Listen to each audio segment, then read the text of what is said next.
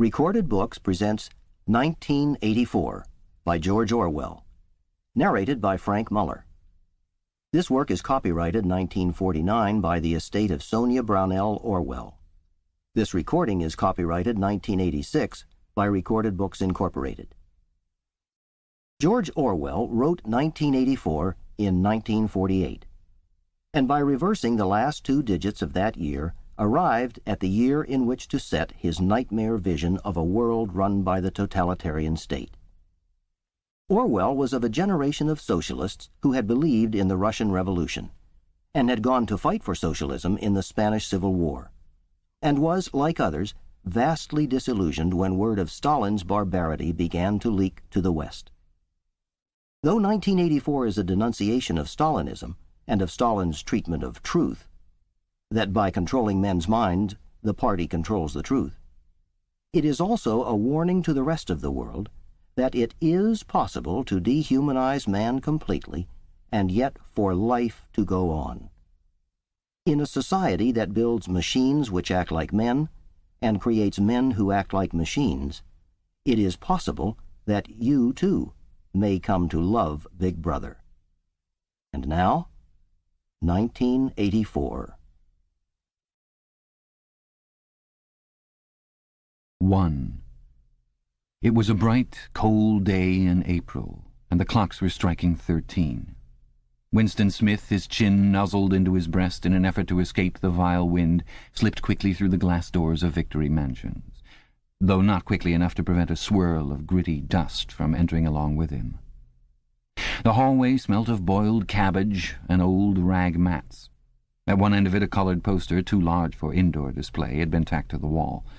It depicted simply an enormous face, more than a metre wide, the face of a man of about 45, with a heavy black moustache and ruggedly handsome features. Winston made for the stairs. It was no use trying the lift. Even at the best of times it was seldom working, and at present the electric current was cut off during daylight hours. It was part of the economy drive in preparation for Hate Week. The flat was 7 flights up, and Winston, who was 39 and had a varicose ulcer above his right ankle, went slowly, resting several times on the way. On each landing opposite the lift shaft, the poster with the enormous face gazed from the wall. It was one of those pictures which are so contrived that the eyes follow you about when you move. "Big Brother is watching you," the caption beneath it ran. Inside the flat a fruity voice was reading out a list of figures which had something to do with the production of pig iron. The voice came from an oblong metal plaque like a dulled mirror which formed part of the surface of the right-hand wall. Winston turned a switch and the voice sank somewhat, though the words were still distinguishable. The instrument, the telescreen it was called, could be dimmed, but there was no way of shutting it off completely. He moved over to the window, a smallish, frail figure, the meagreness of his body merely emphasized by the blue overalls which were the uniform of the party. His hair was very fair, his face naturally sanguine, his skin roughened by coarse soap and blunt razor blades and the cold of the winter that had just ended. Outside, even through the shut window-pane, the world looked cold. Down in the street little eddies of wind were whirling dust and torn paper into spirals, and though the sun was shining and the sky a harsh blue, there seemed to be no colour in anything except the posters that were plastered everywhere. The black mustachioed face gazed down from every commanding corner. There was one on the house front immediately opposite. "Big Brother is watching you," the caption said, while the dark eyes looked deep into Winston's own. Down at street level another poster, torn at one corner, flapped fitfully in the wind, alternately covering and uncovering the single word "Ingsoc." In the far distance a helicopter skimmed down between the roofs, hovered for an instant like a bluebottle, and darted away again with a curving flight. It was the police patrol snooping into people's windows. The patrols did not matter, however. Only the thought police mattered. Behind Winston's back, the voice from the telescreen was still babbling away about pig iron and the over-fulfillment of the 9th three-year plan. The telescreen received and transmitted simultaneously. Any sound that Winston made above the level of a very low whisper would be picked up by it. Moreover, so long as he remained within the field of vision which the metal plaque commanded, he could be seen as well as heard. There was, of course, no way of knowing whether you were being watched at any given moment. How often or on what system the thought police plugged in on any individual wire was guesswork. It was even conceivable that they watched everybody all the time. But at any rate, they could plug in your wire whenever they wanted to. You had to live, did live, from habit that became instinct, and the assumption that every sound you made was overheard, and except in darkness, every movement scrutinized. Winston kept his back turned to the telescreen. It was safer, though, as he well knew, even a back can be revealing. A kilometre away, the Ministry of Truth, his place of work, towered vast and white above the grimy landscape. This, he thought with a sort of vague distaste, this was London, chief city of Airstrip One, itself the third most populous of the provinces of Oceania. He tried to squeeze out some childhood memory that should tell him whether London had always been quite like this, whether always these vistas of rotting 19th-century houses, their sides shored up with baulks of timber, their windows patched with cardboard and their roofs with corrugated iron, their crazy garden walls sagging in all directions, and the bombed sites where the plaster dust swirled in the air and the willow herbs straggled over the heaps of rubble, and the places where the bombs had cleared a larger path and there had sprung up sordid colonies of wooden dwellings like chicken houses. But it was no use, he could not remember. Nothing remained of his childhood except a series of bright-lit tableaus, occurring against no background and mostly unintelligible. The Ministry of Truth, Mini-True in Newspeak, was startlingly different from any other object in sight. It was an enormous pyramidal structure of glittering white concrete, soaring up terrace after terrace, 300 metres into the air. From where Winston stood, it was just possible to read, picked out on its white face in elegant lettering, the three slogans of the party. War is peace, freedom is slavery, ignorance is strength. The Ministry of Truth contained, it was said, 3,000 rooms above ground level and corresponding ramifications below. Scattered about London, there were just 3 other buildings of similar appearance and size. So completely did they dwarf the surrounding architecture that from the roof of Victory Mansions you could see all 4 of them simultaneously. They were the homes of the 4 ministries between which the entire apparatus of government was divided. The Ministry of Truth, which concerned itself with news, entertainment, education, and the fine arts. The Ministry of Peace, which concerned itself with war. The Ministry of Love, which maintained law and order. And the Ministry of Plenty, which was responsible for economic affairs. Their names in Newspeak: Mini-True, Mini-Pax, Mini-Love, and Mini-Plenty. The Ministry of Love was the really frightening one. There were no windows in it at all. Winston had never been inside the Ministry of Love, nor within half a kilometre of it.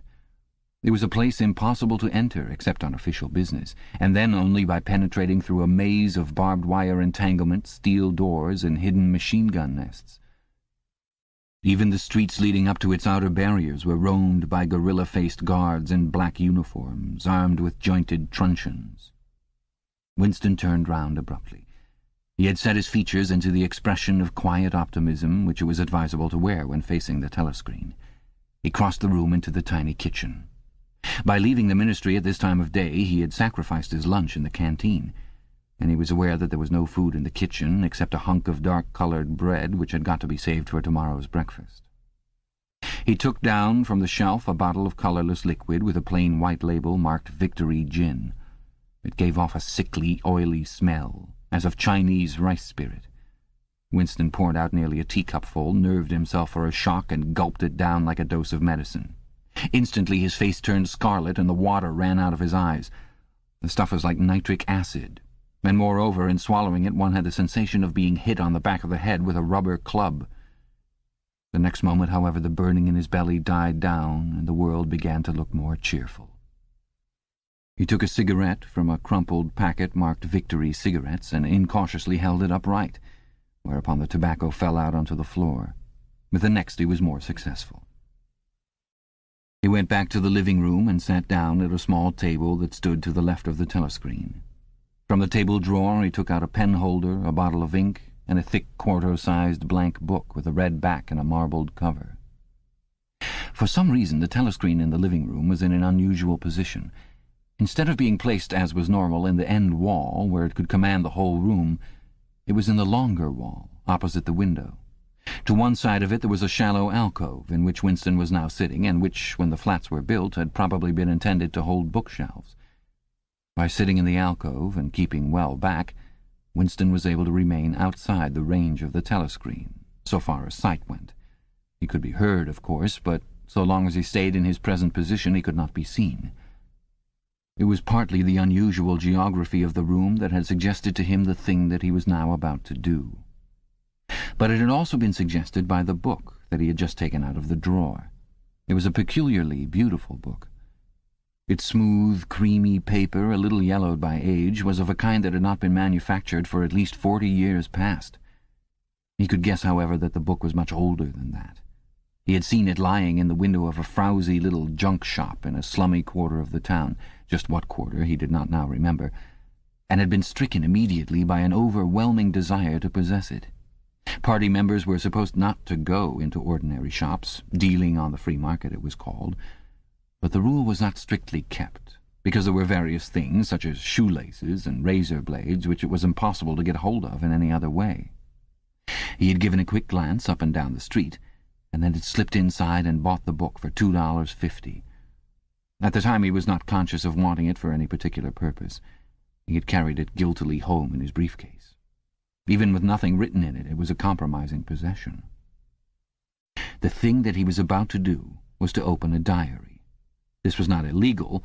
Nothing was illegal, since there were no longer any laws. But if detected, it was reasonably certain that it would be punished by death, or at least by 25 years in a forced labor camp. Winston fitted a nib into the pen holder and sucked it to get the grease off. The pen was an archaic instrument, seldom used even for signatures, and he had procured one, furtively and with some difficulty, simply because of a feeling that the beautiful creamy paper deserved to be written on with a real nib instead of being scratched with an ink pencil. Actually, he was not used to writing by hand. Apart from very short notes, it was usual to dictate everything into the speakwrite, which was of course impossible for his present purpose. He dipped the pen into the ink, and then faltered for just a second. A tremor had gone through his bowels. To mark the paper was the decisive act. In small, clumsy letters he wrote, April 4th, 1984. He sat back. A sense of complete helplessness had descended upon him. To begin with, he did not know with any certainty that this was 1984. It must be around that date, since he was fairly sure that his age was 39, and he believed that he had been born in 1944 or 1945, but it was never possible nowadays to pin down any date within a year or two. For whom, it suddenly occurred to him to wonder, was he writing this diary? For the future, for the unborn. His mind hovered for a moment round the doubtful date on the page, and then fetched up with a bump against the Newspeak word doublethink. For the first time the magnitude of what he had undertaken came home to him. How could you communicate with the future? It was, of its nature, impossible. Either the future would resemble the present, in which case it would not listen to him, or it would be different from it, and his predicament would be meaningless. For some time he sat, gazing stupidly at the paper. The telescreen had changed over to strident military music. It was curious that he seemed not merely to have lost the power of expressing himself, but even to have forgotten what it was that he had originally intended to say. For weeks past he had been making ready for this moment, and it had never crossed his mind that anything would be needed except courage. The actual writing would be easy. All he had to do was transfer to paper the interminable, restless monologue that had been running inside his head literally for years. At this moment, however, even the monologue had dried up.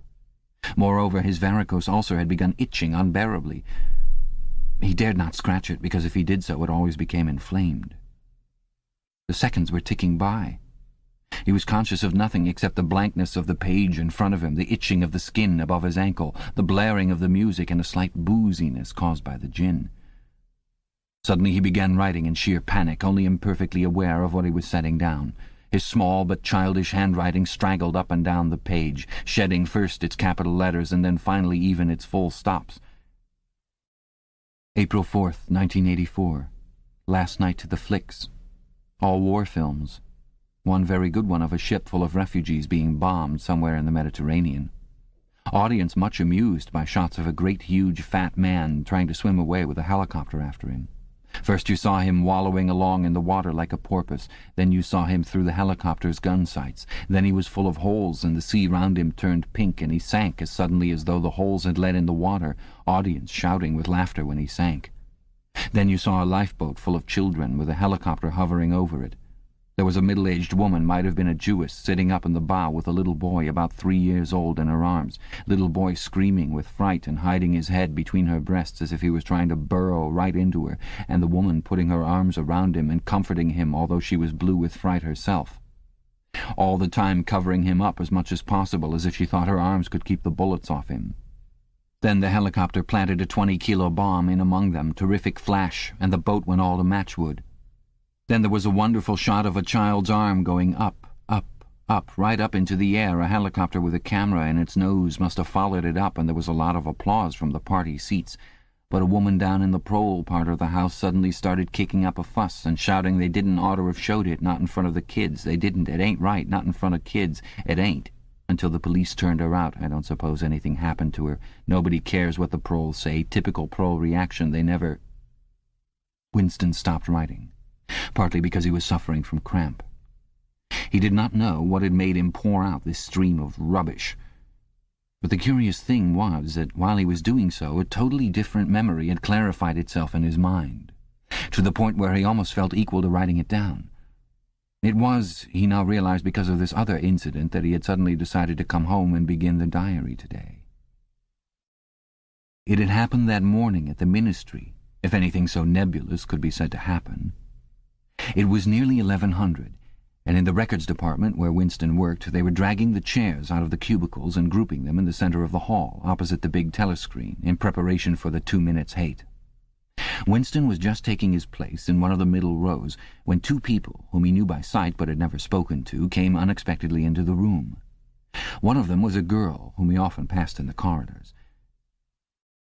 He did not know her name, but he knew that she worked in the fiction department. Presumably, since he had sometimes seen her with oily hands and carrying a spanner, she had some mechanical job on one of the novel-writing machines. She was a bold-looking girl of about 27, with thick dark hair, a freckled face, and swift, athletic movements. A narrow scarlet sash, emblem of the Junior Anti-Sex League, was wound several times around the waist of her overalls, just tightly enough to bring out the shapeliness of her hips. Winston had disliked her from the very first moment of seeing her. He knew the reason.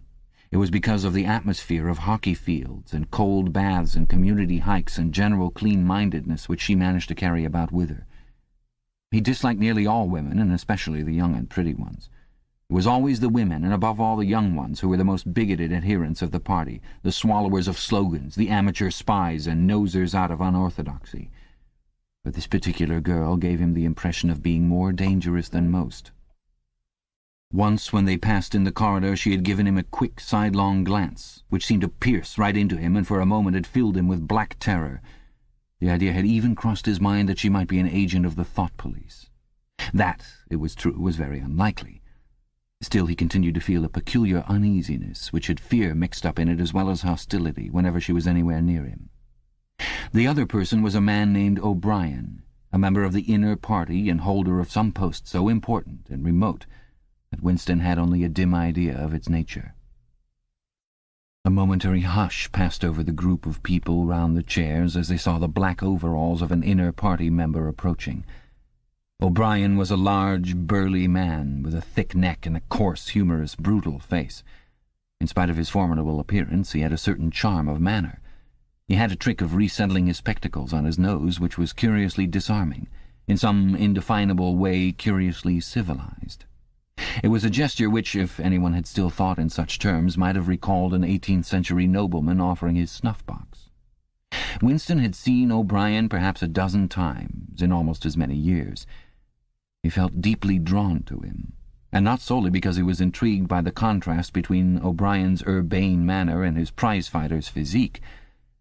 Much more it was because of a secretly held belief, or perhaps not even a belief, merely a hope, that O'Brien's political orthodoxy was not perfect. Something in his face suggested it irresistibly. And again, perhaps it was not even unorthodoxy that was written in his face, but simply intelligence. But at any rate he had the appearance of being a person that you could talk to, if somehow you could cheat the telescreen and get him alone. Winston had never made the smallest effort to verify this guess. Indeed, there was no way of doing so. At this moment O'Brien glanced at his wristwatch, saw that it was nearly 1100, and evidently decided to stay in the records department until the 2 minutes' hate was over. He took a chair in the same row as Winston, a couple of places away. A small, sandy-haired woman who worked in the next cubicle to Winston was between them. The girl with dark hair was sitting immediately behind. The next moment a hideous, grinding screech, as of some monstrous machine running without oil, burst from the big telescreen at the end of the room. It was a noise that set one's teeth on edge and bristled the hair at the back of one's neck. The hate had started. As usual, the face of Emmanuel Goldstein, the enemy of the people, had flashed onto the screen. There were hisses here and there among the audience. The little sandy-haired woman gave a squeak of mingled fear and disgust. Goldstein was the renegade and backslider who once, long ago, how long ago nobody quite remembered, had been one of the leading figures of the party, almost on a level with Big Brother himself, and then had engaged in counter-revolutionary activities, had been condemned to death, and had mysteriously escaped and disappeared. The program of the 2 minutes' hate varied from day to day, but there was none in which Goldstein was not the principal figure. He was the primal traitor, the earliest defiler of the party's purity. All subsequent crimes against the party, all treacheries, acts of sabotage, heresies, deviations, sprang directly out of his teaching. Somewhere or other he was still alive and hatching his conspiracies, perhaps somewhere beyond the sea, under the protection of his foreign paymasters, perhaps even, so it was occasionally rumoured, in some hiding place in Oceania itself. Winston's diaphragm was constricted. He could never see the face of Goldstein without a painful mixture of emotions. It was a lean Jewish face with a great fuzzy aureole of white hair and a small goatee beard, a clever face, and yet somehow inherently despicable, with a kind of senile silliness in the long, thin nose, near the end of which a pair of spectacles was perched. It resembled the face of a sheep, and the voice, too, had a sheep-like quality. Goldstein was delivering his usual venomous attack upon the doctrines of the party, an attack so exaggerated and perverse that a child should have been able to see through it, and yet just plausible enough to fill one with an alarmed feeling that other people, less level-headed than oneself, might be taken in by it. He was abusing Big Brother, he was denouncing the dictatorship of the party, he was demanding the immediate conclusion of peace with Eurasia, he was advocating freedom of speech, freedom of the press, freedom of assembly, freedom of thought, he was crying hysterically that the revolution had been betrayed, and all this in rapid, polysyllabic speech which was a sort of parody of the habitual style of the orators of the party, and even contained Newspeak words, more Newspeak words indeed than any party member would normally use in real life.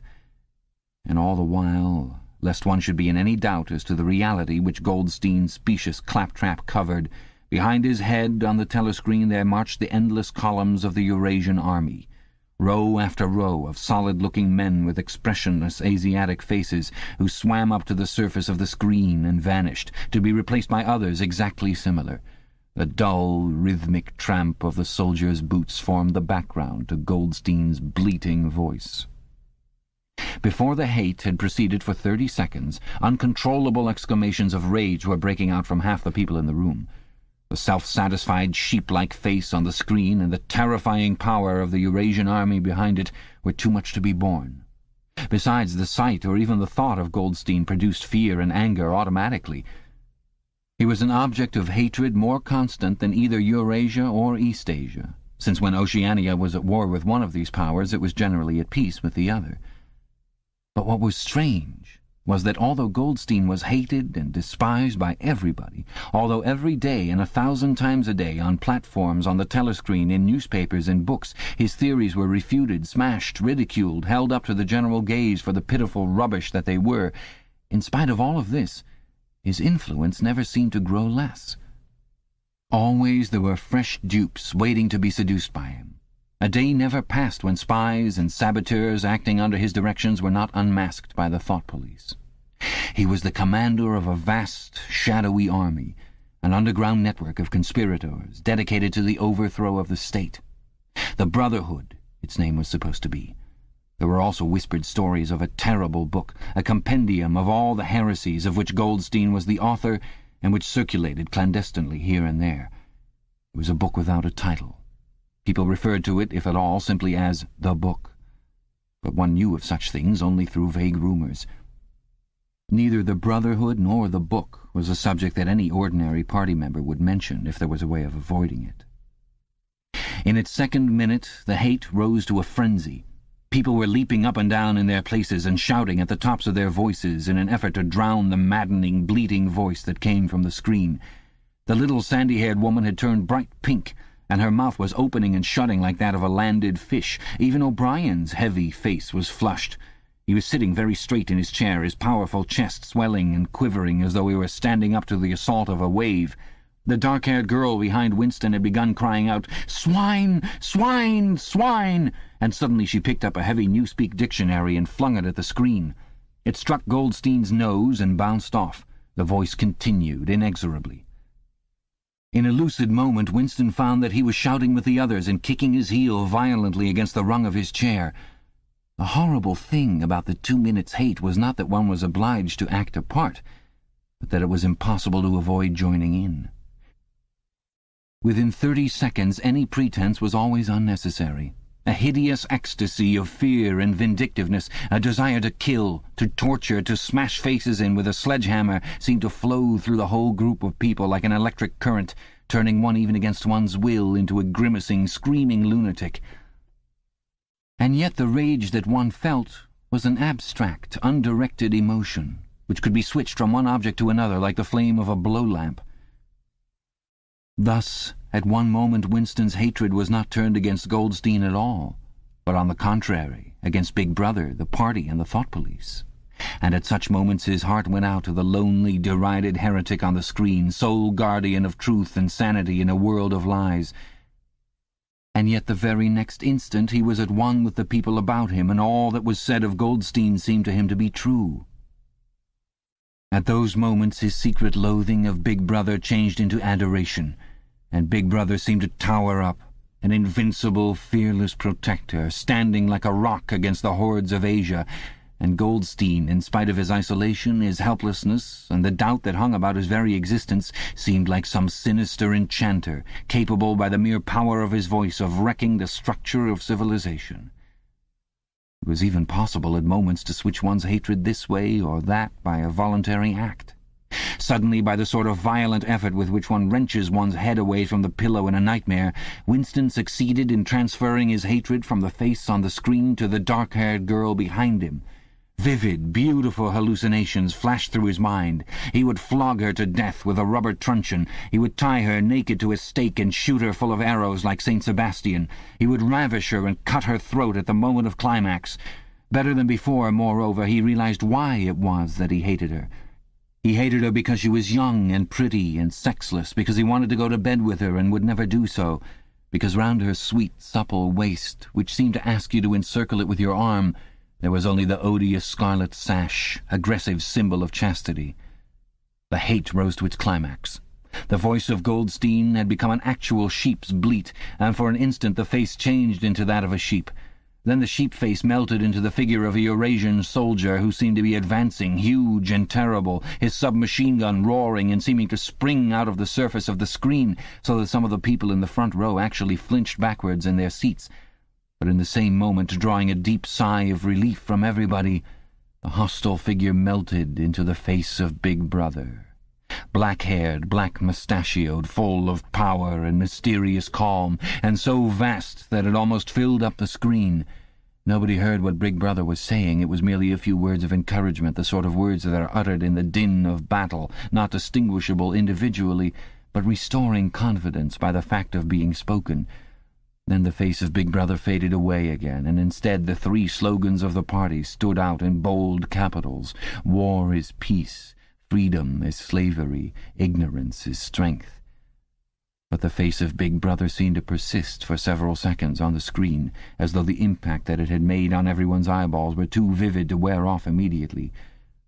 The little sandy-haired woman had flung herself forward over the back of the chair in front of her. With a tremulous murmur that sounded like "My Saviour," she extended her arms toward the screen. Then she buried her face in her hands. It was apparent that she was uttering a prayer. At this moment the entire group of people broke into a deep, slow, rhythmical chant of B, B, B, B, B, B, over and over again, very slowly, with a long pause between the first B and the second, a heavy, murmurous sound, somehow curiously savage, in the background of which one seemed to hear a stamp of naked feet and the throbbing of tom-toms. For perhaps as much as 30 seconds they kept it up. It was a refrain that was often heard in moments of overwhelming emotion. Partly it was a sort of hymn to the wisdom and majesty of Big Brother, but still more it was an act of self-hypnosis, a deliberate drowning of consciousness by means of rhythmic noise. Winston's entrails seemed to grow cold. In the 2 minutes' hate he could not help sharing in the general delirium. But this subhuman chanting of B, B, B, B always filled him with horror. Of course he chanted with the rest. It was impossible to do otherwise. To dissemble your feelings, to control your face, to do what everyone else was doing was an instinctive reaction. But there was a space of a couple of seconds during which the expression in his eyes might conceivably have betrayed him. And it was exactly at this moment that the significant thing happened. If indeed it did happen. Momentarily he caught O'Brien's eye. O'Brien had stood up. He had taken off his spectacles and was in the act of resettling them on his nose with his characteristic gesture. But there was a fraction of a second when their eyes met. And for as long as it took to happen, Winston knew, yes, he knew, that O'Brien was thinking the same thing as himself. An unmistakable message had passed. It was as though their two minds had opened and the thoughts were flowing from one into the other through their eyes. "I am with you," O'Brien seemed to be saying to him. "I know precisely what you are feeling. I know all about your contempt, your hatred, your disgust. But don't worry. I am on your side." And then the flash of intelligence was gone, and O'Brien's face was as inscrutable as everybody else's. That was all. And he was already uncertain whether it had happened. Such incidents never had any sequel. All that they did was to keep alive in him the belief or hope that others beside himself were the enemies of the party. Perhaps the rumors of vast underground conspiracies were true after all. Perhaps the Brotherhood really existed. It was impossible, in spite of the endless arrests and confessions and executions, to be sure that the Brotherhood was not simply a myth. Some days he believed in it, some days not. There was no evidence, only fleeting glimpses that might mean anything or nothing. Snatches of overheard conversation, faint scribbles on lavatory walls, once even, when two strangers met, a small movement of the hands, which had looked as though it might be a signal of recognition. It was all guesswork. Very likely he had imagined everything. He had gone back to his cubicle without looking at O'Brien again. The idea of following up their momentary contact hardly crossed his mind. It would have been inconceivably dangerous, even if he had known how to set about doing it. For a second, 2 seconds, they had exchanged an equivocal glance, and that was the end of the story. But even that was a memorable event in the locked loneliness in which one had to live. Winston roused himself and sat up straighter. He let out a belch. The gin was rising from his stomach. His eyes refocused on the page. He discovered that while he sat helplessly musing, he had also been writing, as though by automatic action. And it was no longer the same cramped, awkward handwriting as before. His pen had slid voluptuously over the smooth paper, printing in large, neat capitals, "Down with Big Brother. Down with Big Brother. Down with Big Brother. Down with Big Brother. Down with Big Brother," over and over again, filling half a page.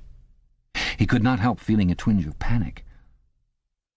It was absurd, since the writing of those particular words was not more dangerous than the initial act of opening the diary.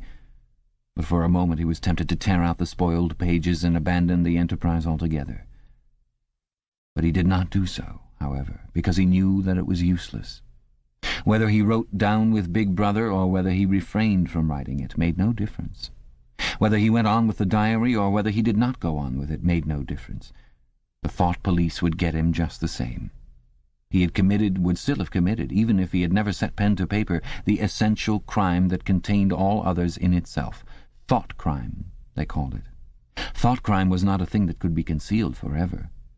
You might dodge successfully for a while, even for years, but sooner or later they were bound to get you. It was always at night. The arrests invariably happened at night. The sudden jerk out of sleep, the rough hand shaking your shoulder, the lights glaring in your eyes, the ring of hard faces round the bed. In the vast majority of cases there was no trial, no report of the arrest. People simply disappeared, always during the night. Your name was removed from the registers. Every record of everything you had ever done was wiped out. Your one-time existence was denied and then forgotten. You were abolished, annihilated, vaporized was the usual word. For a moment he was seized by a kind of hysteria. He began writing in a hurried, untidy scrawl. "They'll shoot me, I don't care. They'll shoot me in the back of the neck, I don't care. Down with Big Brother. They always shoot you in the back of the neck, I don't care. Down with Big Brother." He sat back in his chair, slightly ashamed of himself, and laid down his pen. The next moment he started violently. There was a knocking at his door. Already! He sat as still as a mouse in the futile hope that whoever it was might go away after a single attempt. But no, the knocking was repeated. The worst thing of all would be to delay. His heart was thumping like a drum, but his face, from long habit, was probably expressionless. He got up and moved heavily toward the door. Chapter 2. As he put his hand to the doorknob, Winston saw that he had left the diary open on the table. "Down with Big Brother" was written all over it, in letters almost big enough to be legible across the room. It was an inconceivably stupid thing to have done. But he realized even in his panic he had not wanted to smudge the creamy paper by shutting the book while the ink was wet. He drew in his breath and opened the door. Instantly a warm wave of relief flowed through him. A colourless, crushed-looking woman with wispy hair and a lined face was standing outside. "Oh, comrade," she began in a dreary, whining sort of voice, "I thought I heard you come in. Do you think you could come across and have a look at our kitchen sink? It's got blocked up and—" It was Mrs. Parsons, the wife of a neighbour on the same floor. Mrs. was a word somewhat discountenanced by the party who were supposed to call everyone comrade, but with some women one used it instinctively. She was a woman of about 30, but looking much older. One had the impression that there was dust in the creases of her face. Winston followed her down the passage. These amateur repair jobs were an almost daily irritation. Victory mansions were old flats, built in 1930 or thereabouts, and were falling to pieces. The plaster flaked constantly from ceilings and walls, the pipes burst in every hard frost. The roof leaked whenever there was snow, the heating system was usually running at half steam when it was not closed down altogether for motives of economy. Repairs, except what you could do yourself, had to be sanctioned by remote committees, which were liable to hold up even the mending of a window pane for 2 years. "Of course, it's only because Tom isn't home," said Mrs. Parsons vaguely. The Parsons flat was bigger than Winston's and dingy in a different way. Everything had a battered, trampled-on look, as though the place had just been visited by some large, violent animal. Games impedimenta, hockey sticks, boxing gloves, a burst football, a pair of sweaty shorts turned inside out lay all over the floor, and on the table there was a litter of dirty dishes and dog-eared exercise books. On the walls were scarlet banners of the Youth League and the Spies, and a full-sized poster of Big Brother. There was the usual boiled cabbage smell, common to the whole building, but it was shot through by a sharper reek of sweat, which, one knew this at the first sniff, though it was hard to say how, was the sweat of some person not present at the moment. In another room, someone with a comb and a piece of toilet paper was trying to keep tune with the military music, which was still issuing from the telescreen. "It's the children," said Mrs. Parsons, casting a half-apprehensive glance at the door. "They haven't been out today. And, of course—" She had a habit of breaking off her sentences in the middle. The kitchen sink was full nearly to the brim with filthy greenish water which smelt worse than ever of cabbage. Winston knelt down and examined the angle joint of the pipe. He hated using his hands, and he hated bending down, which was always liable to start him coughing. Mrs. Parsons looked on helplessly. "Of course, if Tom was home, he'd put it right in a moment," she said. "He loves anything like that. He's ever so good with his hands, Tom is." Parsons was Winston's fellow employee at the Ministry of Truth.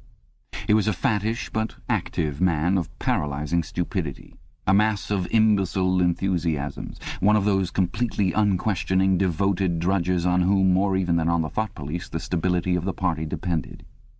At 35 he had just been unwillingly evicted from the Youth League, and before graduating into the Youth League he had managed to stay on in the Spies for a year beyond the statutory age. At the Ministry he was employed in some subordinate post for which intelligence was not required, but on the other hand he was a leading figure on the Sports Committee and all the other committees engaged in organizing community hikes, spontaneous demonstrations, saving campaigns, and voluntary activities generally. He would inform you with quiet pride, between whiffs of his pipe, that he had put in an appearance at the community centre every evening for the past 4 years. An overpowering smell of sweat, a sort of unconscious testimony to the strenuousness of his life, followed him about wherever he went, and even remained behind him after he had gone. "Have you got a spanner?" said Winston, fiddling with the nut on the angle joint. "A spanner," said Mrs. Parsons, immediately becoming invertebrate. "I don't know, I'm sure. Perhaps the children—" There was a trampling of boots and another blast on the comb as the children charged into the living room. Mrs. Parsons brought the spanner. Winston let out the water and disgustedly removed the clot of human hair that had blocked up the pipe. He cleaned his fingers as best he could in the cold water from the tap and went back into the other room. "Up with your hands!" yelled a savage voice.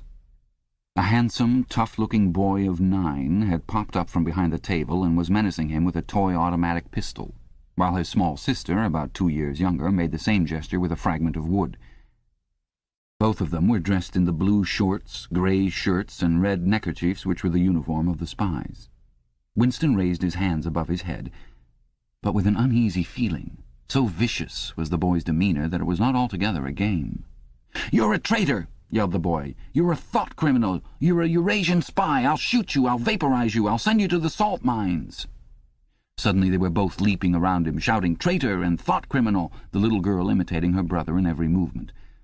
It was somehow slightly frightening, like the gambolling of tiger cubs which will soon grow up into man-eaters. There was a sort of calculating ferocity in the boy's eye, a quite evident desire to hit or kick Winston, and a consciousness of being very nearly big enough to do so. It was a good job it was not a real pistol he was holding, Winston thought. Mrs. Parsons' eyes flitted nervously from Winston to the children and back again.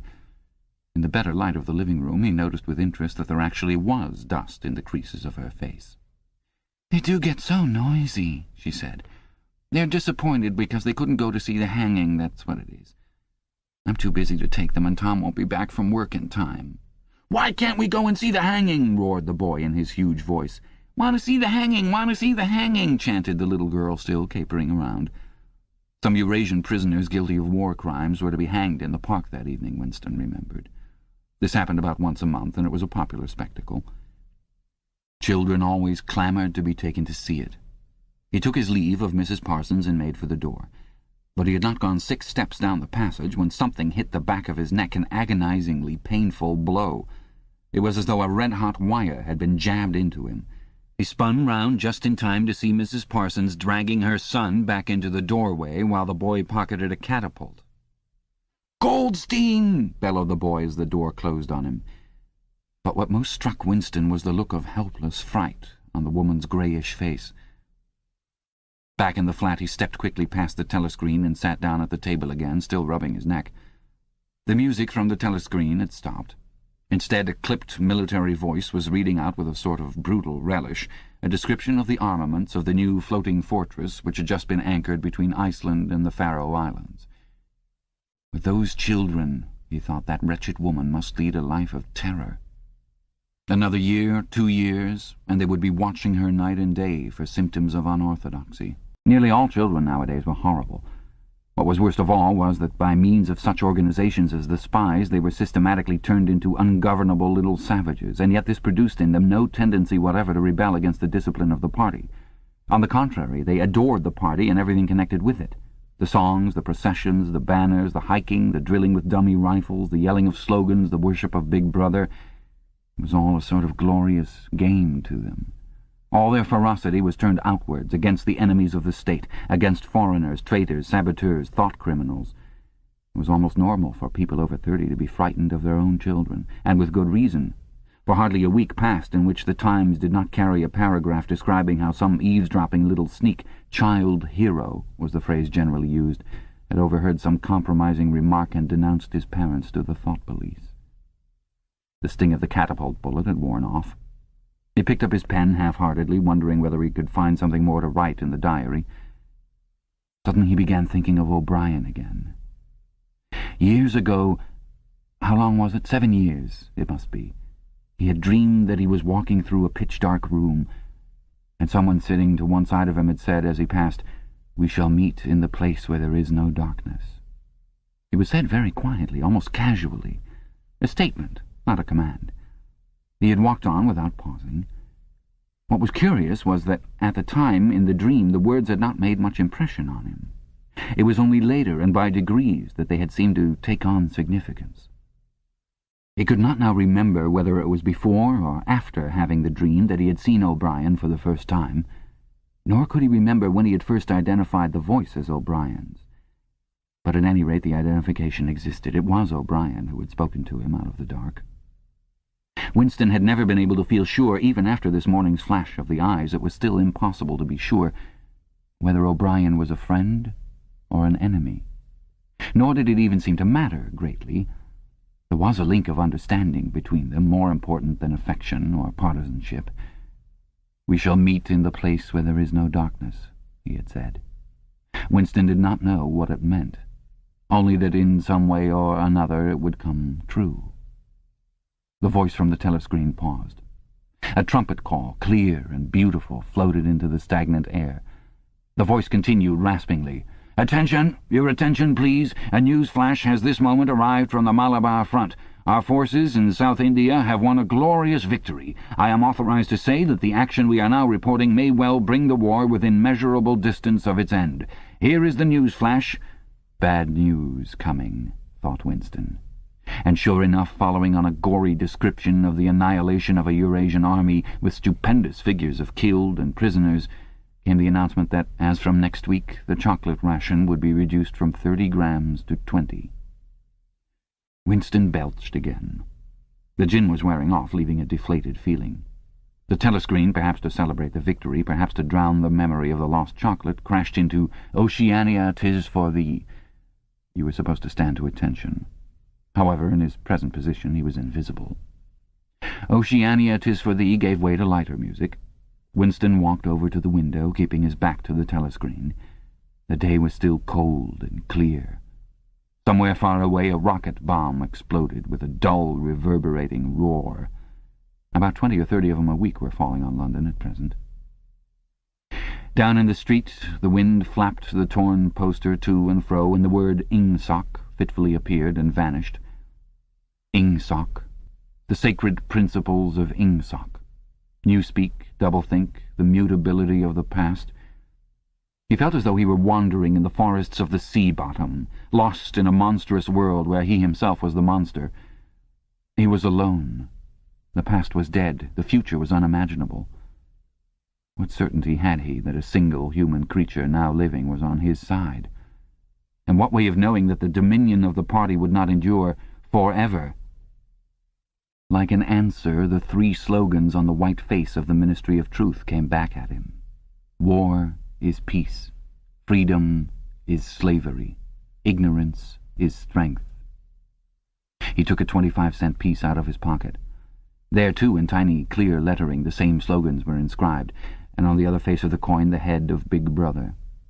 Even from the coin the eyes pursued you.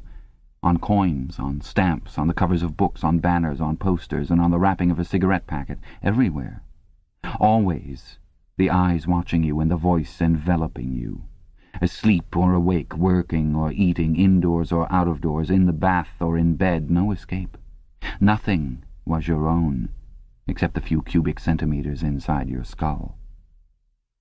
The sun had shifted round, and the myriad windows of the Ministry of Truth, with the light no longer shining on them, looked grim as the loopholes of a fortress. His heart quailed before the enormous pyramidal shape. It was too strong. It could not be stormed. 1,000 rocket bombs would not batter it down. He wondered again for whom he was writing the diary. For the future, for the past, for an age that might be imaginary, and in front of him there lay not death, but annihilation. The diary would be reduced to ashes, and himself to vapour. Only the thought police would read what he had written before they wiped it out of existence and out of memory. How could you make an appeal to the future when not a trace of you, not even an anonymous word scribbled on a piece of paper, could physically survive? The telescreen struck 14. He must leave in 10 minutes. He had to be back at work by 14:30. Curiously, the chiming of the hour seemed to have put new heart into him. He was a lonely ghost, uttering a truth that nobody would ever hear.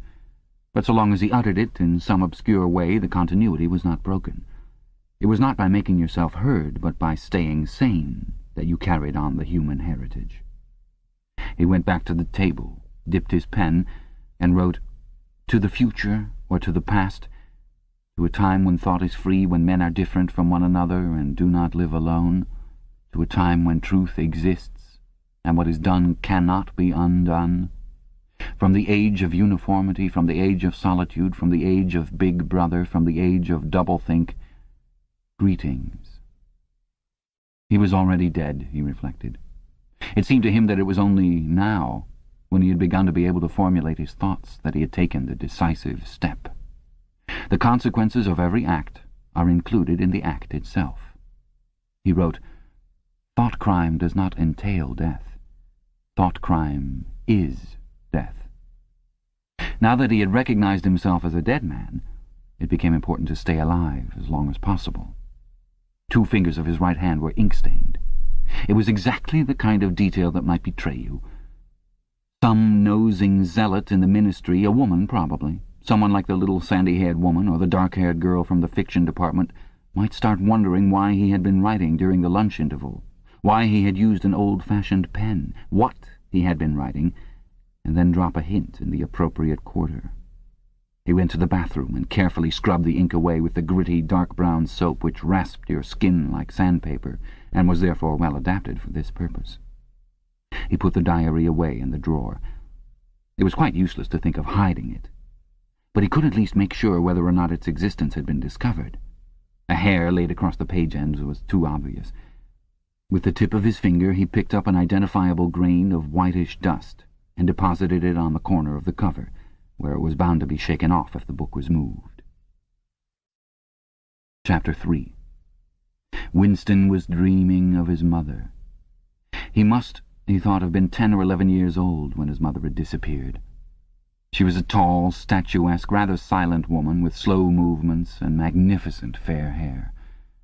His father he remembered more vaguely as dark and thin, dressed always in neat dark clothes. Winston remembered especially the very thin soles of his father's shoes, and wearing spectacles. The 2 of them must evidently have been swallowed up in one of the first great purges of the 50s. At that moment his mother was sitting in some place deep down beneath him, with his young sister in her arms. He did not remember his sister at all, except as a tiny, feeble baby, always silent, with large, watchful eyes. Both of them were looking up at him. They were down in some subterranean place, the bottom of a well, for instance, or a very deep grave. But it was a place which, already far below him, was itself moving downwards. They were in the saloon of a sinking ship, looking up at him through the darkening water. There was still air in the saloon, they could still see him and he them, but all the while they were sinking down, down into the green waters which in another moment must hide them from sight forever. He was out in the light and air while they were being sucked down to death, and they were down there because he was up here. He knew it, and they knew it, and he could see the knowledge in their faces. There was no reproach, either in their faces or in their hearts, only the knowledge that they must die in order that he might remain alive, and that this was part of the unavoidable order of things. He could not remember what had happened, but he knew in his dream that in some way the lives of his mother and his sister had been sacrificed to his own. It was one of those dreams which, while retaining the characteristic dream scenery, are a continuation of one's intellectual life, and in which one becomes aware of facts and ideas which still seem new and valuable after one is awake.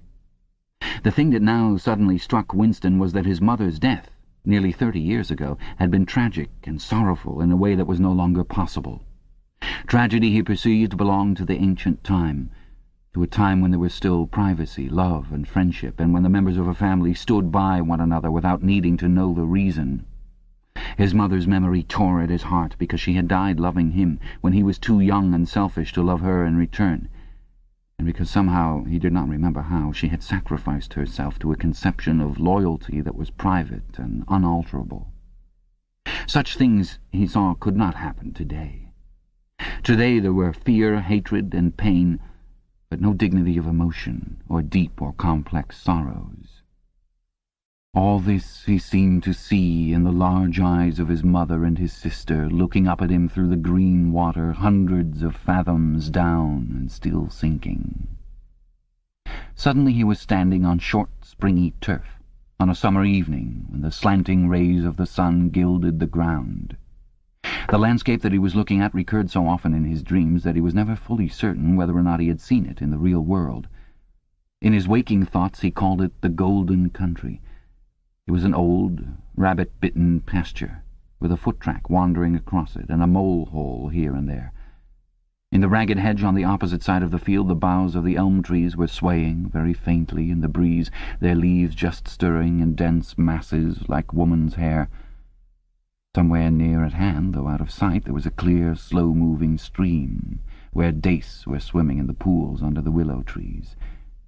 The girl with dark hair was coming toward him across the field. With what seemed a single movement she tore off her clothes and flung them disdainfully aside. Her body was white and smooth, but it aroused no desire in him. Indeed, he barely looked at it.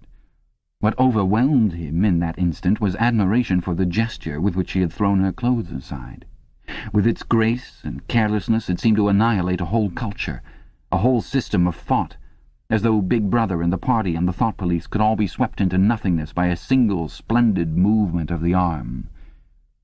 That, too, was a gesture belonging to the ancient time. Winston woke up with the word Shakespeare on his lips. The telescreen was giving forth an ear-splitting whistle, which continued on the same note for 30 seconds. It was not 7:15, getting up time for office workers. Winston wrenched his body out of bed, naked, for a member of the outer party received only 3,000 clothing coupons annually, and a suit of pajamas was 600, and seized a dingy singlet and a pair of shorts that were lying across a chair. The physical jerks would begin in 3 minutes. The next moment he was doubled up by a violent coughing fit, which nearly always attacked him soon after waking up. It emptied his lungs so completely that he could only begin breathing again by lying on his back and taking a series of deep gasps. His veins had swelled with the effort of the cough, and the varicose ulcer had started itching. 30 to 40 group, yapped a piercing female voice. 30 to 40 group, take your places, please. 30s to 40s. Winston sprang to attention in front of the telescreen, upon which the image of a youngish woman, scrawny but muscular, dressed in tunic and gym shoes, had already appeared. "Arms bending and stretching," she rapped out. "Take your time by me. 1, 2, 3, 4. 1, 2, 3, 4. Come on, comrades, put a bit of life into it. 1, 2, 3, 4. 1, 2, 3, 4. The pain of the coughing fit had not quite driven out of Winston's mind the impression made by his dream, and the rhythmic movements of the exercise restored it somewhat. As he mechanically shot his arms back and forth, wearing on his face the look of grim enjoyment which was considered proper during the physical jerks, he was struggling to think his way backward into the dim period of his early childhood. It was extraordinarily difficult. Beyond the late 50s everything faded. When there were no external records that you could refer to, even the outline of your own life lost its sharpness. You remembered huge events, which had quite probably not happened. You remembered the details of incidents without being able to recapture their atmosphere. And there were long, blank periods to which you could assign nothing. Everything had been different then. Even the names of countries and their shapes on the map had been different. Airstrip One, for instance, had not been so called in those days. It had been called England or Britain, though London, he felt fairly certain, had always been called London. Winston could not definitely remember a time when his country had not been at war, but it was evident that there had been a fairly long interval of peace during his childhood, because one of his early memories was of an air raid which appeared to take everyone by surprise. Perhaps it was the time when the atomic bomb had fallen on Colchester. He did not remember the raid itself, But he did remember his father's hand clutching his own as they hurried down, down, down, into some place deep in the earth, round and round a spiral staircase which rang under his feet, and which finally so wearied his legs that he began whimpering and they had to stop and rest. His mother, in her slow, dreamy way, was following a long way behind them. She was carrying his baby sister. Or perhaps it was only a bundle of blankets that she was carrying. He was not certain whether his sister had been born then. Finally they had emerged into a noisy, crowded place which he had realized to be a tube station. There were people sitting all over the stone-flagged floor, and other people, packed tightly together, were sitting on metal bunks, one above the other. Winston and his mother and father found themselves a place on the floor, and near them an old man and an old woman were sitting side by side on a bunk. The old man had on a decent dark suit and a black cloth cap pushed back from very white hair. His face was scarlet and his eyes were blue and full of tears. He reeked of gin. It seemed to breathe out of his skin in place of sweat, and one could have fancied that the others welling from his eyes were pure gin. But though slightly drunk, he was also suffering under some grief that was genuine and unbearable. In his childish way, Winston grasped that some terrible thing, something that was beyond forgiveness and could never be remedied, had just happened. It also seemed to him that he knew what it was. Someone whom the old man loved, a little granddaughter perhaps, had been killed. Every few minutes the old man kept repeating, "We didn't ought to have trusted him. I said so, Ma, didn't I? That's what come of trusting him. I said so all along. We didn't ought to have trusted the buggers." But which buggers they didn't ought to have trusted, Winston could not now remember. Since about that time, war had been literally continuous, though strictly speaking it had not always been the same war. For several months during his childhood there had been confused street fighting in London itself, some of which he remembered vividly. But to trace out the history of the whole period, to say who was fighting whom at any given moment, would have been utterly impossible, since no written record and no spoken word ever made mention of any other alignment than the existing one. At this moment, for example, in 1984, if it was 1984, Oceania was at war with Eurasia and in alliance with Eastasia. In no public or private utterance was it ever admitted that the three powers had at any time been grouped along different lines. Actually, as Winston well knew, it was only 4 years since Oceania had been at war with Eastasia and in alliance with Eurasia. But that was merely a piece of furtive knowledge which he happened to possess, because his memory was not satisfactorily under control. Officially, the change of partners had never happened. Oceania was at war with Eurasia. Therefore, Oceania had always been at war with Eurasia. The enemy of the moment always represented absolute evil, and it followed that any past or future agreement with him was impossible. The frightening thing, he reflected for the 10,000th time as he forced his shoulders painfully backward, with hands on hips, they were gyrating their bodies from the waist, an exercise that was supposed to be good for the back muscles. The frightening thing was that it might all be true. If the party could thrust its hand into the past and say of this or that event, "It never happened," that surely was more terrifying than mere torture and death. The party said that Oceania had never been in alliance with Eurasia. He, Winston Smith, knew that Oceania had been in alliance with Eurasia as short a time as 4 years ago. But where did that knowledge exist? Only in his own consciousness, which in any case must soon be annihilated. And if all others accepted the lie which the party imposed, if all records told the same tale, then the lie passed into history and became truth. Who controls the past, ran the party slogan, controls the future. Who controls the present, controls the past. And yet the past, though of its nature alterable, never had been altered. Whatever was true now was true from everlasting to everlasting. It was quite simple. All that was needed was an unending series of victories over your own memory. Reality control, they called it. In Newspeak, doublethink. "Stand easy," barked the instructress a little more genially. Winston sank his arms to his sides and slowly refilled his lungs with air. His mind slid away into the labyrinthine world of doublethink.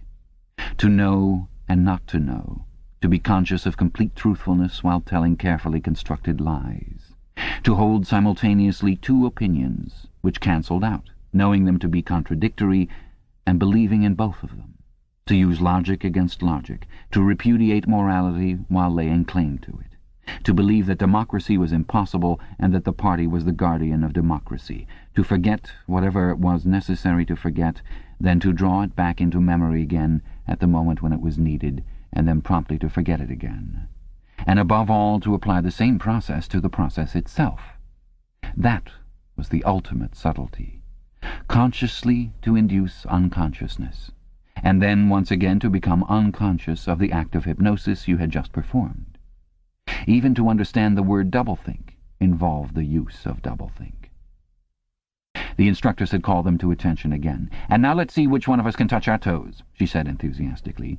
"Right over from the hips, please, comrades. 1, 2. 1, 2. Winston loathed this exercise, which sent shooting pains all the way from his heels to his buttocks and often ended by bringing on another coughing fit. The half-pleasant quality went out of his meditations. The past, he reflected, had not merely been altered. It had been actually destroyed. For how could you establish even the most obvious fact when there existed no record outside your own memory? He tried to remember in what year he had first heard mention of Big Brother. He thought it must have been at some time in the 60s, but it was impossible to be certain. In the party histories, of course, Big Brother figured as the leader and guardian of the revolution since its very earliest days. His exploits had been gradually pushed backwards in time until already they extended into the fabulous world of the 40s and the 30s, when the capitalists in their strange cylindrical hats still rode through the streets of London in great gleaming motor cars or horse carriages with glass sides. There was no knowing how much of this legend was true and how much invented. Winston could not even remember at what date the party itself had come into existence. He did not believe he had ever heard the word ingsoc before 1960, but it was possible that in its old-speak form, English socialism, that is to say, it had been current earlier. Everything melted into mist. Sometimes, indeed, you could put your finger on a definite lie. It was not true, for example, as was claimed in the party history books, that the party had invented airplanes. He remembered airplanes since his earliest childhood, but you could prove nothing. There was never any evidence. Just once in his whole life he had held in his hands unmistakable documentary proof of the falsification of a historical fact. And on that occasion, "Smith!" screamed the shrewish voice from the telescreen. 6079 Smith W. Yes, you! Bend lower, please. You can do better than that. You're not trying. Lower, please. That's better, comrade. Now stand at ease, the whole squad, and watch me. A sudden hot sweat had broken out all over Winston's body. His face remained completely inscrutable. Never show dismay. Never show resentment. A single flicker of the eyes could give you away. He stood watching while the instructress raised her arms above her head and, one could not say gracefully, but with remarkable neatness and efficiency, bent over and tucked the first joint of her fingers under her toes. "There, comrades. That's how I want to see you doing it. Watch me again. I'm 39 and I've had 4 children. Now look." She bent over again. "You see, my knees aren't bent. You can all do it if you want to," she added as she straightened herself up. "Anyone under 45 is perfectly capable of touching his toes. We don't all have the privilege of fighting in the front line, but at least we can all keep fit. Remember our boys on the Malabar front and the sailors in the floating fortresses. Just think what they have to put up with. Now try again. That's better, comrade, that's much better," she added encouragingly as Winston, with a violent lunge, succeeded in touching his toes with knees unbent for the first time in several years. Chapter 4. With the deep, unconscious sigh which not even the nearness of the telescreen could prevent him from uttering when his day's work started, Winston pulled the speakwrite toward him, blew the dust from its mouthpiece, and put on his spectacles. Then he unrolled and clipped together 4 small cylinders of paper, which had already flopped out of the pneumatic tube on the right-hand side of his desk. In the walls of the cubicle there were 3 orifices. To the right of the speakwrite, a small pneumatic tube for written messages. To the left, a larger one for newspapers. And in the side wall, within easy reach of Winston's arm, a large oblong slit protected by a wire grating. This last was for the disposal of waste paper. Similar slits existed in thousands or tens of thousands throughout the building, not only in every room, but at short intervals in every corridor. For some reason they were nicknamed memory holes. When one knew that any document was due for destruction, or even when one saw a scrap of waste paper lying about, it was an automatic action to lift the flap of the nearest memory hole and drop it in, whereupon it would be whirled away on a current of warm air to the enormous furnaces which were hidden somewhere in the recesses of the building. Winston examined the 4 slips of paper which he had unrolled. Each contained a message of only 1 or 2 lines in the abbreviated jargon, not actually Newspeak, but consisting largely of Newspeak words, which was used in the Ministry for Internal Purposes. They ran, Times, 17/3/84. BB speech malreported Africa rectify. Times, 19/12/83. Forecasts 3 YP 4th quarter 83 misprints verify current issue. Times, 14/2/84. Mini plenty malquoted chocolate rectify. Times, 3/12/83. Reporting BB day order double plus ungood refs unpersons rewrite full-wise upsub anti-filing. With a faint feeling of satisfaction, Winston laid the 4th message aside. It was an intricate and responsible job and had better be dealt with last. The other 3 were routine matters, though the second one would probably mean some tedious wading through lists of figures. Winston dialed back numbers on the telescreen and called for the appropriate issues of the Times, which slid out of the pneumatic tube after only a few minutes' delay. The messages he had received referred to articles or news items which for one reason or another it was thought necessary to alter, or as the official phrase had it, to rectify. For example, it appeared from the Times of the 17th of March that Big Brother, in his speech of the previous day, had predicted that the South Indian front would remain quiet, but that a Eurasian offensive would shortly be launched in North Africa. As it happened, the Eurasian Higher Command had launched its offensive in South India and left North Africa alone. It was therefore necessary to rewrite a paragraph of Big Brother's speech in such a way as to make him predict the thing that had actually happened. Or again, the Times of the 19th of December had published the official forecasts of the output of various classes of consumption goods in the 4th quarter of 1983, which was also the 6th quarter of the 9th 3-year plan. Today's issue contained a statement of the actual output, from which it appeared that the forecasts were in every instance grossly wrong. Winston's job was to rectify the original figures by making them agree with the later ones. As for the 3rd message, it referred to a very simple error which could be set right in a couple of minutes. As short a time ago as February, the Ministry of Plenty had issued a promise, a categorical pledge were the official words, that there would be no reduction of the chocolate ration during 1984.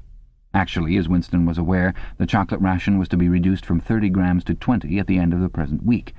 All that was needed was to substitute for the original promise a warning that it would probably be necessary to reduce the ration at some time in April. As soon as Winston had dealt with each of the messages, he clipped his speak-written corrections to the appropriate copy of the Times and pushed them into the pneumatic tube.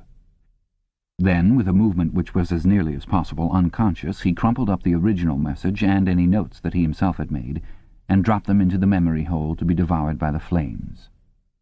What happened in the unseen labyrinth to which all the pneumatic tubes led he did not know in detail, but he did know in general terms. As soon as all the corrections which happened to be necessary in any particular number of the Times had been assembled and collated, that number would be reprinted, the original copy destroyed, and the corrected copy placed on the files in its stead. This process of continuous alteration was applied not only to newspapers, but to books, periodicals, pamphlets, posters, leaflets, films, soundtracks, cartoons, photographs, to every kind of literature or documentation which might conceivably hold any political or ideological significance. Day by day and almost minute by minute the past was brought up to date. In this way every prediction made by the party could be shown by documentary evidence to have been correct. Nor was any item of news or any expression of opinion which conflicted with the needs of the moment ever allowed to remain on record.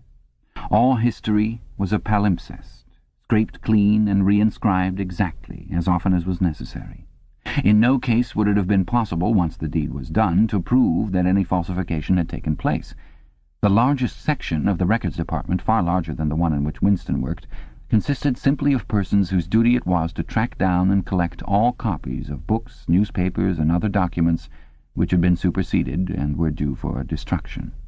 A number of the Times which might, because of changes in political alignment or mistaken prophecies uttered by Big Brother, have been rewritten a dozen times, still stood on the files bearing its original date, and no other copy existed to contradict it. Books also were recalled and rewritten again and again, and were invariably reissued without any admission that any alteration had been made. Even the written instructions which Winston received, and which he invariably got rid of as soon as he had dealt with them, never stated or implied that an act of forgery was to be committed. Always the reference was to slips, errors, misprints, or misquotations which it was necessary to put right in the interests of accuracy. But actually, he thought as he readjusted the Ministry of Plenty's figures, it was not even forgery. It was merely the substitution of one piece of nonsense for another. Most of the material that you were dealing with had no connection with anything in the real world, not even the kind of connection that is contained in a direct lie. Statistics were just as much a fantasy in their original version as in their rectified version. A great deal of the time you were expected to make them up out of your head. For example, the Ministry of Plenty's forecast had estimated the output of boots for the quarter at 145 million pairs. The actual output was given as 62 millions. Winston, however, in rewriting the forecast, marked the figure down to 57 millions, so as to allow for the usual claim that the quota had been overfilled. In any case, 62 millions was no nearer the truth than 57 millions, or than 145 millions. Very likely no boots had been produced at all. Likelier still, nobody knew how many had been produced, much less cared. All one knew was that every quarter astronomical numbers of boots were produced on paper, while perhaps half the population of Oceania went barefoot. And so it was with every class of recorded fact, great or small. Everything faded away into a shadow world, in which finally even the date of the year had become uncertain. Winston glanced across the hall. In the corresponding cubicle on the other side, a small, precise-looking, dark-chinned man named Tillotson was working steadily away, with a folded newspaper on his knee and his mouth very close to the mouthpiece of the speakwrite. He had the air of trying to keep what he was saying a secret between himself and the telescreen. He looked up, and his spectacles darted a hostile flash in Winston's direction. Winston hardly knew Tillotson and had no idea what work he was employed on.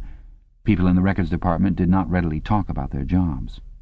In the long windowless hall, with its double row of cubicles and its endless rustle of papers and hum of voices murmuring into speakwrites, there were quite a dozen people whom Winston did not even know by name, though he daily saw them hurrying to and fro in the corridors or gesticulating in the 2 minutes' hate. He knew that in the cubicle next to him the little woman with sandy hair toiled day in, day out, simply at tracking down and deleting from the press the names of people who had been vaporized and were therefore considered never to have existed. There was a certain fitness in this, since her own husband had been vaporized a couple of years earlier. And a few cubicles away, a mild, ineffectual, dreamy creature named Ampleforth, with very hairy ears and a surprising talent for juggling with rhymes and meters, was engaged in producing garbled versions, definitive texts they were called, of poems which had become ideologically offensive, but which for one reason or another were to be retained in the anthologies. And this hall, with its 50 workers or thereabouts, was only one subsection, a single cell, as it were, in the huge complexity of the records department. Beyond, above, below were other swarms of workers engaged in an unimaginable multitude of jobs. There were the huge printing shops with their sub-editors, their typography experts, and their elaborately equipped studios for the faking of photographs. There was the teleprograms section with its engineers, its producers, and its teams of actors specially chosen for their skill in imitating voices. There were the armies of reference clerks, whose job was simply to draw up lists of books and periodicals which were due for recall. There were the vast repositories where the corrected documents were stored and the hidden furnaces where the original copies were destroyed. And somehow or other, quite anonymous, there were the directing brains who coordinated the whole effort and laid down the lines of policy which made it necessary that this fragment of the past should be preserved, that one falsified, and the other rubbed out of existence. And the records department, after all, was itself only a single branch of the Ministry of Truth, whose primary job was not to reconstruct the past, but to supply the citizens of Oceania with newspapers, films, textbooks, telescreen programs, plays, novels, with every conceivable kind of information, instruction, or entertainment, from a statue to a slogan, from a lyric poem to a biological treatise, and from a child's spelling book to a Newspeak dictionary. And the ministry had not only to supply the multifarious needs of the party, but also to repeat the whole operation at a lower level for the benefit of the proletariat. There was a whole chain of separate departments dealing with proletarian literature, music, drama, and entertainment generally. Here were produced rubbishy newspapers containing almost nothing except sport, crime, and astrology, sensational 5-cent novelettes, films oozing with sex, and sentimental songs which were composed entirely by mechanical means on a special kind of kaleidoscope known as a versificator. There was even a whole subsection, pornosec it was called in Newspeak, engaged in producing the lowest kind of pornography, which was sent out in sealed packets and which no party member, other than those who worked on it, was permitted to look at. 3 messages had slid out of the pneumatic tube while Winston was working, but they were simple matters, and he had disposed of them before the 2 minutes' hate interrupted him. When the hate was over, he returned to his cubicle, took the Newspeak dictionary from the shelf, pushed the speakwrite to one side, cleaned his spectacles, and settled down to his main job of the morning. Winston's greatest pleasure in life was in his work. Most of it was a tedious routine, but included in it there were also jobs so difficult and intricate that you could lose yourself in them, as in the depths of a mathematical problem. Delicate pieces of forgery in which you had nothing to guide you except your knowledge of the principles of ingsoc and your estimate of what the party wanted you to say. Winston was good at this kind of thing. On occasion he had even been entrusted with the rectification of the Times' leading articles, which were written entirely in Newspeak. He unrolled the message that he had set aside earlier. It ran, Times, 3/12/83, reporting BB day order double plus ungood, refs unpersons, rewrite full wise, up sub, anti-filing. In old speak, or standard English, this might be rendered, the reporting of Big Brother's order for the day in the Times of December 3rd, 1983, is extremely unsatisfactory and makes references to non-existent persons. Rewrite it in full and submit your draft to higher authority before filing. Winston read through the offending article. Big Brother's order for the day, it seemed, had been chiefly devoted to praising the work of an organization known as FFCC, which supplied cigarettes and other comforts to the sailors in the floating fortresses. A certain Comrade Withers, a prominent member of the inner party, had been singled out for special mention and awarded a decoration, the Order of Conspicuous Merit Second Class. 3 months later, FFCC had suddenly been dissolved, with no reasons given. One could assume that Withers and his associates were now in disgrace, but there had been no report of the matter in the press or on the telescreen. That was to be expected, since it was unusual for political offenders to be put on trial or even publicly denounced. The great purges involving thousands of people, with public trials of traitors and thought criminals who made abject confession of their crimes and were afterwards executed, were special showpieces, not occurring oftener than once in a couple of years. More commonly, people who had incurred the displeasure of the party simply disappeared and were never heard of again. One never had the smallest clue as to what had happened to them. In some cases they might not even be dead. Perhaps 30 people personally known to Winston, not counting his parents, had disappeared at one time or another. Winston stroked his nose gently with a paperclip. In the cubicle across the way, Comrade Tillotson was still crouching secretively over his speakwrite. He raised his head for a moment. Again the hostile spectacle flash. Winston wondered whether Comrade Tillotson was engaged on the same job as himself. It was perfectly possible. So tricky a piece of work would never be entrusted to a single person. On the other hand, to turn it over to a committee would be to admit openly that an act of fabrication was taking place. Very likely as many as a dozen people were now working away on rival versions of what Big Brother had actually said. And presently some master brain in the inner party would select this version or that, would re-edit it and set in motion the complex processes of cross-referencing that would be required, and then the chosen lie would pass into the permanent records and become truth. Winston did not know why Withers had been disgraced. Perhaps it was for corruption or incompetence. Perhaps Big Brother was merely getting rid of a too popular subordinate. Perhaps Withers or someone close to him had been suspected of heretical tendencies. Or perhaps, what was likeliest of all, the thing had simply happened because purges and vaporizations were a necessary part of the mechanics of government. The only real clue lay in the word refs unpersons, which indicated that Withers was already dead. You could not invariably assume this to be the case when people were arrested. Sometimes they were released and allowed to remain at liberty for as much as a year or 2 years before being executed. Very occasionally, some persons whom you had believed dead long since would make a ghostly reappearance at some public trial, where he would implicate hundreds of others by his testimony before vanishing, this time forever. Withers, however, was already an unperson. He did not exist. He had never existed. Winston decided that it would not be enough simply to reverse the tendency of Big Brother's speech. It was better to make it deal with something totally unconnected with its original subject. He might turn the speech into the usual denunciation of traitors and thought criminals, but that was a little too obvious, while to invent a victory at the front or some triumph of overproduction in the 9th three-year plan might complicate the records too much. What was needed was a piece of pure fantasy. Suddenly there sprang into his mind, ready-made as it were, the image of a certain Comrade Ogilvy, who had recently died in battle in heroic circumstances.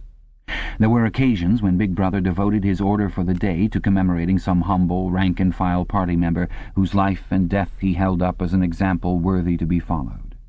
Today he should commemorate Comrade Ogilvy. It was true that there was no such person as Comrade Ogilvy, but a few lines of print and a couple of faked photographs would soon bring him into existence. Winston thought for a moment, then pulled the speakwrite toward him and began dictating in Big Brother's familiar style, a style at once military and pedantic, and because of a trick of asking questions and then promptly answering them, "What lessons do we learn from this fact, comrades? The lessons, which is also one of the fundamental principles of Ingsoc, that," etc., etc., easy to imitate. At the age of 3, Comrade Ogilvy had refused all toys, except a drum, a submachine gun, and a model helicopter. At 6, a year early by a special relaxation of the rules, he had joined the spies. At 9, he had been a troop leader. At 11, he had denounced his uncle to the thought police after overhearing a conversation which appeared to him to have criminal tendencies. At 17, he had been a district organizer of the Junior Anti-Sex League. At 19, he had designed a hand grenade which had been adopted by the Ministry of Peace and which, at its first trial, had killed 31 Eurasian prisoners in one burst. At 23, he had perished in action. Pursued by enemy jet planes while flying over the Indian Ocean with important dispatches, he had weighted his body with his machine gun and leapt out of the helicopter into deep water, dispatches and all.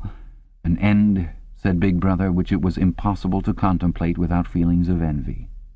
Big Brother added a few remarks on the purity and single-mindedness of Comrade Ogilvy's life. He was a total abstainer and a non-smoker, had no recreations except a daily hour in the gymnasium, and had taken a vow of celibacy, believing marriage and the care of a family to be incompatible with a 24-hour-a-day devotion to duty. He had no subjects of conversation except the principles of Ingsoc, and no aim in life except the defeat of the Eurasian enemy and the hunting down of spies, saboteurs, thought criminals, and traitors generally.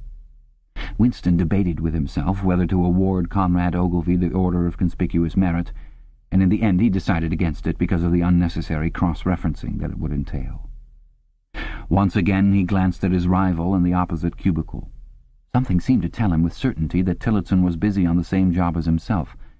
There was no way of knowing whose version would finally be adopted, but he felt a profound conviction that it would be his own. Comrade Ogilvy, unimagined an hour ago, was now a fact. It struck him as curious that you could create dead men but not living ones. Comrade Ogilvy, who had never existed in the present, now existed in the past, and when once the act of forgery was forgotten, he would exist just as authentically and upon the same evidence as Charlemagne or Julius Caesar. 1984, Cassette 2. Chapter 5.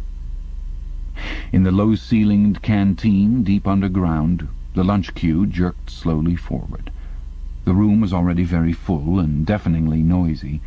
From the grill at the counter the steam of stew came pouring forth with a sour, metallic smell which did not quite overcome the fumes of Victory gin. On the far side of the room there was a small bar, a mere hole in the wall where gin could be bought at 10 cents the large nip. "Just the man I was looking for," said a voice at Winston's back. He turned round. It was his friend Syme, who worked in the research department. Perhaps friend was not exactly the right word. You did not have friends nowadays, you had comrades. But there were some comrades whose society was pleasanter than that of others. Syme was a philologist, a specialist in Newspeak.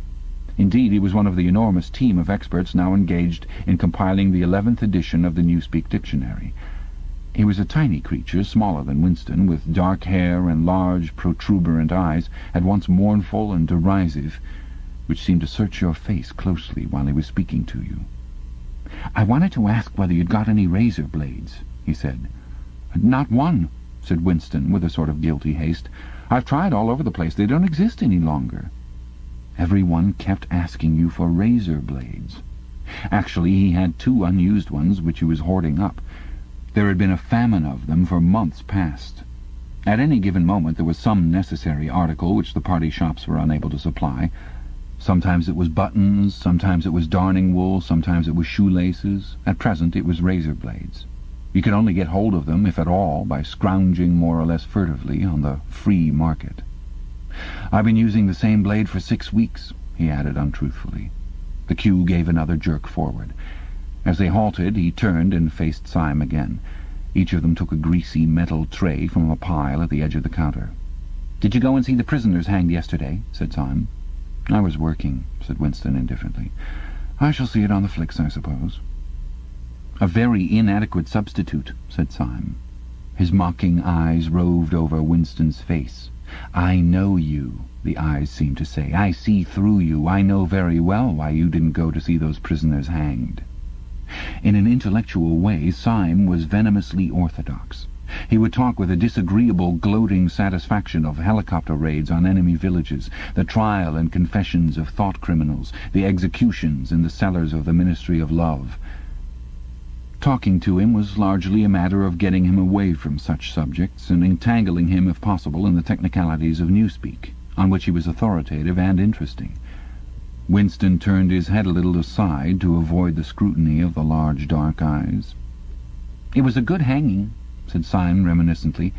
"I think it spoils it when they tie their feet together. I like to see 'em kicking.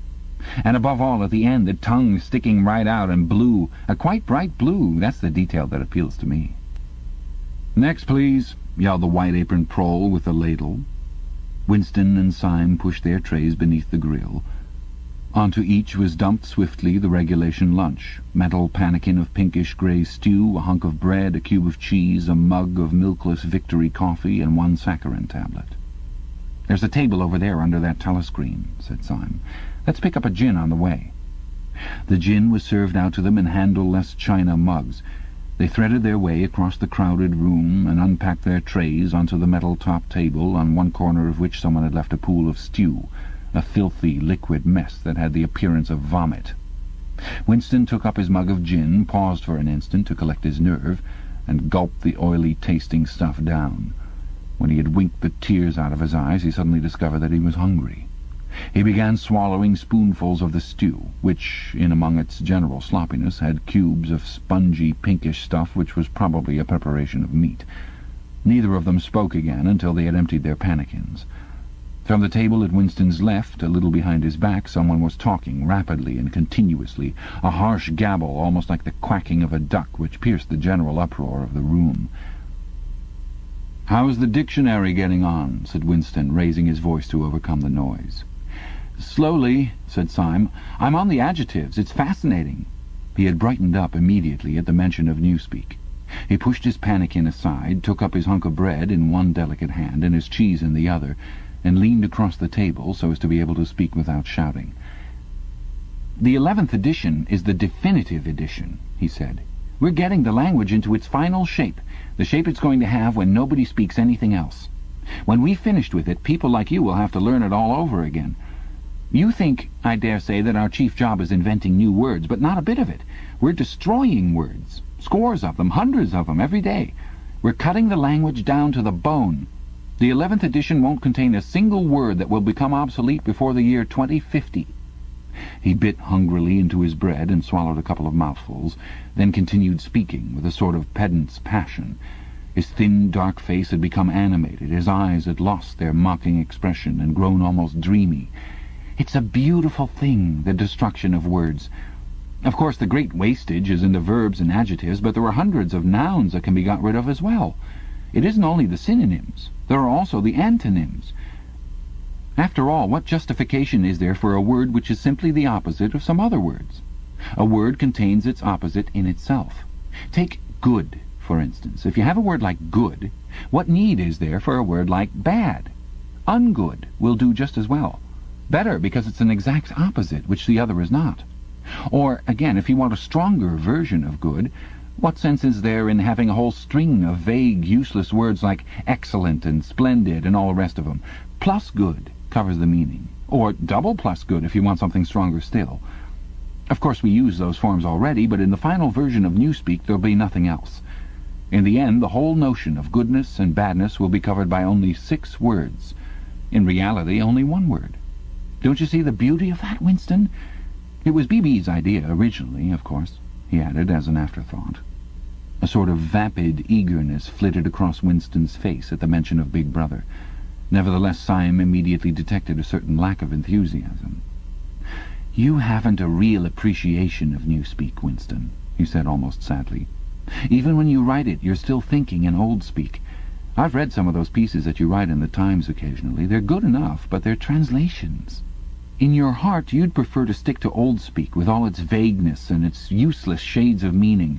You don't grasp the beauty of the destruction of words. Do you know that Newspeak is the only language in the world whose vocabulary gets smaller every year?"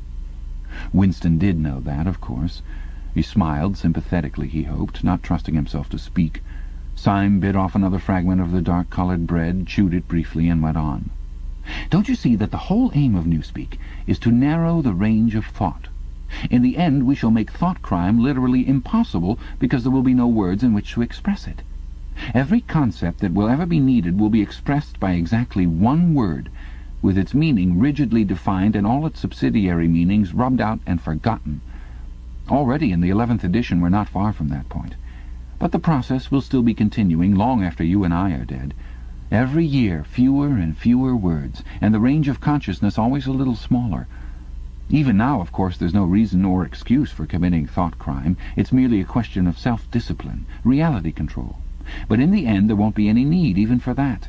The revolution will be complete when the language is perfect.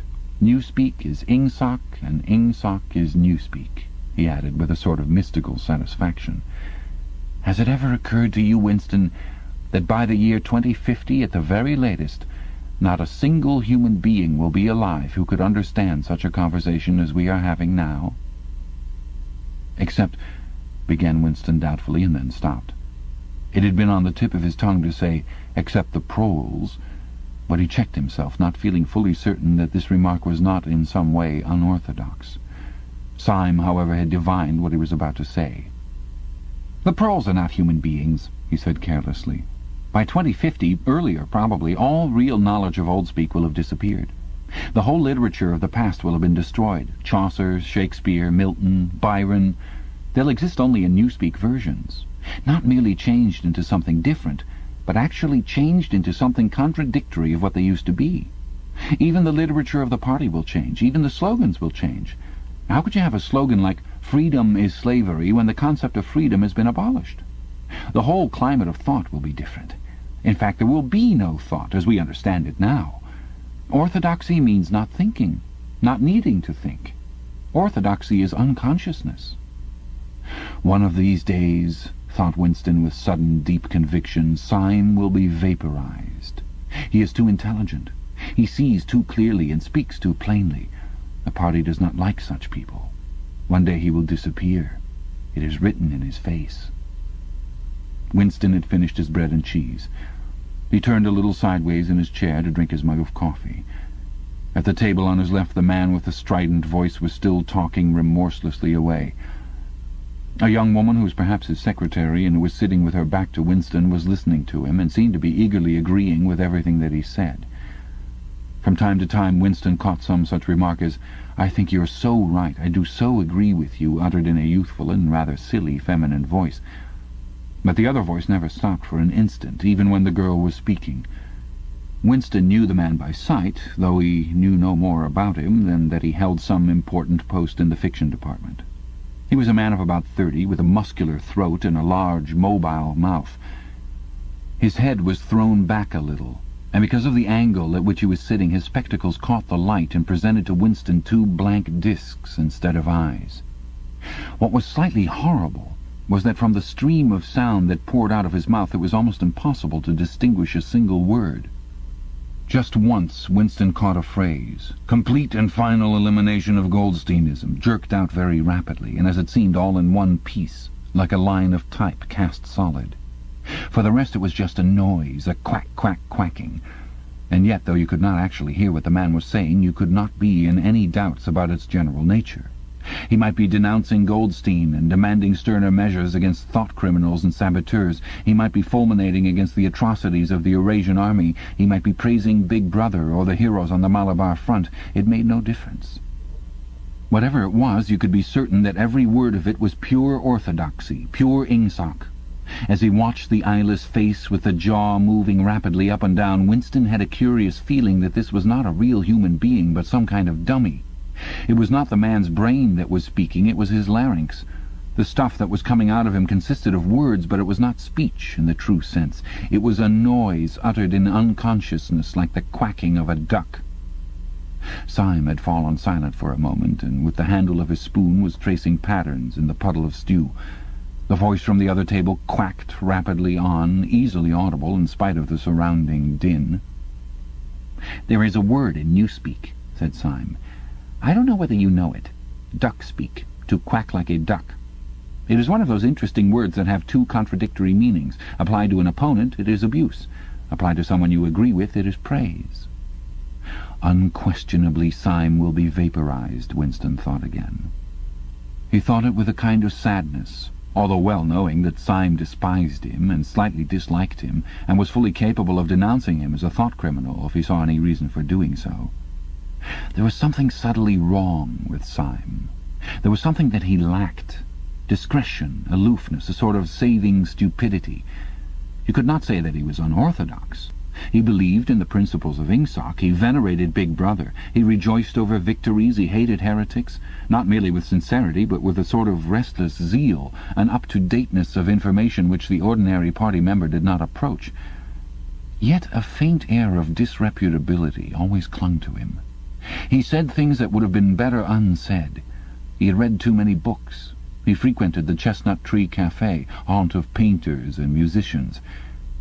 There was no law, not even an unwritten law, against frequenting the Chestnut Tree Café, yet the place was somehow ill-omened. The old, discredited leaders of the party had been used to gather there before they were finally purged. Goldstein himself, it was said, had sometimes been seen there years and decades ago. Syme's fate was not difficult to foresee. And yet it was a fact that if Syme grasped, even for 3 seconds, the nature of his, Winston's, secret opinions, he would betray him instantly to the thought police. So would anybody else, for that matter, but Syme more than most. Zeal was not enough. Orthodoxy was unconsciousness. Syme looked up. "Here comes Parsons," he said. Something in the tone of his voice seemed to add, "that bloody fool." Parsons, Winston's fellow tenant at Victory Mansions, was in fact threading his way across the room, a tubby, middle-sized man with fair hair and a frog-like face. At 35 he was already putting on rolls of fat at neck and waistline, but his movements were brisk and boyish. His whole appearance was that of a little boy grown large, so much so that although he was wearing the regulation overalls, it was almost impossible not to think of him as being dressed in the blue shorts, grey shirt, and red neckerchief of the spies. In visualizing him, one always saw a picture of dimpled knees and sleeves rolled back from pudgy forearms. Parsons did, indeed, invariably revert to shorts when a community hike or any other physical activity gave him an excuse for doing so.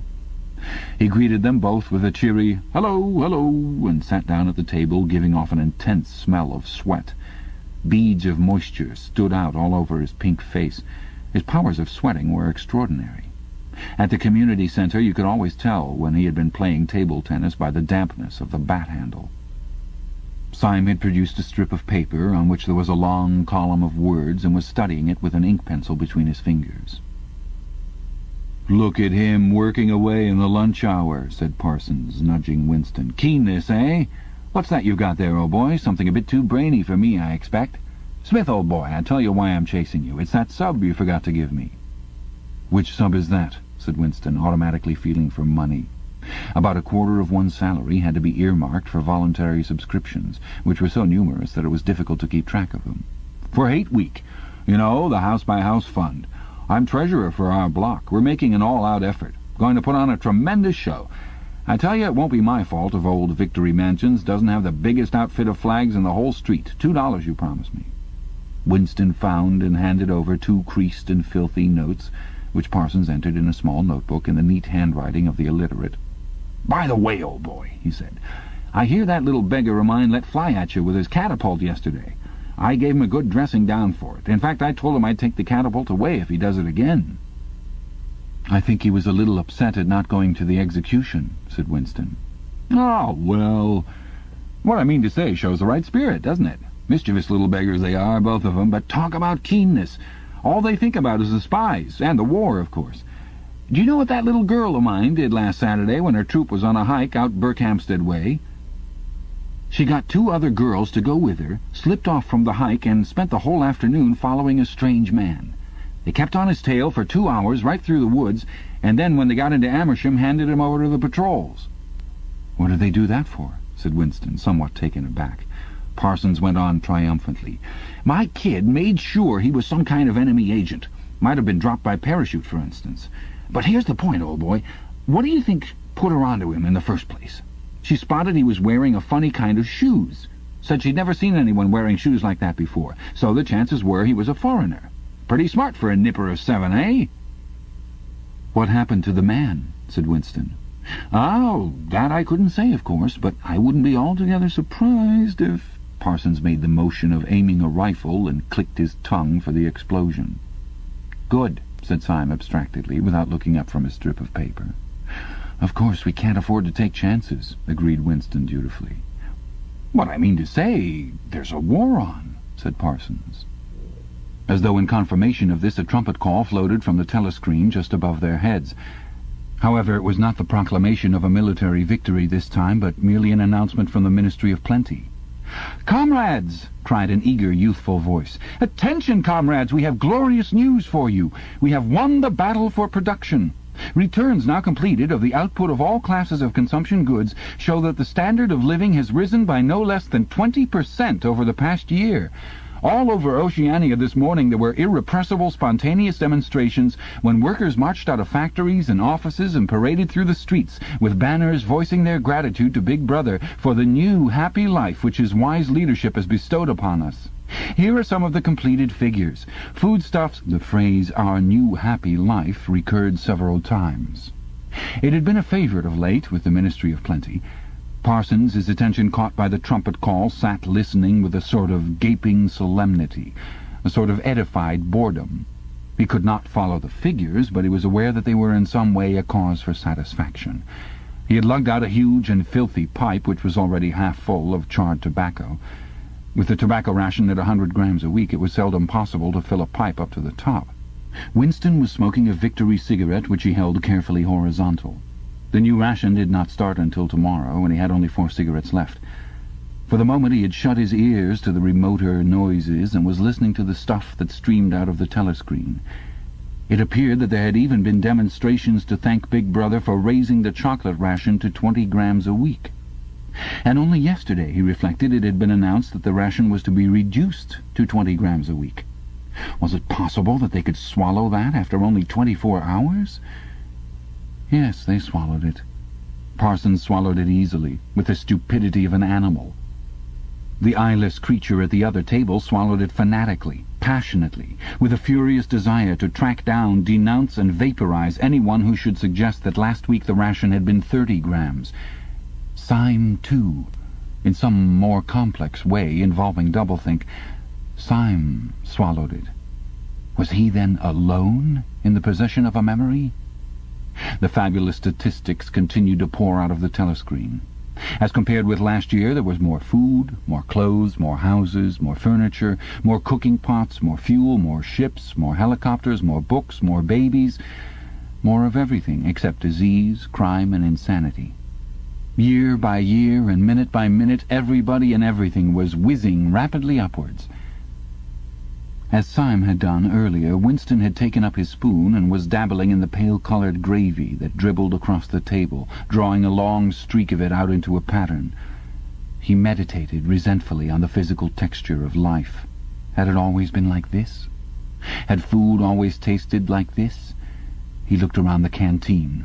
A low-ceilinged, crowded room, its walls grimy from the contact of innumerable bodies, battered metal tables and chairs placed so close together that you sat with elbows touching, bent spoons, dented trays, coarse white mugs, all surfaces greasy, grime in every crack, and a sourish composite smell of bad gin and bad coffee and metallic stew and dirty clothes. Always in your stomach and in your skin there was a sort of protest, a feeling that you had been cheated of something that you had a right to. It was true that he had no memories of anything greatly different. In any time that he could accurately remember, there had never been quite enough to eat. One never had socks or underclothes that were not full of holes. Furniture had always been battered and rickety, rooms underheated, tube trains crowded, houses falling to pieces, bread dark-coloured, tea a rarity, coffee filthy tasting, cigarettes insufficient, nothing cheap and plentiful except synthetic gin. And though, of course, it grew worse as one's body aged, was it not a sign that this was not the natural order of things if one's heart sickened at the discomfort and dirt and scarcity, the interminable winters, the stickiness of one's socks, the lifts that never worked, the cold water, the gritty soap, the cigarettes that came to pieces, the food with its strange evil tastes? Why should one feel it to be intolerable unless one had some kind of ancestral memory that things had once been different? He looked round the canteen again. Nearly everyone was ugly, and would still have been ugly even if dressed otherwise than in the uniform blue overalls. On the far side of the room, sitting at a table alone, a small, curiously beetle-like man was drinking a cup of coffee, his little eyes darting suspicious glances from side to side. How easy it was, thought Winston, if you did not look about you, to believe that the physical type set up by the party as an ideal, tall, muscular youths and deep-bosomed maidens, blonde-haired, vital, sunburnt, carefree, existed and even predominated. Actually, so far as he could judge, the majority of people in Airstrip One were small, dark, and ill-favoured. It was curious how that beetle-like type proliferated in the ministries. Little dumpy men, growing stout very early in life, with short legs, swift scuttling movements, and fat, inscrutable faces with very small eyes. It was the type that seemed to flourish best under the dominion of the party. The announcement from the Ministry of Plenty ended on another trumpet call and gave way to tinny music. Parsons, stirred to vague enthusiasm by the bombardment of figures, took his pipe out of his mouth. "The Ministry of Plenty's certainly done a good job this year," he said with a knowing shake of his head. "By the way, Smith, old boy, I suppose you haven't got any razor blades you can let me have?" "Not one," said Winston. "I've been using the same blade for 6 weeks myself." "Ah, well, just thought I'd ask you, old boy." "Sorry," said Winston. The quacking voice from the next table, temporarily silenced during the ministry's announcement, had started up again, as loud as ever. For some reason, Winston suddenly found himself thinking of Mrs. Parsons, with her wispy hair and the dust in the creases of her face. Within 2 years, those children would be denouncing her to the thought police. Mrs. Parsons would be vaporized. Syme would be vaporized. Winston would be vaporized. O'Brien would be vaporized. Parsons, on the other hand, would never be vaporized. The eyeless creature with the quacking voice would never be vaporized. The little beetle-like men who scuttled so nimbly through the labyrinthine corridors of ministries, they too would never be vaporized. And the girl with dark hair, the girl from the fiction department, she would never be vaporized either. It seemed to him that he knew instinctively who would survive and who would perish, though what it was that made for survival, it was not easy to say. At this moment he was dragged out of his reverie with a violent jerk. The girl at the next table had turned partly round and was looking at him. It was the girl with dark hair. She was looking at him in a sidelong way, but with curious intensity. The instant that she caught his eye, she looked away again. The sweat started out on Winston's backbone. A horrible pang of terror went through him. It was gone almost at once, but it left a sort of nagging uneasiness behind. Why was she watching him? Why did she keep following him about? Unfortunately, he could not remember whether she had already been at the table when he arrived, or had come there afterwards. But yesterday, at any rate, during the 2 minutes' hate, she had sat immediately behind him when there was no apparent need to do so. Quite likely her real object had been to listen to him and make sure whether he was shouting loudly enough. His earlier thought returned to him. Probably she was not actually a member of the thought police. But then it was precisely the amateur spy who was the greatest danger of all. He did not know how long she had been looking at him, but perhaps for as much as 5 minutes, and it was possible that his features had not been perfectly under control. It was terribly dangerous to let your thoughts wander when you were in any public place or within range of a telescreen. The smallest thing could give you away. A nervous tic, an unconscious look of anxiety, a habit of muttering to yourself, anything that carried with it the suggestion of abnormality, of having something to hide. In any case, to wear an improper expression on your face, to look incredulous when a victory was announced, for example, was itself a punishable offence. There was even a word for it in Newspeak. Face crime, it was called. The girl had turned her back on him again. Perhaps, after all, she was not really following him about. Perhaps it was coincidence that she had sat so close to him 2 days running. His cigarette had gone out, and he laid it carefully on the edge of the table. He would finish smoking it after work if he could keep the tobacco in it. Quite likely the person at the next table was a spy of the thought police. Quite likely he would be in the cellars of the Ministry of Love within 3 days, but a cigarette end must not be wasted. Syme had folded up his strip of paper and stowed it away in his pocket. Parsons had begun talking again. "Did I ever tell you, old boy," he said, chuckling around the stem of his pipe, "about the time when those 2 nippers of mine set fire to the old market woman's skirt because they saw her wrapping up sausages in a poster of BB? Sneaked up behind her and set fire to it with a box of matches.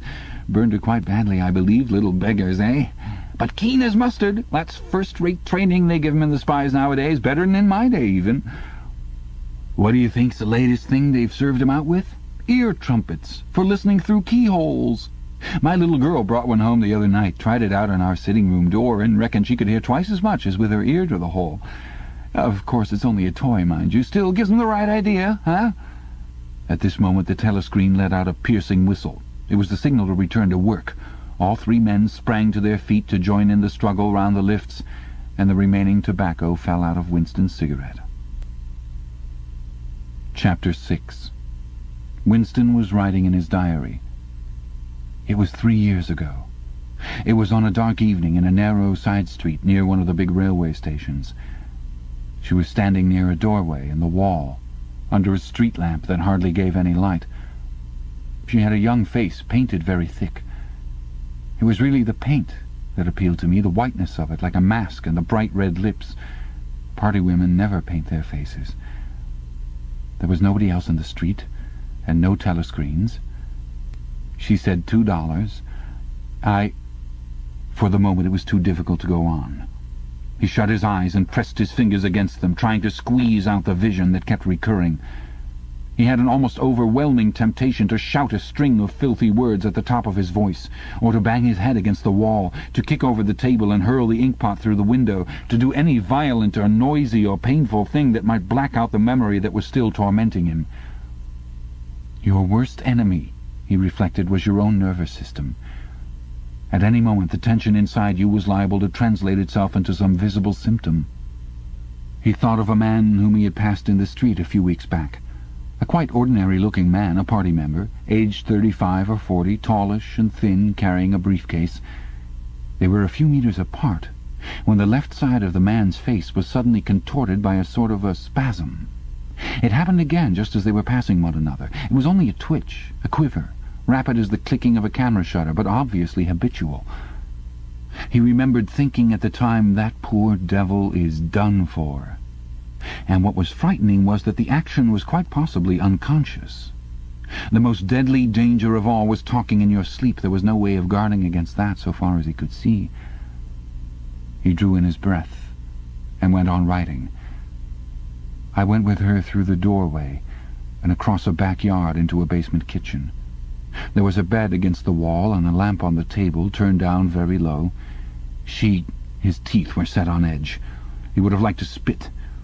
Simultaneously with the woman in the basement kitchen, he thought of Catherine, his wife. Winston was married. He had been married, at any rate, probably still was married, for so far as he knew his wife was not dead. He seemed to breathe again the warm, stuffy odour of the basement kitchen, an odour compounded of bugs and dirty clothes and villainous cheap scent, but nevertheless alluring, because no woman of the party ever used scent, or could be imagined as doing so. Only the proles used scent. In his mind the smell of it was inextricably mixed up with fornication. When he had gone with that woman it had been his first lapse in 2 years or thereabouts. Consorting with prostitutes was forbidden, of course, but it was one of those rules that you could occasionally nerve yourself to break. It was dangerous, but it was not a life-and-death matter. To be caught with a prostitute might mean 5 years in a forced labour camp, not more, if you had committed no other offence. And it was easy enough, provided that you could avoid being caught in the act. The poorer quarters swarmed with women who were ready to sell themselves. Some could even be purchased for a bottle of gin, which the proles were not supposed to drink. Tacitly, the party was even inclined to encourage prostitution, as an outlet for instincts which could not be altogether suppressed. Mere debauchery did not matter very much, so long as it was furtive and joyless, and only involved the women of the submerged and despised class. The unforgivable crime was promiscuity between party members. But though this was one of the crimes that the accused in the great purges invariably confessed to, it was difficult to imagine any such thing actually happening. The aim of the party was not merely to prevent men and women from forming loyalties which it might not be able to control. Its real, undeclared purpose was to remove all pleasure from the sexual act. Not love so much as eroticism was the enemy, inside marriage as well as outside it. All marriages between party members had to be approved by a committee appointed for the purpose, and, though the principle was never clearly stated, permission was always refused if the couple concerned gave the impression of being physically attracted to one another. The only recognized purpose of marriage was to beget children for the service of the party. Sexual intercourse was to be looked on as a slightly disgusting minor operation, like having an enema. This again was never put into plain words, but in an indirect way it was rubbed into every party member from childhood onwards.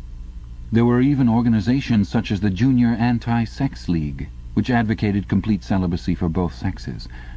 All children were to be begotten by artificial insemination, artsem it was called in Newspeak, and brought up in public institutions. This, Winston was aware, was not meant altogether seriously, but somehow it fitted in with the general ideology of the party. The party was trying to kill the sex instinct, or if it could not be killed, then to distort it and dirty it. He did not know why this was so, but it seemed natural that it should be so, and so far as the women were concerned, the party's efforts were largely successful. He thought again of Catherine. It must be 9, 10, nearly 11 years since they had parted. He was curious how seldom he thought of her. For days at a time he was capable of forgetting that he had ever been married. They had only been together for about 15 months. The party did not permit divorce, but it rather encouraged separation in cases where there were no children. Catherine was a tall, fair-haired girl, very straight, with splendid movements.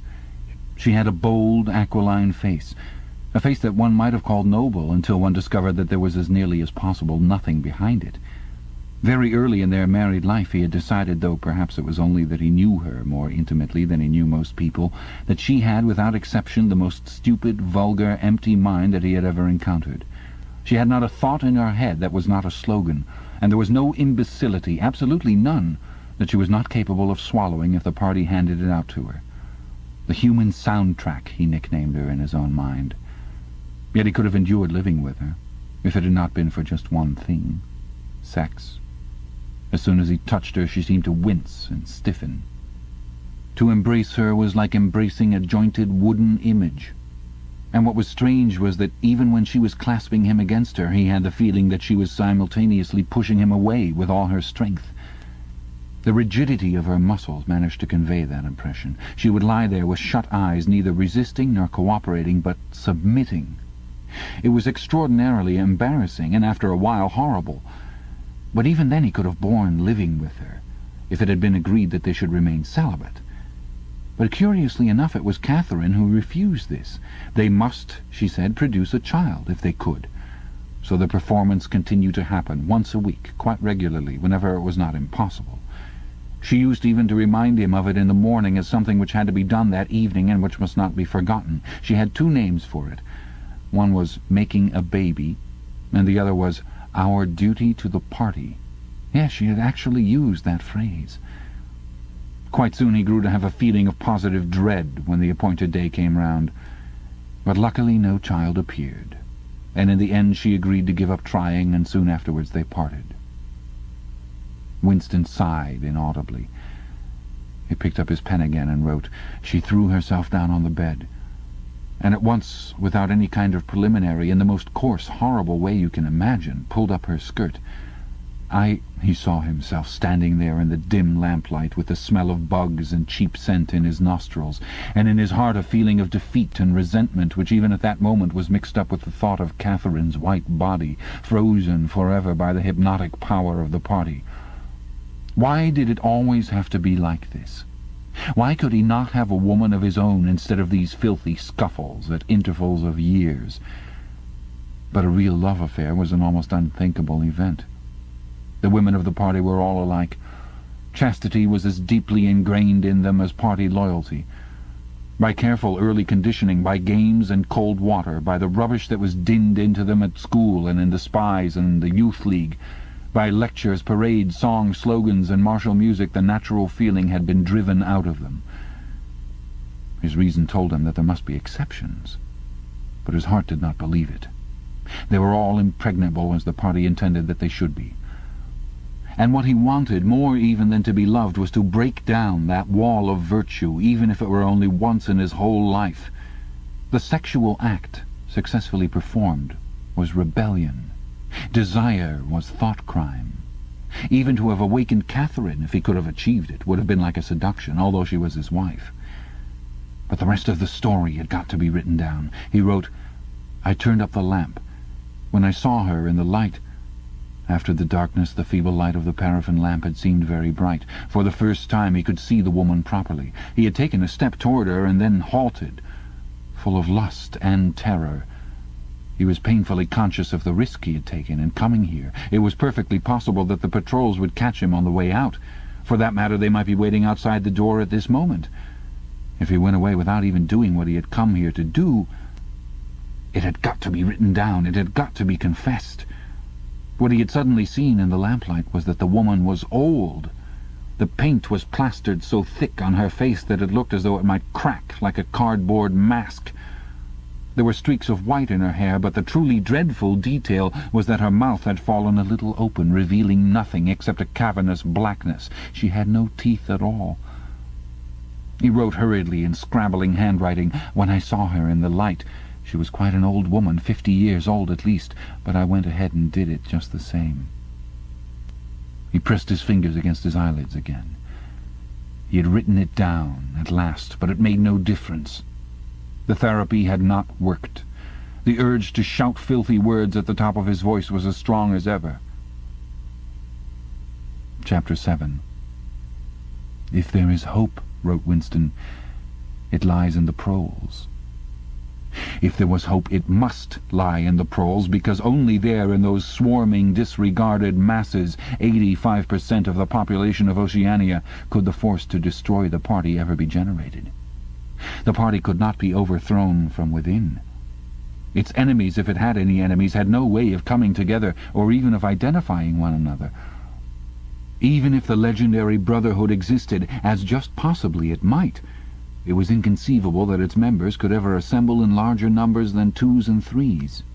Rebellion meant a look in the eyes, an inflection of the voice, at the most an occasional whispered word. But the proles, if only they could somehow become conscious of their own strength, would have no need to conspire. They needed only to rise up and shake themselves like a horse shaking off flies. If they chose, they could blow the party to pieces tomorrow morning. Surely, sooner or later, it must occur to them to do it. And yet, he remembered how once he had been walking down a crowded street when a tremendous shout of hundreds of voices, women's voices, had burst from a side street a little way ahead. It was a great, formidable cry of anger and despair, a deep, loud "ooh" that went humming on like the reverberation of a bell. His heart had leapt. It started, he had thought, a riot. The proles are breaking loose at last. When he had reached the spot, it was to see a mob of 200 or 300 women crowding around the stalls of a street market, with faces as tragic as though they had been the doomed passengers on a sinking ship. But at this moment the general despair broke down into a multitude of individual quarrels. It appeared that one of the stalls had been selling tin saucepans. They were wretched, flimsy things, but cooking pots of any kind were always difficult to get. Now the supply had unexpectedly given out. The successful women, bumped and jostled by the rest, were trying to make off with their saucepans, while dozens of others clamoured round the stall, accusing the stall-keeper of favouritism and of having more saucepans somewhere in reserve. There was a fresh outburst of yells. Two bloated women, one of them with her hair coming down, had got hold of the same saucepan and were trying to tear it out of one another's hands. For a moment they were both tugging, and then the handle came off. Winston watched them disgustedly. And yet, just for a moment, what almost frightening power had sounded in that cry from only a few hundred throats? Why was it that they could never shout like that about anything that mattered? Until they become conscious, they will never rebel, and until after they have rebelled, they cannot become conscious. That, he reflected, might almost have been a transcription from one of the party textbooks. The party claimed, of course, to have liberated the proles from bondage. Before the revolution they had been hideously oppressed by the capitalists. They had been starved and flogged. Women had been forced to work in the coal mines. Women still did work in the coal mines, as a matter of fact. Children had been sold into the factories at the age of 6. But simultaneously, true to the principles of doublethink, the party taught that the proles were natural inferiors who must be kept in subjection, like animals, by the application of a few simple rules. In reality, very little was known about the proles. It was not necessary to know much. So long as they continued to work and read, their other activities were without importance. Left to themselves like cattle turned loose upon the plains of Argentina, they had reverted to a style of life that appeared to be natural to them, a sort of ancestral pattern. They were born, they grew up in the gutters, they went to work at 12, they passed through a brief blossoming period of beauty and sexual desire. They married at 20, they were middle-aged at 30, they died for the most part at 60. Heavy physical work, the care of home and children, petty quarrels with neighbours, films, football, beer, and above all, gambling, filled up the horizon of their minds. To keep them in control was not difficult. This ends side 1 of cassette 2. Please turn the cassette over and start side 2 from the same point. A few agents of the thought police moved always among them, spreading false rumours and marking down and eliminating the few individuals who were judged capable of becoming dangerous. But no attempt was made to indoctrinate them with the ideology of the party. It was not desirable that the proles should have strong political feelings. All that was required of them was a primitive patriotism, which could be appealed to whenever it was necessary to make them accept longer working hours or shorter rations. And even when they became discontented, as they sometimes did, their discontent led nowhere, because, being without general ideas, they could only focus it on petty, specific grievances. The larger evils invariably escaped their notice. The great majority of proles did not even have telescreens in their homes. Even the civil police interfered with them very little. There was a vast amount of criminality in London, a whole world within a world of thieves, bandits, prostitutes, drug peddlers, and racketeers of every description. But since it all happened among the proles themselves, it was of no importance. In all questions of morals they were allowed to follow their ancestral code. The sexual puritanism of the party was not imposed upon them. Promiscuity went unpunished. Divorce was permitted. For that matter, even religious worship would have been permitted if the proles had shown any sign of needing or wanting it. They were beneath suspicion. As the party slogan put it, proles and animals are free. Winston reached down and cautiously scratched his varicose ulcer. It had begun itching again. The thing you invariably came back to was the impossibility of knowing what life before the revolution had really been like. He took out of the drawer a copy of a children's history textbook which he had borrowed from Mrs. Parsons, and began copying a passage into the diary. In the old days, it ran, before the glorious revolution, London was not the beautiful city that we know today. It was a dark, dirty, miserable place where hardly anybody had enough to eat, and where hundreds and thousands of poor people had no boots on their feet and not even a roof to sleep under. Children no older than you are had to work 12 hours a day for cruel masters who flogged them with whips if they worked too slowly, and fed them on nothing but stale bread crusts and water. But in among this terrible poverty there were just a few great, big, beautiful houses that were lived in by rich men who had as many as 30 servants to look after them. These rich men were called capitalists. They were fat, ugly men with wicked faces like the one in the picture on the opposite page. You can see that he is dressed in a long black coat, which was called a frock coat, and a queer shiny hat shaped like a stovepipe, which was called a top hat. This was the uniform of the capitalists, and no one else was allowed to wear it. The capitalists owned everything in the world, and everyone else was their slave. They owned all the land, all the houses, all the factories, and all the money. If anyone disobeyed them, they could throw him into prison, or they could take his job away and starve him to death. When any ordinary person spoke to a capitalist, he had to cringe and bow to him and take off his cap and address him as Sir. The chief of all the capitalists was called the King, but he knew the rest of the catalogue. There would be mention of the bishops in their lawn sleeves, the judges in their ermine robes, the pillory, the stocks, the treadmill, the cat-o'-nine-tails, the Lord Mayor's banquet, and the practice of kissing the Pope's toe. There was also something called the jus primae noctis, which would probably not be mentioned in a textbook for children. It was the law by which every capitalist had the right to sleep with any woman working in one of his factories. How could you tell how much of it was lies? It might be true that the average human being was better off now than he had been before the Revolution. The only evidence to the contrary was the mute protest in your own bones, the instinctive feeling that the conditions you lived in were intolerable, and that at some other time they must have been different. It struck him that the truly characteristic thing about modern life was not its cruelty and insecurity, but simply its bareness, its dinginess, its listlessness. Life, if you looked about you, bore no resemblance not only to the lies that streamed out of the telescreens, but even to the ideals that the party was trying to achieve. Great areas of it, even for a party member, were neutral and non-political, a matter of slogging through dreary jobs, fighting for a place on the tube, darning a worn-out sock, cadging a saccharin tablet, saving a cigarette end. The ideal set up by the party was something huge, terrible, and glittering. A world of steel and concrete, of monstrous machines and terrifying weapons, a nation of warriors and fanatics marching forward in perfect unity, all thinking the same thoughts and shouting the same slogans, perpetually working, fighting, triumphing, persecuting, 300 million people, all with the same face. The reality was decaying, dingy cities where underfed people shuffled to and fro in leaky shoes, in patched-up 19th-century houses that smelt always of cabbage and bad lavatories. He seemed to see a vision of London, vast and ruinous, city of 1,000,000 dustbins, and mixed up with it was a picture of Mrs. Parsons, a woman with lined face and wispy hair, fiddling helplessly with a blocked waste-pipe. He reached down and scratched his ankle again. Day and night the telescreens bruised your ears with statistics proving that people today had more food, more clothes, better houses, better recreations, that they lived longer, worked shorter hours, were bigger, healthier, stronger, happier, more intelligent, better educated than the people of 50 years ago. Not a word of it could ever be proved or disproved. The party claimed, for example, that today 40% of adult proles were literate. Before the Revolution, it was said, the number had only been 15%. The party claimed that the infant mortality rate was now only 160 per 1,000, whereas before the Revolution it had been 300, and so it went on. It was like a single equation with two unknowns. It might very well be that literally every word in the history books, even the things that one accepted without question, was pure fantasy.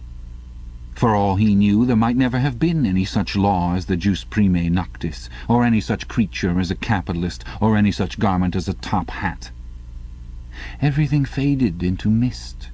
The past was erased, the erasure was forgotten, the lie became truth. Just once in his life he had possessed, after the event, that was what counted, concrete, unmistakable evidence of an act of falsification. He had held it between his fingers for as long as 30 seconds. In 1973, it must have been. At any rate, it was at about the time when he and Catherine had parted. But the really relevant date was 7 or 8 years earlier. The story really began in the middle 60s, the period of the great purges in which the original leaders of the revolution were wiped out once and for all. By 1970, none of them was left except Big Brother himself. All the rest had by that time been exposed as traitors and counter-revolutionaries. Goldstein had fled and was hiding, no one knew where, and of the others a few had simply disappeared, while the majority had been executed after spectacular public trials at which they had made confession of their crimes. Among the last survivors were 3 men named Jones, Aronson, and Rutherford. It must have been in 1965 that these three had been arrested. As often happened, they had vanished for a year or more, so that one did not know whether they were alive or dead, and then had suddenly been brought forth to incriminate themselves in the usual way. They had confessed to intelligence with the enemy at that date, too. The enemy was Eurasia, embezzlement of public funds, the murder of various trusted party members, intrigues against the leadership of Big Brother, which had started long before the revolution happened, and acts of sabotage causing the death of hundreds of thousands of people. After confessing to these things, they had been pardoned, reinstated in the party, and given posts, which were in fact sinecures, but which sounded important. All three had written long, abject articles in the Times, analysing the reasons for their defection and promising to make amends. Some time after their release, Winston had actually seen all three of them in the Chestnut Tree Café. He remembered the sort of terrified fascination with which he had watched them out of the corner of his eye. They were men far older than himself, relics of the ancient world, almost the last great figures left over from the heroic early days of the party. The glamour of the underground struggle and the Civil War still faintly clung to them. He had the feeling, though already at that time facts and dates were growing blurry, that he had known their names earlier than he had known that of Big Brother. But also they were outlaws, enemies, untouchables, doomed with absolute certainty to extinction within a year or two. No one who had once fallen into the hands of the thought police ever escaped in the end. They were corpses waiting to be sent back to the grave. There was no one at any of the tables nearest to them. It was not wise even to be seen in the neighbourhood of such people. They were sitting in silence before glasses of the gin flavoured with cloves, which was the specialty of the café. Of the three, it was Rutherford whose appearance had most impressed Winston. Rutherford had once been a famous caricaturist, whose brutal cartoons had helped to inflame popular opinion before and during the Revolution. Even now, at long intervals, his cartoons were appearing in the Times. They were simply an imitation of his earlier manner, and curiously lifeless and unconvincing. Always they were a rehashing of the ancient themes: slum tenements, starving children, street battles, capitalists and top hats. Even on the barricades the capitalists still seemed to cling to their top hats, an endless, hopeless effort to get back into the past. He was a monstrous man, with a mane of greasy grey hair, his face pouched and seamed with protuberant lips. At one time he must have been immensely strong. Now his great body was sagging, sloping, bulging, falling away in every direction. He seemed to be breaking up before one's eyes, like a mountain crumbling. It was the lonely hour of 15. Winston could not now remember how he had come to be in the café at such a time. The place was almost empty. A tinny music was trickling from the telescreens. The three men sat in their corner almost motionless, never speaking. Uncommanded, the waiter brought fresh glasses of gin. There was a chessboard on the table beside them, with the pieces set out, but no game started. And then, for perhaps half a minute in all, something happened to the telescreens. The tune that they were playing changed, and the tone of the music changed too. There came into it, but it was something hard to describe. It was a peculiar, cracked, braying, jeering note. In his mind, Winston called it a yellow note. And then a voice from the telescreen was singing, "Under the spreading chestnut tree I sold you and you sold me. There lie they and here lie we, under the spreading chestnut tree." The three men never stirred. But when Winston glanced again at Rutherford's ruinous face, he saw that his eyes were full of tears. And for the first time he noticed with a kind of inward shudder, and yet not knowing at what he shuddered, that both Aronson and Rutherford had broken noses. A little later all three were rearrested. It appeared that they had engaged in fresh conspiracies from the very moment of their release. At their second trial they confessed to all their old crimes over again, with a whole string of new ones. They were executed, and their fate was recorded in the party histories, a warning to posterity. About 5 years after this, in 1973, Winston was unrolling a wad of documents which had just flopped out of the pneumatic tube onto his desk, when he came on a fragment of paper which had evidently been slipped in among the others and then forgotten. The instant he had flattened it out, he saw its significance. It was a half-page torn out of the Times of about 10 years earlier. The top half of the page, so that it included the date, and it contained a photograph of the delegates at some party function in New York. Prominent in the middle of the group were Jones, Aronson, and Rutherford. There was no mistaking them. In any case, their names were in the caption at the bottom. The point was that at both trials, all three men had confessed that on that date they had been on Eurasian soil. They had flown from a secret airfield in Canada to a rendezvous somewhere in Siberia, and had conferred with members of the Eurasian General Staff, to whom they had betrayed important military secrets. The date had stuck in Winston's memory because it chanced to be Midsummer Day, but the whole story must be on record in countless other places as well. There was only one possible conclusion. The confessions were lies. Of course, this was not in itself a discovery. Even at that time, Winston had not imagined that the people who were wiped out in the purges had actually committed the crimes that they were accused of. But this was concrete evidence. It was a fragment of the abolished past, like a fossil bone which turns up in the wrong stratum and destroys a geological theory. It was enough to blow the party to atoms if in some way it could have been published to the world and its significance made known. He had gone straight on working. As soon as he saw what the photograph was and what it meant, he had covered it up with another sheet of paper. Luckily, when he unrolled it, it had been upside down from the point of view of the telescreen. He took his scribbling pad on his knee and pushed back his chair so as to get as far away from the telescreen as possible. To keep your face expressionless was not difficult, and even your breathing could be controlled with an effort. But you could not control the beating of your heart, and the telescreen was quite delicate enough to pick it up. He let what he judged to be 10 minutes go by, tormented all the while by the fear that some accident, a sudden draught blowing across his desk, for instance, would betray him. Then, without uncovering it again, he dropped the photograph into the memory hole, along with some other waste papers. Within another minute, perhaps, it would have crumbled into ashes. That was 11 years ago. Today, probably, he would have kept that photograph. It was curious that the fact of having held it in his fingers seemed to him to make a difference, even now, when the photograph itself, as well as the event it recorded, was only memory. Was the party's hold upon the past less strong, he wondered, because a piece of evidence which existed no longer had once existed? But today, supposing that it could be somehow resurrected from its ashes, the photograph might not even be evidence. Already at the time when he made his discovery, Oceania was no longer at war with Eurasia, and it must have been to the agents of Eurasia that the three dead men had betrayed their country. Since then there had been other changes, 2, 3, he could not remember how many. Very likely the confessions had been rewritten and rewritten until the original facts and dates no longer had the smallest significance. The past not only changed, but changed continuously. What most afflicted him with the sense of nightmare was that he had never clearly understood why the huge imposture was undertaken. The immediate advantages of falsifying the past were obvious, but the ultimate motive was mysterious. He took up his pen again and wrote, "I understand how. I do not understand why." He wondered, as he had many times wondered before, whether he himself was a lunatic. Perhaps a lunatic was simply a minority of one. At one time it had been a sign of madness to believe that the earth goes round the sun. Today, to believe that the past is unalterable.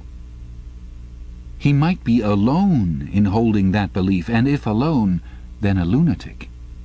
But the thought of being a lunatic did not greatly trouble him. The horror was that he might also be wrong. He picked up the children's history book and looked at the portrait of Big Brother which formed its frontispiece. The hypnotic eyes gazed into his own. It was as though some huge force were pressing down upon you, something that penetrated inside your skull, battering against your brain, frightening you out of your beliefs, persuading you almost to deny the evidence of your senses. In the end, the party would announce that 2 and 2 made 5, and you would have to believe it. It was inevitable that they should make that claim sooner or later. The logic of their position demanded it. Not merely the validity of experience, but the very existence of external reality was tacitly denied by their philosophy. The heresy of heresies was common sense. And what was terrifying was not that they would kill you for thinking otherwise, but that they might be right. For after all, how do we know that 2 and 2 make 4? Or that the force of gravity works? Or that the past is unchangeable? If both the past and the external world exist only in the mind, and if the mind itself is controllable, what then? But no. His courage seemed suddenly to stiffen of its own accord. The face of O'Brien, not called up by any obvious association, had floated into his mind. He knew with more certainty than before that O'Brien was on his side.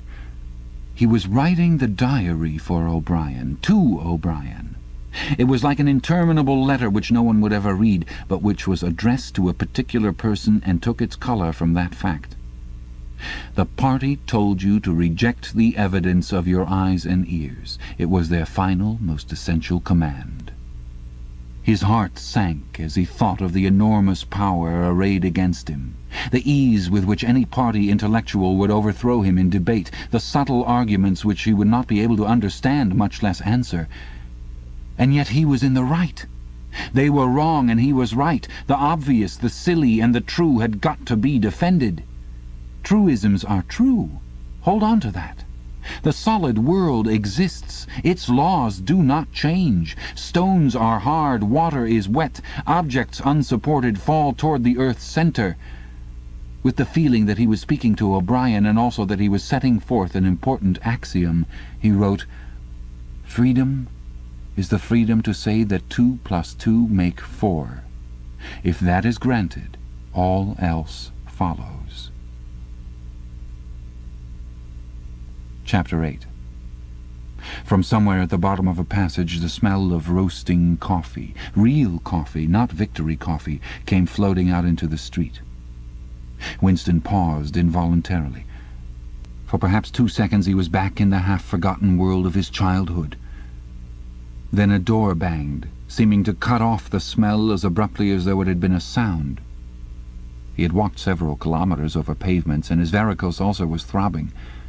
This was the second time in 3 weeks that he had missed an evening at the community centre, a rash act, since you could be certain that the number of your attendances at the centre were carefully checked. In principle, a party member had no spare time, and was never alone except in bed. It was assumed that when he was not working, eating, or sleeping, he would be taking part in some kind of communal recreations. To do anything that suggested a taste for solitude, even to go for a walk by yourself, was always slightly dangerous. There was a word for it in Newspeak. Own life, it was called, meaning individualism and eccentricity. But this evening, as he came out of the ministry, the balminess of the April air had tempted him. The sky was a warmer blue than he had seen in that year. And suddenly the long, noisy evening at the centre, the boring, exhausting games, the lectures, the creaking camaraderie oiled by gin had seemed intolerable. On impulse he had turned away from the bus stop and wandered off into the labyrinth of London, first south, then east, then north again, losing himself along unknown streets and hardly bothering in which direction he was going. "If there is hope," he had written in the diary, "it lies in the proles." The words kept coming back to him, statement of a mystical truth and a palpable absurdity. He was somewhere in the vague, brown-coloured slums to the north and east of what had once been St. Pancras Station. He was walking up a cobbled street of little 2-story houses with battered doorways which gave straight onto the pavement and which were somehow curiously suggestive of rat-holes.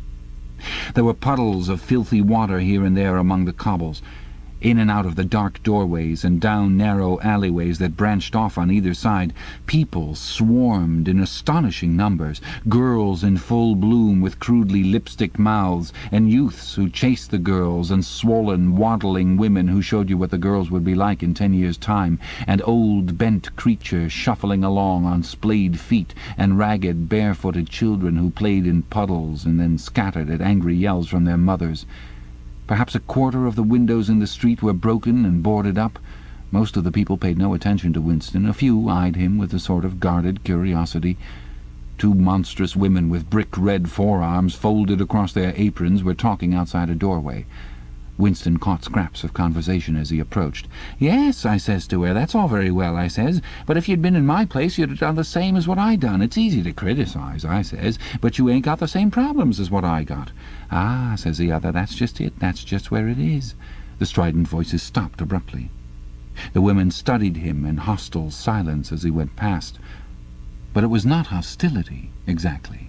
Merely a kind of wariness, a momentary stiffening, as at the passing of some unfamiliar animal. The blue overalls of the party could not be a common sight in a street like this. Indeed, it was unwise to be seen in such places, unless you had definite business there. The patrols might stop you if you happened to run into them. "May I see your papers, comrade? What are you doing here? What time did you leave work? Is this your usual way home?" and so on and so forth. Not that there was any rule against walking home by an unusual route, but it was enough to draw attention to you if the thought police heard about it. Suddenly the whole street was in commotion. There were yells of warning from all sides. People were shooting into the doorways like rabbits.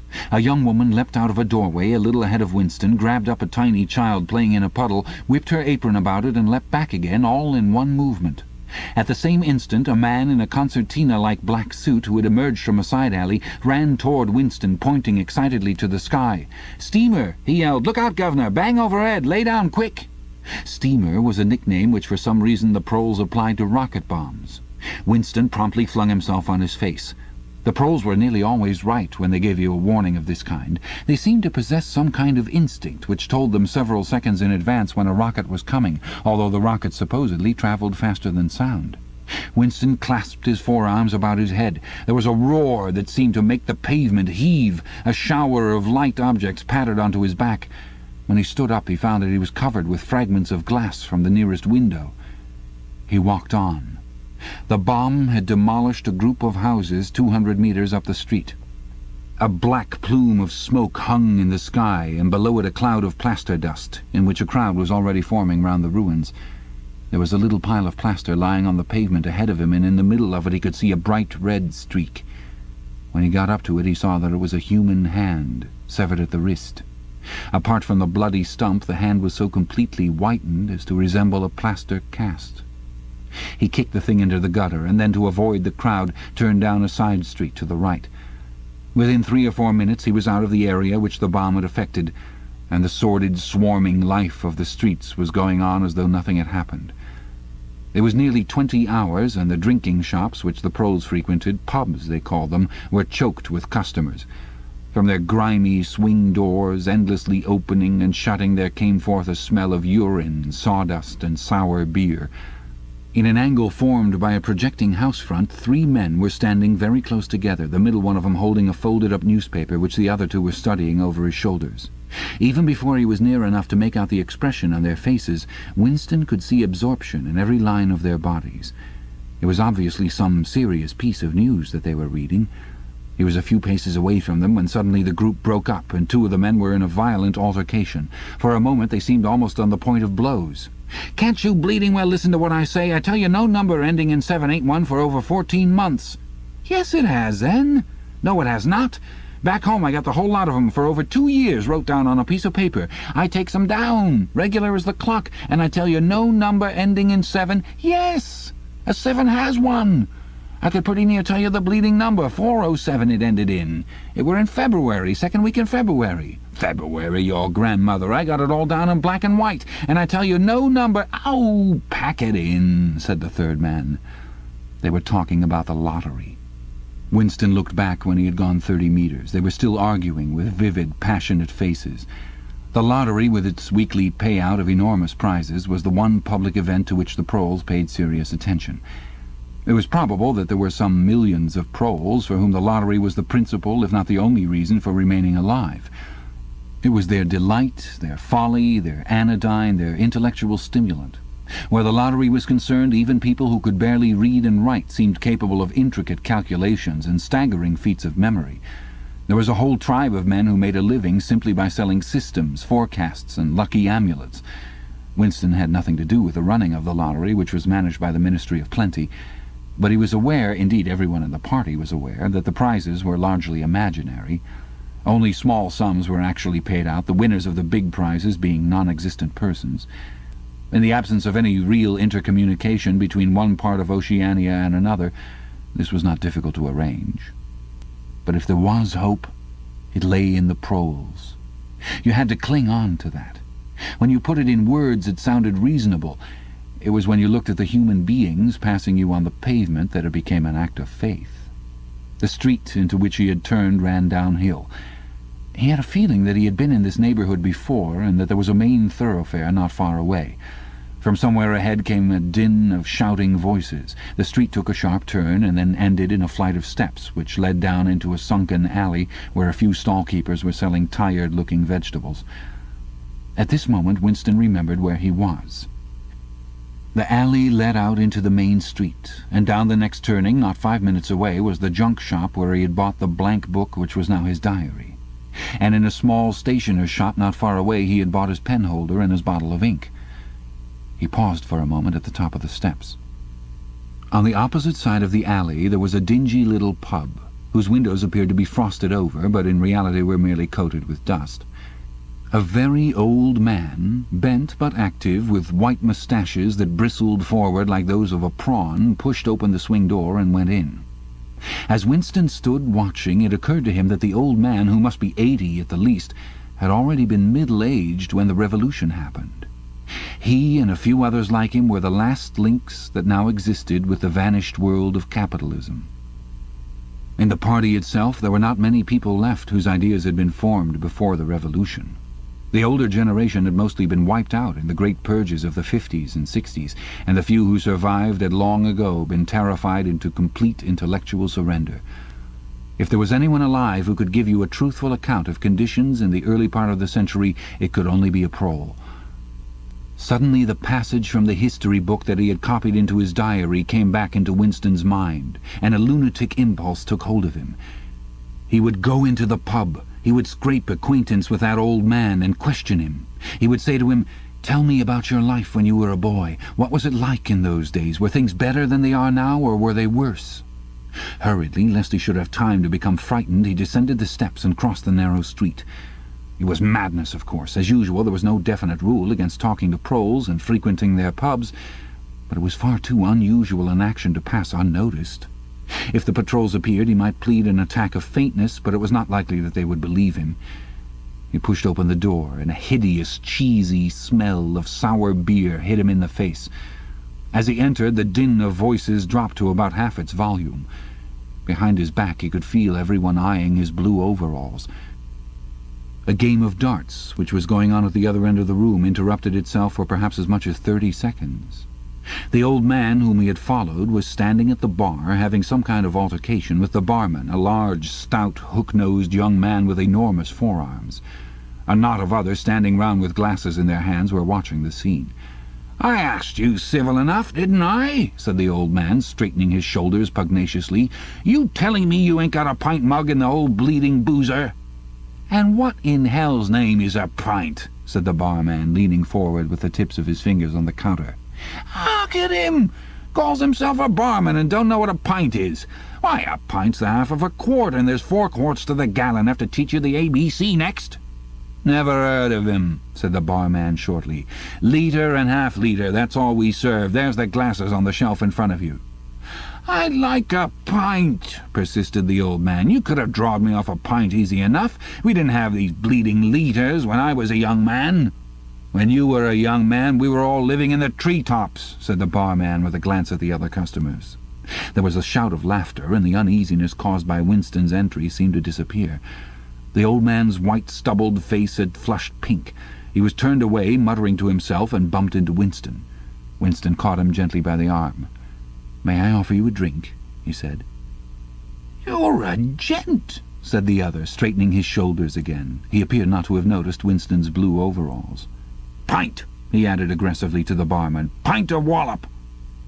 The barman swished 2 half-litres of dark brown beer into thick glasses which he had rinsed in a bucket under the counter. Beer was the only drink you could get in prole pubs.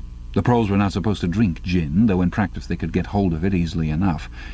The game of darts was in full swing again, and the knot of men at the bar had begun talking about lottery tickets. Winston's presence was forgotten for a moment. There was a deal table under the window where he and the old man could talk without fear of being overheard. It was horribly dangerous.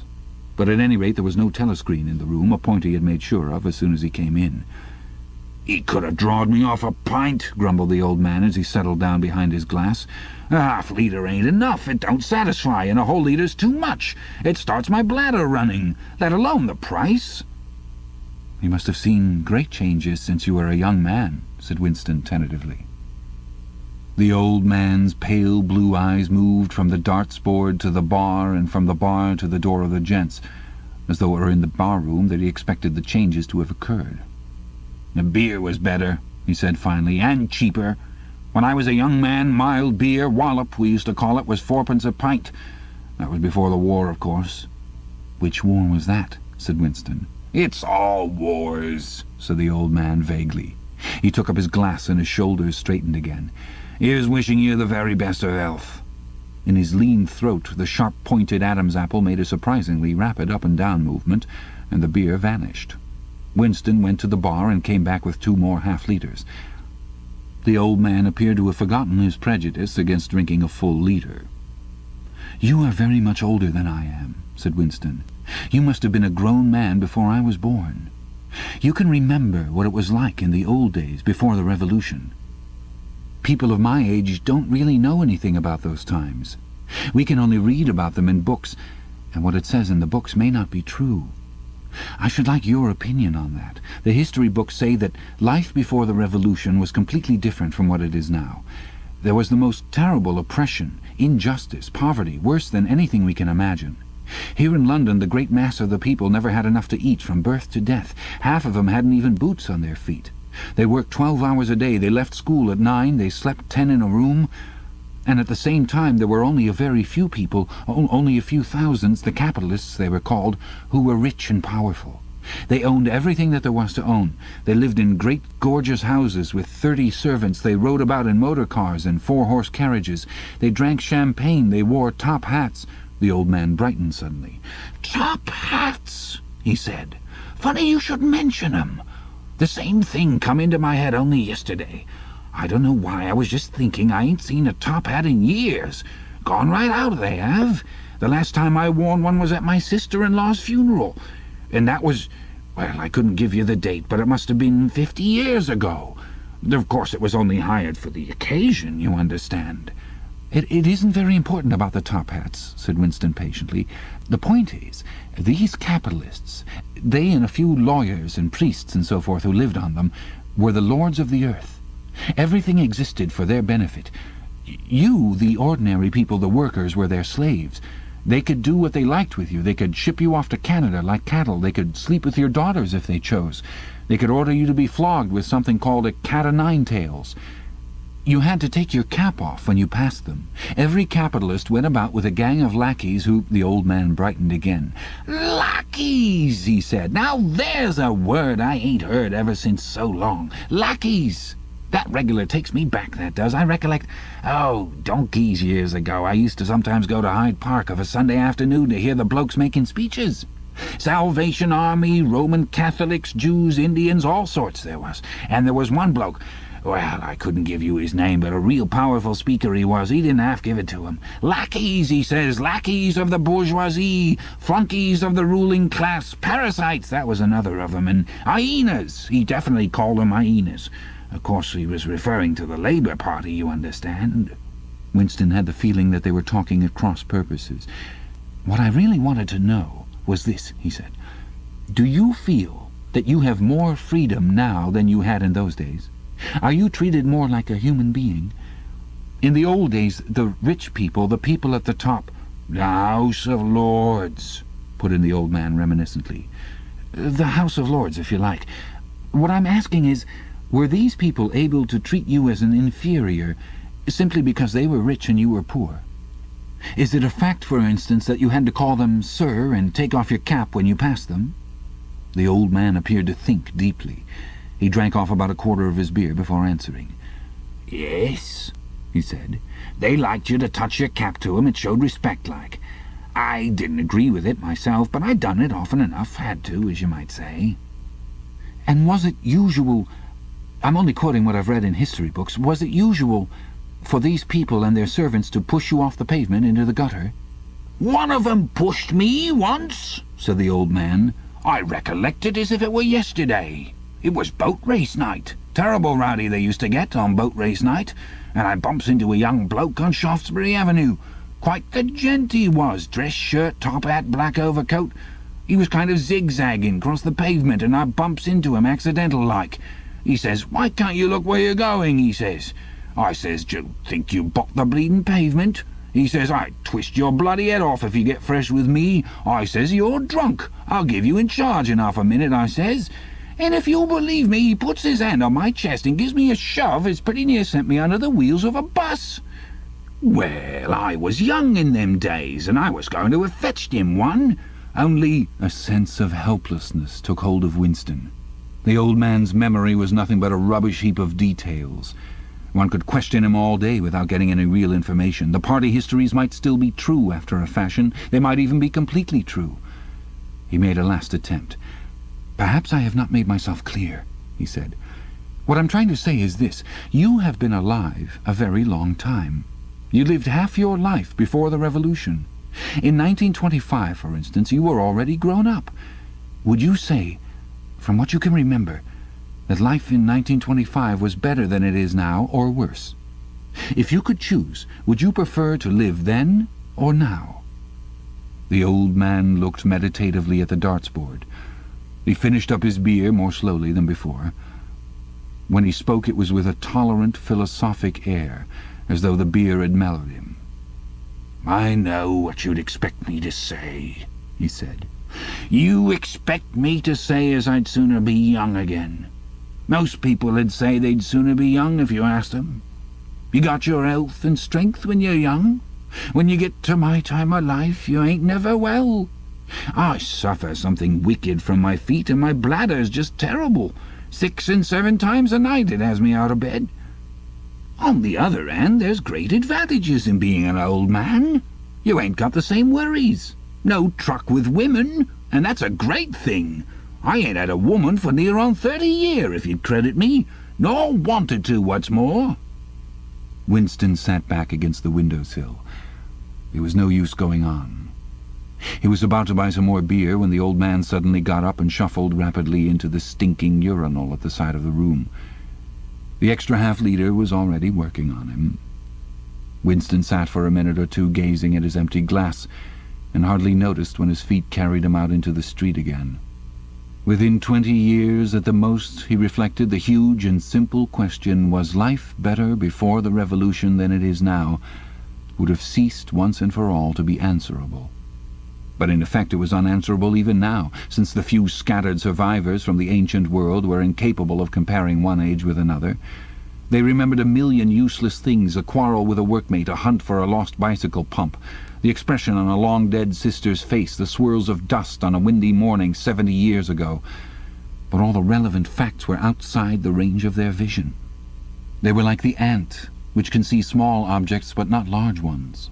And when memory failed and written records were falsified, when that happened, the claim of the party to have improved the conditions of human life had got to be accepted, because there did not exist, and never again could exist, any standard against which it could be tested. At this moment his train of thought stopped abruptly. He halted and looked up.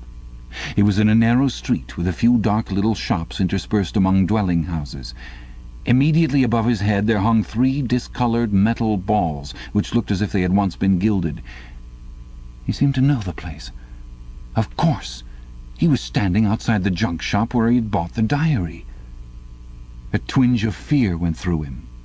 It had been a sufficiently rash act to buy the book in the beginning, and he had sworn never to come near the place again. And yet the instant that he allowed his thoughts to wander, his feet had brought him back here of their own accord. It was precisely against suicidal impulses of this kind that he had hoped to guard himself by opening the diary. At the same time, he noticed that although it was nearly 21 hours, the shop was still open. With the feeling that he would be less conspicuous inside than hanging about on the pavement, he stepped through the doorway. If questioned, he could plausibly say that he was trying to buy razor blades. This ends Side 2 of Cassette 2. Please stop the tape before fast-forwarding to the end and loading cassette 3. The proprietor had just lighted a hanging oil lamp which gave off an unclean but friendly smell. He was a man of perhaps 60, frail and bowed, with a long, benevolent nose and mild eyes distorted by thick spectacles. His hair was almost white, but his eyebrows were bushy and still black. His spectacles, his gentle, fussy movements, and the fact that he was wearing an aged jacket of black velvet gave him a vague air of intellectuality, as though he had been some kind of literary man, or perhaps a musician. His voice was soft, as though faded, and his accent less debased than that of the majority of proles. "I recognized you on the pavement," he said immediately. "You're the gentleman that bought the young lady's keepsake album. That was a beautiful bit of paper, that was. Cream laid, it used to be called. There's been no paper like that made for, I dare say 50 years. He peered at Winston over the top of his spectacles. "Is there anything special I can do for you, or did you just want to look around?" "I was passing," said Winston vaguely. "I just looked in. I don't want anything in particular." "It's just as well," said the other, "because I don't suppose I could have satisfied you." He made an apologetic gesture with his soft-palmed hand. "You see how it is. An empty shop, you might say. Between you and me, the antique trade's just about finished. No demand any longer, and no stock either. Furniture, china, glass, it's all been broken up by degrees. And, of course, the metal stuff's mostly been melted down. I haven't seen a brass candlestick in years." The tiny interior of the shop was in fact uncomfortably full, but there was almost nothing in it of the slightest value. The floor space was very restricted, because all round the walls were stacked innumerable dusty picture frames. In the window there were trays of nuts and bolts, worn-out chisels, penknives with broken blades, tarnished watches that did not even pretend to be in going order, and other miscellaneous rubbish. Only on a small table in the corner was there a litter of odds and ends, lacquered snuff-boxes, agate brooches, and the like, which looked as though they might include something interesting. As Winston wandered toward the table, his eye was caught by a round, smooth thing that gleamed softly in the lamplight, and he picked it up. It was a heavy lump of glass, curved on one side, flat on the other, making almost a hemisphere. There was a peculiar softness, as of rain-water, in both the colour and the texture of the glass. At the heart of it, magnified by the curved surface, there was a strange, pink, convoluted object that recalled a rose or a sea anemone. "What is it?" said Winston, fascinated. "That's coral, that is," said the old man. "It must have come from the Indian Ocean. They used to kind of embed it in the glass. That wasn't made less than 100 years ago, more by the look of it." "It's a beautiful thing," said Winston. "It is a beautiful thing," said the other appreciatively, "but there's not many that'd say so nowadays." He coughed. "Now, if it so happened that you wanted to buy it, that'd cost you $4. I can remember when a thing like that would have fetched £8, and £8 was... Well, I can't work it out, but it was a lot of money. But who cares about genuine antiques nowadays, even the few that's left?" Winston immediately paid over the $4 and slid the coveted thing into his pocket. What appealed to him about it was not so much its beauty as the air it seemed to possess of belonging to an age quite different from the present one. The soft, rain-watery glass was not like any glass that he had ever seen. The thing was doubly attractive because of its apparent uselessness, though he could guess that it must once have been intended as a paperweight.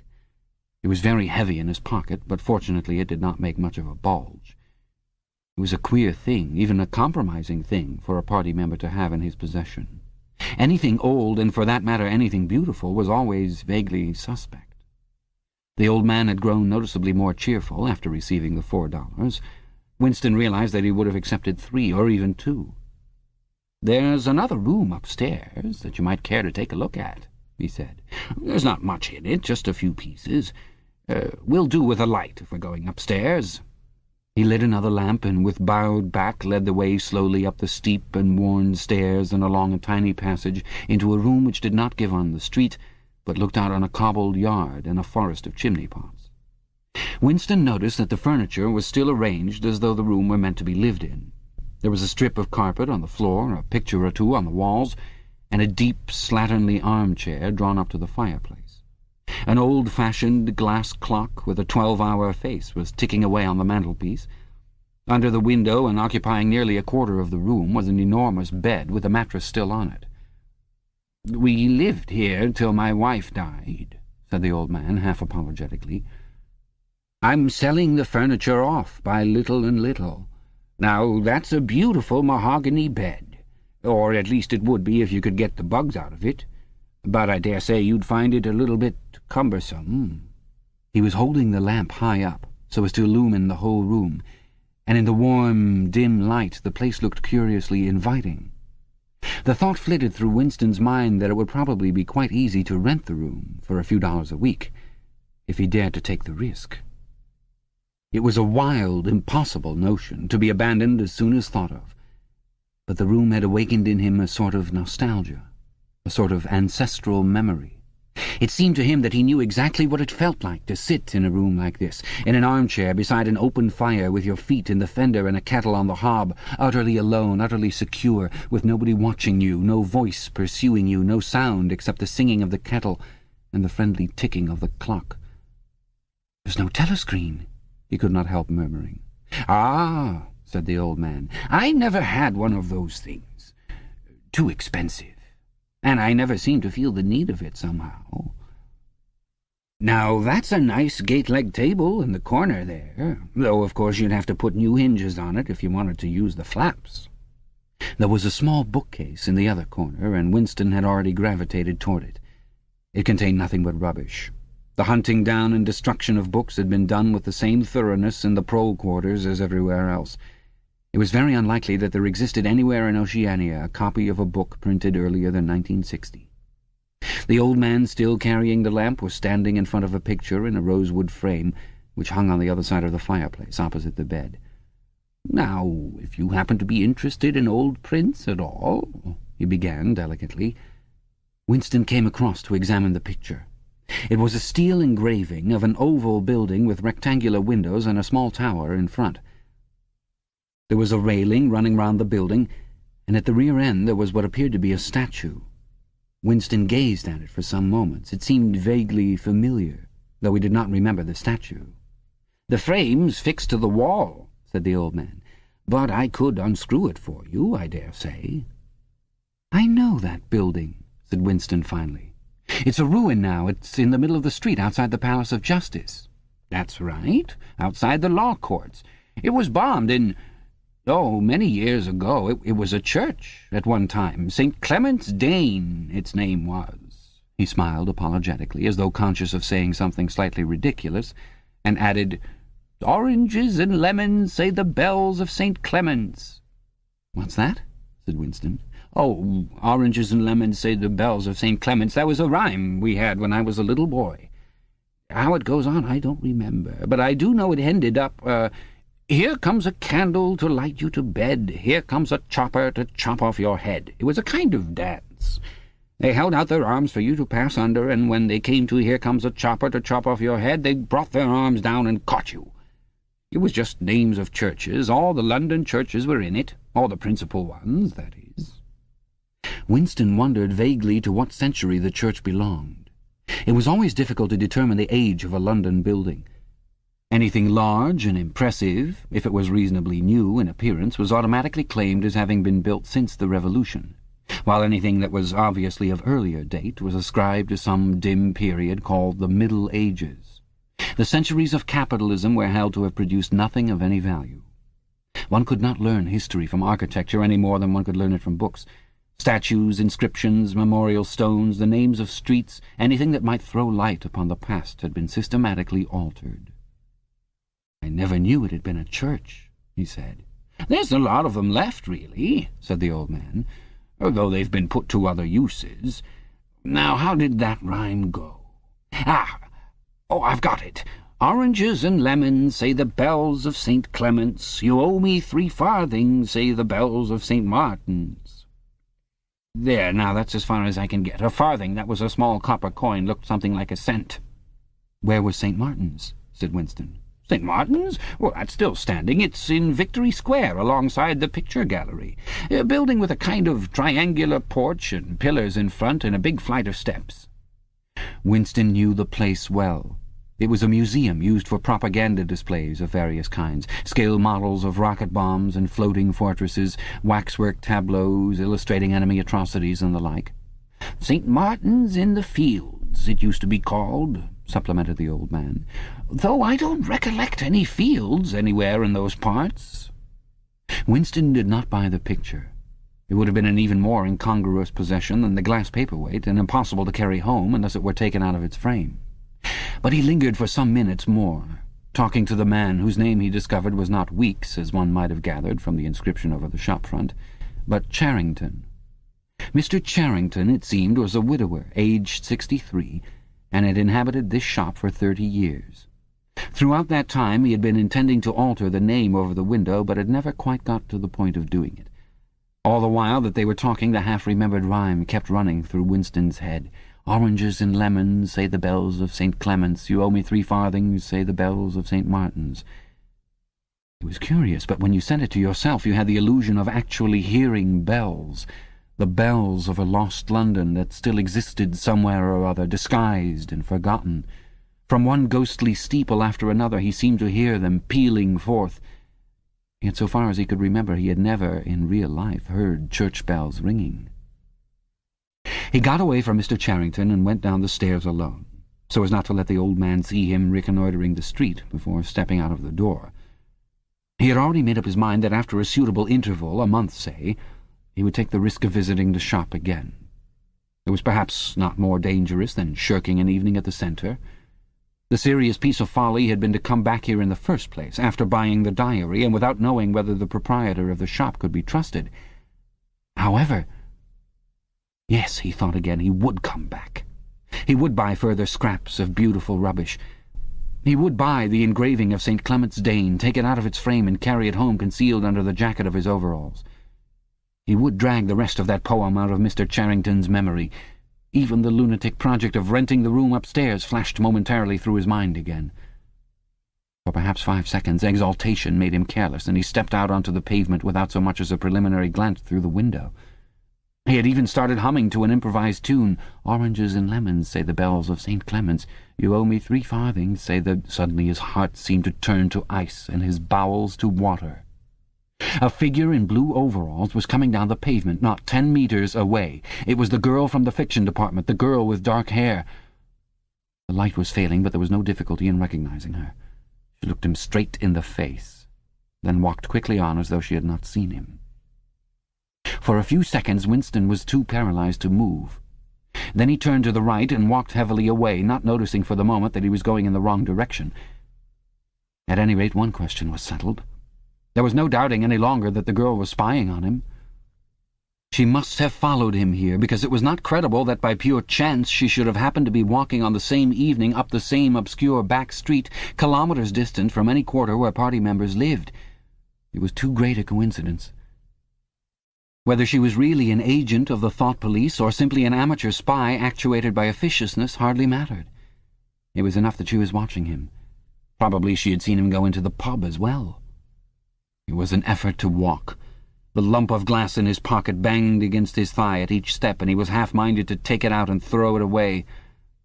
The worst thing was the pain in his belly. For a couple of minutes he had the feeling that he would die if he did not reach a lavatory soon. But there would be no public lavatories in a quarter like this. Then the spasm passed, leaving a dull ache behind. The street was a blind alley. Winston halted, stood for several seconds, wondering vaguely what to do, then turned round and began to retrace his steps. As he turned, it occurred to him that the girl had only passed him 3 minutes ago, and that by running he could probably catch up with her. He could keep on her track till they were in some quiet place, and then smash her skull in with a cobblestone. The piece of glass in his pocket would be heavy enough for the job. But he abandoned the idea immediately, because even the thought of making any physical effort was unbearable. He could not run, he could not strike a blow. Besides, she was young and lusty and would defend herself. He thought also of hurrying to the community centre and staying there till the place closed, so as to establish a partial alibi for the evening.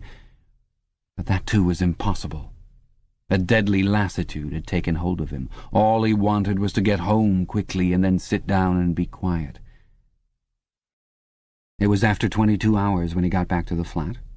The lights would be switched off at the main at 23:30. He went into the kitchen and swallowed nearly a teacupful of Victory gin. Then he went to the table in the alcove, sat down and took the diary out of the drawer. But he did not open it at once. From the telescreen a brassy female voice was squalling a patriotic song. He sat staring at the marbled cover of the book, trying without success to shut the voice out of his consciousness. It was at night that they came for you. Always at night. The proper thing was to kill yourself before they got you. Undoubtedly some people did so. Many of the disappearances were actually suicides. But it needed desperate courage to kill yourself in a world where firearms or any quick and certain poison were completely unprocurable. He thought with a kind of astonishment of the biological uselessness of pain and fear, the treachery of the human body which always freezes into inertia at exactly the moment when a special effort is needed. He might have silenced the dark-haired girl if only he had acted quickly enough, but precisely because of the extremity of his danger he had lost the power to act. It struck him that in moments of crisis one is never fighting against an external enemy, but always against one's own body. Even now, in spite of the gin, the dull ache in his belly made consecutive thought impossible. And it is the same, he perceived, in all seemingly heroic or tragic situations. On the battlefield, in the torture chamber, on a sinking ship, the issues that you are fighting for are always forgotten, because the body swells up until it fills the universe, and even when you are not paralyzed by fright or screaming with pain, life is a moment-to-moment struggle against hunger or cold or sleeplessness, against a sour stomach or an aching tooth. He opened the diary. It was important to write something down. The woman on the telescreen had started a new song. Her voice seemed to stick into his brain like jagged splinters of glass. He tried to think of O'Brien, for whom or to whom the diary was written, but instead he began thinking of the thing that would happen to him after the thought police took him away. It would not matter if they killed you at once. To be killed was what you expected. But before death nobody spoke of such things, yet everybody knew of them. There was the routine of confession that had to be gone through, the grovelling on the floor and screaming for mercy, the crack of broken bones, the smashed teeth and bloody clots of hair. Why did you have to endure it, since the end was always the same? Why was it not possible to cut a few days or weeks out of your life? Nobody ever escaped detection, and nobody ever failed to confess. When once you had succumbed to thought crime, it was certain that by a given date you would be dead. Why, then, did that horror which altered nothing have to lie embedded in future time? He tried, with a little more success than before, to summon up the image of O'Brien. "We shall meet in the place where there is no darkness," O'Brien had said to him. He knew what it meant, or thought he knew. The place where there is no darkness was the imagined future, which one would never see, but which, by foreknowledge, one could mystically share in. But with the voice from the telescreen nagging at his ears, he could not follow the train of thought further. He put a cigarette in his mouth. Half the tobacco promptly fell out onto his tongue, a bitter dust which was difficult to spit out again. The face of Big Brother swam into his mind, displacing that of O'Brien. Just as he had done a few days earlier, he slid a coin out of his pocket and looked at it. The face gazed up at him, heavy, calm, protecting. But what kind of smile was hidden beneath the dark mustache?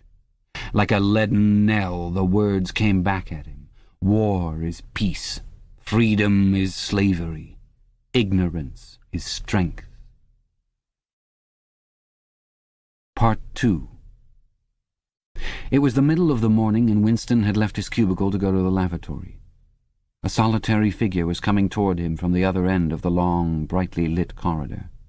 It was the girl with dark hair. 4 days had gone past since the evening when he had run into her outside the junk shop. As she came nearer, he saw that her right arm was in a sling, not noticeable at a distance because it was of the same color as her overalls. Probably she had crushed her hand while swinging round one of the big kaleidoscopes on which the plots of novels were roughed in. It was a common accident in the fiction department. They were perhaps 4 meters apart when the girl stumbled and fell almost flat on her face. A sharp cry of pain was wrung out of her. She must have fallen right on the injured arm. Winston stopped short. The girl had risen to her knees. Her face had turned a milky yellow color against which her mouth stood out redder than ever. Her eyes were fixed on his with an appealing expression that looked more like fear than pain. A curious emotion stirred in Winston's heart. In front of him was an enemy who was trying to kill him. In front of him also was a human creature, in pain and perhaps with a broken bone. Already he had instinctively started forward to help her. In the moment when he had seen her fall on the bandaged arm, it had been as though he felt the pain in his own body. "You're hurt?" he said. "It's nothing. My arm. It'll be all right in a second." She spoke as though her heart were fluttering. She had certainly turned very pale. "You haven't broken anything?" "No, I'm all right. It hurt for a moment, that's all." She held out her free hand to him, and he helped her up. She had regained some of her colour and appeared very much better. "It's nothing," she repeated shortly. "I only gave my wrist a bit of a bang. Thanks, comrade." And with that she walked on in the direction in which she had been going as briskly as though it had really been nothing. The whole incident could not have taken as much as half a minute. Not to let one's feelings appear in one's face was a habit that had acquired the status of an instinct, and in any case they had been standing straight in front of a telescreen when the thing happened. Nevertheless, it had been very difficult not to betray a momentary surprise, for in the 2 or 3 seconds while he was helping her up, the girl had slipped something into his hand. There was no question that she had done it intentionally. It was something small and flat. As he passed through the lavatory door, he transferred it to his pocket and felt it with the tips of his fingers. It was a scrap of paper folded into a square. While he stood at the urinal, he managed, with a little more fingering, to get it unfolded. Obviously there must be a message of some kind written on it. For a moment he was tempted to take it into one of the water closets and read it at once. But that would be shocking folly, as he well knew. There was no place where you could be more certain that the telescreens were watched continuously. He went back to his cubicle, sat down, threw the fragment of paper casually among the other papers on the desk, put on his spectacles, and hitched the speakwrite toward him. 5 minutes, he told himself, 5 minutes at the very least. His heart bumped in his breast with frightening loudness. Fortunately, the piece of work he was engaged on was mere routine, the rectification of a long list of figures not needing close attention. Whatever was written on the paper, it must have some kind of political meaning. So far as he could see, there were 2 possibilities. One, much the more likely, was that the girl was an agent of the thought police, just as he had feared. He did not know why the thought police should choose to deliver their messages in such a fashion, but perhaps they had their reasons. The thing that was written on the paper might be a threat, a summons, an order to commit suicide, a trap of some description. But there was another, wilder possibility that kept raising its head, though he tried vainly to suppress it. This was that the message did not come from the thought police at all, but from some kind of underground organization. Perhaps the Brotherhood existed after all. Perhaps the girl was part of it. No doubt the idea was absurd, but it had sprung into his mind in the very instant of feeling the scrap of paper in his hand. It was not till a couple of minutes later that the other, more probable explanation had occurred to him. And even now, though his intellect told him that the message probably meant death, still that was not what he believed. And the unreasonable hope persisted, and his heart banged, and it was with difficulty that it kept his voice from trembling as he murmured his figures into the speakwrite. He rolled up the completed bundle of work and slid it into the pneumatic tube. 8 minutes had gone by. He readjusted his spectacles on his nose, sighed, and drew the next batch of work toward him with the scrap of paper on top of it. He flattened it out. On it was written in large, unformed handwriting, "I love you." For several seconds he was too stunned even to throw the incriminating thing into the memory hole. When he did so, although he knew very well the danger of showing too much interest, he could not resist reading it once again, just to make sure that the words were really there. For the rest of the morning it was very difficult to work.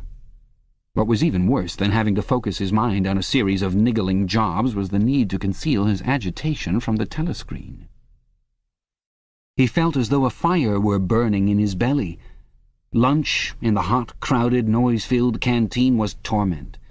He had hoped to be alone for a little while during the lunch hour, but as bad luck would have it, the imbecile Parsons flopped down beside him, the tang of his sweat almost defeating the tinny smell of stew, and kept up a stream of talk about the preparations for Hate Week. He was particularly enthusiastic about a papier-mâché model of Big Brother's head 2 meters wide, which was being made for the occasion by his daughter's troop of spies. The irritating thing was that in the racket of voices Winston could hardly hear what Parsons was saying, and was constantly having to ask for some fatuous remark to be repeated. Just once he caught a glimpse of the girl, at a table with two other girls at the far end of the room. She appeared not to have seen him, and he did not look in that direction again. The afternoon was more bearable. Immediately after lunch there arrived a delicate, difficult piece of work, which would take several hours and necessitated putting everything else aside. It consisted in falsifying a series of production reports of 2 years ago in such a way as to cast discredit on a prominent member of the inner party who was now under a cloud. This was the kind of thing that Winston was good at, and for more than 2 hours he succeeded in shutting the girl out of his mind altogether. Then the memory of her face came back, and with it a raging, intolerable desire to be alone. Until he could be alone, it was impossible to think this new development out. Tonight was one of his nights at the community centre. He wolfed another tasteless meal in the canteen, hurried off to the centre, took part in the solemn foolery of a discussion group, played 2 games of table tennis, swallowed several glasses of gin, and sat for half an hour through a lecture entitled Ingsoc in Relation to Chess. His soul writhed with boredom, but for once he had had no impulse to shirk his evening at the centre. At the sight of the words, "I love you," the desire to stay alive had welled up in him, and the taking of minor risks suddenly seemed stupid. It was not till 23 hours, when he was home and in bed, and in the darkness, where you were safe even from the telescreen so long as you kept silent, that he was able to think continuously. It was a physical problem that had to be solved: how to get in touch with the girl and arrange a meeting. He did not consider any longer the possibility that she might be laying some kind of trap for him. He knew that it was not so because of her unmistakable agitation when she handed him the note. Obviously she had been frightened out of her wits, as well she might be. Nor did the idea of refusing her advances even cross his mind. Only 5 nights ago he had contemplated smashing her skull in with a cobblestone, but that was of no importance. He thought of her naked, youthful body as he had seen it in his dream. He had imagined her a fool like all the rest of them, her head stuffed with lies and hatred, her belly full of ice. A kind of fever seized him at the thought that he might lose her, the white, youthful body might slip away from him. What he feared more than anything else was that she would simply change her mind if he did not get in touch with her quickly. But the physical difficulty of meeting was enormous. It was like trying to make a move at chess when you were already mated. Whichever way you turned, the telescreen faced you. Actually, all the possible ways of communicating with her had occurred to him within 5 minutes of reading the note, but now, with time to think, he went over them one by one, as though laying out a row of instruments on a table. Obviously, the kind of encounter that had happened this morning could not be repeated. If she had worked in the records department, it might have been comparatively simple, but he had only a very dim idea whereabouts in the building the fiction department lay, and he had no pretext for going there. If he had known where she lived, and at what time she left work, he could have contrived to meet her somewhere on her way home. But to try to follow her home was not safe, because it would mean loitering about outside the ministry, which was bound to be noticed. As for sending a letter through the mails, it was out of the question. By a routine that was not even secret, all letters were opened in transit. Actually, few people ever wrote letters. For the message that it was occasionally necessary to send, there were printed postcards with long lists of phrases, and you struck out the ones that were inapplicable. In any case, he did not know the girl's name, let alone her address. Finally, he decided that the safest place was the canteen. If he could get her at a table by herself, somewhere in the middle of the room, not too near the telescreens, and with a sufficient buzz of conversation all round, if these conditions endured for, say, 30 seconds, it might be possible to exchange a few words. For a week after this, life was like a restless dream. On the next day she did not appear in the canteen until he was leaving it, the whistle having already blown. Presumably she had been changed onto a later shift. They passed each other without a glance. On the day after that she was in the canteen at the usual time, but with 3 other girls and immediately under a telescreen. Then for 3 dreadful days she did not appear at all. His whole mind and body seemed to be afflicted with an unbearable sensitivity, a sort of transparency, which made every movement, every sound, every contact, every word that he had to speak or listen to an agony. Even in his sleep he could not altogether escape from her image. He did not touch the diary during those days.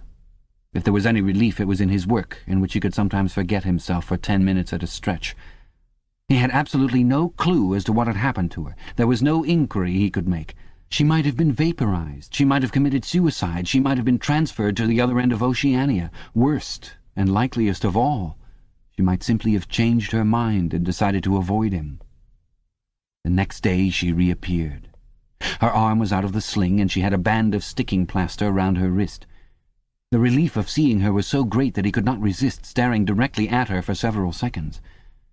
On the following day he very nearly succeeded in speaking to her. When he came into the canteen, she was sitting at a table well out from the wall and was quite alone.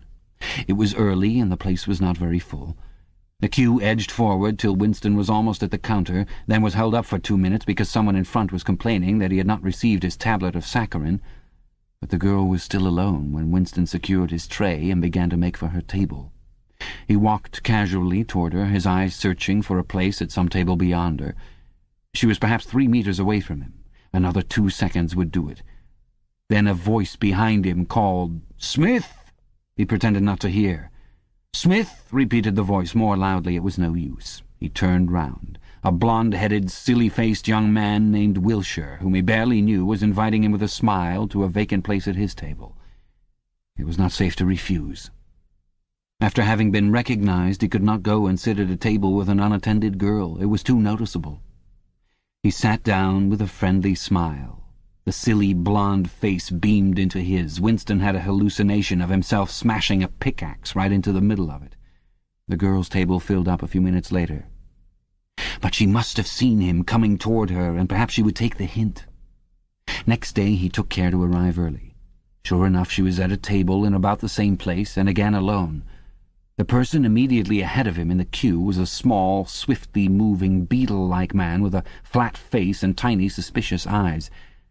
As Winston turned away from the counter with his tray, he saw that the little man was making straight for the girl's table. His hopes sank again. There was a vacant place at a table farther away, but something in the little man's appearance suggested that he would be sufficiently attentive to his own comfort to choose the emptiest table. With ice at his heart, Winston followed. It was no use unless he could get the girl alone. At this moment there was a tremendous crash. The little man was sprawling on all fours. His tray had gone flying. 2 streams of soup and coffee were flowing across the floor. He started to his feet with a malignant glance at Winston, whom he evidently suspected of having tripped him up. But it was all right. 5 seconds later, with a thundering heart, Winston was sitting at the girl's table. He did not look at her. He unpacked his tray and promptly began eating. It was all important to speak at once before anyone else came, but now a terrible fear had taken possession of him. A week had gone by since she had first approached. She would have changed her mind. She must have changed her mind. It was impossible that this affair should end successfully. Such things did not happen in real life. He might have flinched altogether from speaking if at this moment he had not seen Ampleforth, the hairy-eared poet, wandering limply round the room with a tray looking for a place to sit down. In his vague way, Ampleforth was attached to Winston and would certainly sit down at his table if he caught sight of him. There was perhaps a minute in which to act. Both Winston and the girl were eating steadily. The stuff they were eating was a thin stew, actually a soup of haricot beans. In a low murmur, Winston began speaking. Neither of them looked up. Steadily they spooned the watery stuff into their mouths, and between spoonfuls exchanged the few necessary words in low, expressionless voices. "What time do you leave work?" 18:30. "Where can we meet?" "Victory Square, near the monument. It's full of telescreens. It doesn't matter if there's a crowd." "Any signal?" "No. Don't come up to me until you see me among a lot of people. And don't look at me, just keep somewhere near me." "What time?" 19 hours. "All right." Ampleforth failed to see Winston and sat down at another table. The girl finished her lunch quickly and made off, while Winston stayed to smoke a cigarette. They did not speak again, and so far as it was possible for 2 people sitting on opposite sides of the same table, they did not look at one another. Winston was in Victory Square before the appointed time. He wandered around the base of the enormous fluted column, at the top of which Big Brother's statue gazed southward toward the skies where he had vanquished the Eurasian airplanes, the East Asian airplanes it had been a few years ago, in the Battle of Airstrip One.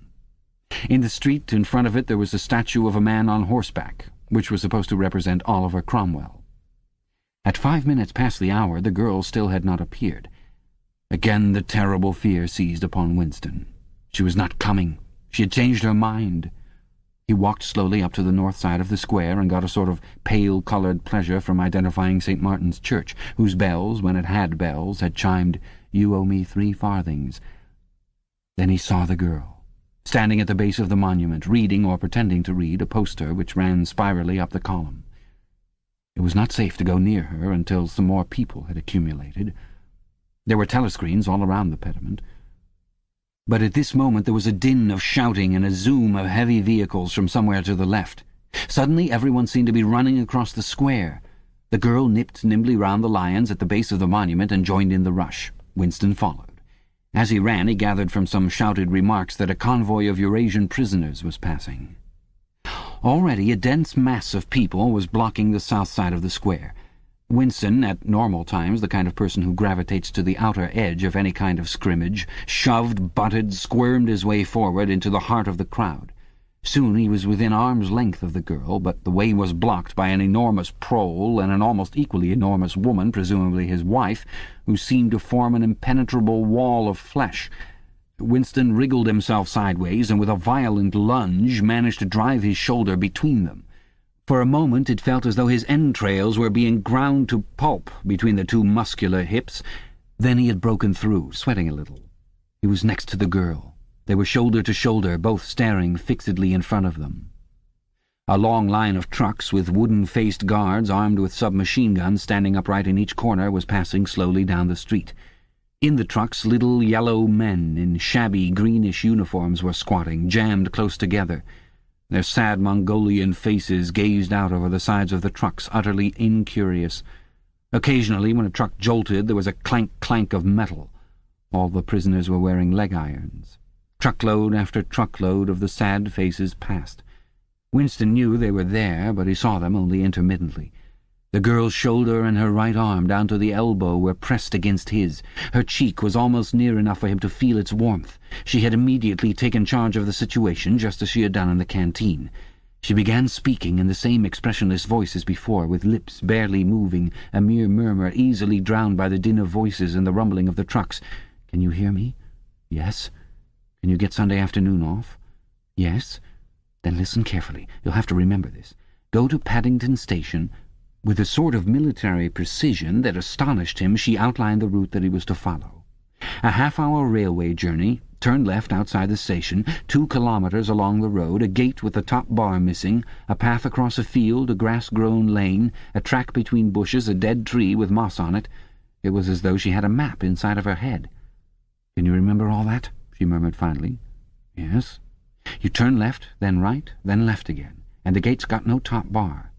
"Yes. What time?" "About 15. You may have to wait. I'll get there by another way. Are you sure you remember everything?" "Yes." "Get away from me as quick as you can." She need not have told him that, but for the moment they could not extricate themselves from the crowd. The trucks were still filing past, the people still insatiably gaping. At the start there had been a few boos and hisses, but it came only from the party members among the crowd and had soon stopped. The prevailing emotion was simply curiosity. Foreigners, whether from Eurasia or from East Asia, were a kind of strange animal. One literally never saw them, except in the guise of prisoners, and even as prisoners one never got more than a momentary glimpse of them. Nor did one know what became of them. Apart from the few who were hanged as war criminals, the others simply vanished, presumably into forced labour camps. The round Mongol faces had given way to faces of a more European type, dirty, bearded, and exhausted. From over scrubby cheekbones, eyes looked into Winston, sometimes with strange intensity, and flashed away again. The convoy was drawing to an end. In the last truck he could see an aged man, his face a mass of grizzled hair, standing upright with wrists crossed in front of him as though he were used to having them bound together. It was almost time for Winston and the girl to part. But at the last moment, while the crowd still hemmed them in, her hand felt for his and gave it a fleeting squeeze. It could not have been 10 seconds, and yet it seemed a long time that their hands were clasped together. He had time to learn every detail of her hand. He explored the long fingers, the shapely nails, the work-hardened palm with its row of calluses, the smooth flesh under the wrist.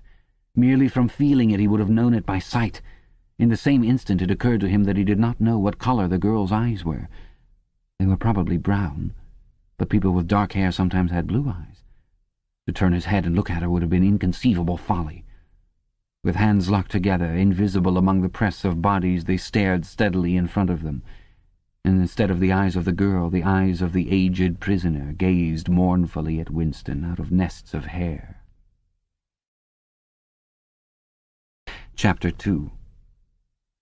Winston picked his way up the lane through dappled light and shade, stepping out into pools of gold whenever the boughs parted. Under the trees to the left of them the ground was misty with bluebells. The air seemed to kiss one's skin. It was the 2nd of May. From somewhere deeper in the heart of the wood came the droning of ring-doves. He was a bit early. There had been no difficulties about the journey, and the girl was so evidently experienced that he was less frightened than he would normally have been. Presumably she could be trusted to find a safe place. In general, you could not assume that you were much safer in the country than in London. There were no telescreens, of course, but there was always the danger of concealed microphones, by which your voice might be picked up and recognized. Besides, it was not easy to make a journey by yourself without attracting attention. For distances of less than 100 kilometers it was not necessary to get your passport endorsed. But sometimes there were patrols hanging about the railway stations who examined the papers of any party member they found there and asked awkward questions. However, no patrols had appeared, and on the walk from the station he had made sure by cautious backward glances that he was not being followed. The train was full of proles, in holiday mood because of the summery weather. The wooden-seated carriage in which he travelled was filled to overflowing by a single enormous family ranging from a toothless great-grandmother to a month-old baby, going out to spend an afternoon with in-laws in the country, and, as they freely explained to Winston, to get hold of a little black-market butter. The lane widened, and in a minute he came to the footpath she had told him of, a mere cattle track which plunged between the bushes. He had no watch, but it could not be 15 yet. The bluebells were so thick underfoot that it was impossible not to tread on them. He knelt down and began picking some, partly to pass the time away, but also from a vague idea that he would like to have a bunch of flowers to offer to the girl when they met. He had got together a big bunch and was smelling their faint, sickly scent, and a sound at his back froze him, the unmistakable crackle of a foot on twigs. He went on picking bluebells. It was the best thing to do. It might be the girl, or he might have been followed after all. To look round was to show guilt. He picked another, and another. A hand fell lightly on his shoulder. He looked up. It was the girl. She shook her head, evidently as a warning that he must keep silent, then parted the bushes and quickly led the way along the narrow track into the wood. Obviously she had been that way before, for she dodged the boggy pits as though by habit. Winston followed, still clasping his bunch of flowers. His first feeling was relief, but as he watched the strong, slender body moving in front of him, with the scarlet sash that was just tight enough to bring out the curve of her hips, the sense of his own inferiority was heavy upon him. Even now it seemed quite likely that when she turned round and looked at him, she would draw back after all. The sweetness of the air and the greenness of the leaves daunted him. Already on the walk from the station the May sunshine had made him feel dirty and etiolated, a creature of indoors with the sooty dust of London in the pores of his skin. It occurred to him that till now she had probably never seen him in broad daylight in the open. They came to the fallen tree that she had spoken of. The girl hopped over and forced apart the bushes, in which there did not seem to be an opening. When Winston followed her, he found that they were in a natural clearing, a tiny, grassy knoll surrounded by tall saplings that shut it in completely. The girl stopped and turned. "Here we are," she said. He was facing her at several paces' distance. As yet he did not dare move nearer to her. "I didn't want to say anything in the lane," she went on, "in case there's a mic hidden there. I don't suppose there is, but there could be. There's always the chance of one of those swine recognizing your voice. We're all right here." He still had not the courage to approach her. "We're all right here?" he repeated stupidly. "Yes, look at the trees." They were small ashes, which at some time had been cut down and had sprouted up again into a forest of poles, none of them thicker than one's wrist. "There's nothing big enough to hide a mic in. Besides, I've been here before." They were only making conversation. He had managed to move closer to her now. She stood before him very upright, with a smile on her face that looked faintly ironical, as though she were wondering why he was so slow to act. The bluebells had cascaded onto the ground. They seemed to have fallen of their own accord. He took her hand. "Would you believe," he said, "that till this moment I didn't know what colour your eyes were?" They were brown, he noted, a rather light shade of brown, with dark lashes. "Now that you've seen what I'm really like, can you still bear to look at me?" "Yes, easily. I'm 39 years old. I've got a wife that I can't get rid of. I've got varicose veins. I've got 5 false teeth." "I couldn't care less," said the girl. The next moment, it was hard to say by whose act, she was in his arms. At the beginning he had no feeling except sheer incredulity. The youthful body was strained against his own, the mass of dark hair was against his face, and yes, actually she had turned her face up and he was kissing the wide red mouth. She had clasped her arms about his neck. She was calling him darling, precious one, loved one. He had pulled her down to the ground. She was utterly unresisting. He could do what he liked with her. But the truth was that he had no physical sensation except that of mere contact. All he felt was incredulity and pride. He was glad that this was happening, but he had no physical desire. It was too soon. Her youth and prettiness had frightened him. He was too much used to living without women. He did not know the reason. The girl picked herself up and pulled a bluebell out of her hair. She sat against him, putting her arm round his waist. "Never mind, dear. There's no hurry. We've got the whole afternoon. Isn't this a splendid hideout? I found it when I got lost once on a community hike. If anyone was coming, you could hear them 100 meters away." "What is your name?" said Winston. "Julia. I know yours. It's Winston. Winston Smith. How did you find that out?" "I expect I'm better at finding things out than you are, dear. Tell me, what did you think of me before that day I gave you the note?" He did not feel any temptation to tell lies to her. It was even a sort of love-offering to start off by telling the worst. "I hated the sight of you," he said. "I wanted to rape you and then murder you afterwards. 2 weeks ago I thought seriously of smashing your head in with a cobblestone. If you really want to know, I imagined that you had something to do with the thought police." The girl laughed delightedly, evidently taking this as a tribute to the excellence of her disguise. "Not the thought police? You didn't honestly think that?" "Well, perhaps not exactly that. But from your general appearance, merely because you're young and fresh and healthy, you understand, I thought that probably you thought I was a good party member, pure in word and deed. Banners, processions, slogans, games, community hikes, all that stuff. And you thought that if I had a quarter of a chance I'd denounce you as a thought criminal and get you killed off?" "Yes, something of that kind. A great many young girls are like that, you know." "It's this bloody thing that does it," she said, ripping off the scarlet sash of the Junior Anti-Sex League and flinging it onto a bough. Then, as though touching her waist had reminded her of something, she felt in the pocket of her overalls and produced a small slab of chocolate. She broke it in half and gave one of the pieces to Winston. Even before he had taken it, he knew by the smell that it was very unusual chocolate. It was dark and shiny and was wrapped in silver paper. Chocolate normally was dull, brown, crumbly stuff that tasted, as nearly as one could describe it, like the smoke of a rubbish fire. But at some time or another he had tasted chocolate like the piece she had given him. The first whiff of its scent had stirred up some memory which he could not pin down, but which was powerful and troubling. "Where did you get this stuff?" he said. "Black market," she said indifferently. "Actually, I am that sort of girl to look at. I'm good at games. I was a troop leader in the Spies. I do voluntary work 3 evenings a week for the Junior Anti-Sex League. Hours and hours I've spent pasting their bloody rot all over London. I always carry one end of a banner in the processions. I always look cheerful, and I never shirk anything. Always yell with the crowd, that's what I say. It's the only way to be safe." The first fragment of chocolate had melted on Winston's tongue. The taste was delightful.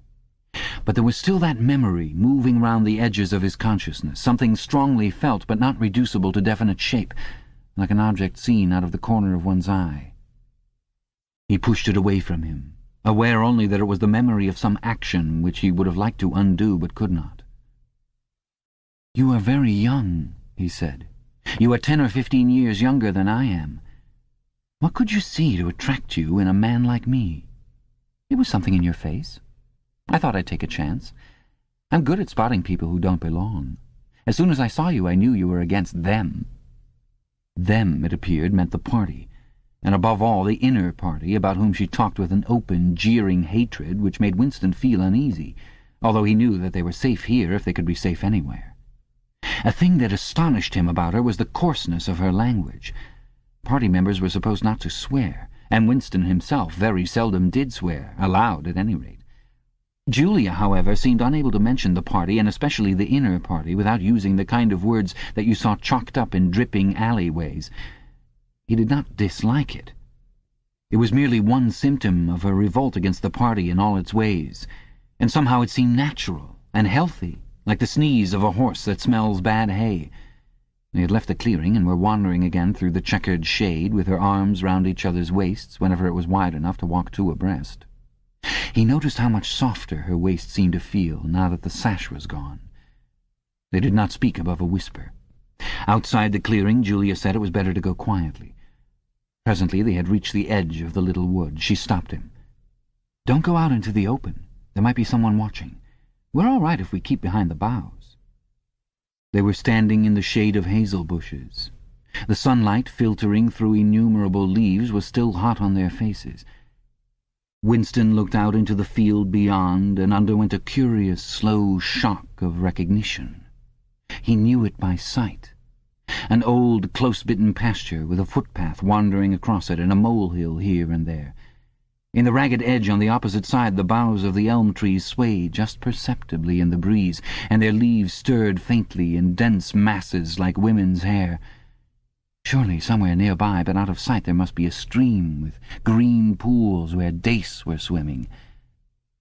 "Isn't there a stream somewhere near here?" he whispered. "That's right, there is a stream. It's at the edge of the next field, actually. There are fish in it, great big ones. You can watch them lying in the pools under the willow trees, waving their tails." "It's the golden country, almost," he murmured. "The golden country? Oh, it's nothing, really, a landscape I've seen sometimes in a dream." "Look!" whispered Julia. A thrush had alighted on a bough not 5 meters away, almost at the level of their faces. Perhaps they had not seen them. It was in the sun, they in the shade. It spread out its wings, fitted them carefully into place again, ducked its head for a moment, as though making a sort of obeisance to the sun, and then began to pour forth a torrent of song.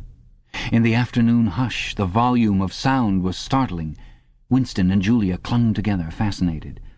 The music went on, minute after minute, with astonishing variations, never once repeating itself, almost as though the bird were deliberately showing off its virtuosity. Sometimes it stopped for a few seconds, spread out and resettled its wings, then swelled its speckled breast and again burst into song. Winston watched it with a sort of vague reverence. For whom, for what was that bird singing? No mate, no rival was watching it. What made it sit at the edge of the lonely wood and pour its music into nothingness? He wondered whether after all there was a microphone hidden somewhere near. He and Julia had only spoken in low whispers, and it would not pick up what they had said, but it would pick up the thrush. Perhaps at the other end of the instrument some small beetle-like man was listening intently, listening to that. But by degrees the flood of music drove all speculations out of his mind. It was as though it were a kind of liquid stuff that poured all over him and got mixed up with the sunlight that filtered through the leaves. He stopped thinking and merely felt. The girl's waist in the bend of his arm was soft and warm. He pulled her round so that they were breast to breast.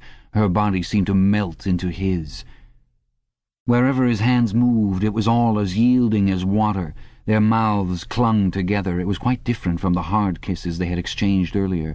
When they moved their faces apart again, both of them sighed deeply. The bird took fright and fled with a clatter of wings. Winston put his lips against her ear. "Now," he whispered. "Not here," she whispered back. "Come back to the hideout. It's safer." Quickly, with an occasional crackle of twigs, they threaded their way back to the clearing. When they were once inside the ring of saplings, she turned and faced him. They were both breathing fast, but the smile had reappeared round the corners of her mouth. She stood looking at him for an instant, then felt at the zipper of her overalls. And yes, it was almost as in his dream. Almost as swiftly as he had imagined it, she had torn her clothes off, and when she flung them aside it was with that same magnificent gesture by which a whole civilization seemed to be annihilated. Her body gleamed white in the sun. But for a moment he did not look at her body. His eyes were anchored by the freckled face with its faint, bold smile. He knelt down before her and took her hands in his. "Have you done this before?" "Of course. Hundreds of times. Well, scores of times, anyway." "With party members?" "Yes, always with party members." "With members of the inner party?" "Not with those swine, no. But there's plenty that would, if they got half a chance. They're not so holy as they make out." His heart leapt. Scores of times she had done it. He wished it had been hundreds, thousands. Anything that hinted at corruption always filled him with a wild hope. Who knew? Perhaps the party was rotten under the surface, its cult of strenuousness and self-denial simply a sham concealing iniquity. If he could have infected the whole lot of them with leprosy or syphilis, how gladly he would have done so. Anything to rot, to weaken, to undermine. He pulled her down so that they were kneeling face to face. "Listen. The more men you've had, the more I love you. Do you understand that?" "Yes, perfectly. I hate purity. I hate goodness. I don't want any virtue to exist anywhere. I want everyone to be corrupt to the bones." "Well, then, I ought to suit you, dear. I'm corrupt to the bones. You like doing this? I don't mean simply me. I mean the thing in itself. I adore it." That was above all what he wanted to hear. Not merely the love of one person, but the animal instinct, the simple, undifferentiated desire. That was the force that would tear the party to pieces. He pressed her down upon the grass among the fallen bluebells. This time there was no difficulty. Presently the rising and falling of their breasts slowed to normal speed, and in a sort of pleasant helplessness they fell apart. The sun seemed to have grown hotter. They were both sleepy. He reached out for the discarded overalls and pulled them partly over. Almost immediately they fell asleep and slept for about half an hour. Winston woke first. He sat and watched the freckled face, still peacefully asleep, pillowed on the palm of her hand. Except for her mouth, you could not call her beautiful. There was a line or two round the eyes if you looked closely. The short, dark hair was extraordinarily thick and soft. It occurred to him that he still did not know her surname or where she lived. The young, strong body, now helpless in sleep, awoke in him a pitying, protecting feeling. But the mindless tenderness that he had felt under the hazel tree while the thrush was singing had not quite come back. He pulled the overalls aside and studied her smooth white flank. In the old days he thought a man looked at a girl's body and saw that it was desirable, and that was the end of the story. But you could not have pure love or pure lust nowadays. No emotion was pure, because everything was mixed up with fear and hatred. Their embrace had been a battle, the climax of victory. It was a blow struck against the party. It was a political act. Chapter 3. "We can come here once again," said Julia. "It's generally safe to use any hideout twice, but not for another month or two, of course." As soon as she woke up, her demeanour had changed. She became alert and businesslike, put her clothes on, knotted the scarlet sash about her waist, and began arranging the details of the journey home. It seemed natural to leave this to her. She obviously had a practical cunning which Winston lacked, and she seemed also to have an exhaustive knowledge of the countryside round London, stored away from innumerable community hikes. The route she gave him was quite different from the one by which he had come, and brought him out at a different railway station. "Never go home the same way as you went out," she said, as though enunciating an important general principle. She would leave first, and Winston was to wait half an hour before following her. She had named the place where they could meet after work 4 evenings hence. It was a street in one of the poorer quarters, where there was an open market which was generally crowded and noisy. She would be hanging about among the stalls, pretending to be in search of the shoelaces or sewing thread. If she judged that the coast was clear, she would blow her nose when he approached. Otherwise he was to walk past her without recognition.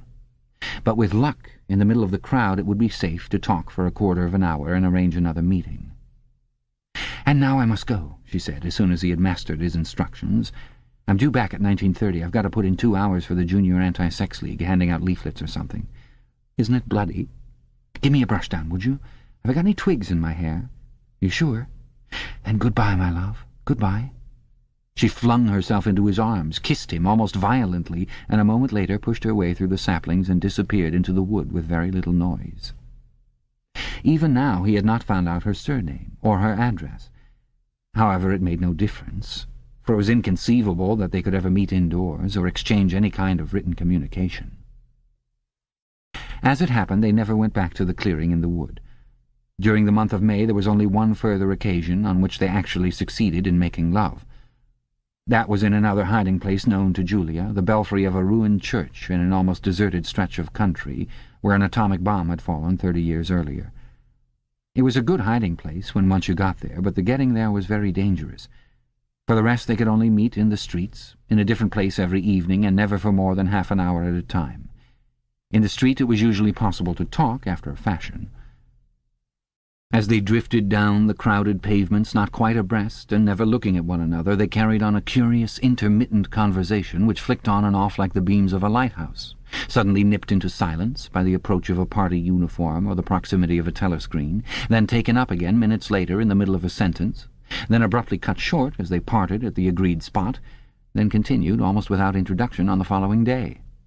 Julia appeared to be quite used to this kind of conversation, which she called talking by installments. She was also surprisingly adept at speaking without moving her lips.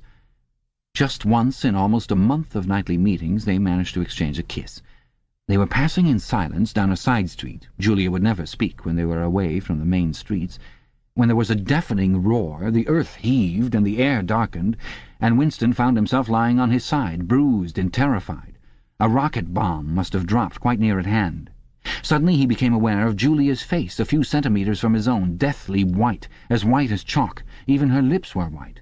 She was dead.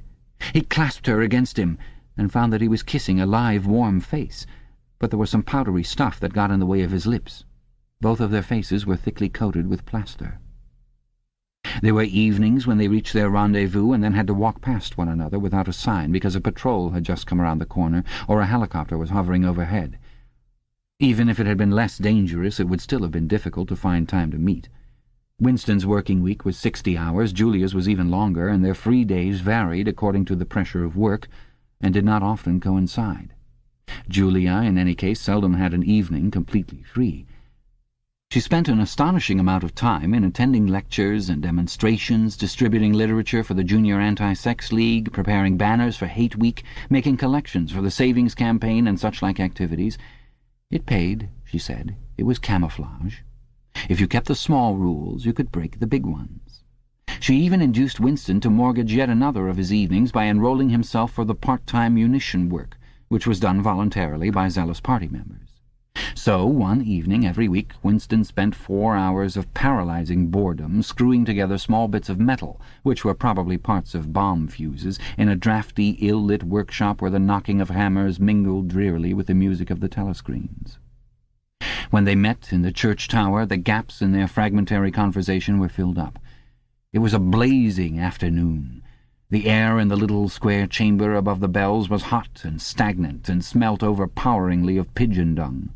They sat talking for hours on the dusty, twig-littered floor, one or other of them getting up from time to cast a glance through the narrow slits and make sure that no one was coming. Julia was 26 years old. She lived in a hostel with 30 other girls, always in the stink of women. "How I hate women," she said, parenthetically, and she worked, as he had guessed, on the novel-writing machines in the fiction department. She enjoyed her work, which consisted chiefly in running and servicing a powerful but tricky electric motor. She was, she said, not clever, but was fond of using her hands and felt at home with machinery. She could describe the whole process of composing a novel, from the general directive issued by the planning committee down to the final touching up by the rewrite squad. But she was not interested in the finished product. She didn't much care for reading, she said. Books were just a commodity that had to be produced, like jam or bootlaces. She had no memories of anything before the early 60s, and the only person she had ever known who talked frequently of the days before the Revolution was a grandfather who had disappeared when she was 8. At school she had been captain of the hockey team and had won the gymnastics trophy 2 years running. She had been a troop leader in the Spies and a branch secretary in the Youth League before joining the Junior Anti-Sex League.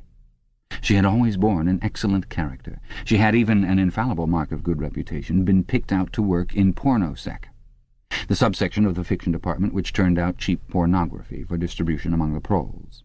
It was nicknamed Muck House by the people who worked in it, she remarked. There she had remained for a year, helping to produce booklets in sealed packets with titles like Spanking Stories or One Night in a Girls' School, to be bought furtively by proletarian youths who were under the impression that they were buying something illegal. "What are these books like?" said Winston curiously. "Oh, ghastly rubbish. They're boring, really. They only have 6 plots, but they swap them around a bit. Of course, I was only on the kaleidoscope, so I was never in the rewrite squad. I'm not literary, dear, not even enough for that." He learned with astonishment that all the workers in pornosec, except the head of the department, were girls.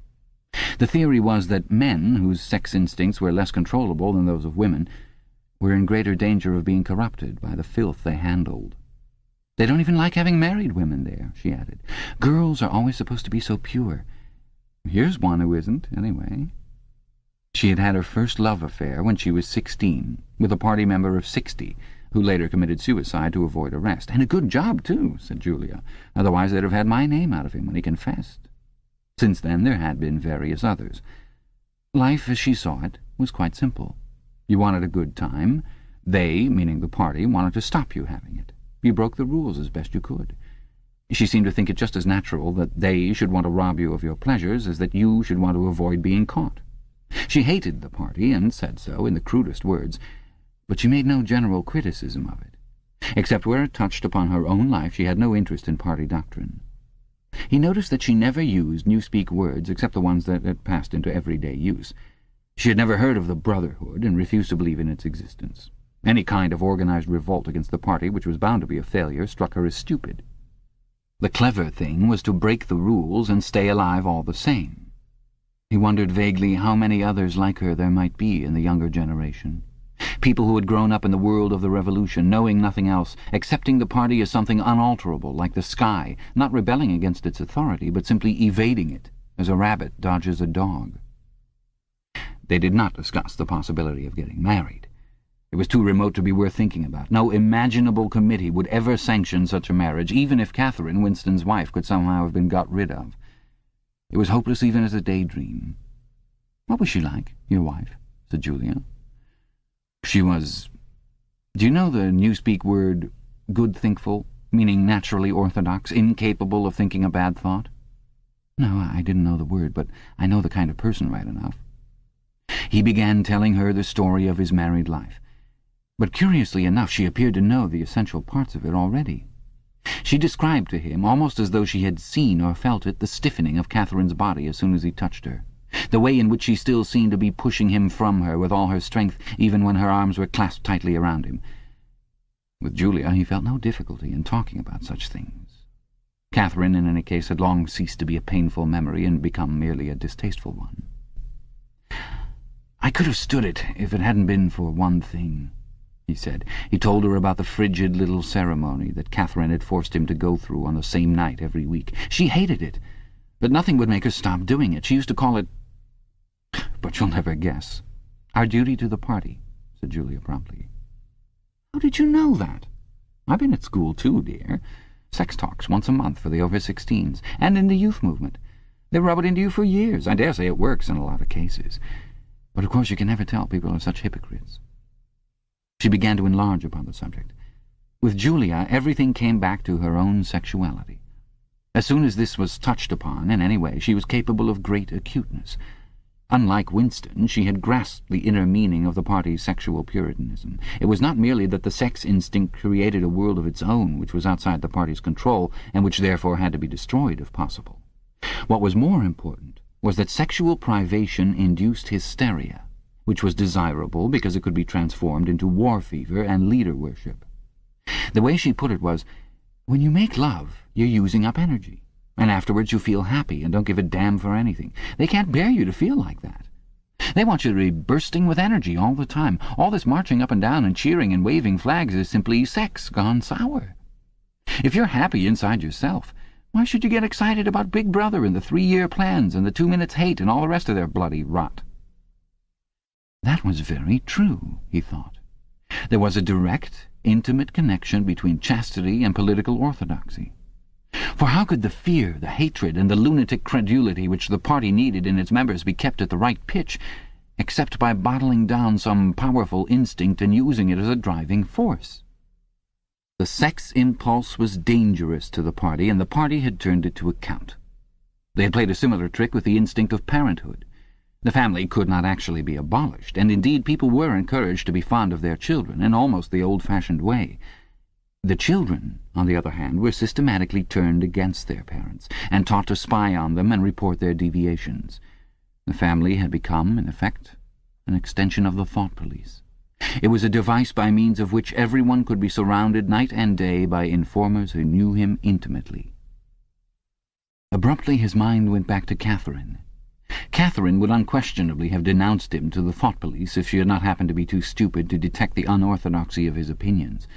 But what really recalled her to him at this moment was the stifling heat of the afternoon, which had brought the sweat out on his forehead. He began telling Julia of something that had happened, or rather had failed to happen, on another sweltering summer afternoon 11 years ago.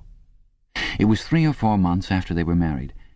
They had lost their way on a community hike somewhere in Kent. They had only lagged behind the others for a couple of minutes, but they took the wrong turning, and presently found themselves pulled up short by the edge of an old chalk quarry. It was a sheer drop of 10 or 20 metres, with boulders at the bottom. There was nobody of whom they could ask the way. As soon as she realized that they were lost, Catherine became very uneasy. To be away from the noisy mob of hikers even for a moment gave her a feeling of wrongdoing. She wanted to hurry back by the way they had come and start searching in the other direction. But at this moment Winston noticed some tufts of loosestrife growing in the cracks of the cliff beneath them. One tuft was of 2 colours, magenta and brick red, apparently growing on the same root. He had never seen anything of the kind before, and he called to Catherine to come and look at it. "Look, Catherine, look at those flowers. That clump down near the bottom, do you see they're 2 different colours?" She had already turned to go, but she did rather fretfully come back for a moment. She even leaned out over the cliff face to see where he was pointing. He was standing a little behind her, and he put his hand on her waist to steady her. At this moment it suddenly occurred to him how completely alone they were. There was not a human creature anywhere, not a leaf stirring, not even a bird awake. In a place like this, the danger that there would be a hidden microphone was very small, and even if there was a microphone, it would only pick up sounds. It was the hottest, sleepiest hour of the afternoon. The sun blazed down upon them, the sweat tickled his face, and the thought struck him, "Why didn't you give her a good shove?" said Julia. "I would have." "Yes, dear, you would have. I would have if I'd been the same person then as I am now. Or perhaps I would. I'm not certain. Are you sorry you didn't?" "Yes, on the whole, I'm sorry I didn't." They were sitting side by side on the dusty floor. He pulled her closer against him. Her head rested on his shoulder, the pleasant smell of her hair conquering the pigeon dung. She was very young, he thought. She still expected something from life. She did not understand that to push an inconvenient person over a cliff solves nothing. "Actually, it would have made no difference," he said. "Then why are you sorry you didn't do it?" "Only because I prefer a positive to a negative. In this game that we're playing, we can't win. Some kinds of failure are better than other kinds, that's all." He felt her shoulders give a wriggle of dissent. She always contradicted him when he said anything of this kind. She would not accept it as a law of nature that the individual is always defeated. In a way she realized that she herself was doomed, that sooner or later the thought police would catch her and kill her, but with another part of her mind she believed that it was somehow possible to construct a secret world in which you could live as you chose. All you needed was luck and cunning and boldness. She did not understand that there was no such thing as happiness, that the only victory lay in the far future, long after you were dead, that from the moment of declaring war on the party it was better to think of yourself as a corpse. "We are the dead," he said. "We're not dead yet," said Julia prosaically. "Not physically. 6 months, a year, 5 years, conceivably. I am afraid of death. You are young, so presumably you are more afraid of it than I am. Obviously we shall put it off as long as we can, but it makes very little difference. So long as human beings stay human, death and life are the same thing." "Oh, rubbish!" Which would you sooner sleep with, me or a skeleton? Don't you enjoy being alive? Don't you like feeling? This is me, this is my hand, this is my leg. I'm real, I'm solid, I'm alive. Don't you like this?" She twisted herself round and pressed her bosom against him. He could feel her breasts, ripe yet firm, through her overalls. Her body seemed to be pouring some of its youth and vigour into his. "Yes, I like that," he said.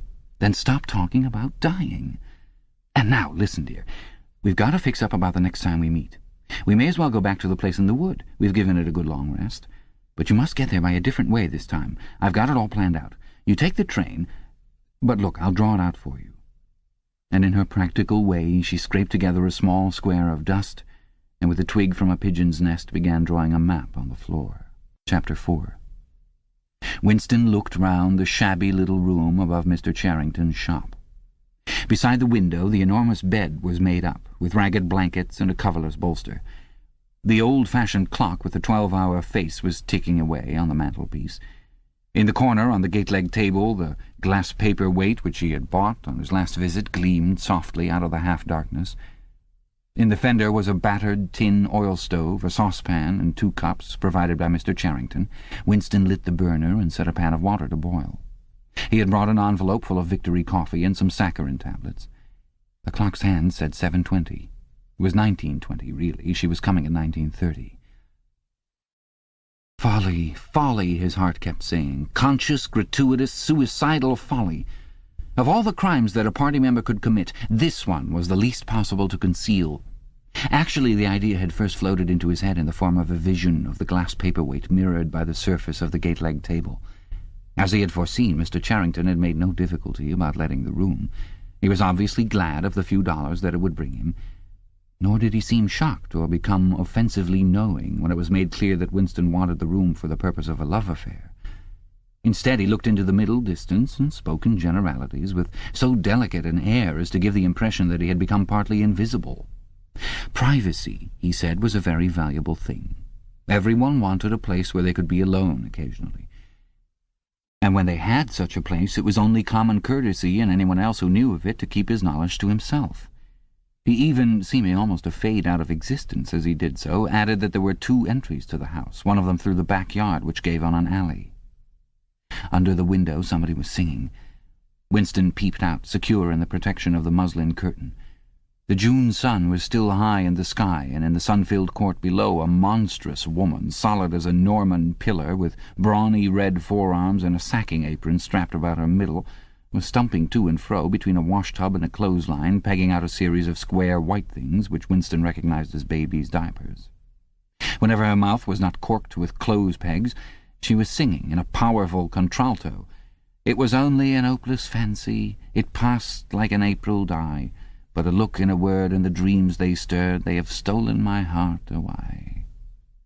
The tune had been haunting London for weeks past. It was one of countless similar songs published for the benefit of the proles by a subsection of the music department. The words of these songs were composed without any human intervention whatever on an instrument known as a versificator, but the woman sang so tunefully as to turn the dreadful rubbish into an almost pleasant sound.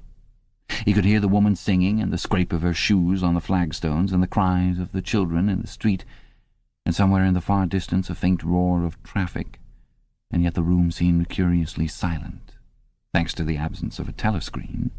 Folly, folly, folly, he thought again. It was inconceivable that they could frequent this place for more than a few weeks without being caught. But the temptation of having a hiding-place that was truly their own, indoors and near at hand, had been too much for both of them. For some time after their visit to the church belfry, it had been impossible to arrange meetings. Working hours had been drastically increased in anticipation of Hate Week. It was more than a month distant, but the enormous, complex preparations that it entailed were throwing extra work onto everybody. Finally, both of them managed to secure a free afternoon on the same day. They had agreed to go back to the clearing in the wood. On the evening beforehand they met briefly in the street. As usual, Winston hardly looked at Julia as they drifted toward one another in the crowd, but from the short glance he gave her it seemed to him that she was paler than usual. "It's all off," she murmured as soon as she judged it safe to speak. "Tomorrow, I mean." "What?" "Tomorrow afternoon. I can't come." "Why not?" "Oh, the usual reason. It started early this time."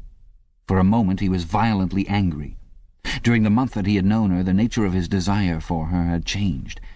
At the beginning there had been little true sensuality in it. Their first love-making had been simply an act of the will. But after the second time it was different.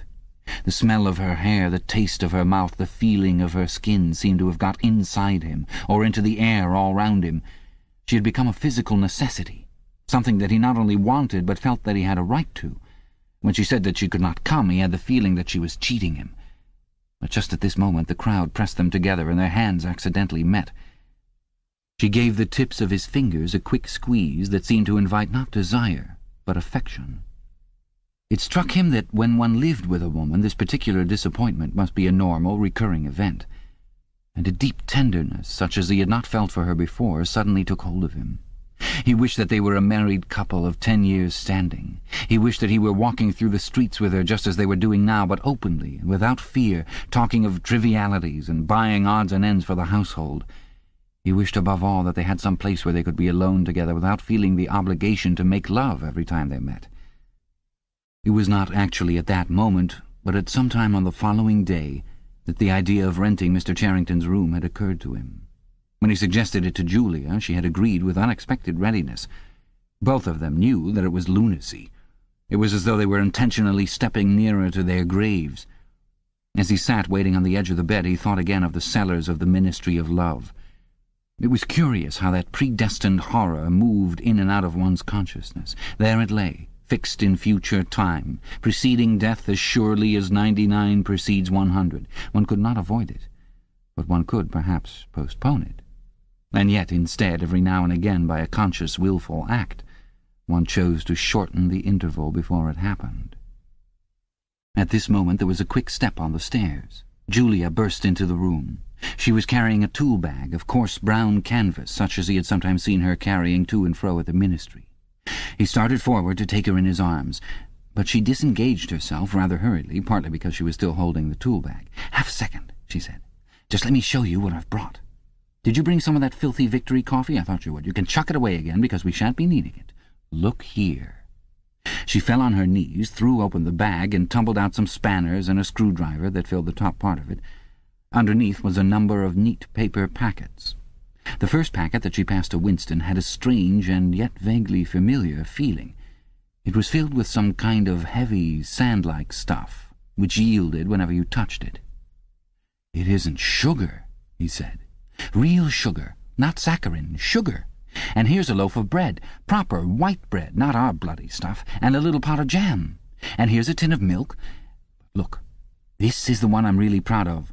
I had to wrap a bit of sacking around it because—" But she did not need to tell him why she had wrapped it up. The smell was already filling the room, a rich, hot smell which seemed like an emanation from his early childhood, but which one did occasionally meet with even now, blowing down a passageway before a door slammed, or diffusing itself mysteriously in a crowded street, sniffed for an instant, and then lost again. "It's coffee," he murmured. "Real coffee. It's inner-party coffee. There's a whole kilo here," she said. "How did you manage to get hold of all these things? It's all inner-party stuff. There's nothing those swine don't have, nothing. But of course waiters and servants and people pinch things. And look, I got a little packet of tea as well." Winston had squatted down beside her. He tore open a corner of the packet. "It's real tea, not blackberry leaves. There's been a lot of tea about lately. They've captured India or something," she said vaguely. "But listen, dear, I want you to turn your back on me for 3 minutes. Go and sit on the other side of the bed, don't go too near the window, and don't turn round till I tell you." Winston gazed abstractedly through the muslin curtain. Down in the yard the red-armed woman was still marching to and fro between the wash-tub and the line. She took 2 more pegs out of her mouth and sang with deep feeling. "They say that time heals all things. They say you can always forget. But the smiles and the tears across the years, they twist my heartstrings yet." She knew the whole drivelling song by heart, it seemed. Her voice floated upward with a sweet summer air, very tuneful, charged with a sort of happy melancholy. One had the feeling that she would have been perfectly content if the June evening had been endless and the supply of clothes exhaustible, to remain there for 1,000 years, pegging out diapers and singing rubbish.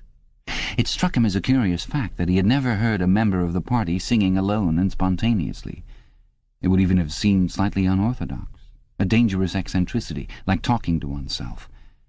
Perhaps it was only when people were somewhere near the starvation level that they had anything to sing about. "You can turn round now," said Julia. He turned round, and for a second almost failed to recognize her. What he had actually expected was to see her naked, but she was not naked. The transformation that had happened was much more surprising than that. She had painted her face. She must have slipped into some shop in the proletarian quarters and bought herself a complete set of makeup materials. Her lips were deeply reddened, her cheeks rouged, her nose powdered. There was even a touch of something under the eyes to make them brighter. It was not very skillfully done, but Winston's standards in such matters were not high. He had never before seen or imagined a woman of the party with cosmetics on her face. The improvement in her appearance was startling. With just a few dabs of colour in the right places, she had become not only very much prettier, but above all far more feminine. Her short hair and boyish overalls merely added to the effect. As he took her in his arms, a wave of synthetic violets flooded his nostrils. He remembered the half-darkness of a basement kitchen and a woman's cavernous mouth. It was the very same scent that she had used, but at the moment it did not seem to matter. "Scent, too," he said. "Yes, dear, scent, too. And you know what I'm going to do next? I'm going to get hold of a real woman's frock from somewhere and wear it instead of these bloody trousers. I'll wear silk stockings and high-heeled shoes. In this room I'm going to be a woman, not a party comrade." They flung their clothes off and climbed into the huge mahogany bed. It was the first time that he had stripped himself naked in her presence. Until now he had been too much ashamed of his pale and meagre body, with a varicose vein standing out on his calves and the discoloured patch over his ankle. There were no sheets, but the blanket they lay on was threadbare and smooth, and the size and springiness of the bed astonished both of them. "It's sure to be full of bugs, but who cares?" said Julia. One never saw a double bed nowadays, except in the homes of the proles. Winston had occasionally slept in one in his boyhood. Julia had never been in one before, so far as she could remember. Presently they fell asleep for a little while. When Winston woke up, the hands of the clock had crept round to nearly 9. He did not stir, because Julia was sleeping with her head in the crook of his arm.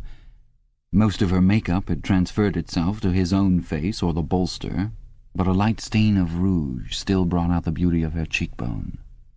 A yellow ray from the sinking sun fell across the foot of the bed and lighted up the fireplace, where the water in the pan was boiling fast. Down in the yard the woman had stopped singing, but the faint shouts of children floated in from the street. He wondered vaguely whether in the abolished past it had been normal experience to lie in bed like this, in the cool of a summer evening, a man and a woman with no clothes on, making love when they chose, talking of what they chose, not feeling any compulsion to get up, simply lying there and listening to peaceful sounds outside.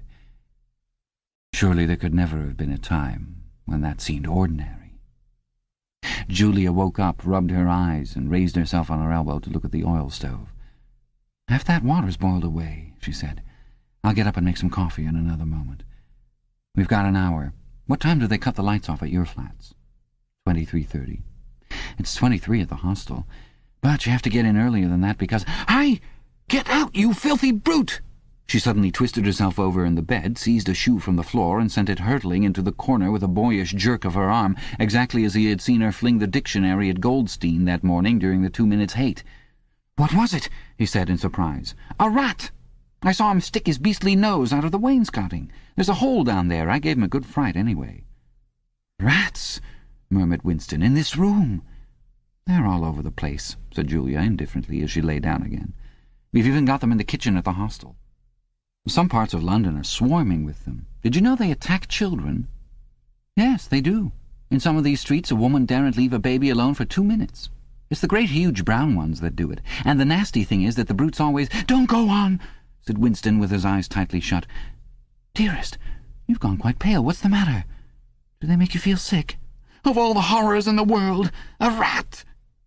She pressed herself against him and wound her limbs round him as though to reassure him with the warmth of her body. He did not reopen his eyes immediately. For several moments he had had the feeling of being back in a nightmare which had recurred from time to time throughout his life. It was always very much the same. He was standing in front of a wall of darkness, and on the other side of it there was something unendurable, something too dreadful to be faced. In the dream his deepest feeling was always one of self-deception, because he did, in fact, know what was behind the wall of darkness. With a deadly effort, like wrenching a piece out of his own brain, he could even have dragged the thing out into the open. He always woke up without discovering what it was, but somehow it was connected with what Julia had been saying when he cut her short. "I'm sorry," he said. "It's nothing. I don't like rats, that's all." "Don't worry, dear. We're not going to have the filthy brutes in here. I'll stuff the hole with a bit of sacking before we go, and next time we come here I'll bring some plaster and bung it up properly." Already the black instant of panic was half forgotten. Feeling slightly ashamed of himself, he sat up against the bedhead. Julia got out of bed, pulled on her overalls, and made the coffee. The smell that rose from the saucepan was so powerful and exciting that they shut the window, lest anybody outside should notice it and become inquisitive. What was even better than the taste of the coffee was the silky texture given to it by the sugar, a thing Winston had almost forgotten after years of saccharine. With one hand in her pocket and a piece of bread and jam in the other, Julia wandered about the room, glancing indifferently at the bookcase, pointing out the best way of repairing the gate-leg table, plumping herself down in the ragged armchair to see if it was comfortable, and examining the absurd 12-hour clock with a sort of tolerant amusement. She brought the glass paperweight over to the bed to have a look at it in better light. He took it out of her hand, fascinated as always by the soft, rain-watery appearance of the glass.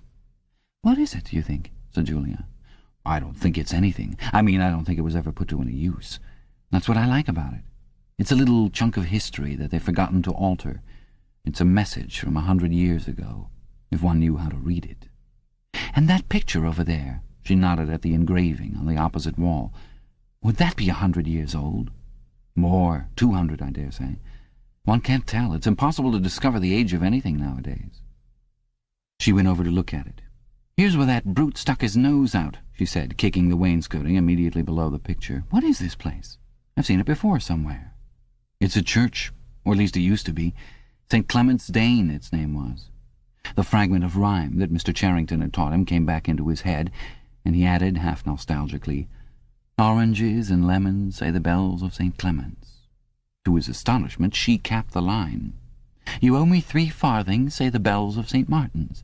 When will you pay me, say the bells of Old Bailey." I can't remember how it goes on after that. But anyway, I remember it ends up, "Here comes a candle to light you to bed. Here comes a chopper to chop off your head." It was like the two halves of a countersign. But there must be another line after the bells of Old Bailey. Perhaps it could be dug out of Mr. Charrington's memory, if he were suitably prompted. "Who taught you that?" he said. "My grandfather. He used to say it to me when I was a little girl. He was vaporized when I was 8. At any rate, he disappeared. I wonder what a lemon was," she added inconsequently. "I've seen oranges. They're a kind of round yellow fruit with a thick skin." "I can remember lemons," said Winston. "They were quite common in the 50s. They were so sour that it set your teeth on edge even to smell them." "I bet that picture's got bugs behind it," said Julia. "I'll take it down and give it a good cleaning some day. I suppose it's almost time we were leaving. I must start washing this paint off. What a bore. I'll get the lipstick off your face afterwards." Winston did not get up for a few minutes more. The room was darkening. He turned over toward the light and lay gazing into the glass paperweight. The inexhaustibly interesting thing was not the fragment of coral, but the interior of the glass itself. There was such a depth of it, and yet it was almost as transparent as air. It was as though the surface of the glass had been the arch of the sky, enclosing a tiny world with its atmosphere complete. He had the feeling that he could get inside it, and that in fact he was inside it, along with the mahogany bed and the gate-leg table and the clock and the steel engraving and the paperweight itself. The paperweight was the room he was in, and the coral was Julia's life and his own, fixed in a sort of eternity at the heart of the crystal. Chapter 5. Syme had vanished. The morning came and he was missing from work. A few thoughtless people commented on his absence. On the next day nobody mentioned him. On the third day Winston went into the vestibule of the records department to look at the notice board. One of the notices carried a printed list of the members of the chess committee, of whom Syme had been one. It looked almost exactly as it had looked before. Nothing had been crossed out. But it was one name shorter. It was enough. Syme had ceased to exist. He had never existed. The weather was baking hot. In the labyrinthine ministry, the windowless, air-conditioned rooms kept their normal temperature, but outside the pavement scorched one's feet, and the stench of the tubes at the rush hours was a horror. The preparations for Hate Week were in full swing, and the staffs of all the ministries were working overtime. Processions, meetings, military parades, lectures, waxwork displays, film shows, telescreen programs, all had to be organized. Stands had to be erected, effigies built, slogans coined, songs written, rumors circulated, photographs faked. Julia's unit in the fiction department had been taken off the production of novels and was rushing out a series of atrocity pamphlets. Winston, in addition to his regular work, spent long periods every day in going through back files of the Times and altering and embellishing news items which were to be quoted in speeches. Late at night, when crowds of rowdy proles roamed the streets, the town had a curiously febrile air. The rocket bombs crashed oftener than ever, and sometimes in the far distance there were enormous explosions which no one could explain and about which there were wild rumours. The new tune, which was to be the theme song of Hate Week, the Hate Song it was called, had already been composed and was being endlessly plugged on the telescreens. It had a savage, barking rhythm which could not exactly be called music, but resembled the beating of a drum. Roared out by hundreds of voices to the tramp of marching feet, it was terrifying. The proles had taken a fancy to it, and in the midnight streets it competed with the still popular "It Was Only a Hopeless Fancy." The parson's children played it at all hours of the night and day, unbearably on a comb and a piece of toilet paper. Winston's evenings were fuller than ever. Squads of volunteers, organized by parsons, were preparing the street for Hate Week, stitching banners, painting posters, erecting flagstaffs on the roofs, and perilously slinging wires across the street for the reception of streamers. Parsons boasted that Victory Mansions alone would display 400 metres of bunting. He was in his native element and as happy as a lark. The heat and the manual work had even given him a pretext for reverting to shorts and an open shirt in the evenings. He was everywhere at once, pushing, pulling, sawing, hammering, improvising, jollying everyone along with comradely exhortations, and giving out from every fold of his body what seemed an inexhaustible supply of acrid-smelling sweat. A new poster had suddenly appeared all over London. It had no caption, and represented simply the monstrous figure of a Eurasian soldier 3 or 4 meters high, striding forward with expressionless Mongolian face and enormous boots, a submachine gun pointed from his hip. From whatever angle you looked at the poster, the muzzle of the gun, magnified by the foreshortening, seemed to be pointed straight at you. The thing had been plastered on every blank space, on every wall, even outnumbering the portraits of Big Brother. The proles, normally apathetic about the war, were being lashed into one of their periodical frenzies of patriotism. As though to harmonize with the general mood, the rocket bombs had been killing larger numbers of people than usual. One fell on a crowded film theatre in Stepney, burying several hundred victims among the ruins. The whole population of the neighbourhood turned out for a long, trailing funeral which went on for hours and was in effect an indignation meeting. Another bomb fell on a piece of waste ground which was used as a playground, and several dozen children were blown to pieces. There were further angry demonstrations. Goldstein was burned in effigy. Hundreds of copies of the poster of the Eurasian soldier were torn down and added to the flames, and a number of shops were looted in the turmoil. Then a rumour flew round that spies were directing the rocket bombs by means of wireless waves, and an old couple who were suspected of being of foreign extraction had their house set on fire and perished of suffocation. In the room over Mr. Charrington's shop, when they could get there, Julia and Winston lay side by side on a stripped bed under the open window, naked for the sake of coolness. The rat had never come back, but the bugs had multiplied hideously in the heat. It did not seem to matter. Dirty or clean, the room was paradise. As soon as they arrived, they would sprinkle everything with pepper, bought on the black market, tear off their clothes and make love with sweating bodies, then fall asleep and wake to find that the bugs had rallied and were massing for the counterattack. 4, 5, 6, 7 times they met during the month of June.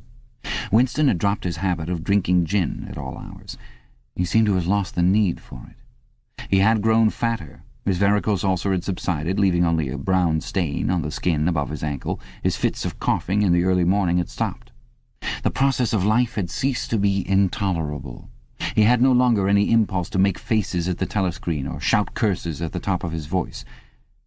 Now that they had a secure hiding place, almost a home, it did not even seem a hardship that they could only meet infrequently and for a couple of hours at a time. What mattered was that the room over the junk shop should exist. To know that it was there, inviolate, was almost the same as being in it. The room was a world, a pocket of the past where extinct animals could walk. Mr. Charrington, thought Winston, was another extinct animal. He usually stopped to talk with Mr. Charrington for a few minutes on his way upstairs. The old man seemed seldom or never to go out of doors, and on the other hand to have almost no customers. He led a ghost-like existence between the tiny, dark shop and an even tinier back kitchen, where he prepared his meals and which contained, among other things, an unbelievably ancient gramophone with an enormous horn. He seemed glad of the opportunity to talk. Wandering about among his worthless stock, with his long nose and thick spectacles and his bowed shoulders in the velvet jacket, he had always vaguely the air of being a collector rather than a tradesman.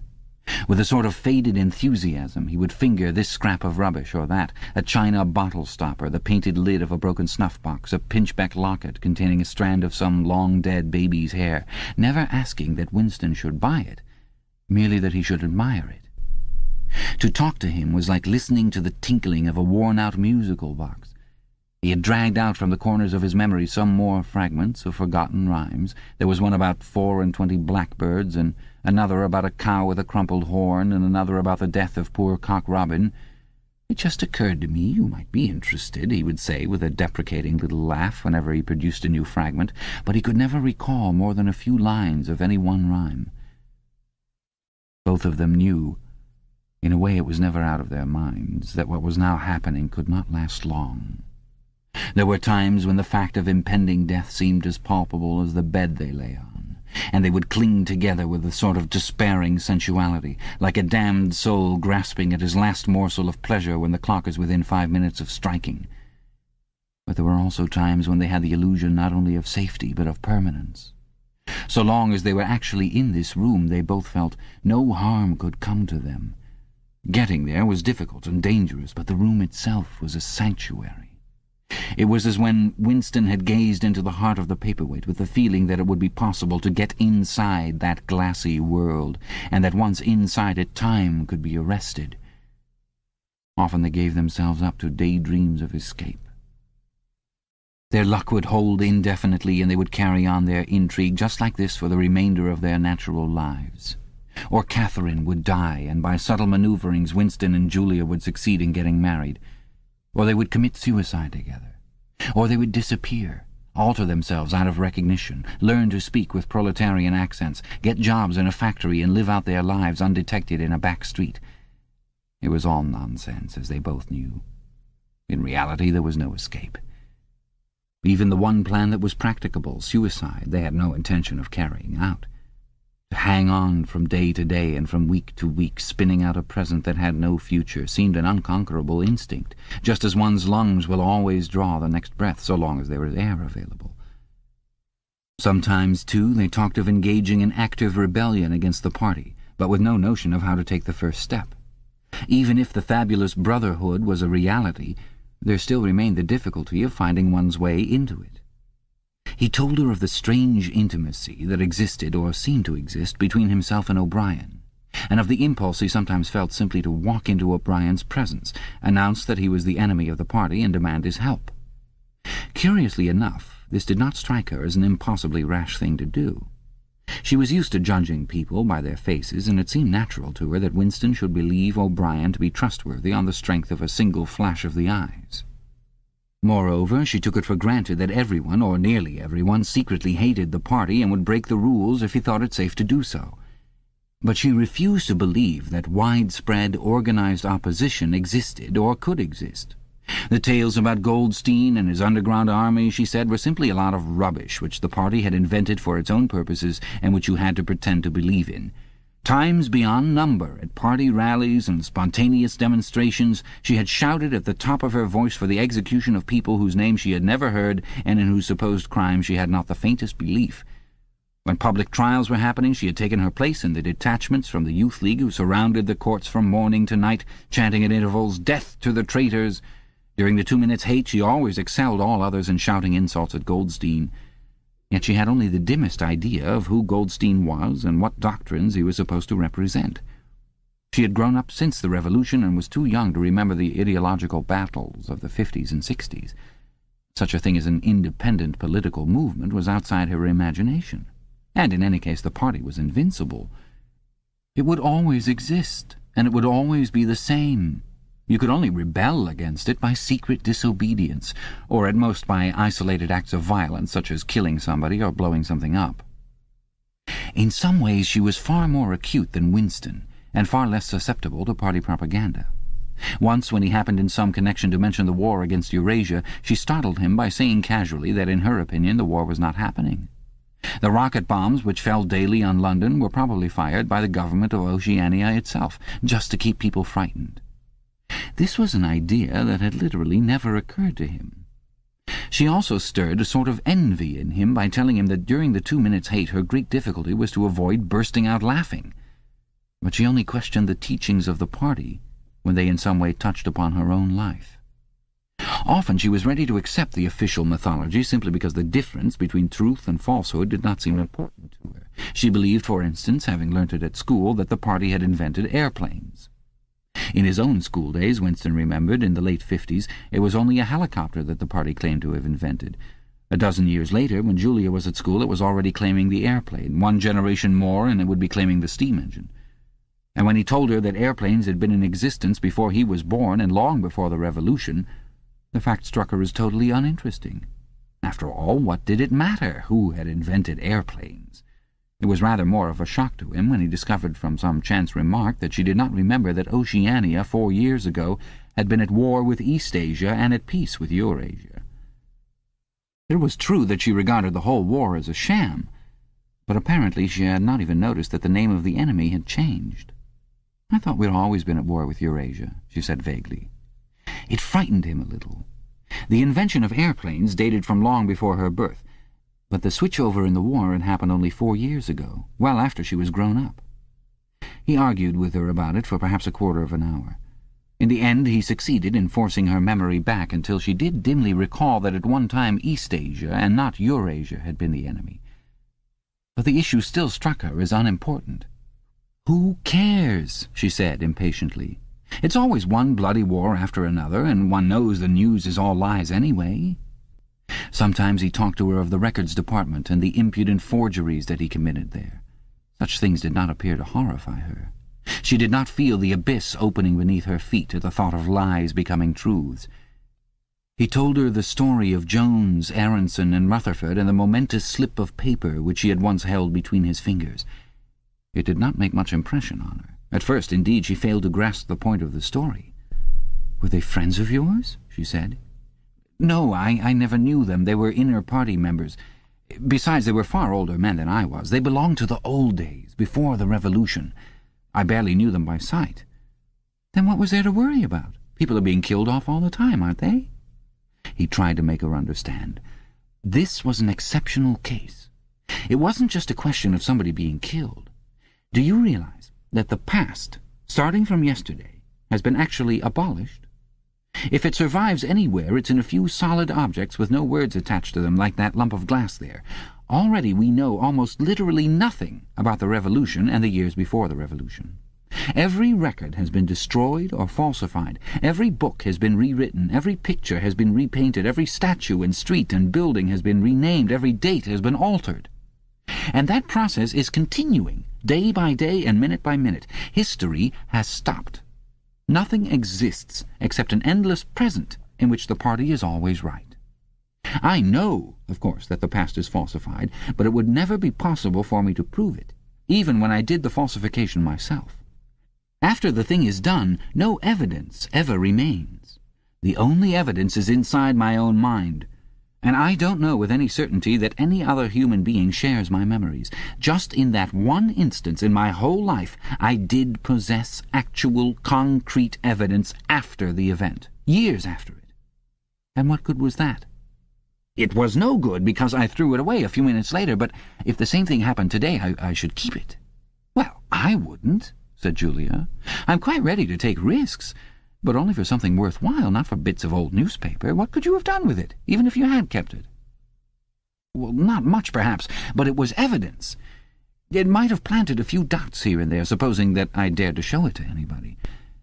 I don't imagine that we can alter anything in our own lifetime, but one can imagine little knots of resistance springing up here and there, small groups of people banding themselves together and gradually growing and even leaving a few records behind so that the next generation can carry on where we leave off. I'm not interested in the next generation, dear. I'm interested in us. You're only a rebel from the waist downwards, he told her. She thought this brilliantly witty and flung her arms round him in delight. In the ramifications of party doctrine she had not the faintest interest.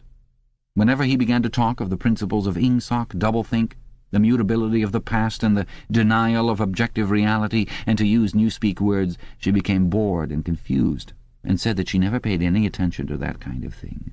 One knew that it was all rubbish, so why let oneself be worried by it? She knew when to cheer and when to boo, and that was all one needed. If he persisted in talking of such subjects, she had a disconcerting habit of falling asleep. She was one of those people who can go to sleep at any hour and in any position.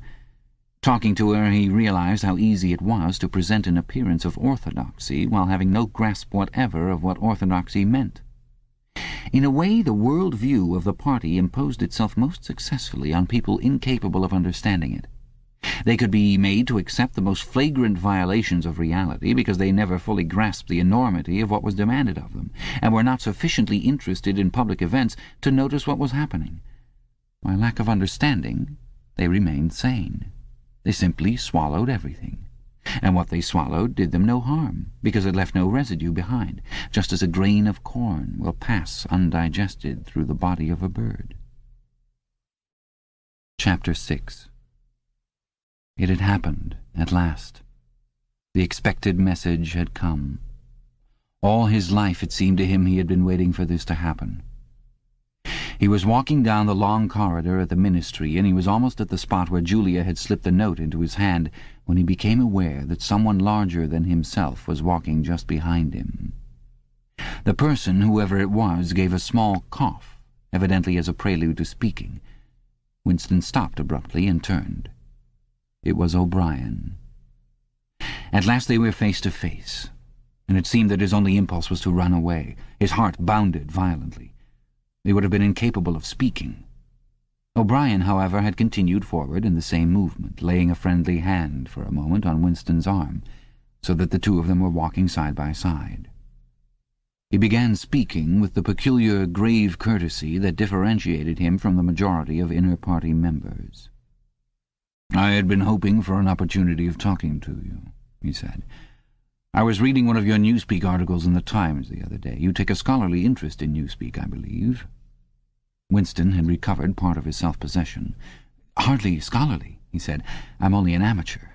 It's not my subject. I have never had anything to do with the actual construction of the language." "But you write it very elegantly," said O'Brien. "That is not only my own opinion. I was talking recently to a friend of yours, who is certainly an expert. His name has slipped my memory for the moment." Again Winston's heart stirred painfully. It was inconceivable that this was anything other than a reference to Syme. But Syme was not only dead, he was abolished, an unperson. Any identifiable reference to him would have been mortally dangerous. O'Brien's remark must obviously have been intended as a signal, a code word. By sharing a small act of thought-crime, he had turned the two of them into accomplices. They had continued to stroll slowly down the corridor, but now O'Brien halted. With the curious, disarming friendliness that he always managed to put into the gesture, he resettled his spectacles on his nose. Then he went on. "What I had really intended to say was that in your article I noticed you had used two words which have become obsolete. But they have only become so very recently. Have you seen the 10th edition of the Newspeak Dictionary?" "No," said Winston. "I didn't think it had been issued yet. We're still using the 9th in the records department." "The 10th edition is not due to appear for some months, I believe, but a few advance copies have been circulated. I have one myself. It might interest you to look at it, perhaps." "Very much so," said Winston, immediately seeing where this tended. "Some of the new developments are most ingenious. The reduction in the number of verbs, that is the point that will appeal to you, I think. Let me see, shall I send a messenger to you with a dictionary? But I'm afraid I invariably forget anything of that kind. Perhaps you could pick it up at my flat at some time that suited you. Wait, let me give you my address." They were standing in front of a telescreen. Somewhat absent-mindedly, O'Brien felt two of his pockets and then produced a small leather-covered notebook and a gold ink pencil. Immediately beneath the telescreen, in such a position that anyone who was watching at the other end of the instrument could read what he was writing, he scribbled an address, tore out the page, and handed it to Winston. "I am usually home in the evenings," he said. "If not, my servant will give you the dictionary." He was gone, leaving Winston holding the scrap of paper, which this time there was no need to conceal. Nevertheless, he carefully memorized what was written on it, and some hours later dropped it into the memory hole along with a mass of other papers. They had been talking to one another for a couple of minutes at the most. There was only one meaning that the episode could possibly have. It had been contrived as a way of letting Winston know O'Brien's address. This was necessary because, except by direct inquiry, it was never possible to discover where anyone lived. There were no directories of any kind. "If you ever want to see me, this is where I can be found," was what O'Brien had been saying to him. Perhaps there would even be a message concealed somewhere in the dictionary. But at any rate, one thing was certain. The conspiracy that he had dreamed of did exist, and he had reached the outer edges of it. He knew that sooner or later he would obey O'Brien's summons, perhaps tomorrow, perhaps after a long delay, he was not certain. What was happening was only the working out of a process that had started years ago. The first step had been a secret, involuntary thought. The second had been the opening of the diary. He had moved from thoughts to words, and now from words to actions. The last step was something that would happen in the ministry of love. He had accepted it. The end was contained in the beginning. But it was frightening. Or, more exactly, it was like a foretaste of death, like being a little less alive. Even while he was speaking to O'Brien, when the meaning of the words had sunk in, a chilly, shuddering feeling had taken possession of his body. He had the sensation of stepping into the dampness of a grave. And it was not much better, because he had always known that the grave was there and waiting for him. Chapter 7. Winston had woken up with his eyes full of tears. Julia rolled sleepily against him, murmuring something that might have been, "What's the matter?" "I dreamt," he began, and stopped short. It was too complex to be put into words. There was the dream itself, and there was a memory connected with it that had swum into his mind in the few seconds after waking. He lay back with his eyes shut, still sodden in the atmosphere of the dream.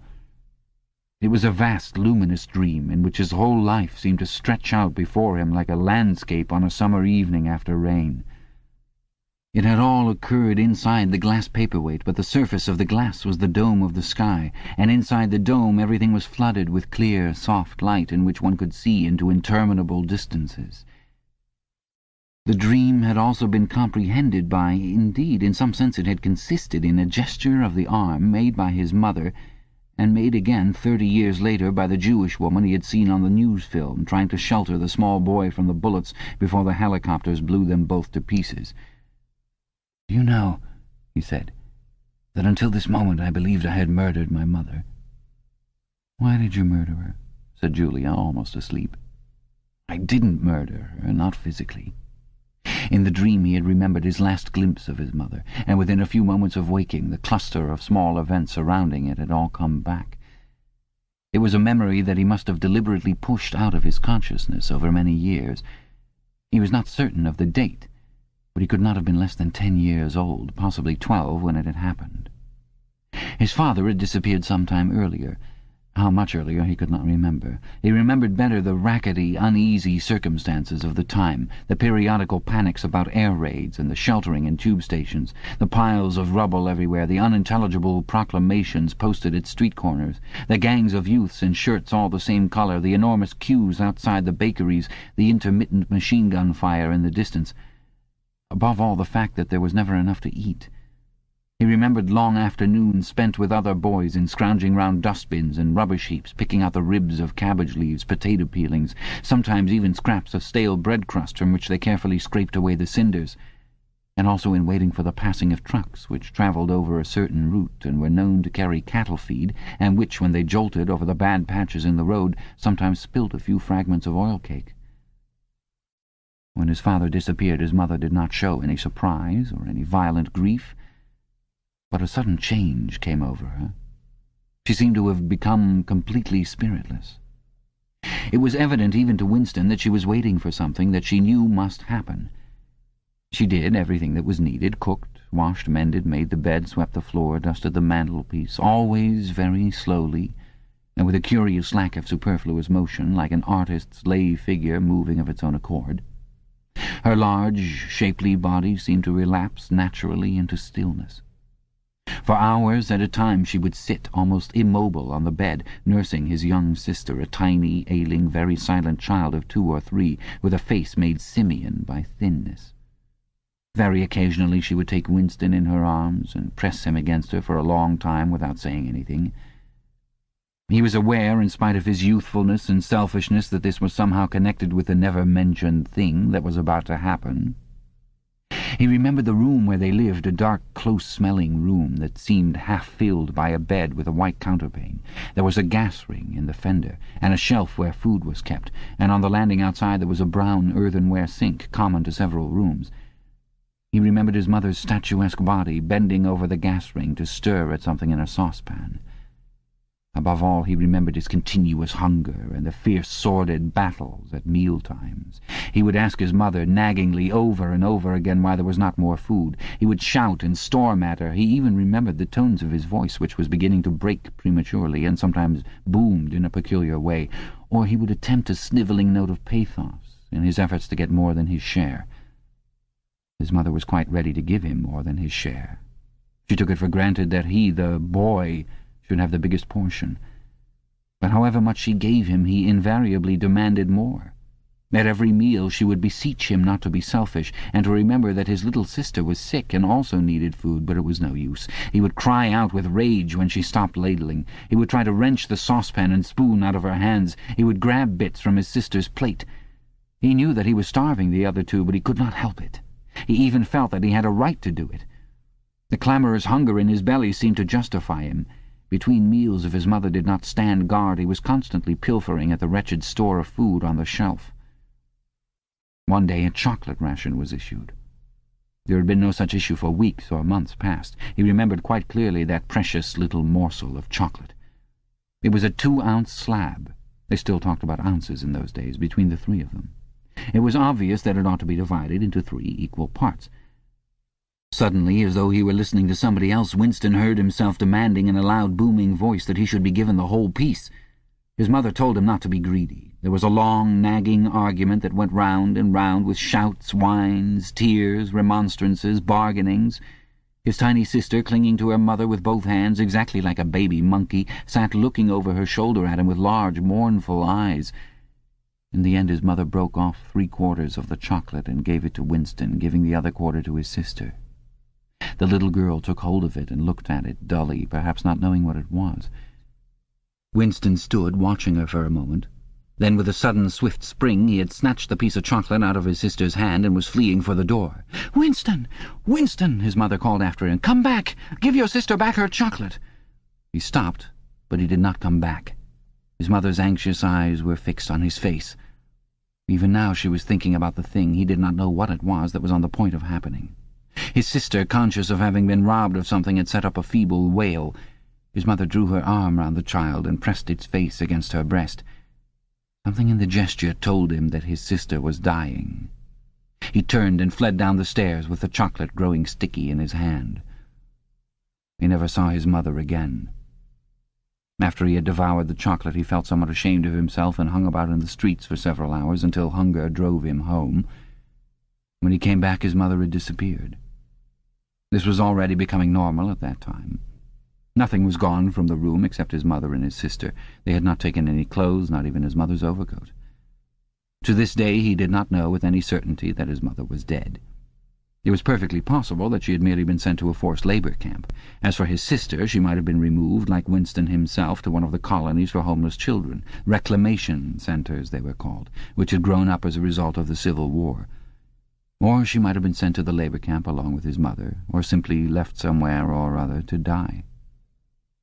The dream was still vivid in his mind, especially the enveloping, protecting gesture of the arm in which its whole meaning seemed to be contained.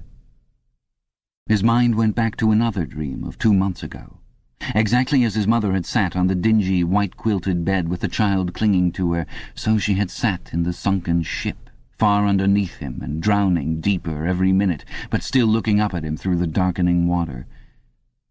He told Julia the story of his mother's disappearance. Without opening her eyes, she rolled over and settled herself into a more comfortable position. "I expect you were a beastly little swine in those days," she said indistinctly. "All children are swine." "Yes, but the real point of this story—" From her breathing, it was evident that she was going off to sleep again. He would have liked to continue talking about his mother. He did not suppose, from what he could remember of her, that she had been an unusual woman, still less an intelligent one. And yet she had possessed a kind of nobility, a kind of purity, simply because the standards that she obeyed were private ones. Her feelings were her own, and could not be altered from outside. It would not have occurred to her that an action which is ineffectual thereby becomes meaningless. If you loved someone, you loved him, and when you had nothing else to give, you still gave him love.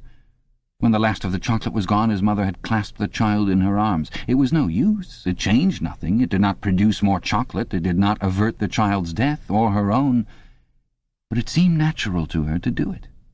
The refugee woman in the boat had also covered the little boy with her arm, which was no more use against the bullets than a sheet of paper.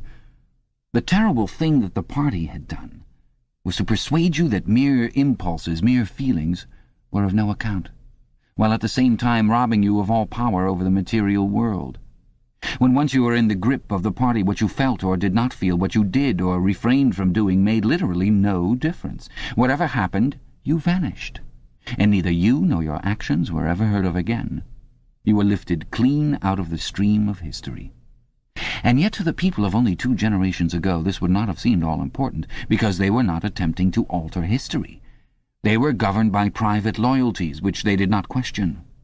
What mattered were individual relationships, and a completely helpless gesture, an embrace, a tear, a word spoken to a dying man, could have value in itself. The proles, it suddenly occurred to him, had remained in this condition. They were not loyal to a party or a country or an idea. They were loyal to one another. For the first time in his life, he did not despise the proles, or think of them merely as an inert force which would one day spring to life and regenerate the world. The proles had stayed human.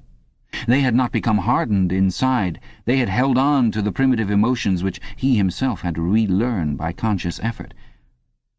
And in thinking this, he remembered, without apparent relevance, how a few weeks ago he had seen a severed hand lying on the pavement and had kicked it into the gutter as though it had been a cabbage stalk. "Proles are human beings," he said aloud. "We are not human." "Why not?" said Julia, who had woken up again. He thought for a little while. "Has it ever occurred to you," he said, "that the best thing for us to do would be to simply walk out of here before it's too late and never see each other again?" "Yes, dear, it has occurred to me several times. But I'm not going to do it all the same." "We've been lucky," he said, "but it can't last much longer. You're young, you look normal and innocent. If you keep clear of people like me, you might stay alive for another 50 years. No, I've thought it all out. What you do, I'm going to do, and don't be too downhearted. I'm rather good at staying alive. We may be together for another 6 months, a year, there's no knowing. At the end, we're certain to be apart. Do you realize how utterly alone we shall be? When once they get a hold of us, there will be nothing, literally nothing, that either of us can do for the other. If I confess, they'll shoot you. And if I refuse to confess, they'll shoot you just the same. Nothing that I can do or say or stop myself from saying will put off your death for as much as 5 minutes. Neither of us will even know whether the other is alive or dead. We shall be utterly without power of any kind. The one thing that matters is that we shouldn't betray one another, although even that can't make the slightest difference." "If you mean confessing," she said, "we shall do that right enough. Everybody always confesses. You can't help it. They torture you." I don't mean confessing. Confession is not betrayal. What you say or do doesn't matter. Only feelings matter. If they could make me stop loving you, that would be the real betrayal. She thought it over. They can't do that, she said finally. It's the one thing they can't do. They can make you say anything, but they can't make you believe it. They can't get inside you. No, he said a little more hopefully. No, that's quite true. They can't get inside you. If you can feel that staying human is worthwhile, even when it can't have any result whatever, you've beaten them. He thought of the telescreen with its never-sleeping ear. They could spy upon you night and day, but if you kept your head, you could still outwit them. With all their cleverness, they had never mastered the secret of finding out what another human being was thinking. Perhaps that was less true when you were actually in their hands. One did not know what happened inside the Ministry of Love, but it was possible to guess. Tortures, drugs, delicate instruments that registered your nervous reactions, gradual wearing down by sleeplessness and solitude and persistent questioning. Facts, at any rate, could not be kept hidden. They could be tracked down by inquiry. They could be squeezed out of you by torture. But if the object was not to stay alive, but to stay human, what difference did it ultimately make? They could not alter your feelings. For that matter, you could not alter them yourself, even if you wanted to. They could lay bare in the utmost detail everything that you had done or said or thought. But the inner heart, whose workings were mysterious even to yourself, remained impregnable. Chapter 8. They had done it. They had done it at last. The room they were standing in was long-shaped and softly lit. The telescreen was dimmed to a low murmur. The richness of the dark blue carpet gave one the impression of treading on velvet. At the far end of the room, O'Brien was sitting at a table under a green-shaded lamp with a mass of papers on either side of him. He had not bothered to look up when the servant showed Julia and Winston in. Winston's heart was thumping so hard that he doubted whether he would be able to speak. They had done it. They had done it at last, was all he could think. It had been a rash act to come here at all, and sheer folly to arrive together. Though it was true that they had come by different routes and only met on O'Brien's doorstep.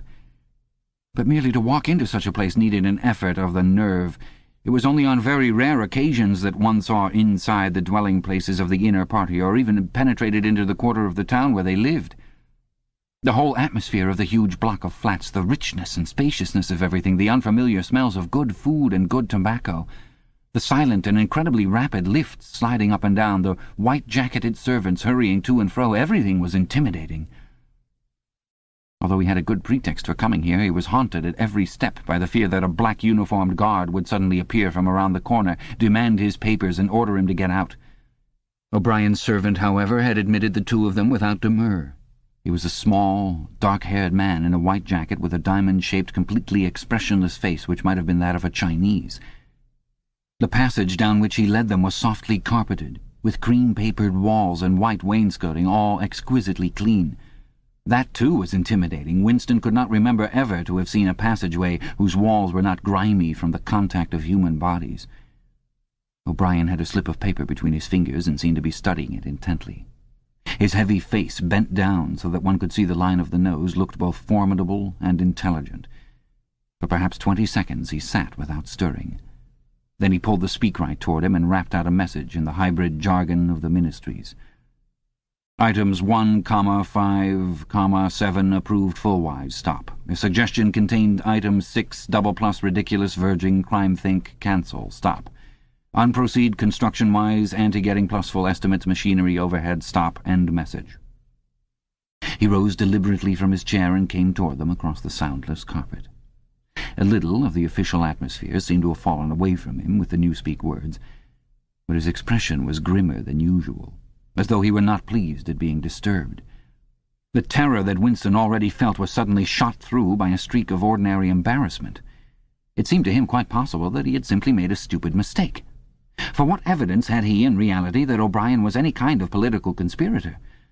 Nothing but the flash of the eyes and a single equivocal remark.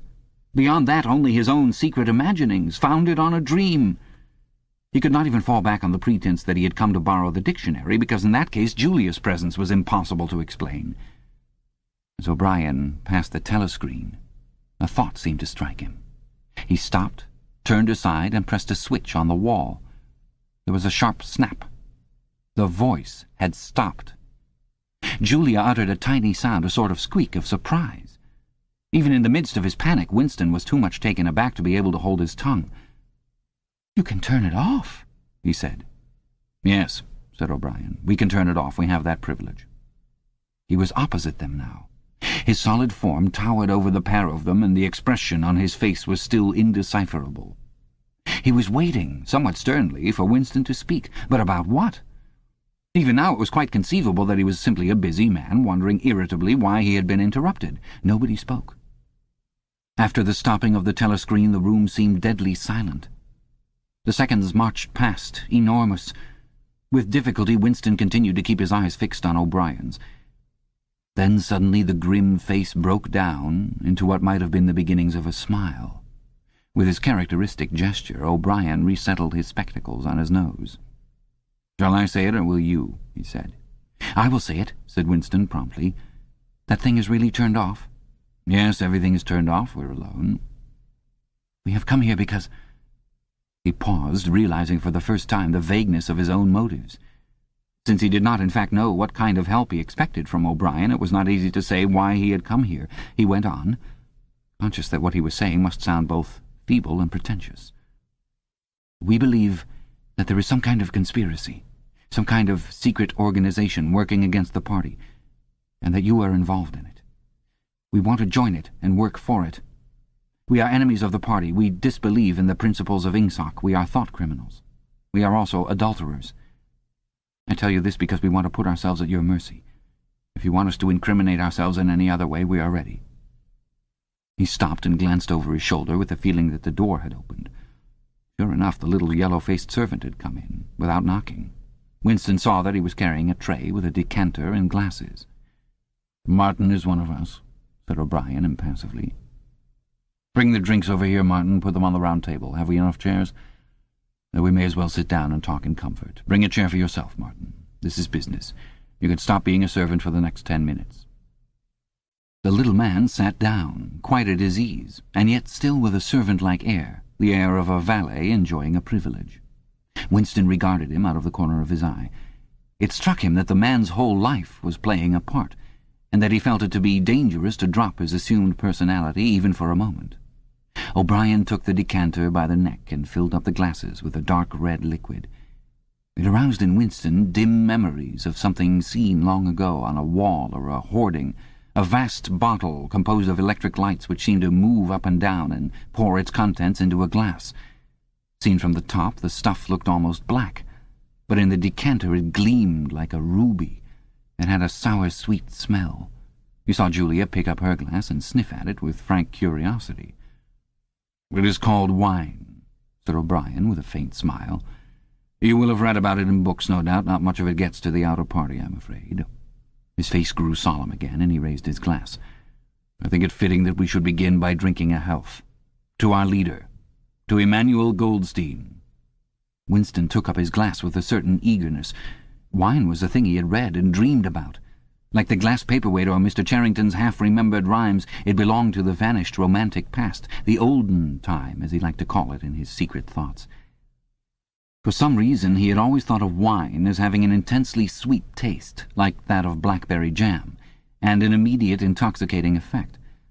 Actually, when he came to swallow it, the stuff was distinctly disappointing. The truth was that after years of gin drinking he could barely taste it. He set down the empty glass. "Then there is such a person as Goldstein?" he said. "Yes, there is such a person, and he is alive. Where, I do not know." "And the conspiracy, the organization, is it real? It is not simply an invention of the thought police?" "No, it is real. The Brotherhood, we call it. You will never learn much more about the Brotherhood than that it exists and that you belong to it. I will come back to that presently." He looked at his wristwatch. "It is unwise even for members of the inner party to turn off the telescreen for more than half an hour. You ought not to have come here together, and you will have to leave separately. You, comrade," he bowed his head to Julia, "will leave first. We have about 20 minutes at our disposal. You will understand that I must start by asking you certain questions. In general terms, what are you prepared to do?" "Anything that we are capable of," said Winston. O'Brien had turned himself a little in his chair so that he was facing Winston. He almost ignored Julia, seeming to take it for granted that Winston could speak for her. For a moment the lids flitted down over his eyes. He began asking his questions in a low, expressionless voice, as though this were a routine, a sort of catechism, most of whose answers were known to him already. "You are prepared to give your lives?" "Yes." "You are prepared to commit murder?" "Yes." "To commit acts of sabotage which may cause the death of hundreds of innocent people?" "Yes." "To betray your country to foreign powers?" "Yes." "You are prepared to cheat, to forge, to blackmail, to corrupt the minds of children, to distribute habit-forming drugs, to encourage prostitution, to disseminate venereal diseases, to do anything which is likely to cause demoralization and weaken the power of the party?" "Yes." "If, for example, it would somehow serve our interest to throw sulfuric acid in a child's face, are you prepared to do that?" "Yes." "You are prepared to lose your identity and live out the rest of your life as a waiter or a dock worker?" "Yes." "You are prepared to commit suicide if and when we order you to do so?" "Yes." "You are prepared, the two of you, to separate and never see one another again?" "No!" broke in Julia. It appeared to Winston that a long time passed before he answered. For a moment he seemed even to have been deprived of the power of speech. His tongue worked soundlessly, forming the opening syllables first of one word, then of the other, over and over again, until he had said it. He did not know which word he was going to say. "No," he said finally. "You did well to tell me," said O'Brien. "It is necessary for us to know everything." He turned himself toward Julia, and added in a voice with somewhat more expression in it, "Do you understand that even if he survives, it may be as a different person? We may be obliged to give him a new identity. His face, his movements, the shape of his hands, the colour of his hair, even his voice would be different. And you yourself might have become a different person. Our surgeons can alter people beyond recognition. Sometimes it is necessary. Sometimes we even amputate a limb." Winston could not help snatching another sidelong glance at Martin's Mongolian face. There were no scars that he could see. Julia had turned a shade paler, so that her freckles were showing, but she faced O'Brien boldly. She murmured something that seemed to be assent. "Good. Then that is settled." There was a silver box of cigarettes on the table. With a rather absent-minded air, O'Brien pushed them toward the others, took one himself, then stood up and began to pace slowly to and fro, as though he could think better standing. They were very good cigarettes, very thick and well packed, with an unfamiliar silkiness in the paper. O'Brien looked at his wristwatch again. "You'd better go back to your pantry, Martin," he said. "I shall switch on in a quarter of an hour. Take a good look at these comrades' faces before you go. You will be seeing them again. I may not." Exactly as they had done at the front door, the little man's dark eyes flickered over their faces. There was not a trace of friendliness in his manner. He was memorizing their appearance, but he felt no interest in them, or appeared to feel none. It occurred to Winston that a synthetic face was perhaps incapable of changing its expression. Without speaking or giving any kind of salutation, Martin went out, closing the door silently behind him. O'Brien was strolling up and down, one hand in the pocket of his black overalls, the other holding his cigarette. "You understand," he said, "that you will be fighting in the dark. You will always be in the dark. You will receive orders and you will obey them without knowing why. Later I shall send you a book from which you will learn the true nature of the society we live in and the strategy by which we shall destroy it. When you have read the book you will be full members of the Brotherhood. But between the general aims that we are fighting for and the immediate tasks of the moment you will never know anything. I tell you that the Brotherhood exists, but I cannot tell you whether it numbers 100 members or 10 million. From your personal knowledge you will never be able to say that it numbers even as many as a dozen. You will have 3 or 4 contacts who will be renewed from time to time as they disappear. As this was your first contact, it will be preserved. When you receive orders, they will come from me. If we find it necessary to communicate with you, it will be through Martin. When you are finally caught, you will confess. That is unavoidable. But you will have very little to confess other than your own actions. You will not be able to betray more than a handful of unimportant people. Probably you will not even betray me. By that time I may be dead, or I shall have become a different person with a different face." He continued to move to and fro over the soft carpet. In spite of the bulkiness of his body, there was a remarkable grace in his movements. It came out even in the gesture with which he thrust a hand into his pocket or manipulated a cigarette. More even than of strength, he gave an impression of confidence and of an understanding tinged by irony. However much in earnest he might be, he had nothing of the single-mindedness that belongs to a fanatic. When he spoke of murder, suicide, venereal disease, amputated limbs, and altered faces, it was with a faint air of persiflage. "This is unavoidable," his voice seemed to say. "This is what we have got to do unflinchingly. But this is not what we shall be doing when life is worth living again." A wave of admiration, almost of worship, flowed out from Winston toward O'Brien. For the moment he had forgotten the shadowy figure of Goldstein. When you looked at O'Brien's powerful shoulders and his blunt-featured face, so ugly and yet so civilized, it was impossible to believe that he could be defeated. There was no stratagem that he was not equal to, no danger that he could not foresee. Even Julia seemed to be impressed. She had let her cigarette go out and was listening intently. O'Brien went on. "You will have heard rumours of the existence of the Brotherhood. No doubt you have formed your own picture of it. You have imagined, probably, a huge underworld of conspirators meeting secretly in cellars, scribbling messages on walls, recognizing one another by code words or by special movements of the hand. Nothing of the kind exists. The members of the Brotherhood have no way of recognizing one another, and it is impossible for any one member to be aware of the identity of more than a very few others. Goldstein himself, if he fell into the hands of the thought police, could not give them a complete list of members or any information that would lead them to a complete list. No such list exists. The Brotherhood cannot be wiped out because it is not an organization in the ordinary sense. Nothing holds it together except an idea, which is indestructible. You will never have anything to sustain you except the idea. You will get no comradeship and no encouragement. When finally you are caught, you will get no help. We never help our members. At most, when it is absolutely necessary that someone should be silenced, we are occasionally able to smuggle a razor blade into a prisoner's cell. You will have to get used to living without results and without hope. You will work for a while, you will be caught, you will confess, and then you will die. Those are the only results that you will ever see. There is no possibility that any perceptible change will happen within our lifetime. We are the dead. Our only true life is in the future. We shall take part in it as handfuls of dust and splinters of bone. But how far away that future may be, there is no knowing. It might be 1,000 years. At present, nothing is possible except to extend the area of sanity, little by little. We cannot act collectively. We can only spread our knowledge outwards from individual to individual, generation after generation. In the face of the thought police, there is no other way." He halted and looked for the third time at his wristwatch. "It is almost time for you to leave, comrade," he said to Julia. "Wait, the decanter is still half full." He filled the glasses and raised his own glass by the stem. "What shall it be this time?" he said, still with the same faint suggestion of irony. "To the confusion of the thought police, to the death of Big Brother, to humanity, to the future?" "To the past," said Winston. "Past is more important," agreed O'Brien gravely.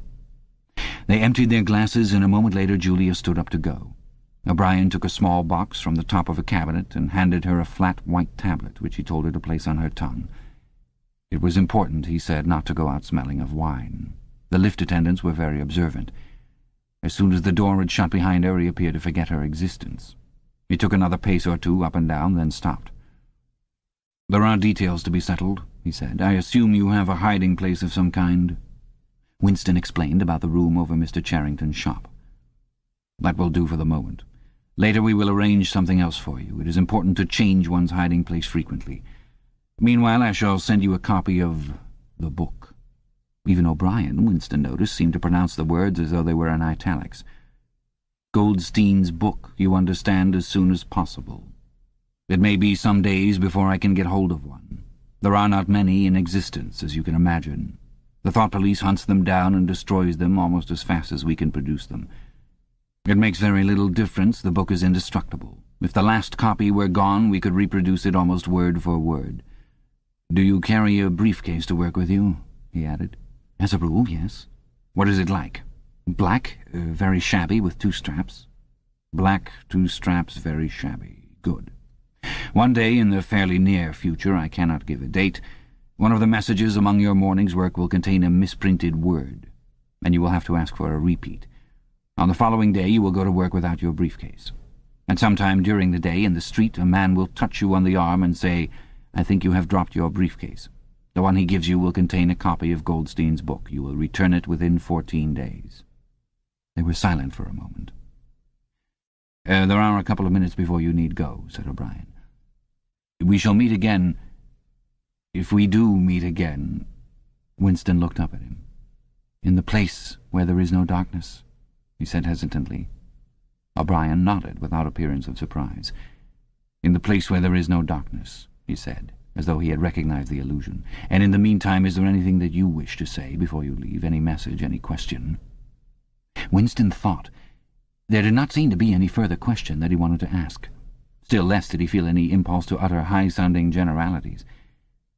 Instead of anything directly connected with O'Brien or the Brotherhood, there came into his mind a sort of composite picture of the dark bedroom where his mother had spent her last days, and the little room over Mr. Charrington's shop, and the glass paperweight, and the steel engraving in its rosewood frame. Almost at random he said, "Did you ever happen to hear an old rhyme that begins, 'Oranges and lemons say the bells of St. Clement's'?" Again O'Brien nodded. With a sort of grave courtesy he completed the stanza. "Oranges and lemons, say the bells of St. Clement's. You owe me 3 farthings, say the bells of St. Martin's. When will you pay me, say the bells of Old Bailey. When I grow rich, say the bells of Shoreditch." "You knew the last line," said Winston. "Yes, I knew the last line. And now I am afraid it is time for you to go. But wait, you'd better let me give you one of these tablets." As Winston stood up, O'Brien held out a hand. His powerful grip crushed the bones of Winston's palm. At the door Winston looked back, but O'Brien seemed already to be in process of putting him out of mind. He was waiting with his hand on the switch that controlled the telescreen. Beyond him Winston could see the writing table, with its green-shaded lamp and the speakwrite and the wire baskets deep laden with papers. The incident was closed. Within 30 seconds, it occurred to him, O'Brien would be back at his interrupted and important work on behalf of the party. Chapter 9. Winston was gelatinous with fatigue. Gelatinous was the right word. It had come into his head spontaneously. His body seemed to have not only the weakness of a jelly, but its translucency. He felt that if he held up his hand he would be able to see the light through it. All the blood and lymph had been drained out of him by an enormous debauch of work, leaving only a frail structure of nerves, bones, and skin. All sensations seemed to be magnified. His overalls fretted his shoulders, the pavement tickled his feet. Even the opening and closing of a hand was an effort that made his joints creak. He had worked more than 90 hours in 5 days. So had everyone else in the ministry. Now it was all over, and he had literally nothing to do. No party work of any description until tomorrow morning. He could spend 6 hours in the hiding place and another 9 in his own bed. Slowly, in mild afternoon sunshine, he walked up a dingy street in the direction of Mr. Charrington's shop, keeping one eye open for the patrols, but irrationally convinced that this afternoon there was no danger of anyone interfering with him. The heavy briefcase that he was carrying bumped against his knees at each step, sending a tingling sensation up and down the skin of his leg. Inside it was the book, which he had now had in his possession for 6 days and had not yet opened nor even looked at. On the 6th day of Hate Week, after the processions, the speeches, the shouting, the singing, the banners, the posters, the films, the waxworks, the rolling of drums and squealing of trumpets, the tramp of marching feet, the grinding of the caterpillars of tanks, the roar of massed planes, the booming of guns— after 6 days of this, when the great orgasm was quivering to its climax, and the general hatred of Eurasia had boiled up into such delirium that if the crowd could have got their hands on the 2,000 Eurasian war criminals who were to be publicly hanged on the last day of the proceedings, they would unquestionably have torn them to pieces, at just this moment it had been announced that Oceania was not, after all, at war with Eurasia. Oceania was at war with Eastasia. Eurasia was an ally. There was, of course, no admission that any change had taken place. Merely it became known, with extreme suddenness and everywhere at once, that Eastasia and not Eurasia was the enemy. Winston was taking part in a demonstration in one of the central London squares at the moment when it happened. It was night, and the white faces and the scarlet banners were luridly floodlit. The square was packed with several thousand people, including a block of about 1,000 school children in the uniform of the spies. On a scarlet-draped platform, an orator of the inner party, a small, lean man with disproportionately long arms and a large, bald skull over which a few lank locks straggled, was haranguing the crowd. A little Rumpelstiltskin figure, contorted with hatred, he gripped the neck of the microphone with one hand, while the other, enormous at the end of a bony arm, clawed the air menacingly above his head. His voice, made metallic by the amplifiers, boomed forth an endless catalogue of atrocities, massacres, deportations, lootings, rapings, torture of prisoners, bombing of civilians, lying propaganda, unjust aggressions, broken treaties. It was almost impossible to listen to him without being first convinced and then maddened. At every few moments the fury of the crowd boiled over, and the voice of the speaker was drowned by a wild, beast-like roaring that rose uncontrollably from thousands of throats. The most savage yells of all came from the school children. The speech had been proceeding for perhaps 20 minutes when a messenger hurried onto the platform and a scrap of paper was slipped into the speaker's hand. He unrolled it and read it without pausing in his speech. Nothing altered in his voice or manner or in the content of what he was saying, but suddenly the names were different. Without words said, a wave of understanding rippled through the crowd. Oceania was at war with Eastasia. The next moment there was a tremendous commotion. The banners and posters with which the square was decorated were all wrong. Quite half of them had the wrong faces on them. It was sabotage. The agents of Goldstein had been at work. There was a riotous interlude while posters were ripped from the walls, banners torn to shreds and trampled underfoot. The spies performed prodigies of activity in clambering over the rooftops and cutting the streamers that fluttered from the chimneys. But within 2 or 3 minutes it was all over. The orator, still gripping the neck of the microphone, his shoulders hunched forward, his free hand clawing at the air, had gone straight on with his speech. 1 minute more, and the feral roars of rage were again bursting from the crowd. The hate continued exactly as before, except that the target had been changed. The thing that impressed Winston in looking back was that the speaker had switched from one line to the other actually in mid-sentence, not only without a pause, but without even breaking the syntax. But at the moment he had other things to preoccupy him. It was during the moment of disorder, while the posters were being torn down, that a man whose face he did not see had tapped him on the shoulder and said, "Excuse me, I think you've dropped your briefcase." He took the briefcase abstractedly, without speaking. He knew that it would be days before he had an opportunity to look inside it. The instant that the demonstration was over, he went straight to the Ministry of Truth, though the time was now nearly 23 hours. The entire staff of the ministry had done likewise. The orders already issuing from the telescreens recalling them to their posts were hardly necessary. 1984, Cassette 5. Oceania was at war with Eastasia. Oceania had always been at war with Eastasia. A large part of the political literature of 5 years was now completely obsolete. Reports and records of all kinds, newspapers, books, pamphlets, films, soundtracks, photographs, all had to be rectified at lightning speed. Although no directive was ever issued, it was known that the chiefs of the department intended that within 1 week no reference to the war with Eurasia or the alliance with Eastasia should remain in existence anywhere. The work was overwhelming, all the more so because the processes that it involved could not be called by their true names. Everyone in the records department worked 18 hours in the 24, with 2 3-hour snatches of sleep. Mattresses were brought up from the cellars and pitched all over the corridors. Meals consisted of sandwiches and Victory coffee wheeled round on trolleys by attendants from the canteen. Each time that Winston broke off for one of his spells of sleep, he tried to leave his desk clear of work, and each time that he crawled back, sticky-eyed and aching, it was to find that another shower of paper cylinders had covered the desk like a snowdrift, half burying the speakwrite and overflowing onto the floor, so that the first job was always to stack them into a neat enough pile to give him room to work. What was worst of all was that the work was by no means purely mechanical. Often it was enough merely to substitute one name for another, but any detailed report of events demanded care and imagination. Even the geographical knowledge that one needed in transferring the war from one part of the world to another was considerable. By the 3rd day his eyes ached unbearably, and his spectacles needed wiping every few minutes. It was like struggling with some crushing physical task, something which one had the right to refuse and which one was nevertheless neurotically anxious to accomplish. Insofar as he had time to remember it, he was not troubled by the fact that every word he murmured into the speakwrite, every stroke of his ink-pencil, was a deliberate lie. He was as anxious as anyone else in the department that the forgery should be perfect. On the morning of the 6th day, the dribble of cylinders slowed down.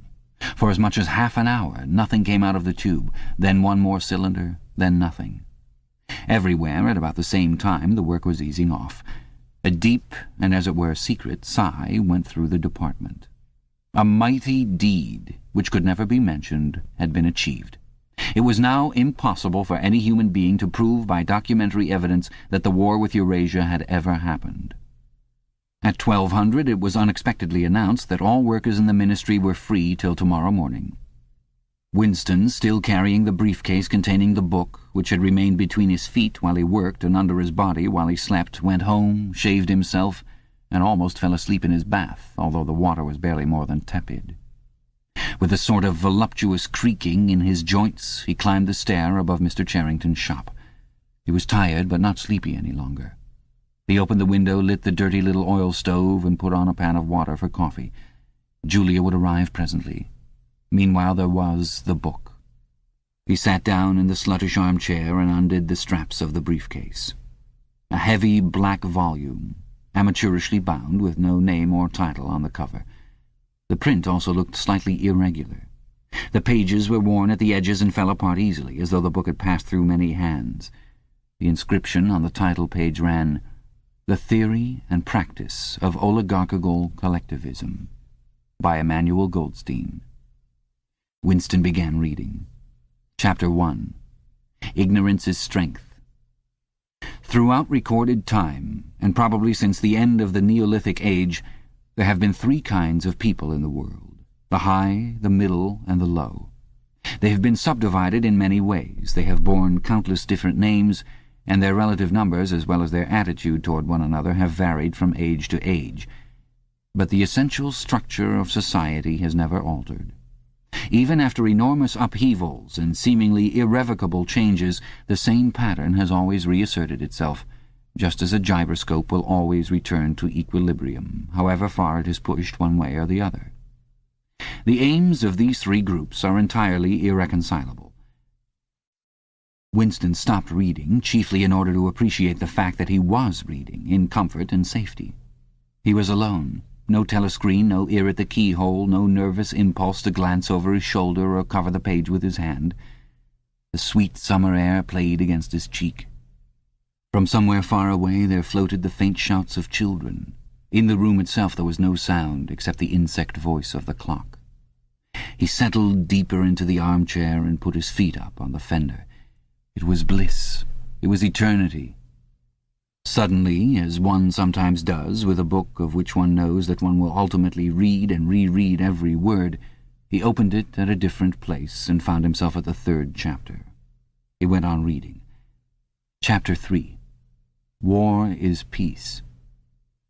The splitting up of the world into three great superstates was an event which could be, and indeed was, foreseen before the middle of the 20th century.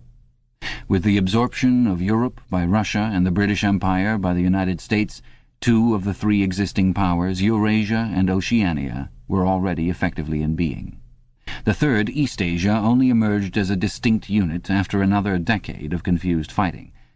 The frontiers between the three superstates are in some places arbitrary, and in others they fluctuate according to the fortunes of war, but in general they follow geographical lines.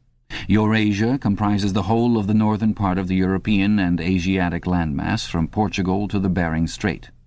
Oceania comprises the Americas, the Atlantic Islands, including the British Isles, Australasia, and the southern portion of Africa. Eastasia, smaller than the others and with a less definite western frontier, comprises China and the countries to the south of it, the Japanese islands, and a large but fluctuating portion of Mongolia and Tibet. In one combination or another, these three superstates are permanently at war, and have been so for the past 25 years. War, however, is no longer the desperate, annihilating struggle that it was in the early decades of the 20th century. It is a warfare of limited aims between combatants who are unable to destroy one another, have no material cause for fighting, and are not divided by any genuine ideological difference.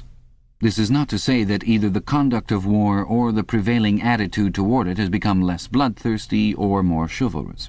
On the contrary, war hysteria is continuous and universal in all countries, and such acts as raping, looting, the slaughter of children, the reduction of whole populations to slavery, and reprisals against prisoners, which extend even to boiling and burying alive, are looked upon as normal, and, when they are committed by one's own side and not by the enemy, meritorious. But in a physical sense, war involves very small numbers of people, mostly highly trained specialists, and causes comparatively few casualties. The fighting, when there is any, takes place on the vague frontiers whose whereabouts the average man can only guess at, or around the floating fortresses which guard strategic spots on the sea lanes. In the centres of civilization, war means no more than a continuous shortage of consumption goods and the occasional crash of a rocket bomb, which may cause a few scores of deaths. War has, in fact, changed its character. More exactly, the reasons for which war is waged have changed in their order of importance. Motives which were already present to some small extent in the great wars of the early 20th century have now become dominant and are consciously recognized and acted upon. To understand the nature of the present war, for in spite of the regrouping which occurs every few years, it is always the same war, one must realize in the first place that it is impossible for it to be decisive. None of the three superstates could be definitely conquered even by the other two in combination. They are too evenly matched, and their natural defences are too formidable. Eurasia is protected by its vast land spaces, Oceania by the width of the Atlantic and the Pacific, East Asia by the fecundity and industriousness of its inhabitants. Secondly, there is no longer, in a material sense, anything to fight about. With the establishment of self-contained economies in which production and consumption are geared to one another, the scramble for markets, which was a main cause of previous wars, has come to an end, while the competition for raw materials is no longer a matter of life and death. In any case, each of the three superstates is so vast that it can obtain almost all of the materials that it needs within its own boundaries. Insofar as the war has a direct economic purpose, it is a war for labor power. Between the frontiers of the superstates, and not permanently in the possession of any of them, there lies a rough quadrilateral with its corners at Tangier, Brazzaville, Darwin, and Hong Kong, containing within it about a fifth of the population of the earth. It is for the possession of these thickly populated regions and of the northern ice cap that the three powers are constantly struggling. In practice, no one power ever controls the whole of the disputed area. Portions of it are constantly changing hands, and it is the chance of seizing this or that fragment by a sudden stroke of treachery that dictates the endless changes of alignment. All of the disputed territories contain valuable minerals, and some of them yield important vegetable products such as rubber, which in colder climates it is necessary to synthesize by comparatively expensive methods. But above all, they contain a bottomless reserve of cheap labor. Whichever power controls equatorial Africa or the countries of the Middle East or southern India or the Indonesian archipelago disposes also of the bodies of scores of hundreds of millions of ill-paid and hard-working coolies. The inhabitants of these areas, reduced more or less openly to the status of slaves, pass continually from conqueror to conqueror, and are expended like so much coal or oil in the race to turn out more armaments, to capture more territory, to control more labor power, to turn out more armaments, to capture more territory, and so on indefinitely. It should be noted that the fighting never really moves beyond the edges of the disputed areas. The frontiers of Eurasia flow back and forth between the basin of the Congo and the northern shore of the Mediterranean. The islands of the Indian Ocean and the Pacific are constantly being captured and recaptured by Oceania or by East Asia. In Mongolia, the dividing line between Eurasia and East Asia is never stable. Round the pole, all three powers lay claim to enormous territories which, in fact, are largely uninhabited and unexplored. But the balance of power always remains roughly even, and the territory which forms the heartland of each superstate always remains inviolate. Moreover, the labor of the exploited peoples round the equator is not really necessary to the world's economy. They add nothing to the wealth of the world, since whatever they produce is used for purposes of war, and the object of waging a war is always to be in a better position in which to wage another war. By their labor, the slave populations allow the tempo of continuous warfare to be speeded up. But if they did not exist, the structure of world society and the process by which it maintains itself would not be essentially different. The primary aim of modern warfare, in accordance with the principles of doublethink, this aim is simultaneously recognized and not recognized by the directing brains of the inner party, is to use up the products of the machine without raising the general standard of living. Ever since the end of the 19th century, the problem of what to do with the surplus of consumption goods has been latent in industrial society. At present, when few human beings even have enough to eat, this problem is obviously not urgent, and it might not have become so even if no artificial processes of destruction had been at work. The world of today is a bare, hungry, dilapidated place compared with the world that existed before 1914, and still more so if compared with the imaginary future to which the people of that period looked forward. In the early 20th century, the vision of a future society unbelievably rich, leisured, orderly, and efficient, a glittering antiseptic world of glass and steel and snow-white concrete, was part of the consciousness of nearly every literate person. Science and technology were developing at a prodigious speed, and it seemed natural to assume that they would go on developing. This failed to happen, partly because of the impoverishment caused by a long series of wars and revolutions, partly because scientific and technical progress depended on the empirical habit of thought, which could not survive in a strictly regimented society. As a whole, the world is more primitive today than it was 50 years ago. Certain backward areas have advanced, and various devices, always in some way connected with warfare and police espionage, have been developed, but experiment and invention have largely stopped, and the ravages of the atomic war of the 1950s have never been fully repaired. Nevertheless, the dangers inherent in the machine are still there. From the moment when the machine first made its appearance, it was clear to all thinking people that the need for human drudgery, and therefore to a great extent for human inequality, had disappeared. If the machine were used deliberately for that end, hunger, overwork, dirt, illiteracy, and disease could be eliminated within a few generations. And, in fact, without being used for any such purpose, but by a sort of automatic process, by producing wealth which it was sometimes impossible not to distribute, the machine did raise the living standards of the average human being very greatly over a period of about 50 years at the end of the 19th and the beginning of the 20th centuries. But it was also clear that an all-round increase in wealth threatened the destruction, indeed in some sense was the destruction, of a hierarchical society. In a world in which everyone worked short hours, had enough to eat, lived in a house with a bathroom and a refrigerator, and possessed a motor car or even an airplane, the most obvious and perhaps the most important form of inequality would already have disappeared. If it once became general, wealth would confer no distinction. It was possible, no doubt, to imagine a society in which wealth, in the sense of personal possessions and luxury, should be evenly distributed, while power remained in the hands of a small privileged caste. But in practice such a society could not long remain stable. For if leisure and security were enjoyed by all alike, the great mass of human beings who are normally stupefied by poverty would become literate, and would learn to think for themselves. And when once they had done this, they would sooner or later realize that the privileged minority had no function, and they would sweep it away. In the long run, a hierarchical society was only possible on a basis of poverty and ignorance. To return to the agricultural past, as some thinkers about the beginning of the 20th century dreamed of doing, was not a practical solution. It conflicted with the tendency toward mechanization, which had become quasi-instinctive throughout almost the whole world, and moreover any country which remained industrially backward was helpless in a military sense, and was bound to be dominated directly or indirectly by its more advanced rivals. Nor was it a satisfactory solution to keep the masses in poverty by restricting the output of goods. This happened, to a great extent, during the final phase of capitalism, roughly between 1920 and 1940. The economy of many countries was allowed to stagnate. Land went out of cultivation, capital equipment was not added to, great blocks of the population were prevented from working and kept half alive by state charity. But this, too, entailed military weakness, and since the privations it inflicted were obviously unnecessary, it made opposition inevitable. The problem was how to keep the wheels of industry turning without increasing the real wealth of the world. Goods must be produced, but they need not be distributed. And in practice, the only way of achieving this was by continuous warfare. The essential act of war is destruction, not necessarily of human lives, but of the products of human labor.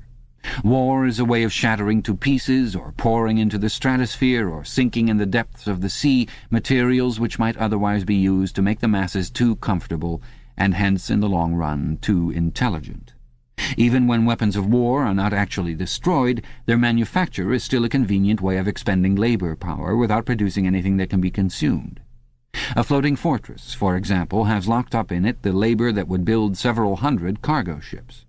Ultimately, it is scrapped as obsolete, never having brought any material benefit to anybody, and with further enormous labors another floating fortress is built. In principle, the war effort is always so planned as to eat up any surplus that might exist after meeting the bare needs of the population. In practice, the needs of the population are always underestimated, with the result that there is a chronic shortage of half the necessities of life. But this is looked on as an advantage.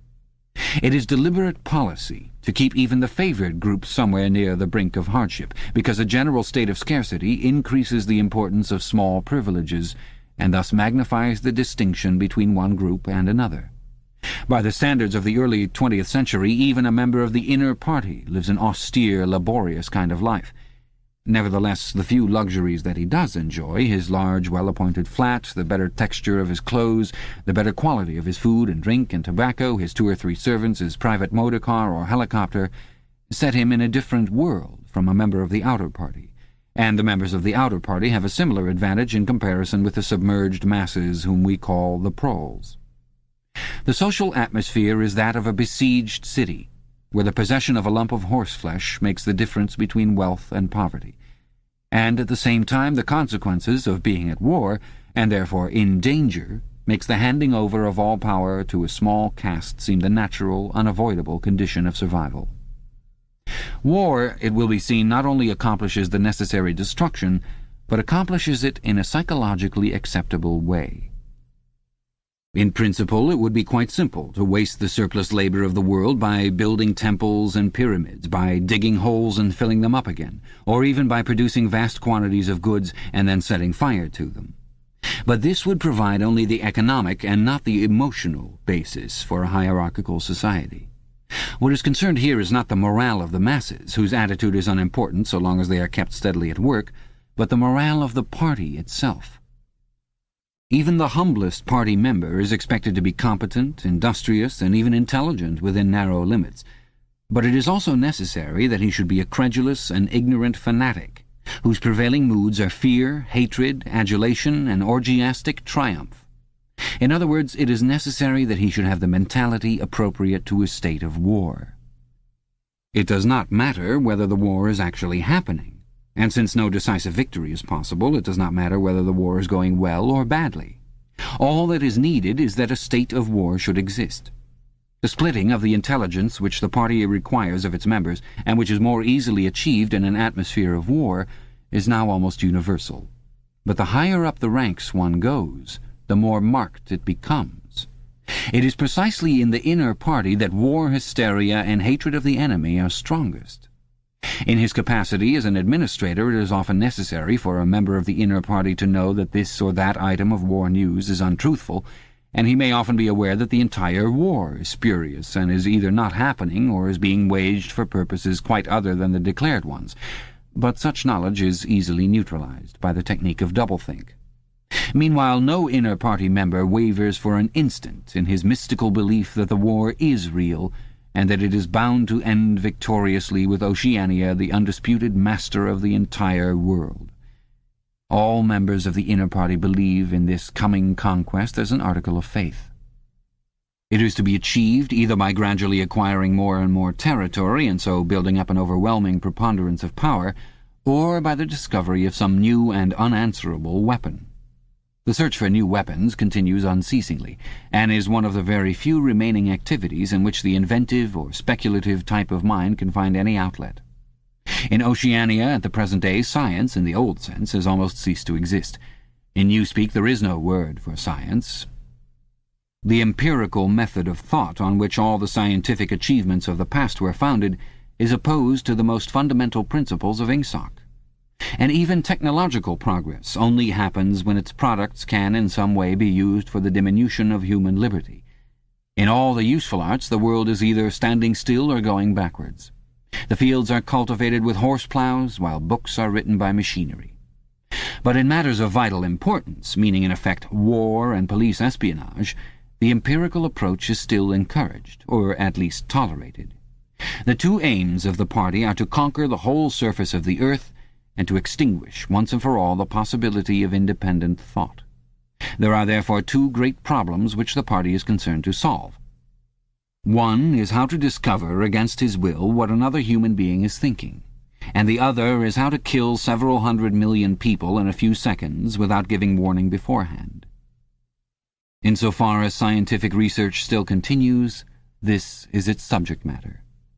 The scientist of today is either a mixture of psychologist and inquisitor, studying with extraordinary minuteness the meaning of facial expressions, gestures, and tones of voice, and testing the truth-producing effects of drug, shock therapy, hypnosis, and physical torture, or he is a chemist, physicist, or biologist concerned only with such branches of his special subject as are relevant to the taking of life. In the vast laboratories of the Ministry of Peace, and in the experimental stations hidden in the Brazilian forests, or in the Australian desert, or on lost islands of the Antarctic, the teams of experts are indefatigably at work. Some are concerned simply with planning the logistics of future wars, others devise larger and larger rocket bombs, more and more powerful explosives, and more impenetrable armor plating. Others search for new and deadlier gases, or for soluble poisons capable of being produced in such quantities as to destroy the vegetation of whole continents, or for breeds of disease germs immunized against all possible antibodies. Others strive to produce a vehicle that shall bore its way under the soil like a submarine under the water, or an airplane as independent of its base as a sailing ship. Others explore even remoter possibilities, such as focusing the sun's rays through lenses suspended thousands of kilometers away in space, or producing artificial earthquakes and tidal waves by tapping the heat at the Earth's center. But none of these projects ever comes anywhere near realization, and none of the three superstates ever gains a significant lead on the others. What is more remarkable is that all three powers already possess in the atomic bomb a weapon far more powerful than any that their present researchers are likely to discover. Although the party, according to its habit, claims the invention for itself, atomic bombs first appeared as early as the 1940s, and were first used on a large scale about 10 years later. At that time, some hundreds of bombs were dropped on industrial centers, chiefly in European Russia, Western Europe, and North America. The effect was to convince the ruling groups of all countries that a few more atomic bombs would mean the end of organized society, and hence of their own power. Thereafter, although no formal agreement was ever made or hinted at, no more bombs were dropped. All three powers merely continue to produce atomic bombs and store them up against the decisive opportunity which they all believe will come sooner or later. And meanwhile the art of war has remained almost stationary for 30 or 40 years. Helicopters are more used than they were formerly. Bombing planes have been largely superseded by self-propelled projectiles, and the fragile, movable battleship has given way to the almost unsinkable floating fortress.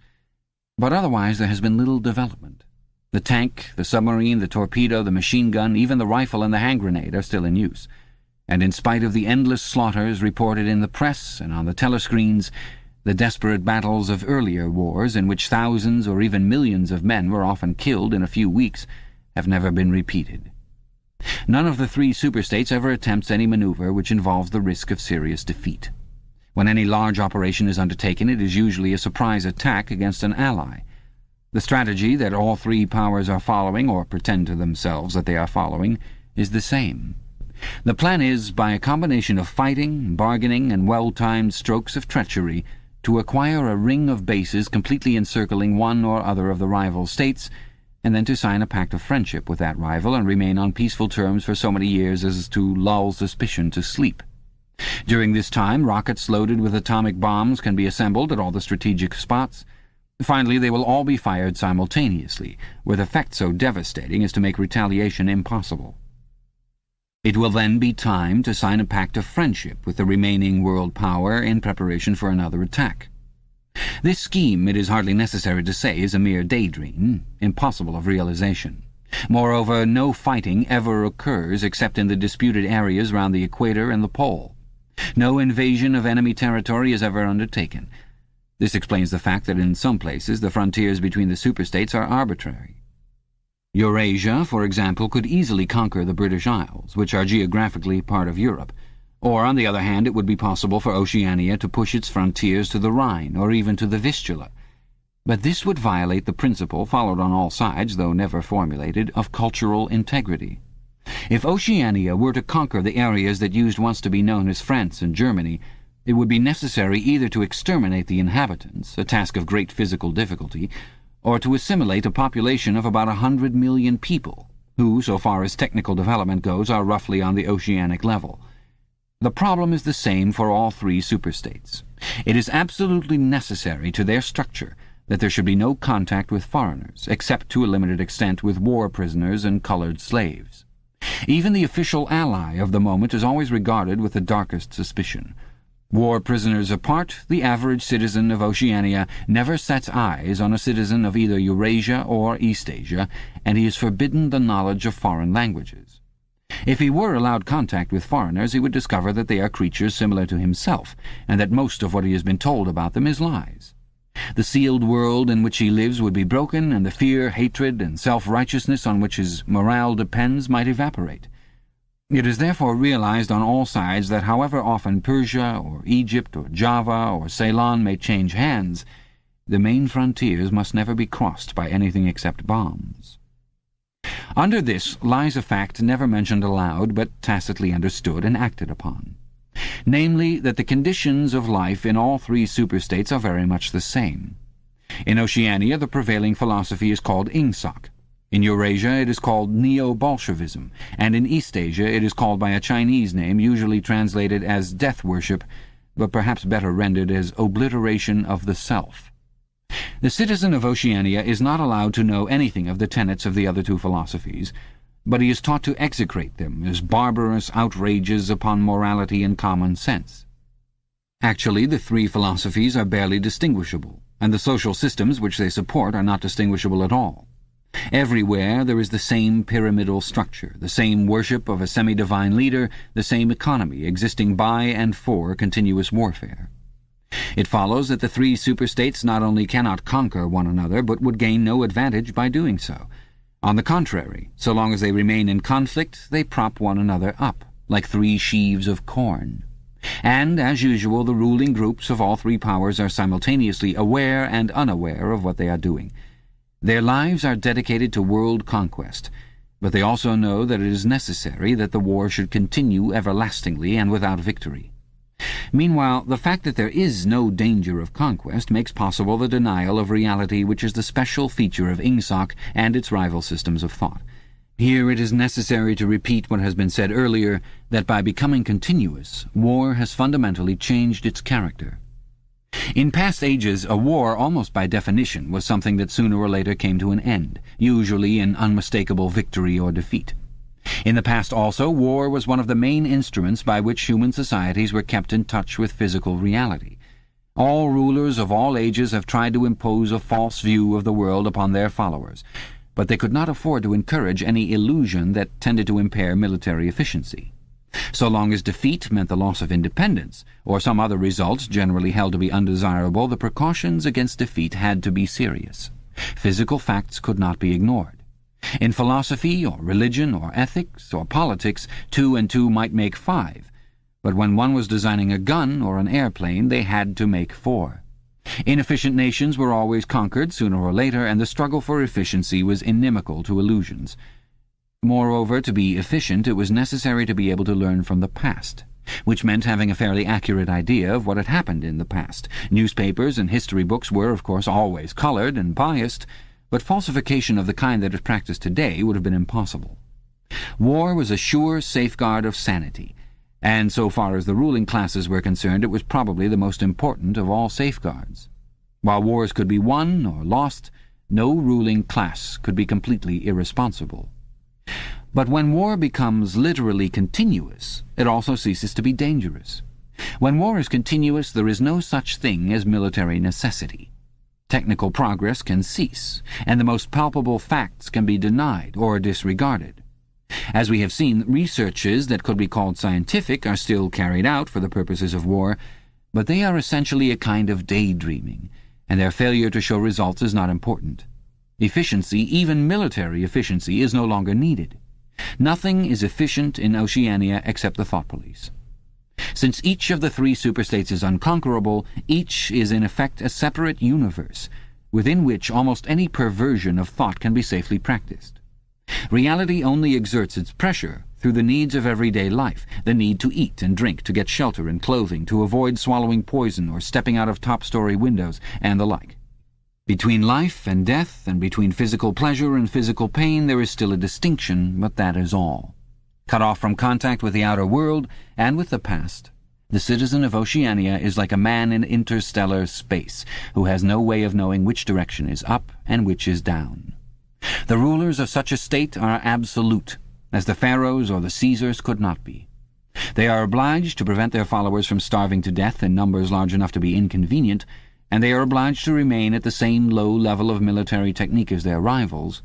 But once that minimum is achieved, they can twist reality into whatever shape they choose. The war, therefore, if we judge it by the standards of previous wars, is merely an imposture. It is like the battles between certain ruminant animals whose horns are set at such an angle that they are incapable of hurting one another. But though it is unreal, it is not meaningless. It eats up the surplus of consumable goods, and it helps to preserve the special mental atmosphere that a hierarchical society needs. War, it will be seen, is now a purely internal affair. In the past, the ruling groups of all countries, although they might recognize their common interest and therefore limit the destructiveness of war, did fight against one another, and the victor always plundered the vanquished. In our own day, they are not fighting against one another at all. The war is waged by each ruling group against its own subjects, and the object of the war is not to make or prevent conquests of territory, but to keep the structure of society intact. The very word war, therefore, has become misleading. It would probably be accurate to say that by becoming continuous, war has ceased to exist. The peculiar pressure that it exerted on human beings between the Neolithic age and the early 20th century has disappeared, and has been replaced by something quite different. The effect would be much the same if the three superstates, instead of fighting one another, should agree to live in perpetual peace, each inviolate within its own boundaries. For in that case each would still be a self-contained universe, freed forever from the sobering influence of external danger. A peace that was truly permanent would be the same as a permanent war. This, although the vast majority of party members understand it only in a shallower sense, is the inner meaning of the party slogan, "War is peace." Winston stopped reading for a moment.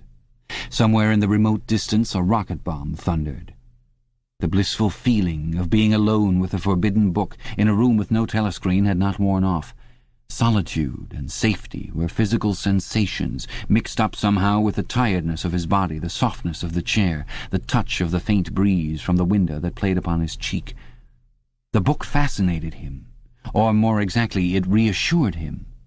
In a sense it told him nothing that was new, but that was part of the attraction. It said what he would have said if it had been possible for him to set his scattered thoughts in order.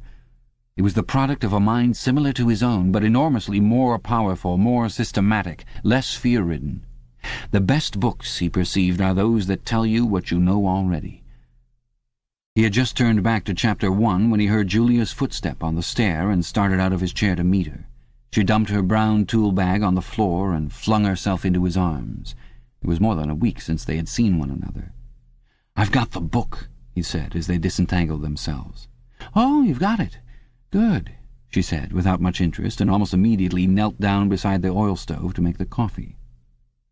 They did not return to the subject until they had been in bed for half an hour. The evening was just cool enough to make it worthwhile to pull up the counterpane.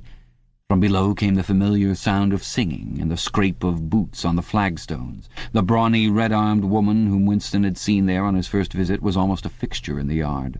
There seemed to be no hour of daylight when she was not marching to and fro between the washtub and the line, alternately gagging herself with clothes pegs and breaking forth into lusty song. Julia had settled down on her side and seemed to be already on the point of falling asleep. He reached out for the book, which was lying on the floor, and sat up against the bedhead. "We must read it," he said. You too, all members of the Brotherhood, have to read it." "You read it," she said with her eyes shut. "Read it aloud. That's the best way. Then you can explain it to me as you go." The clock's hands said 6, meaning 18. They had 3 or 4 hours ahead of them. He propped the book against his knees and began reading. Chapter 1. Ignorance is Strength. Throughout recorded time, and probably since the end of the Neolithic Age, there have been 3 kinds of people in the world: the high, the middle, and the low.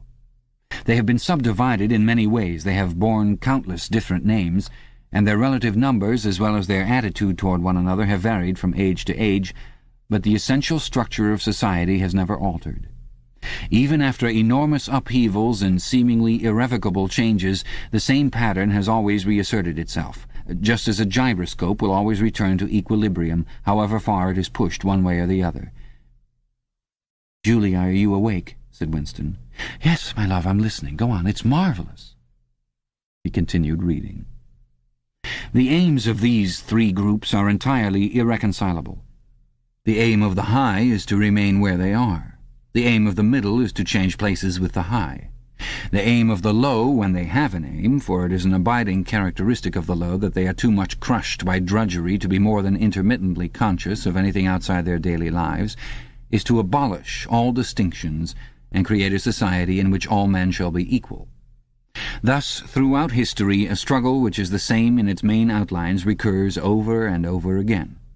For long periods the high seem to be securely in power, but sooner or later there always comes a moment when they lose either their belief in themselves or their capacity to govern efficiently, or both. They are then overthrown by the middle, who enlist the low on their side by pretending to them that they are fighting for liberty and justice. As soon as they have reached their objective, the middle thrust the low back into their old position of servitude, and themselves become the high. Presently a new middle group splits off from one of the other groups, or from both of them, and the struggle begins over again. Of the 3 groups, only the low are never even temporarily successful in achieving their aims. It would be an exaggeration to say that throughout history there had been no progress of a material kind. Even today, in a period of decline, the average human being is physically better off than he was a few centuries ago. But no advance in wealth, no softening of manners, no reform or revolution has ever brought human equality a millimetre nearer. From the point of view of the low, no historic change has ever meant much more than a change in the name of their masters. By the late 19th century, the recurrences of this pattern had become obvious to many observers. There then arose schools of thinkers who interpreted history as a cyclical process and claimed to show that inequality was the unalterable law of human life. This doctrine, of course, had always had its adherents, but in the manner in which it was now put forward there was a significant change. In the past, the need for a hierarchical form of society had been the doctrine specifically of the high. It had been preached by kings and aristocrats, and by the priests, lawyers, and the like who were parasitical upon them, and it had generally been softened by promises of compensation in an imaginary world beyond the grave. The middle, so long as it was struggling for power, had always made use of such terms as freedom, justice, and fraternity. Now, however, the concept of human brotherhood began to be assailed by people who were not yet in positions of command, but merely hoped to be so before long. In the past, the middle had made revolutions under the banner of equality, and then had established a fresh tyranny as soon as the old one was overthrown. The new middle groups, in effect, proclaimed their tyranny beforehand. Socialism, a theory which appeared in the early 19th century and was the last link in a chain of thought stretching back to the slave rebellions of antiquity, was still deeply infected by the utopianism of past ages. But in each variant of socialism that appeared from about 1900 onwards, the aim of establishing liberty and equality was more and more openly abandoned. The new movements, which appeared in the middle years of the century, Ingsoc in Oceania, Neo-Bolshevism in Eurasia, death worship, as it was commonly called, in East Asia, had the conscious aim of perpetuating unfreedom and inequality. These new movements, of course, grew out of the old ones and tended to keep their names and pay lip service to their ideology. But the purpose of all of them was to arrest progress and freeze history at a chosen moment. The familiar pendulum swing was to happen once more and then stop. As usual, the high were to be turned out by the middle, who would then become the high, but this time, by conscious strategy, the high would be able to maintain their position permanently. The new doctrines arose partly because of the accumulation of historical knowledge and the growth of the historical sense, which had hardly existed before the 19th century. The cyclical movement of history was now intelligible, or appeared to be so, and if it was intelligible, then it was alterable. But the principal underlying cause was that as early as the beginning of the 20th century, human equality had become technically possible. It was still true that men were not equal in their native talents, and that functions had to be specialized in ways that favored some individuals against others, but there was no longer any real need for class distinctions or for large differences of wealth. In earlier ages, class distinctions had been not only inevitable but desirable. Inequality was the price of civilization. With the development of machine production, however, the case was altered. Even if it was still necessary for human beings to do different kinds of work, it was no longer necessary for them to live at different social or economic levels. Therefore, from the point of view of the new groups who were on the point of seizing power, human equality was no longer an ideal to be striven after, but a danger to be averted. In more primitive ages, when a just and peaceful society was in fact not possible, it had been fairly easy to believe in it. The idea of an earthly paradise in which men should live together in a state of brotherhood, without laws and without brute labor, had haunted the human imagination for thousands of years, and this vision had had a certain hold even on the groups who actually profited by each historic change. The heirs of the French, English, and American revolutions had partly believed in their own phrases about the rights of man, freedom of speech, equality before the law, and the like, and had even allowed their conduct to be influenced by them to some extent. But by the fourth decade of the 20th century, all the main currents of political thought were authoritarian. The earthly paradise had been discredited at exactly the moment when it became realizable. Every new political theory, by whatever name it called itself, led back to hierarchy and regimentation. And in the general hardening of outlook that set in round about 1930, practices which had long been abandoned, in some cases for hundreds of years, imprisonment without trial, the use of war prisoners as slaves, public executions, torture to extract confessions, the use of hostages, and the deportation of whole populations, not only became common again, but were tolerated and even defended by people who considered themselves enlightened and progressive. It was only after a decade of national wars, civil wars, revolutions, and counter-revolutions in all parts of the world that Ingsoc and its rivals emerged as fully worked-out political theories. But they had been foreshadowed by the various systems generally called totalitarian which had appeared earlier in the century, and the main outlines of the world which would emerge from the prevailing chaos had long been obvious. What kind of people would control this world has been equally obvious. The new aristocracy was made up for the most part of bureaucrats, scientists, technicians, trade union organizers, publicity experts, sociologists, teachers, journalists, and professional politicians. These people, whose origins lay in the salaried middle class and the upper grades of the working class, had been shaped and brought together by the barren world of monopoly industry and centralized government. As compared with their opposite numbers in past ages, they were less avaricious, less tempted by luxury, hungrier for pure power, and above all, more conscious of what they were doing and more intent on crushing opposition. This last difference was cardinal. By comparison with that existing today, all the tyrannies of the past were half-hearted and inefficient. The ruling groups were always infected to some extent by liberal ideas and were content to leave loose ends everywhere, to regard only the overt act and to be uninterested in what their subjects were thinking. Even the Catholic Church of the Middle Ages was tolerant by modern standards. Part of the reason for this was that in the past no government had the power to keep its citizens under constant surveillance. The invention of print, however, made it easier to manipulate public opinion, and the film and the radio carried the process further. With the development of television and the technical advance which made it possible to receive and transmit simultaneously on the same instrument, private life came to an end. Every citizen, or at least every citizen important enough to be worth watching, could be kept for 24 hours a day under the eyes of the police and in the sound of official propaganda, with all other channels of communication closed. The possibility of enforcing not only complete obedience to the will of the state, but complete uniformity of opinion on all subjects now existed for the first time. After the revolutionary period of the 50s and 60s, society regrouped itself, as always, into high, middle, and low. But the new high group, unlike all its forerunners, did not act upon instinct, but knew what was needed to safeguard its position. It had long been realized that the only secure basis for oligarchy is collectivism. Wealth and privilege are most easily defended when they are possessed jointly. The so-called abolition of private property, which took place in the middle years of the century, meant in effect the concentration of property in far fewer hands than before, but with this difference, that the new owners were a group instead of a mass of individuals. Individually, no member of the party owns anything except petty personal belongings. Collectively, the party owns everything in Oceania, because it controls everything and disposes of the products as it thinks fit. In the years following the revolution, it was able to step into this commanding position almost unopposed, because the whole process was represented as an act of collectivization. It had always been assumed that if the capitalist class were expropriated, socialism must follow. And, unquestionably, the capitalists had been expropriated. Factories, mines, land, houses, transport, everything had been taken away from them. And since these things were no longer private property, it followed that they must be public property.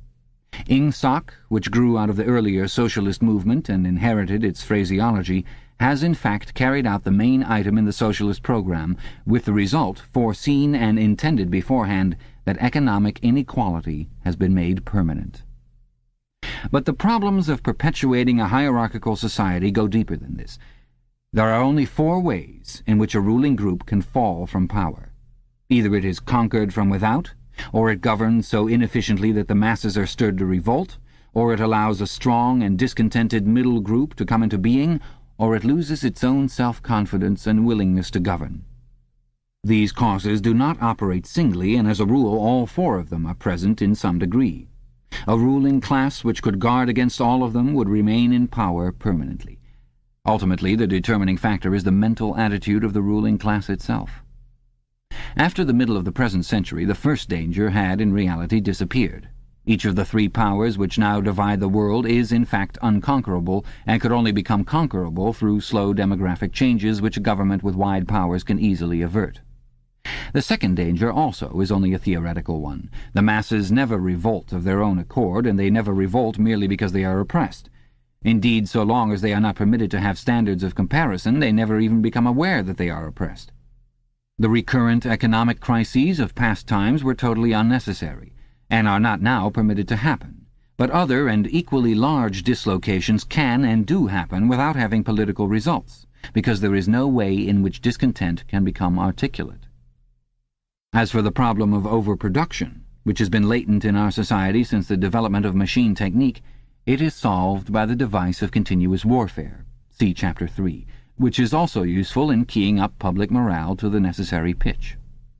From the point of view of our present rulers, therefore, the only genuine dangers are the splitting off of a new group of able, underemployed, power-hungry people, and the growth of liberalism and skepticism in their own ranks. The problem, that is to say, is educational. It is a problem of continuously molding the consciousness both of the directing group and of the larger executive group that lies immediately below it. The consciousness of the masses needs only to be influenced in a negative way. Given this background, one could infer, if one did not know it already, the general structure of oceanic society. At the apex of the pyramid comes Big Brother. Big Brother is infallible and all-powerful. Every success, every achievement, every victory, every scientific discovery, all knowledge, all wisdom, all happiness, all virtue are held to issue directly from his leadership and inspiration. Nobody has ever seen Big Brother. He is a face on the hoardings, a voice on the telescreen. We may be reasonably sure that he will never die, and there is already considerable uncertainty as to when he was born. Big Brother is the guise in which the party chooses to exhibit itself to the world. His function is to act as a focusing point for love, fear, and reverence, emotions which are more easily felt toward an individual than toward an organization. Below Big Brother comes the inner party, its numbers limited to 6 millions, or something less than 2% of the population of Oceania. Below the inner party comes the outer party, which, if the inner party is described as the brain of the state, may be justly likened to the hands. Below that come the dumb masses whom we habitually refer to as the proles, numbering perhaps 85% of the population. In the terms of our earlier classification, the proles are the low, for the slave populations of the equatorial lands who pass constantly from conqueror to conqueror are not a permanent or necessary part of the structure. In principle, membership in these three groups is not hereditary. The child of inner-party parents is in theory not born into the inner party. Admission to either branch of the party is by examination, taken at the age of 16. Nor is there any racial discrimination or any marked domination of one province by another. Jews, Negroes, South Americans of pure Indian blood are to be found in the highest ranks of the party, and the administrators of any area are always drawn from the inhabitants of that area. In no part of Oceania do the inhabitants have the feeling that they are a colonial population ruled from a distant capital. Oceania has no capital, and its titular head is a person whose whereabouts nobody knows. Except that English is its chief lingua franca and Newspeak its official language, it is not centralized in any way. Its rulers are not held together by blood ties, but by adherence to a common doctrine. It is true that our society is stratified, and very rigidly stratified, on what at first sight appear to be hereditary lines. There is far less to and fro movement between the different groups than happened under capitalism, or even in the pre-industrial ages. Between the two branches of the party there is a certain amount of interchange, but only so much as will ensure that weaklings are excluded from the inner party, and that ambitious members of the outer party are made harmless by allowing them to rise. Proletarians, in practice, are not allowed to graduate into the party. The most gifted among them, who might possibly become nuclei of discontent, are simply marked down by the thought police and eliminated. But this state of affairs is not necessarily permanent, nor is it a matter of principle. The party is not a class in the old sense of the word. It does not aim at transmitting power to its own children as such. And if there were no other way of keeping the ablest people at the top, it would be perfectly prepared to recruit an entire new generation from the ranks of the proletariat.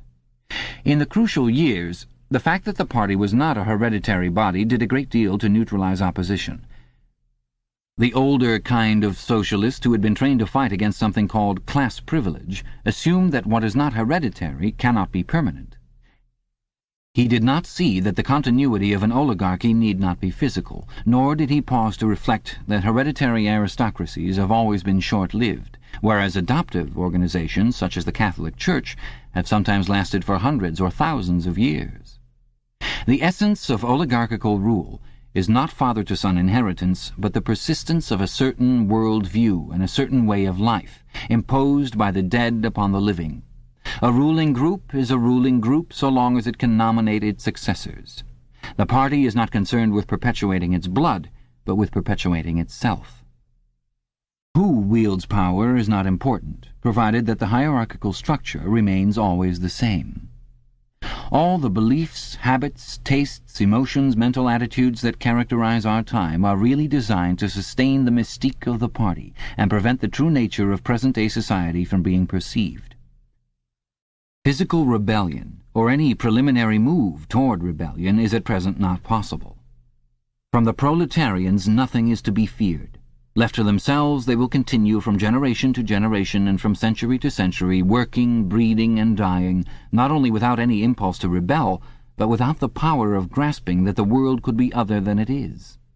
They could only become dangerous if the advance of industrial technique made it necessary to educate them more highly.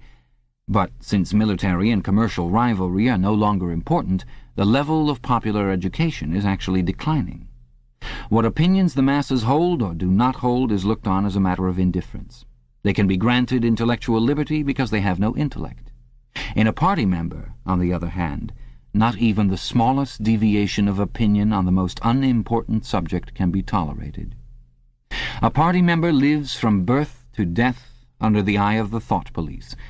Even when he is alone, he can never be sure that he is alone. Wherever he may be, asleep or awake, working or resting, in his bath or in bed, he can be inspected without warning and without knowing that he is being inspected. Nothing that he does is indifferent. His friendships, his relaxations, his behavior towards his wife and children, the expression of his face when he is alone, the words he mutters in sleep, even the characteristic movements of his body are all jealously scrutinized.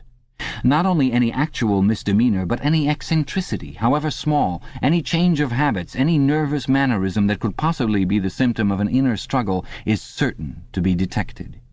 He has no freedom of choice in any direction whatever. On the other hand, his actions are not regulated by law or by any clearly formulated code of behavior. In Oceania there is no law. Thoughts and actions which, when detected, mean certain death are not formally forbidden, and the endless purges, arrests, tortures, imprisonments, and vaporizations are not inflicted as punishment for crimes which have actually been committed, but are merely the wiping out of persons who might perhaps commit a crime at some time in the future. A party member is required to have not only the right opinions, but the right instincts. Many of the beliefs and attitudes demanded of him are never plainly stated, and could not be stated without laying bare the contradictions inherent in ingsoc. If he is a person naturally orthodox, in Newspeak a good thinker, he will in all circumstances know, without taking thought, what is the true belief or the desirable emotion. But in any case, an elaborate mental training, undergone in childhood and grouping itself round the Newspeak words crime stop, black-white, and doublethink, makes him unwilling and unable to think too deeply on any subject whatever. A party member is expected to have no private emotions and no respites from enthusiasm. He is supposed to live in a continuous frenzy of hatred of foreign enemies and internal traitors, triumph over victories, and self-abasement before the power and wisdom of the party. The discontents produced by his bare, unsatisfying life are deliberately turned outwards and dissipated by such devices as the 2 minutes hate, and the speculations which might possibly induce a sceptical or rebellious attitude are killed in advance by his early acquired inner discipline. The first and simplest stage in the discipline, which can be taught even to young children, is called, in Newspeak, crime stop. Crime stop means the faculty of stopping short, as though by instinct, at the threshold of any dangerous thought. It includes the power of not grasping analogies, of failing to perceive logical errors, of misunderstanding the simplest arguments if they are inimical to ingsoc, and of being bored or repelled by any train of thought which is capable of leading in a heretical direction. Crime stop, in short, means protective stupidity. But stupidity is not enough. On the contrary, orthodoxy, in the full sense, demands a control over one's own mental processes as complete as that of a contortionist over his body. Oceanic society rests ultimately on the belief that Big Brother is omnipotent and that the party is infallible. But since in reality Big Brother is not omnipotent and the party is not infallible, there is a need for an unwearying moment-to-moment flexibility in the treatment of facts. The key word here is black-white. Like so many Newspeak words, this word has two mutually contradictory meanings. Applied to an opponent, it means the habit of impudently claiming that black is white, in contradiction of the plain facts. Applied to a party member, it means a loyal willingness to say that black is white when party discipline demands this. But it means also the ability to believe that black is white, and more, to know that black is white, and to forget that one has ever believed the contrary. This demands a continuous alteration of the past, made possible by the system of thought which really embraces all the rest, and which is known in Newspeak as doublethink. The alteration of the past is necessary for two reasons, one of which is subsidiary and, so to speak, precautionary. The subsidiary reason is that the party member, like the proletarian, tolerates present-day conditions partly because he has no standards of comparison. He must be cut off from the past, just as he must be cut off from foreign countries, because it is necessary for him to believe that he is better off than his ancestors and that the average level of material comfort is constantly rising. But by far the more important reason for the readjustment of the past is the need to safeguard the infallibility of the party. It is not merely that speeches, statistics, and records of every kind must be constantly brought up to date in order to show that the predictions of the party were in all cases right. It is also that no change of doctrine or in political alignment can ever be admitted, for to change one's mind, or even one's policy, is a confession of weakness. If, for example, Eurasia or Eastasia, whichever it may be, is the enemy today, then that country must always have been the enemy, and if the facts say otherwise, then the facts must be altered. Thus history is continuously rewritten. This day-to-day falsification of the past, carried out by the Ministry of Truth, is as necessary to the stability of the regime as the work of repression and espionage carried out by the Ministry of Love.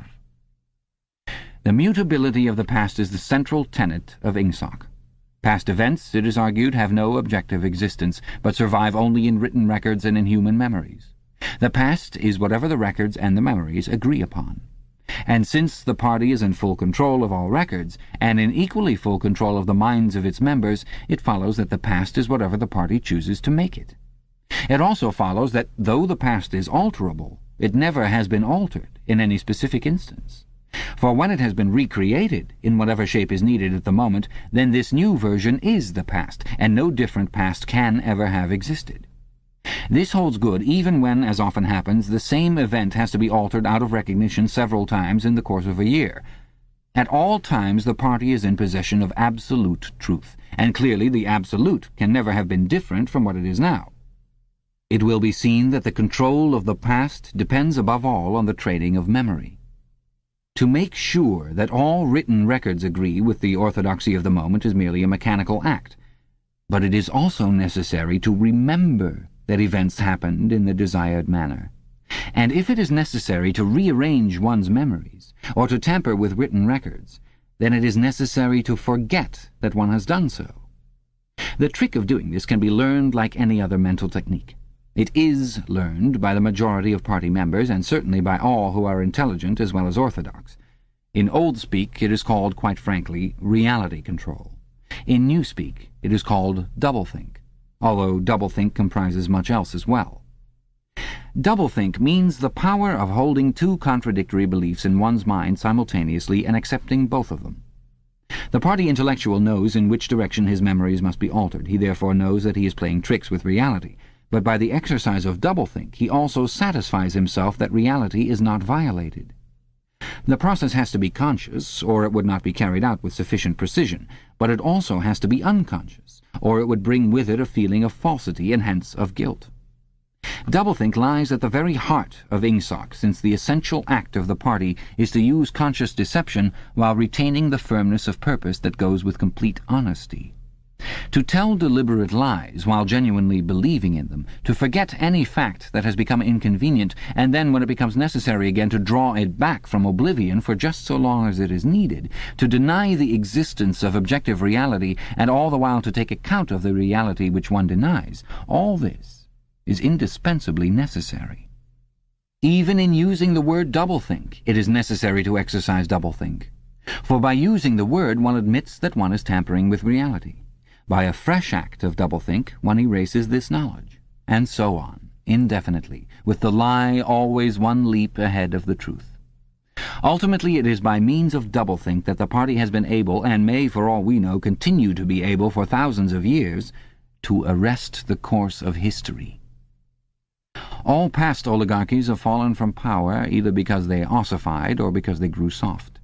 Either they became stupid and arrogant, failed to adjust themselves to changing circumstances and were overthrown, or they became liberal and cowardly, made concessions when they should have used force, and once again were overthrown. They fell, that is to say, either through consciousness or through unconsciousness. It is the achievement of the party to have produced a system of thought in which both conditions can exist simultaneously.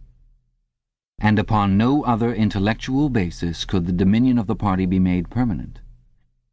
If one is to rule, and to continue ruling, one must be able to dislocate the sense of reality.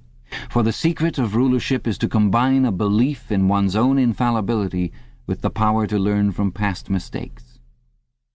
It need hardly be said that the subtlest practitioners of doublethink are those who invented doublethink, and know that it is a vast system of mental cheating.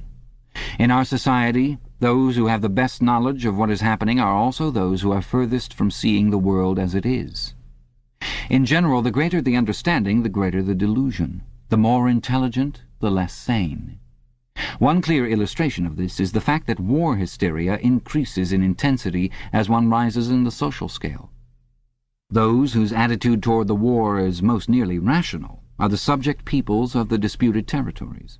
To these people the war is simply a continuous calamity which sweeps to and fro over their bodies like a tidal wave. Which side is winning is a matter of complete indifference to them. They are aware that a change of overlordship means simply that they will be doing the same work as before for new masters, who treat them in the same manner as the old ones. The slightly more favoured workers, whom we call the proles, are only intermittently conscious of the war. When it is necessary, they can be prodded into frenzies of fear and hatred, but when left to themselves, they are capable of forgetting for long periods that the war is happening. It is in the ranks of the party, and above all of the inner party, that the true war enthusiasm is found. World conquest is believed in most firmly by those who know it to be impossible. This peculiar linking together of opposites, knowledge with ignorance, cynicism with fanaticism, is one of the chief distinguishing marks of oceanic society. The official ideology abounds with contradictions, even when there is no practical reason for them. Thus, the party rejects and vilifies every principle for which the socialist movement originally stood, and it chooses to do this in the name of socialism. It preaches a contempt for the working class, unexampled for centuries past, and it dresses its members in a uniform which was at one time peculiar to manual workers, and was adopted for that reason. It systematically undermines the solidarity of the family, and it calls its leader by a name which is a direct appeal to the sentiments of family loyalty. Even the names of the 4 ministries by which we are governed exhibit a sort of impudence in their deliberate reversal of the facts. The Ministry of Peace concerns itself with war, the Ministry of Truth with lies, the Ministry of Love with torture, and the Ministry of Plenty with starvation. These contradictions are not accidental, nor do they result from ordinary hypocrisy. They are deliberate exercises in doublethink. For it is only by reconciling contradictions that power can be retained indefinitely. In no other way could the ancient cycle be broken. If human equality is to be forever averted, if the high, as we have called them, are to keep their places permanently, then the prevailing mental condition must be controlled insanity. But there is one question which until this moment we have almost ignored. It is, why should human equality be averted? Supposing that the mechanics of the process have been rightly described, what is the motive for this huge, accurately planned effort to freeze history at a particular moment of time? Here we reach the central secret. As we have seen, the mystique of the party, and above all of the inner party, depends upon doublethink. But deeper than this lies the original motive, the never-questioned instinct that first led to the seizure of power and brought doublethink, the thought police, continuous warfare, and all the other necessary paraphernalia into existence afterwards. This motive really consists... Winston became aware of silence, as one becomes aware of a new sound. It seemed to him that Julia had been very still for some time past. She was lying on her side, naked from the waist upwards, with her cheek pillowed on her hand and one dark lock tumbling across her eyes. Her breast rose and fell slowly and regularly. "Julia." No answer. "Julia, are you awake?" No answer. She was asleep. He shut the book, put it carefully on the floor, lay down, and pulled the coverlet over both of them. He had still, he reflected, not learned the ultimate secret. He understood how. He did not understand why. Chapter 1, like Chapter 3, had not actually told him anything that he did not know. It had merely systematized the knowledge that he possessed already. But after reading it, he knew better than before that he was not mad. Being in a minority, even a minority of one, did not make you mad. There was truth, and there was untruth, and if you clung to the truth, even against the whole world, you were not mad. A yellow beam from the sinking sun slanted in through the window and fell across the pillow. He shut his eyes. The sun on his face and the girl's smooth body touching his own gave him a strong, sleepy, confident feeling. He was safe. Everything was all right. He fell asleep murmuring, "Sanity is not statistical," with the feeling that this remark contained in it a profound wisdom. Chapter 10. When he woke, it was with the sensation of having slept for a long time, but a glance at the old-fashioned clock told him that it was only 20:30. He lay dozing for a little while. Then the usual deep-lunged singing strung up from the yard below. It was only an hopeless fancy, it passed like an April dye, but a look and a word and the dreams they stirred, they have stolen my heart away. The drivelling song seemed to have kept its popularity. You still heard it all over the place. It had outlived the hate song. Julia woke at the sound, stretched herself luxuriously, and got out of bed. "I'm hungry," she said. "Let's make some more coffee." Damn, the stove's gone out and the water's cold. She picked the stove up and shook it. There's no oil in it. We can get some from old Charrington, I expect. The funny thing is, I made sure it was full. I'm going to put my clothes on, she added. It seems to have got colder. Winston also got up and dressed himself. The indefatigable voice sang on. They say that time heals all things. They say you can always forget. But the smiles and the tears across the years, they twist my heartstrings yet. As he fastened the belt of his overalls, he strolled across to the window. The sun must have gone down behind the houses. It was not shining into the yard any longer. The flagstones were wet, as though they had just been washed, and he had the feeling that the sky had been washed too, so fresh and pale was the blue between the chimney-pots. Tirelessly the woman marched to and fro, corking and uncorking herself, singing and fallen silent, and pegging out more diapers, and yet more. He wondered whether she took in washing for a living, or was merely the slave of 20 or 30 grandchildren.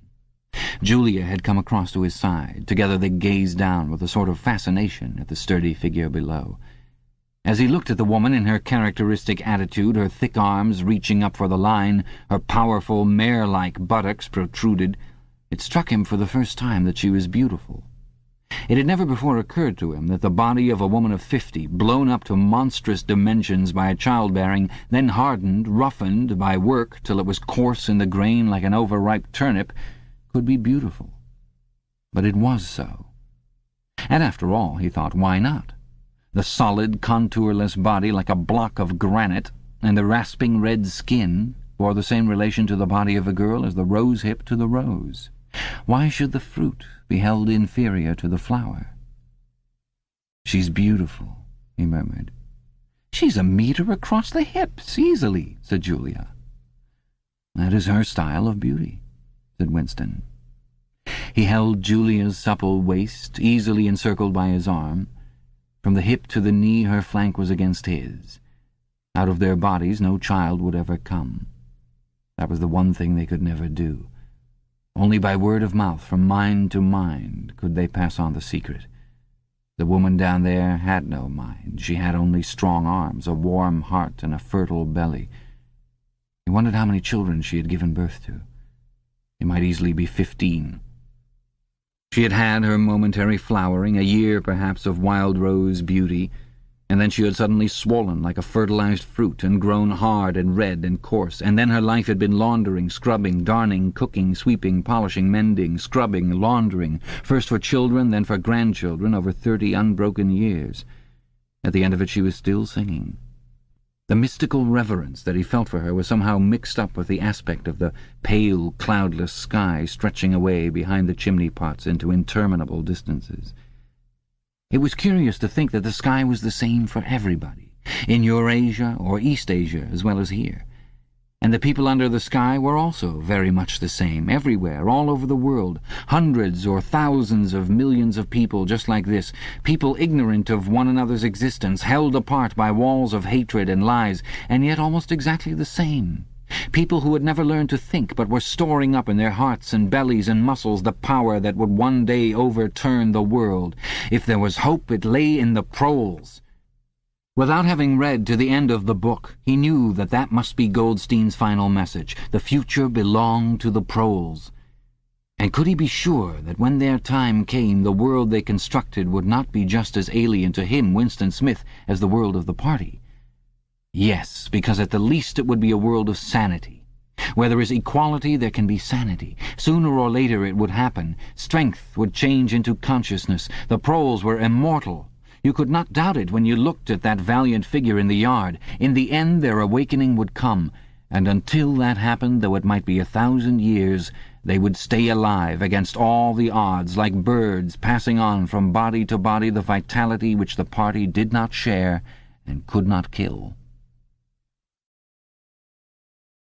"Do you remember," he said, "the thrush that sang to us that first day at the edge of the wood?" "He wasn't singing to us," said Julia.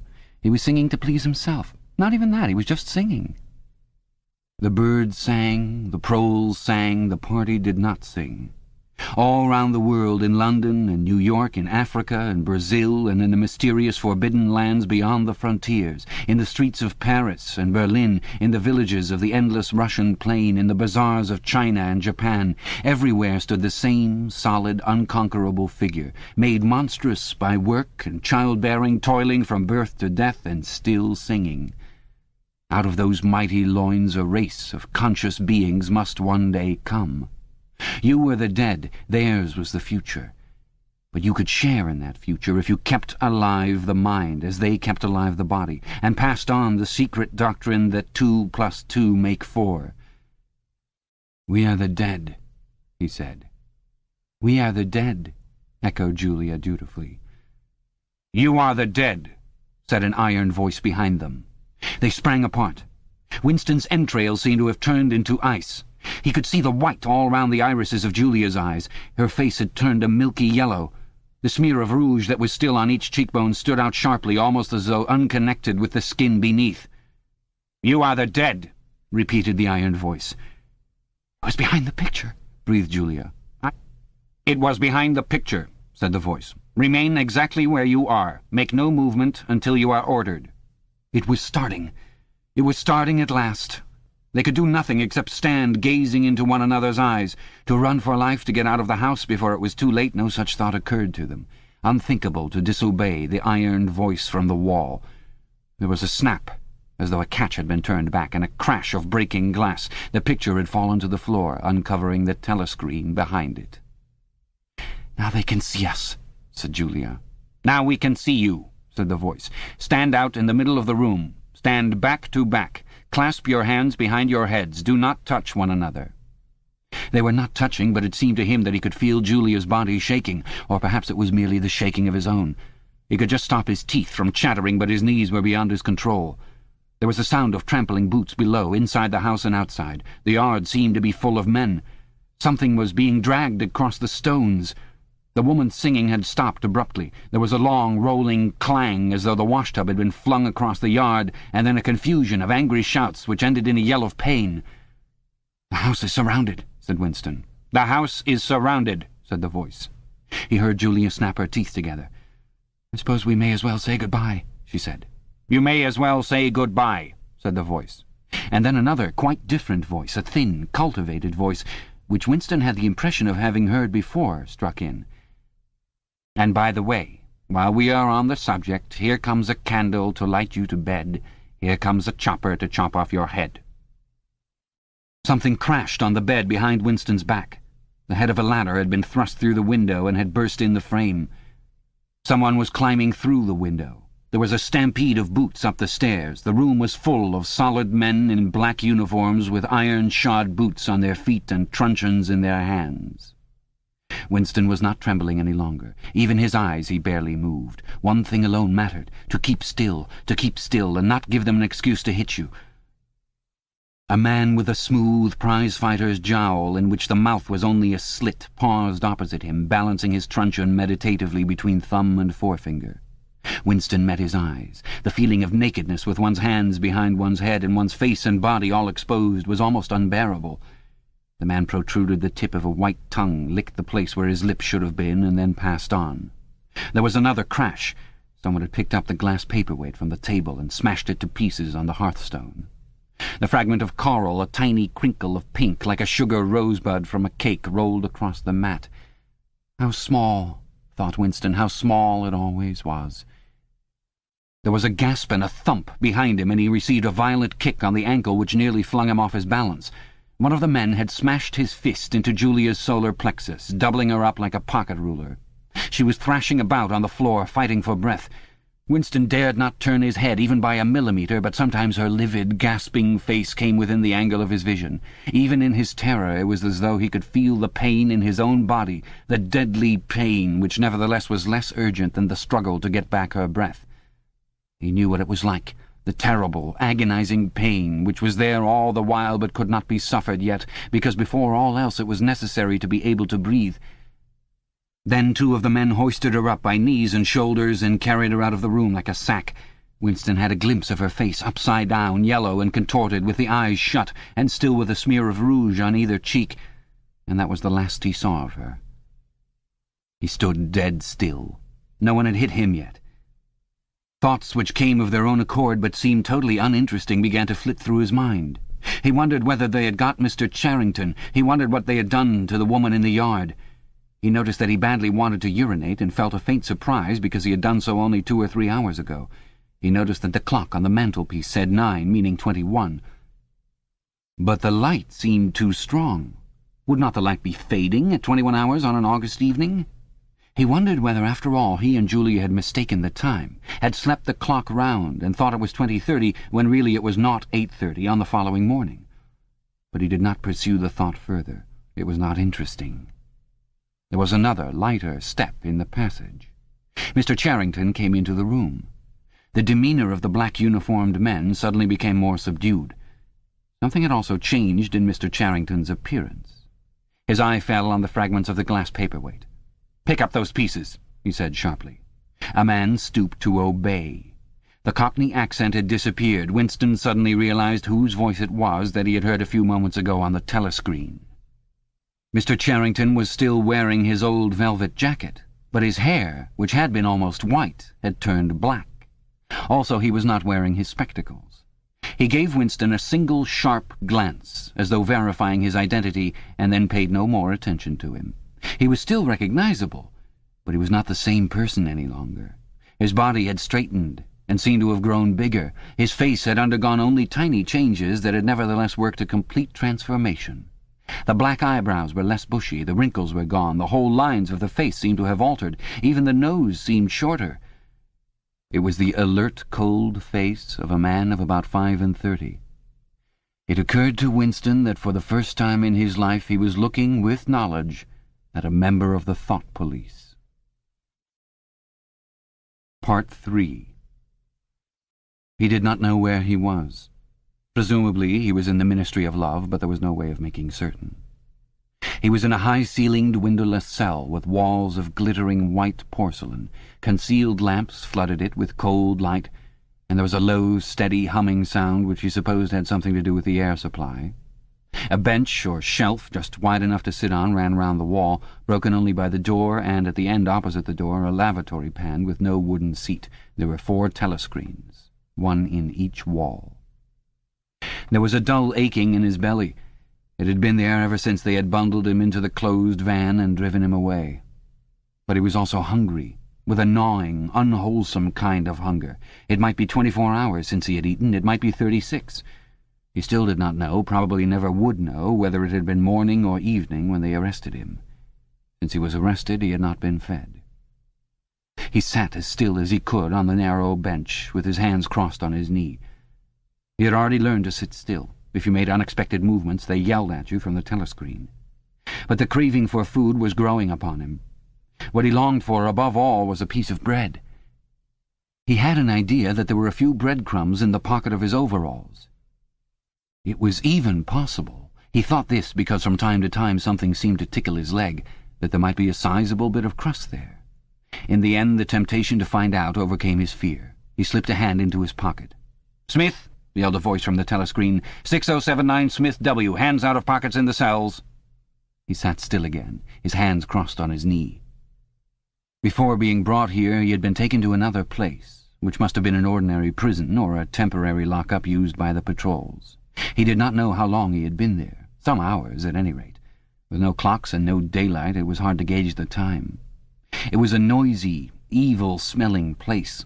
They had put him into a cell similar to the one he was in now, but filthily dirty and at all times crowded by 10 or 15 people. The majority of them were common criminals, but there were a few political prisoners among them. He had sat silent against the wall, jostled by dirty bodies, too preoccupied by fear and the pain in his belly to take much interest in his surroundings, but still noticing the astonishing difference in demeanour between the party prisoners and the others. The party prisoners were always silent and terrified, but the ordinary criminals seemed to care nothing for anybody. They yelled insults at the guards, fought back fiercely when their belongings were impounded, wrote obscene words on the floor, ate smuggled food which they produced from mysterious hiding places in their clothes, and even shouted down the telescreen when it tried to restore order. On the other hand, some of them seemed to be on good terms with the guards, called them by nicknames, and tried to wheedle cigarettes through the spy hole in the door. The guards, too, treated the common criminals with a certain forbearance, even when they had to handle them roughly. There was much talk about the forced labour camps to which most of the prisoners expected to be sent. It was all right in the camps, he gathered, so long as you had good contacts and knew the ropes. There were bribery, favoritism, and racketeering of every kind. There were homosexuality and prostitution. There was even illicit alcohol distilled from potatoes. The positions of trust were given only to the common criminals, especially the gangsters and the murderers, who formed a sort of aristocracy. All the dirty jobs were done by the politicals. There was a constant come and go of prisoners of every description. Drug peddlers, thieves, bandits, black marketeers, drunks, prostitutes. Some of the drunks were so violent that the other prisoners had to combine to suppress them. An enormous wreck of a woman, aged about 60, with great tumbling breasts and thick coils of white hair which had come down in her struggles, was carried in, kicking and shouting, by 4 guards who had hold of her, one at each corner. They wrenched off the boots with which she had been trying to kick them, and dumped her down across Winston's lap, almost breaking his thigh bones. The woman hoisted herself upright and followed them out with a yell of, "Fucking bastards!" Then, noticing that she was sitting on something uneven, she slid off Winston's knees onto the bench. "Beg pardon, dearie," she said. "I wouldn't have sat on you, only the buggers put me there. They don't know how to treat a lady, do they?" She paused, patted her breast, and belched. "Pardon," she said. "I ain't myself quite." She leaned forward and vomited copiously on the floor. "That's better," she said, leaning back with closed eyes. "Never keep it down, that's what I say. Get it up while it's fresh on your stomach, like." She revived, turned to have another look at Winston, and seemed immediately to take a fancy to him. She put a vast arm round his shoulder and drew him toward her, breathing beer and vomit into his face. "What's your name, dearie?" she said. "Smith," said Winston. "Smith," said the woman. "That's funny. My name's Smith, too. Why," she added sentimentally, "I might be your mother." She might, thought Winston, be his mother. She was about the right age and physique, and it was probable that people changed somewhat after 20 years in a forced labour camp. No one else had spoken to him. To a surprising extent, the ordinary criminals ignored the party prisoners. The pollits, they called them, with a sort of uninterested contempt. The party prisoners seemed terrified of speaking to anybody, and above all of speaking to one another. Only once, when 2 party members, both women, were pressed close together on the bench, he overheard amid the din of voices a few hurriedly whispered words, and in particular a reference to something called Room 101, which he did not understand. It might be 2 or 3 hours ago that they had brought him here. The dull pain in his belly never went away, but sometimes it grew better and sometimes worse, and his thoughts expanded or contracted accordingly. When it grew worse, he thought only of the pain itself and of his desire for food. When it grew better, panic took hold of him. There were moments when he foresaw the things that would happen to him with such actuality that his heart galloped and his breath stopped.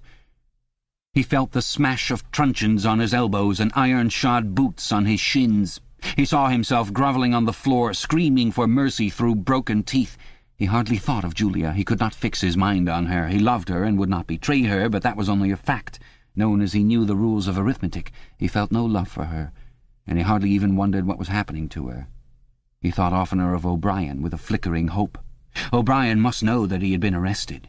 The Brotherhood, he had said, never tried to save its members, but there was the razor blade. They would send the razor blade if they could. There would be perhaps 5 seconds before the guards could rush into the cell. The blade would bite into him with a sort of burning coldness, and even the fingers that held it would be cut to the bone. Everything came back to his sick body, which shrank, trembling from the smallest pain. He was not certain that he would use the razor blade, even if he got the chance. It was more natural to exist from moment to moment, accepting another 10 minutes' life, even with the certainty that there was torture at the end of it. Sometimes he tried to calculate the number of porcelain bricks in the walls of the cell. It should have been easy, but he always lost count at some point or another. More often he wondered where he was and what time of day it was. At one moment he felt certain that it was broad daylight outside, and at the next equally certain that it was pitch darkness. In this place, he knew instinctively, the lights would never be turned out. It was the place with no darkness. He saw now why O'Brien had seemed to recognize the illusion. In the Ministry of Love there were no windows. His cell might be at the heart of the building or against its outer wall. It might be 10 floors below ground or 30 above it. He moved himself mentally from place to place and tried to determine by the feeling of his body whether he was perched high in the air or buried deep underground. There was a sound of marching boots outside. The steel door opened with a clang. A young officer, a trim, black-uniformed figure who seemed to glitter all over with polished leather and whose pale, straight-featured face was like a wax mask, stepped smartly through the doorway. He motioned to the guards outside to bring in the prisoner they were leading. The poet Ampleforth shambled into the cell. The door clanged shut again. Ampleforth made one or two uncertain movements from side to side, as though having some idea that there was another door to go out of, and then began to wander up and down the cell. He had not yet noticed Winston's presence. His troubled eyes were gazing at the wall about a metre above the level of Winston's head. He was shoeless. Large, dirty toes were sticking out of the holes in his socks. He was also several days away from a shave. A scrubby beard covered his face to the cheekbones, giving him an air of ruffianism that went oddly with his large, weak frame and nervous movements. Winston roused himself a little from his lethargy. He must speak to Ampleforth and risk the yell from the telescreen. It was even conceivable that Ampleforth was the bearer of the razor blade. "Ampleforth," he said. There was no yell from the telescreen. Ampleforth paused, mildly startled. His eyes focused themselves slowly on Winston. "Ah, Smith," he said. "You too." "What are you in for?" "To tell you the truth—" He sat down awkwardly on the bench opposite Winston. "There is only one offence, is there not?" he said. "And you have committed it?" "Apparently I have." He put a hand to his forehead and pressed his temples for a moment, as though trying to remember something. "These things happen," he began vaguely. "I have been able to recall one instance, a possible instance. It was an indiscretion, undoubtedly. We were producing a definitive edition of the poems of Kipling. I allowed the word God to remain at the end of a line. I could not help it," he added almost indignantly, raising his face to look at Winston. "It was impossible to change the line. The rhyme was rod. Do you realize that there are only 12 rhymes to rod in the entire language? For days I had racked my brains. There was no other rhyme." The expression on his face changed. The annoyance passed out of it, and for a moment he looked almost pleased. A sort of intellectual warmth, the joy of the pedant who has found out some useless fact, shone through the dirt and scrubby hair. "Has it ever occurred to you," he said, "that the whole history of English poetry has been determined by the fact that the English language lacks rhymes?" No, that particular thought had never occurred to Winston. Nor, in the circumstances, did it strike him as very important or interesting. "Do you know what time of day it is?" he said. Ampleforth looked startled again. "I'd hardly thought about it. They arrested me, it could be 2 days ago, perhaps 3. His eyes flitted round the walls as though he half expected to find a window somewhere. "There is no difference between night and day in this place. I do not see how one can calculate the time." They talked desultorily for some minutes, then, without apparent reason, a yell from the telescreen bade them be silent. Winston sat quietly, his hands crossed. Ampleforth, too large to sit in comfort on the narrow bench, fidgeted from side to side, clasping his lank hands first round one knee, then round the other. The telescreen barked at him to keep still. Time passed. 20 minutes, an hour, it was difficult to judge. Once more there was a sound of boots outside. Winston's entrails contracted. Soon, very soon, perhaps in 5 minutes, perhaps now, the tramp of boots would mean that his own turn had come. The door opened. The cold-faced young officer stepped into the cell. With a brief movement of the hand he indicated Ampleforth. "Room 101, he said. Ampleforth marched clumsily out between the guards, his face vaguely perturbed but uncomprehending. What seemed like a long time passed. The pain in Winston's belly had revived. His mind sagged round and round on the same track like a ball falling again and again into the same series of slots. He had only 6 thoughts: the pain in his belly, a piece of bread, the blood and the screaming, O'Brien, Julia, the razor blade. There was another spasm in his entrails. The heavy boots were approaching. As the door opened, the wave of air that it created brought in a powerful smell of cold sweat. Parsons walked into the cell. He was wearing khaki shorts and a sports shirt. This time Winston was startled into self-forgetfulness. "You here?" he said. Parsons gave Winston a glance in which there was neither interest or surprise, but only misery. He began walking jerkily up and down, evidently unable to keep still. Each time he straightened his pudgy knees, it was apparent that they were trembling. His eyes had a wide-open, staring look, as though he could not prevent himself from gazing at something in the middle distance.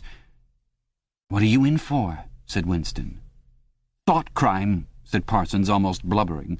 The tone of his voice implied at once a complete admission of his guilt and a sort of incredulous horror that such a word could be applied to himself. He paused opposite Winston and began eagerly appealing to him. "You don't think they'll shoot me, do you, old chap? They don't shoot you if you haven't actually done anything, only thoughts, which you can't help. I know that they give you a fair hearing. Oh, I trust them for that. They'll know my record, won't they? You know what kind of chap I was. Not a bad chap in my way. Not brainy, of course, but keen. I tried to do my best for the party, didn't I? I'll get off with 5 years, don't you think? Or even 10 years? A chap like me could make himself pretty useful in a labour camp. They wouldn't shoot me for going off the rails just once." "Are you guilty?" said Winston. "Of course I'm guilty!" cried Parsons with a servile glance at the telescreen. "You don't think the party would arrest an innocent man, do you?" His frog-like face grew calmer, and even took on a slightly sanctimonious expression. "Thoughtcrime is a dreadful thing, old man," he said sententiously. "It's insidious. It can get hold of you without your even knowing it. You know how it got hold of me? In my sleep. Yes, that's a fact. There I was, working away, trying to do my bit. Never knew I had any bad stuff in my mind at all. And then I started talking in my sleep. Do you know what they heard me saying?" He sank his voice, like someone who is obliged for medical reasons to utter an obscenity. "Down with Big Brother. Yes, I said that. Said it over and over again, it seems. Between you and me, old man, I'm glad they got me before it went any further. Do you know what I'm going to say to them when I go up before the tribunal? Thank you. I'm going to say thank you for saving me before it was too late." "Who denounced you?" said Winston. "It was my little daughter," said Parsons with a sort of doleful pride. "She listened at the keyhole, heard what I was saying, and nipped off to the patrols the very next day. Pretty smart for a nipper of 7, huh? I don't bear her any grudge for it. In fact, I'm proud of her. It shows I brought her up in the right spirit, anyway." He made a few more jerky movements up and down, several times casting a longing glance at the lavatory pan. Then he suddenly ripped down his shorts. "Excuse me, old man," he said. "I can't help it. It's the waiting." He plumped his large posteriors onto the lavatory pan. Winston covered his face with his hands. "Smith!" yelled the voice from the telescreen. 6079 Smith W. Uncover your face. No faces covered in the cells." Winston uncovered his face. Parsons used the lavatory loudly and abundantly. It then turned out that the plug was defective and the cells stank abominably for hours afterwards. Parsons was removed. More prisoners came and went mysteriously. One, a woman, was consigned to room 101, and Winston noticed seemed to shrivel and turn a different colour when she heard the words. A time came when, if it had been morning when he was brought here, it would be afternoon, or if it had been afternoon, then it would be midnight. There were 6 prisoners in the cell, men and women. All sat very still. Opposite Winston there sat a man with a chinless, toothy face, exactly like that of some large, harmless rodent. His fat, mottled cheeks were so pouched at the bottom that it was difficult not to believe that he had little stores of food tucked away there. His pale grey eyes flitted timorously from face to face, and turned quickly away again when he caught anyone's eye. The door opened, and another prisoner was brought in, whose appearance sent a momentary chill through Winston. He was a commonplace, mean-looking man who might have been an engineer or technician of some kind. But what was startling was the emaciation of his face. It was like a skull. Because of its thinness, the mouth and eyes looked disproportionately large, and the eyes seemed filled with a murderous, unappeasable hatred of somebody or something. The man sat down on the bench at a little distance from Winston. Winston did not look at him again, but the tormented, skull-like face was as vivid in his mind as though it had been straight in front of his eyes. Suddenly he realized what was the matter. The man was dying of starvation. The same thought seemed to occur almost simultaneously to everyone in the cell. There was a very faint stirring all the way round the bench. The eyes of the chinless man kept flitting toward the skull-faced man, then turning guiltily away, then being dragged back by an irresistible attraction. Presently he began to fidget on his seat. At last he stood up, waddled clumsily across the cell, dug down into the pocket of his overalls, and with an abashed air held out a grimy piece of bread to the skull-faced man. There was a furious, deafening roar from the telescreen. The chinless man jumped in his tracks. The skull-faced man had quickly thrust his hands behind his back as though demonstrating to all the world that he refused the gift. "Bumstead!" roared the voice. 2713 Bumstead J. Let fall that piece of bread." The chinless man dropped the piece of bread on the floor. "Remain standing where you are," said the voice. "Face the door. Make no movement." The chinless man obeyed. His large, pouchy cheeks were quivering uncontrollably. The door clanged open. As the young officer entered and stepped aside, there emerged from behind him a short, stumpy guard with enormous arms and shoulders. He took his stand opposite the chinless man, and then, at a signal from the officer, let free a frightful blow, with all the weight of his body behind it, full in the chinless man's mouth. The force of it seemed almost to knock him clear of the floor. His body was flung across the cell and fetched up against the base of the lavatory seat. For a moment he lay as though stunned, with dark blood oozing from his mouth and nose. A very faint whimpering or squeaking, which seemed unconscious, came out of him. Then he rolled over and raised himself unsteadily on hands and knees.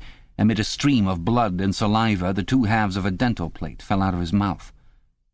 The prisoners sat very still, their hands crossed on their knees. The chinless man climbed back into his place. Down one side of his face the flesh was darkening. His mouth had swollen into a shapeless, cherry-coloured mass with a black hole in the middle of it. From time to time a little blood dripped onto the breast of his overalls. His grey eyes still flitted from face to face, more guiltily than ever, as though he were trying to discover how much the others despised him for his humiliation.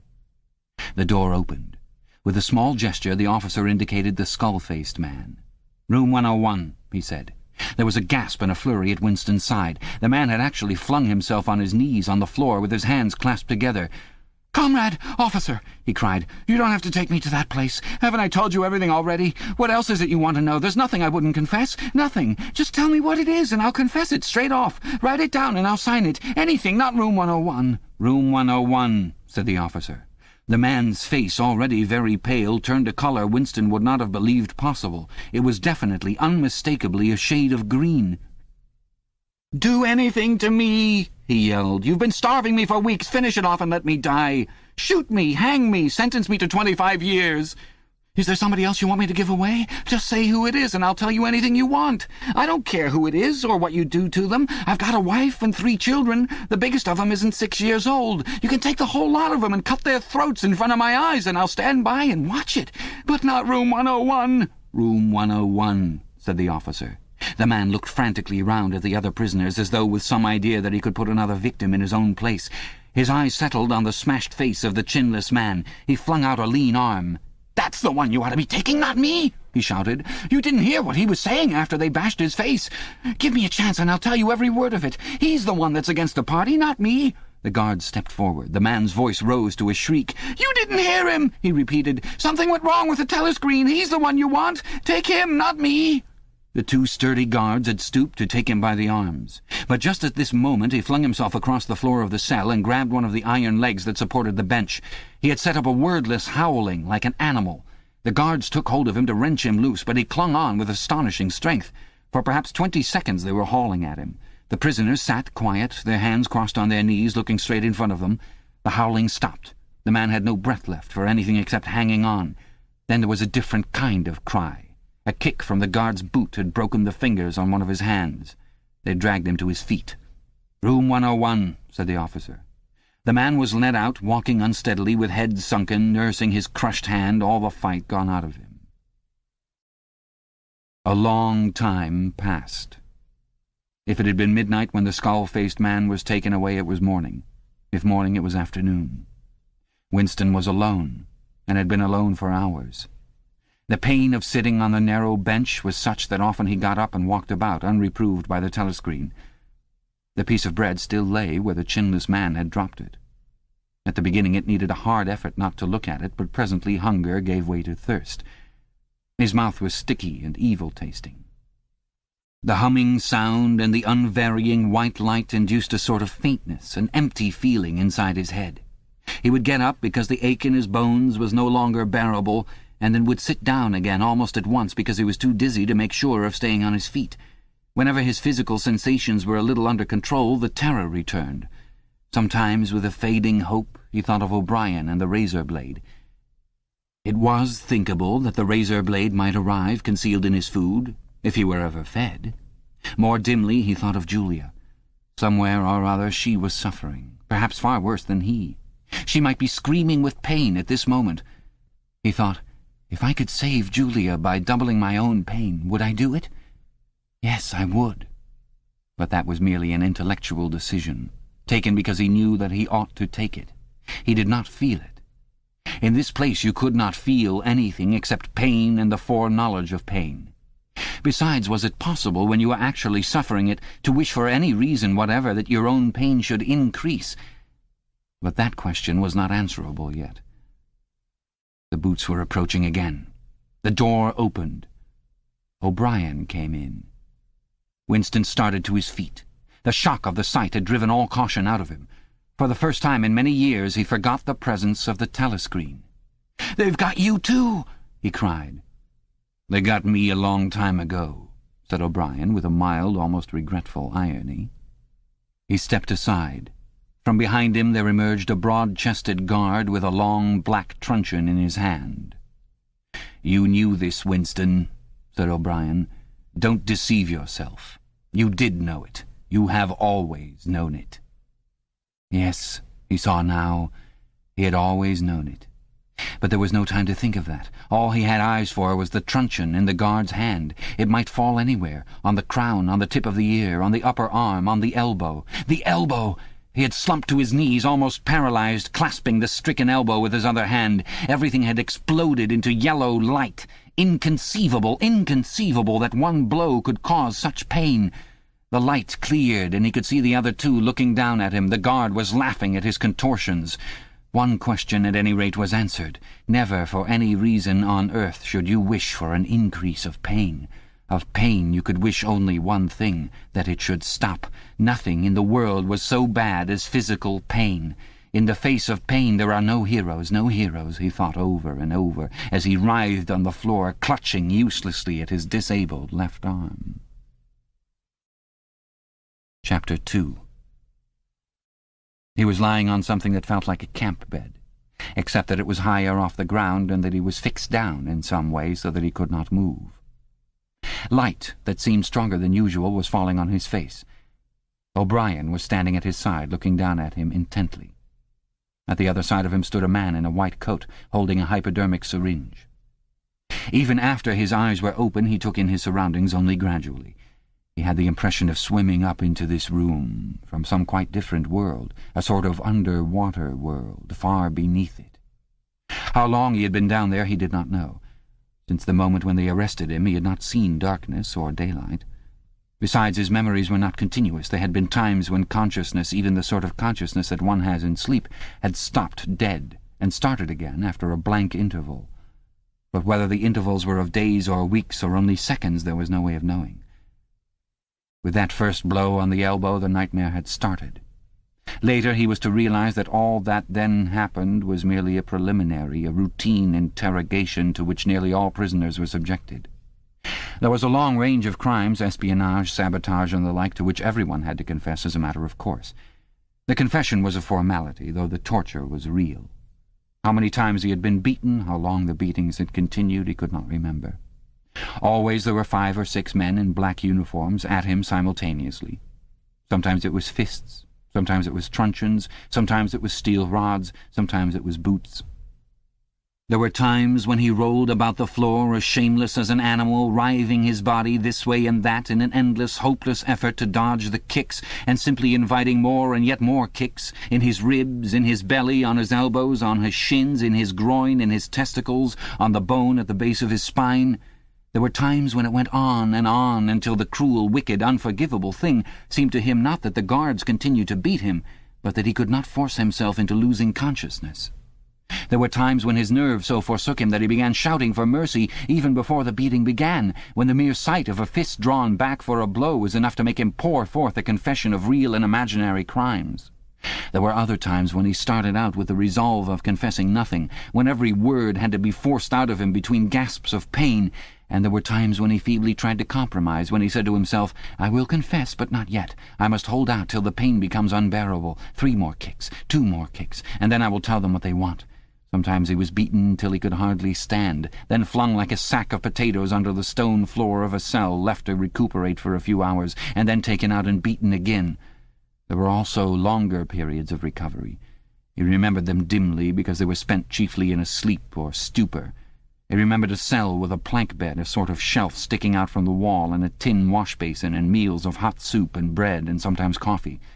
He remembered a surly barber arriving to scrape his chin and crop his hair, and business-like, unsympathetic men in white coats feeling his pulse, tapping his reflexes, turning up his eyelids, running harsh fingers over him in search of broken bones, and shooting needles into his arm to make him sleep.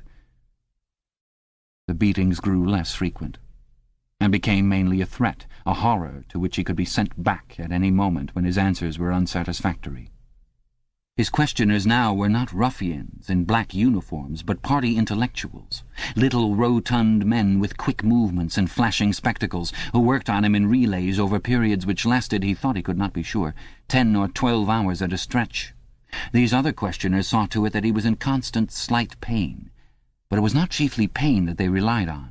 They slapped his face, wrung his ears, pulled his hair, made him stand on one leg, refused him leave to urinate, shone glaring lights in his face until his eyes ran with water. But the aim of this was simply to humiliate him and destroy his power of arguing and reasoning. Their real weapon was the merciless questioning that went on and on, hour after hour, tripping him up, laying traps for him, twisting everything that he said, convicting him at every step of lies and self-contradiction, until he began weeping as much from shame as from nervous fatigue. Sometimes he would weep 6 times in a single session. Most of the time they screamed abuse at him and threatened at every hesitation to deliver him over to the guards again, but sometimes they would suddenly change their tune, call him comrade, appeal to him in the name of Ingsoc and Big Brother, and ask him sorrowfully whether even now he had not enough loyalty to the party left to make him wish to undo the evil he had done. When his nerves were in rags after hours of questioning, even this appeal could reduce him to snivelling tears. In the end, the nagging voices broke him down more completely than the boots and fists of the guards. He became simply a mouth that uttered, a hand that signed whatever was demanded of him. His sole concern was to find out what they wanted him to confess, and then confess it quickly, before the bullying started anew. He confessed to the assassination of eminent party members, the distribution of seditious pamphlets, embezzlement of public funds, sale of military secrets, sabotage of every kind. He confessed that he had been a spy in the pay of the East Asian government as far back as 1968. He confessed that he was a religious believer, an admirer of capitalism, and a sexual pervert. He confessed that he had murdered his wife, although he knew, and his questioners must have known, that his wife was still alive. He confessed that for years he had been in personal touch with Goldstein and had been a member of an underground organization which had included almost every human being he had ever known. It was easier to confess everything and implicate everybody. Besides, in a sense, it was all true. It was true that he had been the enemy of the party, and in the eyes of the party there was no distinction between the thought and the deed. There were also memories of another kind. They stood out in his mind disconnectedly, like pictures with blackness all round them. He was in a cell, which might have been either dark or light, because he could see nothing except a pair of eyes. Near at hand some kind of instrument was ticking, slowly and regularly. The eyes grew larger and more luminous. Suddenly he floated out of his seat, dived into the eyes, and was swallowed up. He was strapped into a chair, surrounded by dials, under dazzling lights. A man in a white coat was reading the dials. There was a tramp of heavy boots outside. The door clanged open. The waxen-faced officer marched in, followed by 2 guards. "Room 101, said the officer. The man in the white coat did not turn around. He did not look at Winston either. He was looking only at the dials.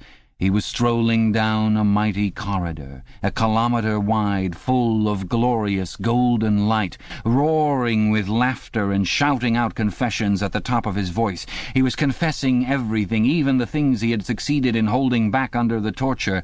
He was relating the entire history of his life to an audience who knew it already. With him were the guards, the other questioners, the men in white coats, O'Brien, Julia, Mr. Charrington, all rolling down the corridor together and shouting with laughter. Some dreadful thing which had lain embedded in the future had somehow been skipped over and had not happened. Everything was all right. There was no more pain. The last detail of his life was laid bare, understood, forgiven. He was starting up from the plank bed in the half-certainty that he had heard O'Brien's voice. All through his interrogation, although he had never seen him, he had had the feeling that O'Brien was at his elbow, just out of sight. It was O'Brien who was directing everything. It was he who set the guards onto Winston and who prevented them from killing him. It was he who decided when Winston should scream with pain, when he should have a respite, when he should be fed, when he should sleep, when the drug should be pumped into his arm. It was he who asked the questions and suggested the answers. He was the tormentor, he was the protector, he was the inquisitor, he was the friend. And once, Winston could not remember whether it was in drugged sleep or in normal sleep or even in a moment of wakefulness, a voice murmured in his ear, "Don't worry, Winston. You are in my keeping. For 7 years I have watched over you. Now the turning point has come. I shall save you. I shall make you perfect." He was not sure whether it was O'Brien's voice, but it was the same voice that had said to him, "We shall meet in the place where there is no darkness," in that other dream, 7 years ago. He did not remember any ending to his interrogation. There was a period of blackness, and then the cell or room in which he now was had gradually materialized round him. He was almost flat on his back and unable to move. His body was held down at every essential point. Even the back of his head was gripped in some manner. O'Brien was looking down at him gravely and rather sadly. His face, seen from below, looked coarse and worn, with pouches under the eyes and tired lines from nose to chin. He was older than Winston had thought him. He was perhaps 48 or 50. Under his hand there was a dial, with a lever on top and figures running round the face. "I told you," said O'Brien, "that if we met again it would be here." "Yes," said Winston. Without any warning except a slight movement of O'Brien's hand, a wave of pain flooded his body. It was a frightening pain, because he could not see what was happening, and he had the feeling that some mortal injury was being done to him. He did not know whether the thing was really happening, or whether the effect was electrically produced, but his body was being wrenched out of shape, the joints were being slowly torn apart. Although the pain had brought the sweat out on his forehead, the worst of all was the fear that his backbone was about to snap. He set his teeth and breathed hard through his nose, trying to keep silent as long as possible. "You are afraid," said O'Brien, watching his face, "that in another moment something is going to break. Your especial fear is that it will be your backbone. You have a vivid mental picture of the vertebrae snapping apart and the spinal fluid dripping out of them. That is what you are thinking, is it not, Winston?" Winston did not answer. O'Brien drew back the lever on the dial. The wave of pain receded almost as quickly as it had come. "That was 40, said O'Brien. "You can see that the numbers on this dial run up to 100. Will you please remember throughout our conversation that I have it in my power to inflict pain on you at any moment and to whatever degree I choose. If you tell me any lies, or attempt to prevaricate in any way, or even fall below your usual level of intelligence, you will cry out with pain, instantly. Do you understand that?" "Yes," said Winston. O'Brien's manner became less severe. He resettled his spectacles thoughtfully and took a pace or two up and down. When he spoke his voice was gentle and patient. He had the air of a doctor, a teacher, even a priest, anxious to explain and persuade rather than to punish. "I am taking trouble with you, Winston," he said, "because you are worth trouble. You know perfectly well what is the matter with you. You have known it for years, though you have fought against the knowledge. You are mentally deranged. You suffer from a defective memory. You are unable to remember real events, and you persuade yourself that you remember other events, which never happened. Fortunately, it is curable. You have never cured yourself of it because you did not choose to. There was a small effort of the will that you were not ready to make. Even now I am well aware you are clinging to your disease under the impression that it is a virtue. Now we will take an example. At this moment, which power is Oceania at war with? When I was arrested, Oceania was at war with East Asia. With East Asia. Good. And Oceania has always been at war with East Asia, has it not? Winston drew in his breath. He opened his mouth to speak, and then did not speak. He could not take his eyes away from the dial. The truth, please, Winston. Your truth. Tell me what you think you remember. I remember that until only a week before I was arrested, we were not at war with East Asia at all. We were in alliance with them. The war was against Eurasia. That had lasted for 4 years. Before that, O'Brien stopped him with a movement of the hand. Another example, he said. Some years ago you had a very serious delusion indeed. You believed that 3 men, 3 one-time party members named Jones, Aronson, and Rutherford, men who were executed for treachery and sabotage after making the fullest possible confession, were not guilty of the crimes they were charged with. You believed that you had seen unmistakable documentary evidence proving that their confessions were false. There was a certain photograph about which you had a hallucination. You believed that you had actually held it in your hands. It was a photograph something like this. An oblong slip of newspaper had appeared between O'Brien's fingers. For perhaps 5 seconds it was within the angle of Winston's vision. It was a photograph, and there was no question of its identity. It was the photograph. It was another copy of the photograph of Jones, Aronson, and Rutherford at the party function in New York, which he had chanced upon 11 years ago and promptly destroyed. For only an instant it was before his eyes, then it was out of sight again. But he had seen it. Unquestionably he had seen it. He made a desperate, agonizing effort to wrench the top half of his body free. It was impossible to move so much as a centimetre in any direction.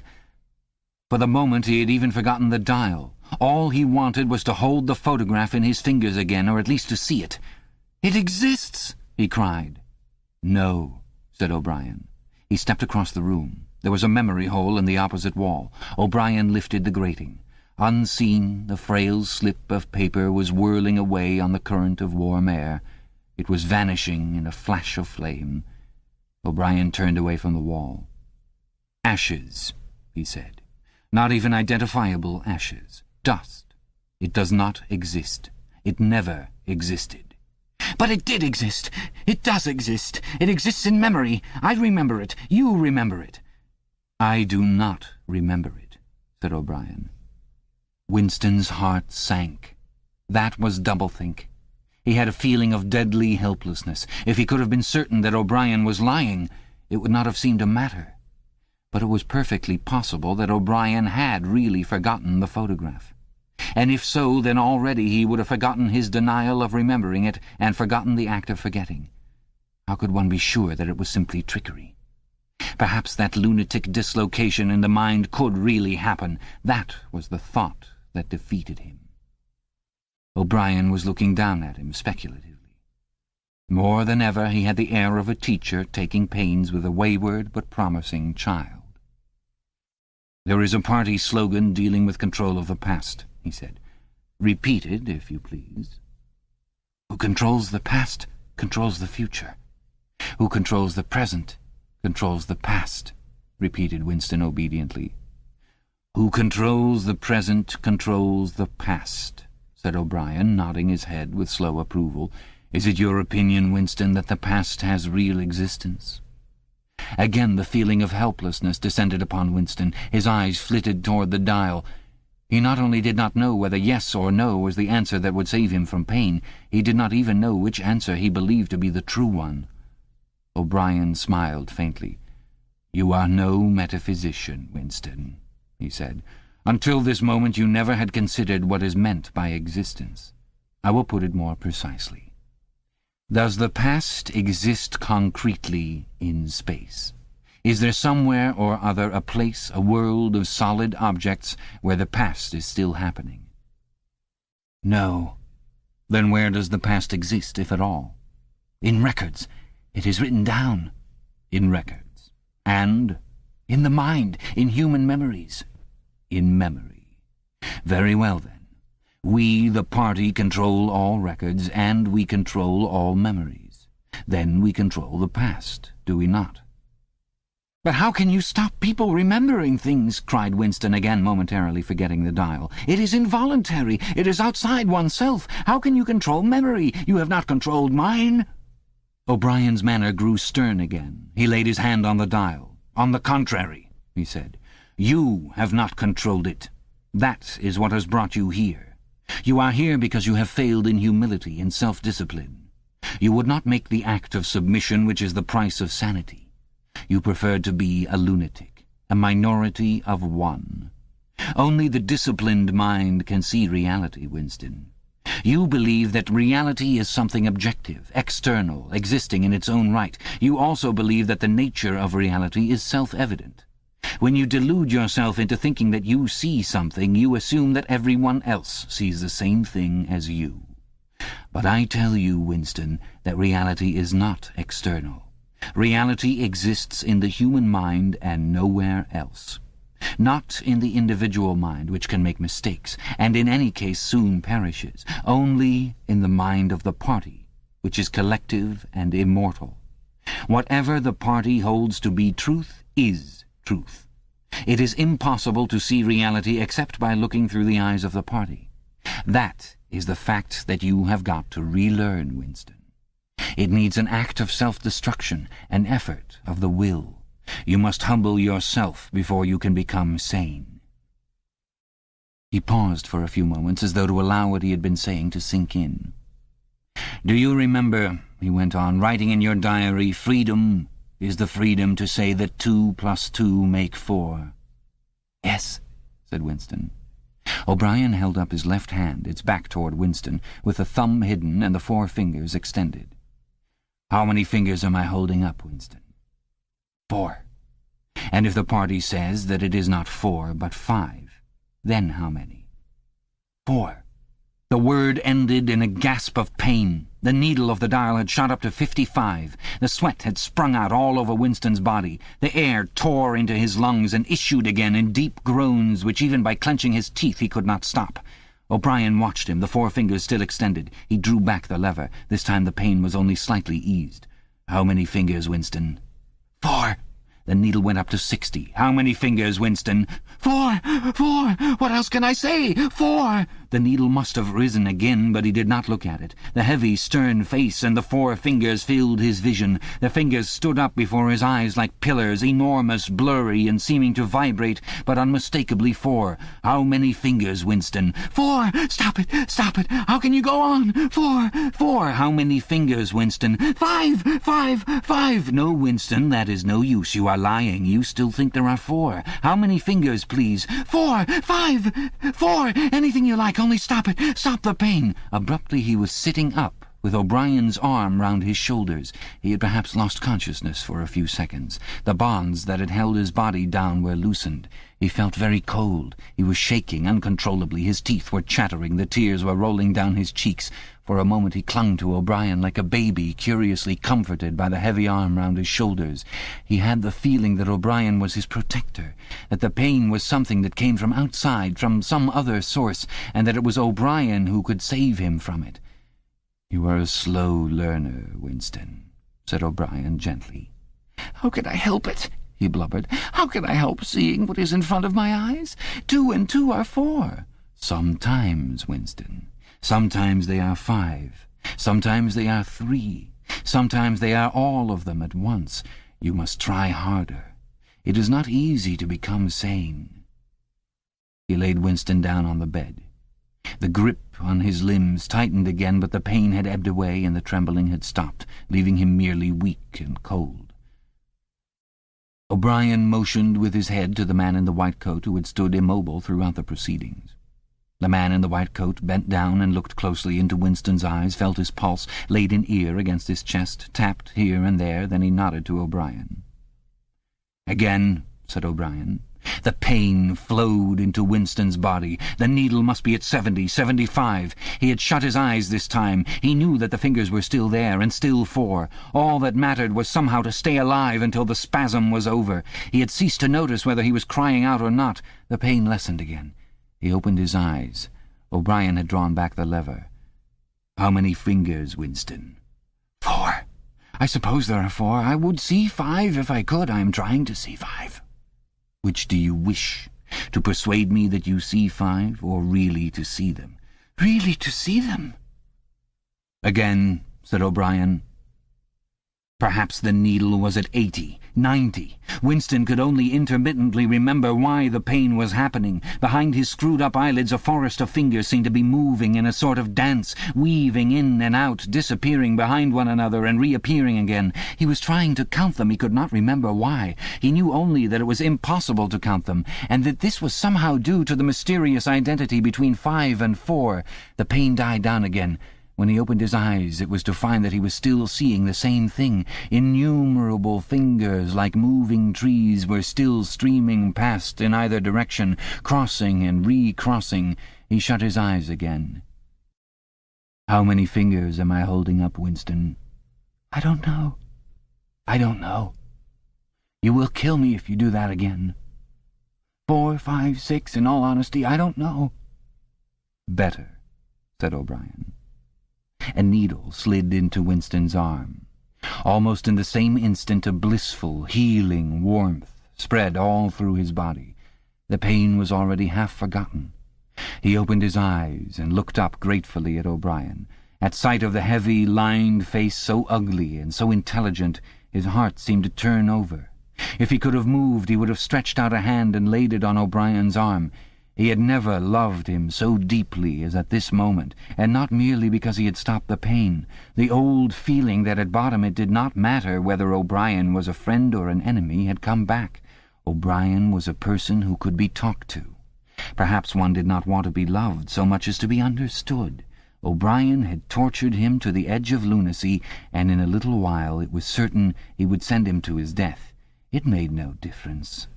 In some sense that went deeper than friendship. They were intimates. Somewhere or other, although the actual words might never be spoken, there was a place where they could meet and talk. O'Brien was looking down at him with an expression which suggested that the same thought might be in his own mind. When he spoke, it was in an easy, conversational tone. "Do you know where you are, Winston?" he said. "I don't know. I can guess. In the Ministry of Love." "Do you know how long you have been here?" "I don't know. Days, weeks, months? I think it is months." "And why do you imagine that we bring people to this place?" "To make them confess." "No, that is not the reason. Try again." "To punish them." "No!" exclaimed O'Brien. His voice had changed extraordinarily, and his face had suddenly become both stern and animated. "No! Not merely to extract your confession, nor to punish you. Shall I tell you why we have brought you here? To cure you, to make you sane. Will you understand, Winston, that no one whom we bring to this place ever leaves our hands uncured? We are not interested in those stupid crimes that you have committed. The party is not interested in the overt act. The thought is all we care about. We do not merely destroy our enemies, we change them. Do you understand what I mean by that?" He was bending over Winston. His face looked enormous because of its nearness and hideously ugly because it was seen from below. Moreover, it was filled with a sort of exaltation, a lunatic intensity. Again Winston's heart shrank. If it had been possible, he would have cowered deeper into the bed. He felt certain that O'Brien was about to twist the dial out of sheer wantonness. At this moment, however, O'Brien turned away. He took a pace or two up and down. Then he continued, less vehemently.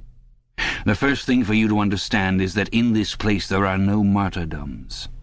You have read of the religious persecutions of the past. In the Middle Ages there was the Inquisition. It was a failure. It set out to eradicate heresy and ended by perpetuating it.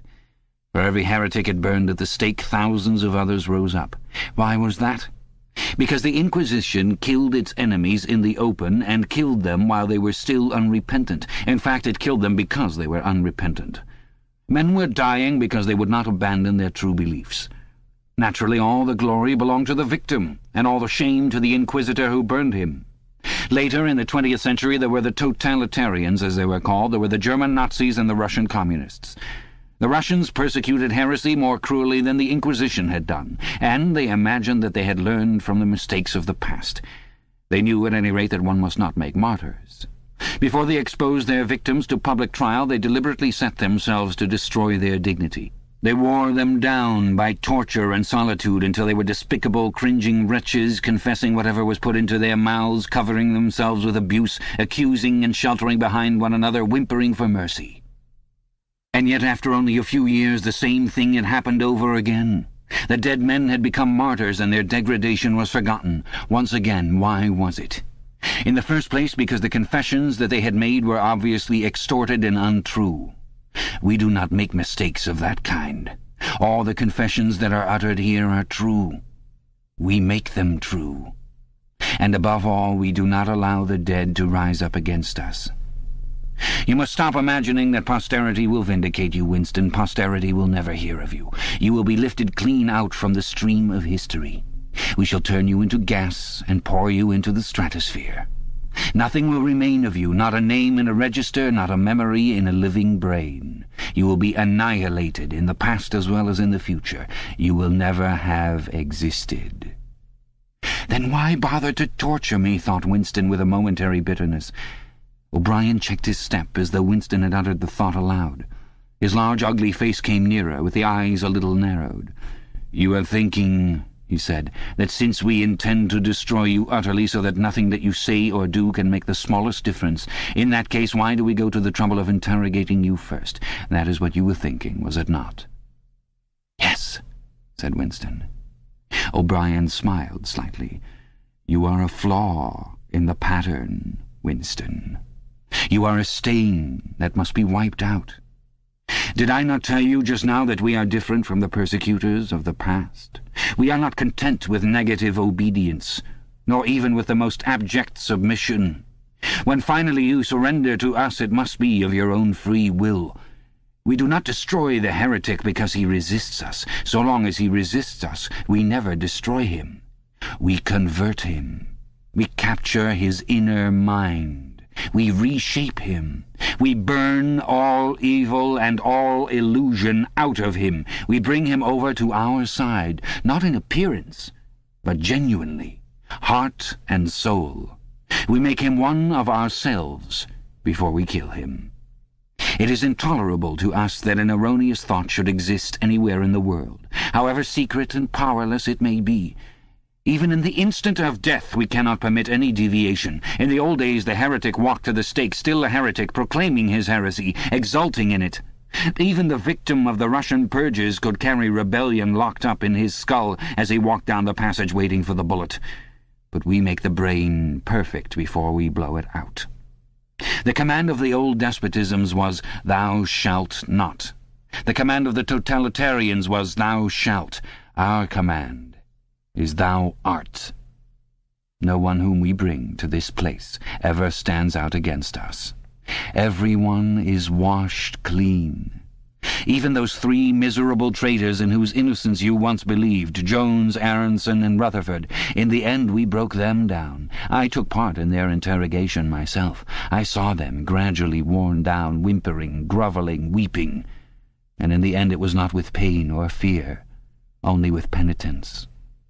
By the time we had finished with them, they were only the shells of men. There was nothing left in them except sorrow for what they had done and love of Big Brother. It was touching to see how they loved him. They begged to be shot quickly so that they could die while their minds were still clean. His voice had grown almost dreamy. The exaltation, the lunatic enthusiasm was still in his face. He is not pretending, thought Winston. He is not a hypocrite. He believes every word he says. What most oppressed him was the consciousness of his own intellectual inferiority. He watched the heavy yet graceful form strolling to and fro, in and out of the range of his vision. O'Brien was a being in all ways larger than himself. There was no idea that he had ever had, or could have, that O'Brien had not long ago known, examined, and rejected. His mind contained Winston's mind. But in that case, how could it be true that O'Brien was mad? It must be he, Winston, who was mad. O'Brien halted and looked down at him. His voice had grown stern again. "Do not imagine that you will save yourself, Winston, however completely you surrender to us.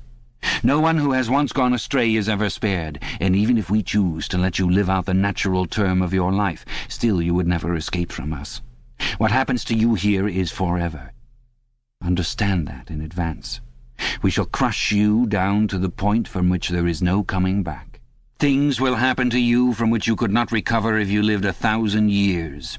Never again will you be capable of ordinary human feeling. Everything will be dead inside you. Never again will you be capable of love or friendship or joy of living or laughter or curiosity or courage or integrity. You will be hollow. We shall squeeze you empty, and then we shall fill you in with ourselves." He paused and signed to the man in the white coat. Winston was aware of some heavy piece of apparatus being pushed into place behind his head. O'Brien had sat down beside the bed so that his face was almost on a level with Winston's. 3,000, he said, speaking over Winston's head to the man in the white coat. Two soft pads, which felt slightly moist, clamped themselves against Winston's temples. He quailed. There was a pain coming, a new kind of pain. O'Brien laid a hand reassuringly, almost kindly, on his. "This time it will not hurt," he said. "Keep your eyes fixed on mine." At this moment there was a devastating explosion, or what seemed like an explosion, though it was not certain whether there was any noise. There was undoubtedly a blinding flash of light. Winston was not hurt, only prostrated. Although he had already been lying on his back when the thing happened, he had a curious feeling that he had been knocked into that position. A terrific, painless blow had flattened him out. Also, something had happened inside his head. As his eyes regained their focus, he remembered who he was and where he was, and recognized the face that was gazing into his own. But somewhere or other there was a large patch of emptiness, as though a piece had been taken out of his brain. "It will not last," said O'Brien. "Look me in the eyes. What country is Oceania at war with?" Winston thought. He knew what was meant by Oceania, and that he himself was a citizen of Oceania. He also remembered Eurasia and Eastasia, but who was at war with whom he did not know. In fact, he had not been aware that there was any war. "I don't remember." "Oceania is at war with Eastasia. Do you remember now?" "Yes." "Oceania has always been at war with Eastasia. Since the beginning of your life, since the beginning of the party, since the beginning of history, the war has continued without a break, always the same war. Do you remember that?" "Yes." 11 years ago you created a legend about 3 men who had been condemned to death for treachery. You pretended that you had seen a piece of paper which proved them innocent. No such piece of paper ever existed. You invented it, and later you grew to believe in it. You remember now the very moment at which you first invented it. Do you remember that?"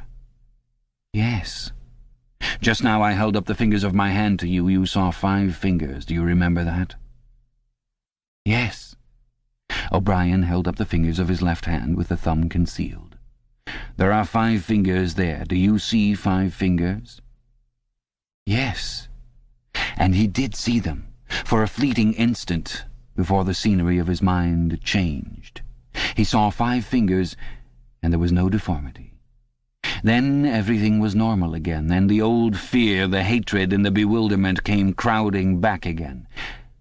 But there had been a moment, he did not know how long, 30 seconds perhaps, of luminous certainty, when each new suggestion of O'Brien's had filled up a patch of emptiness and become absolute truth, and when 2 and 2 could have been 3 as easily as 5 if that were what was needed.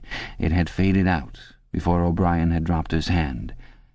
But though he could not recapture it, he could remember it, as one remembers a vivid experience at some remote period of one's life when one was in effect a different person. "You see now," said O'Brien, "that it is, at any rate, possible." "Yes," said Winston. O'Brien stood up, with a satisfied air. Over to his left, Winston saw the man in the white coat break an ampule and draw back the plunger of a syringe. O'Brien turned to Winston with a smile. In almost the old manner, he resettled his spectacles on his nose.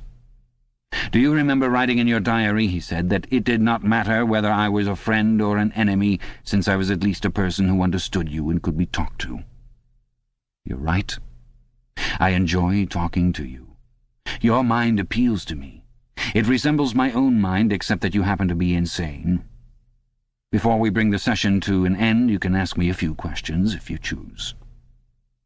"Any question I like?" "Anything." He saw that Winston's eyes were upon the dial. "It is switched off. What is your first question?" "What have you done with Julia?" said Winston. O'Brien smiled again. "She betrayed you, Winston. Immediately. Unreservedly. I have seldom seen anyone come over to us so promptly. You would hardly recognize her if you saw her. All her rebelliousness, her deceit, her folly, her dirty-mindedness, everything has been burned out of her. It was a perfect conversion, a textbook case." "You tortured her." O'Brien left this unanswered. "Next question," he said. "Does Big Brother exist?" "Of course he exists. The party exists. Big Brother is the embodiment of the party." "Does he exist in the same way as I exist?" "You do not exist," said O'Brien. Once again the sense of helplessness assailed him. He knew, or he could imagine, the arguments which proved his own non-existence, but they were nonsense. They were only a play on words. Did not the statement, "You do not exist," contain a logical absurdity? But what use was it to say so? His mind shriveled as he thought of the unanswerable, mad arguments with which O'Brien would demolish him. "I think I exist," he said wearily. "I am conscious of my own identity. I was born and I shall die. I have arms and legs. I occupy a particular point in space. No other solid object can occupy the same point simultaneously. In that sense, does Big Brother exist?" "It is of no importance. He exists." "Will Big Brother ever die?" "Of course not. How could he die? Next question." "Does the Brotherhood exist?" "That, Winston, you will never know. If we choose to set you free when we have finished with you, and if you live to be 90 years old, still you will never learn whether the answer to that question is yes or no. As long as you live, it will be an unsolved riddle in your mind." Winston lay silent. His breast rose and fell a little faster. He still had not asked the question that had come into his mind the first. He had got to ask it, and yet it was as though his tongue would not utter it. There was a trace of amusement in O'Brien's face. Even his spectacles seemed to wear an ironical gleam. "He knows," thought Winston suddenly. "He knows what I'm going to ask." At the thought, the words burst out of him. "What is in room 101? The expression on O'Brien's face did not change. He answered dryly, "You know what is in room 101, Winston. Everyone knows what is in room 101. He raised a finger to the man in the white coat. Evidently the session was at an end. A needle jerked into Winston's arm. He sank almost instantly into deep sleep. Chapter 3. "There are 3 stages in your reintegration," said O'Brien. "There is learning, there is understanding, and there is acceptance. It is time for you to enter upon the 2nd stage." As always, Winston was lying flat on his back. But of late his bonds were looser. They still held him to the bed, but he could move his knees a little and could turn his head from side to side and raise his arms from the elbow. The dial also had grown to be less of a terror. He could evade its pangs if he was quick-witted enough. It was chiefly when he showed stupidity that O'Brien pulled the lever. Sometimes they got through a whole session without use of the dial. He could not remember how many sessions there had been. The whole process seemed to stretch out over a long, indefinite time, weeks, possibly. And the intervals between the sessions might sometimes have been days, sometimes only an hour or 2. "As you lie there," said O'Brien, "you have often wondered, you have even asked me, Why the ministry of love should expend so much time and trouble on you. And when you were free, you were puzzled by what was essentially the same question. You could grasp the mechanics of the society you lived in, but not its underlying motives. Do you remember writing in your diary, "I understand how, I do not understand why"? It was when you thought about why that you doubted your own sanity. You have read the book, Goldstein's book, or parts of it at least. Did it tell you anything that you did not know already? "You have read it?" said Winston. "I wrote it. That is to say, I collaborated in writing it. No book is produced individually, as you know." "Is it true what it says?" "As description, yes. The program it sets forth is nonsense. The secret accumulation of knowledge, a gradual spread of enlightenment, ultimately a proletarian rebellion, the overthrow of the party. You foresaw yourself that was what it would say. It is all nonsense. The proletarians will never revolt, not in 1,000 years or 1,000,000. They cannot. I do not have to tell you the reason. You know it already. If you have ever cherished any dreams of violent insurrection, you must abandon them. There is no way in which the party can be overthrown. The rule of the party is forever. Make that the starting point of your thoughts." He came closer to the bed. "Forever," he repeated. "And now let us get back to the question of how and why. You understand well enough how the party maintains itself in power. Now tell me why we cling to power. What is our motive? Why should we want power? Go on, speak," he added as Winston remained silent. Nevertheless, Winston did not speak for another moment or two. A feeling of weariness had overwhelmed him. The faint, mad gleam of enthusiasm had come back into O'Brien's face. He knew in advance what O'Brien would say, that the party did not seek power for its own ends, but only for the good of the majority, that it sought power because men in the mass were frail, cowardly creatures who could not endure liberty or face the truth, and must be ruled over and systematically deceived by others who were stronger than themselves, that the choice for mankind lay between freedom and happiness, and that for the great bulk of mankind happiness was better, that the party was the eternal guardian of the weak, a dedicated sect doing evil that good might come, sacrificing its own happiness to that of others. The terrible thing, thought Winston, the terrible thing was that when O'Brien said this he would believe it. You could see it in his face. O'Brien knew everything. 1,000 times better than Winston, he knew what the world was really like, in what degradation the mass of human beings lived, and by what lies and barbarities the party kept them there. He had understood it all, weighed it all, and it made no difference. All was justified by the ultimate purpose. What can you do, thought Winston, against the lunatic who is more intelligent than yourself, who gives your arguments a fair hearing, and then simply persists in his lunacy? "You are ruling over us for our own good," he said feebly. "You believe that human beings are not fit to govern themselves, and therefore—" He started and almost cried out. A pang of pain had shot through his body. O'Brien had pushed the lever of the dial up to 35. "That was stupid, Winston, stupid," he said. "You should know better than to say a thing like that." He pulled the lever back and continued. "Now I will tell you the answer to my question. It is this. The party seeks power entirely for its own sake. We are not interested in the good of others. We are interested solely in power. Not wealth, or luxury, or long life, or happiness, only power. Pure power. What pure power means you will understand presently. We are different from all the oligarchies of the past in that we know what we are doing. All the others, even those who resembled ourselves, were cowards and hypocrites. The German Nazis and the Russian communists came very close to us in their methods, but they never had the courage to recognize their own motives.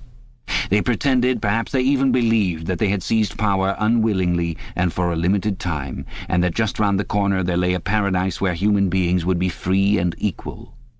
We are not like that. We know that no one ever seizes power with the intention of relinquishing it. Power is not a means, it is an end.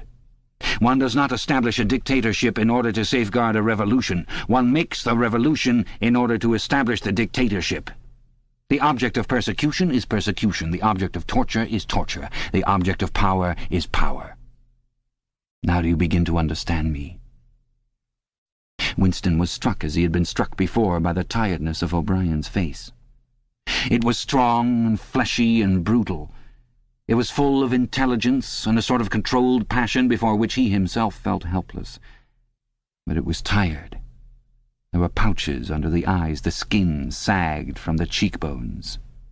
O'Brien leaned over him, deliberately bringing the worn face nearer. "You are thinking," he said, "that my face is old and tired. You are thinking that I talk of power, and yet I am not even able to prevent the decay of my own body. Can you not understand, Winston, that the individual is only a cell? The weariness of the cell is the vigor of the organism. Do you die when you cut your fingernails?" He turned away from the bed and began strolling up and down again, one hand in his pocket. "We are the priests of power," he said. "God is power. But at present power is only a word so far as you are concerned. It is time for you to gather some idea of what power means. The first thing you must realize is that power is collective. The individual only has power insofar as he ceases to be an individual. You know the party slogan, 'Freedom is slavery.' Has it ever occurred to you that it is reversible? Slavery is freedom. Alone, free, the human being is always defeated. It must be so because every human being is doomed to die, which is the greatest of all failures. But if he can make complete, utter submission, if he can escape from his identity, if he can merge himself in the party so that he is the party, then he is all-powerful and immortal. The second thing for you to realize is that power is power over human beings, over the body, but above all, over the mind. Power over matter, external reality as you would call it, is not important. Already our control over matter is absolute. For a moment Winston ignored the dial. He made a violent effort to raise himself into a sitting position and merely succeeded in wrenching his body painfully. "But how can you control matter?" he burst out. "You don't even control the climate or the law of gravity. And there are disease, pain, death." O'Brien silenced him by a movement of the hand. "We control matter because we control the mind. Reality is inside the skull. You will learn by degrees, Winston, there is nothing that we could not do. Invisibility, levitation, anything. I could float off this floor like a soap bubble if I wished to. I do not wish to, because the party does not wish it. You must get rid of those 19th century ideas about the laws of nature. We make the laws of nature." "But you do not! You are not even masters of this planet. What about Eurasia and East Asia? You have not conquered them yet." "Unimportant. We shall conquer them when it suits us, and if we did not, what difference would it make? We can shut them out of existence. Oceania is the world." "But the world itself is only a speck of dust, and man is tiny, helpless. How long has he been in existence? For millions of years the earth was uninhabited." "Nonsense. The earth is as old as we are, no older. How could it be older? Nothing exists except through human consciousness." "But the rocks are full of the bones of extinct animals, mammoths and mastodons and enormous reptiles which lived here long before man was ever heard of." "Have you ever seen those bones, Winston? Of course not. 19th century biologists invented them. Before man there was nothing. After man, if he could come to an end, there would be nothing. Outside man there is nothing." "But the whole universe is outside us. Look at the stars. Some of them are 1,000,000 light-years away. They are out of our reach forever." "What are the stars?" said O'Brien indifferently. "They are bits of fire a few kilometers away. We could reach them if we wanted to, or we could blot them out. The earth is the center of the universe. The sun and the stars go round it." Winston made another convulsive movement. This time he did not say anything. O'Brien continued as though answering a spoken objection. "For certain purposes, of course, that is not true. When we navigate the ocean or when we predict an eclipse, we often find it convenient to assume that the earth goes round the sun and that the stars are millions upon millions of kilometers away. But what of it? Do you suppose it is beyond us to produce a dual system of astronomy? The stars can be near or distant according as we need them. Do you suppose our mathematicians are unequal to that? Have you forgotten doublethink?" Winston shrank back upon the bed. Whatever he said, the swift answer crushed him like a bludgeon. And yet he knew that he was in the right. The belief that nothing exists outside your own mind, surely there must be some way of demonstrating that it was false. Had it not been exposed long ago as a fallacy? There was even a name for it which he had forgotten. A faint smile twitched the corners of O'Brien's mouth as he looked down at him. "I told you, Winston," he said, "that metaphysics is not your strong point. The word you are trying to think of is solipsism. But you are mistaken. This is not solipsism. Collective solipsism, if you like, but that is a different thing. In fact, the opposite thing. All this is a digression," he added in a different tone. "The real power, the power we have to fight for night and day, is not power over things, but over men." He paused, and for a moment assumed again his air of a schoolmaster questioning a promising pupil. "How does one man assert his power over another, Winston?" Winston thought. "By making him suffer," he said. "Exactly. By making him suffer. Obedience is not enough. Unless he is suffering, how can you be sure that he is obeying your will and not his own? Power is in inflicting pain and humiliation. Power is in tearing human minds to pieces and putting them together again in new shapes of your own choosing. Do you begin to see, then, what kind of world we are creating? It is the exact opposite of the stupid, hedonistic utopias that the old reformers imagined. A world of fear and treachery and torment, a world of trampling and being trampled upon, a world which will grow not less but more merciless as it refines itself. Progress in our world will be progress toward more pain. The old civilizations claimed that they were founded on love and justice. Ours is founded upon hatred. In our world there will be no emotions except fear, rage, triumph, and self-abasement. Everything else we shall destroy. Everything. Already we are breaking down the habits of thought which have survived from before the Revolution. We have cut the links between child and parent, and between man, and between man and woman. No one dares trust a wife or a child or a friend any longer. But in the future there will be no wives and no friends. Children will be taken from their mothers at birth, as one takes eggs from a hen.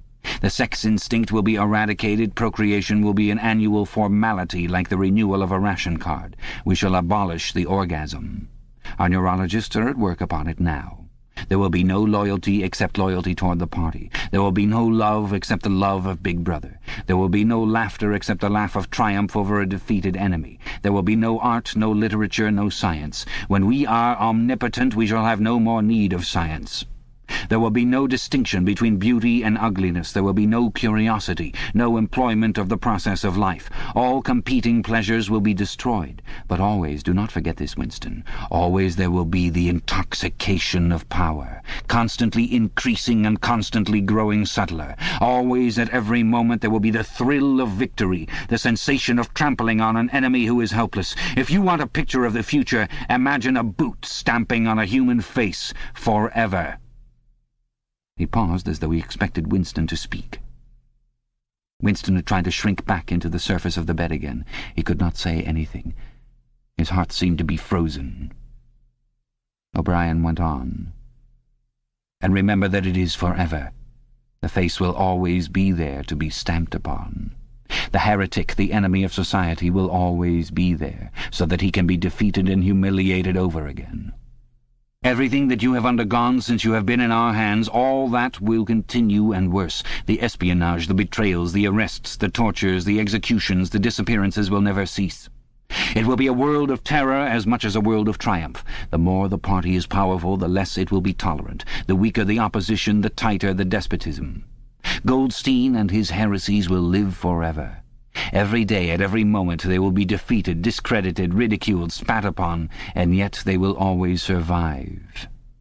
This drama that I have played out with you during 7 years will be played out over and over again, generation after generation, always in subtler forms. Always we shall have the heretic here at our mercy, screaming with pain, broken up, contemptible, and in the end utterly penitent, saved from himself, crawling to our feet of his own accord.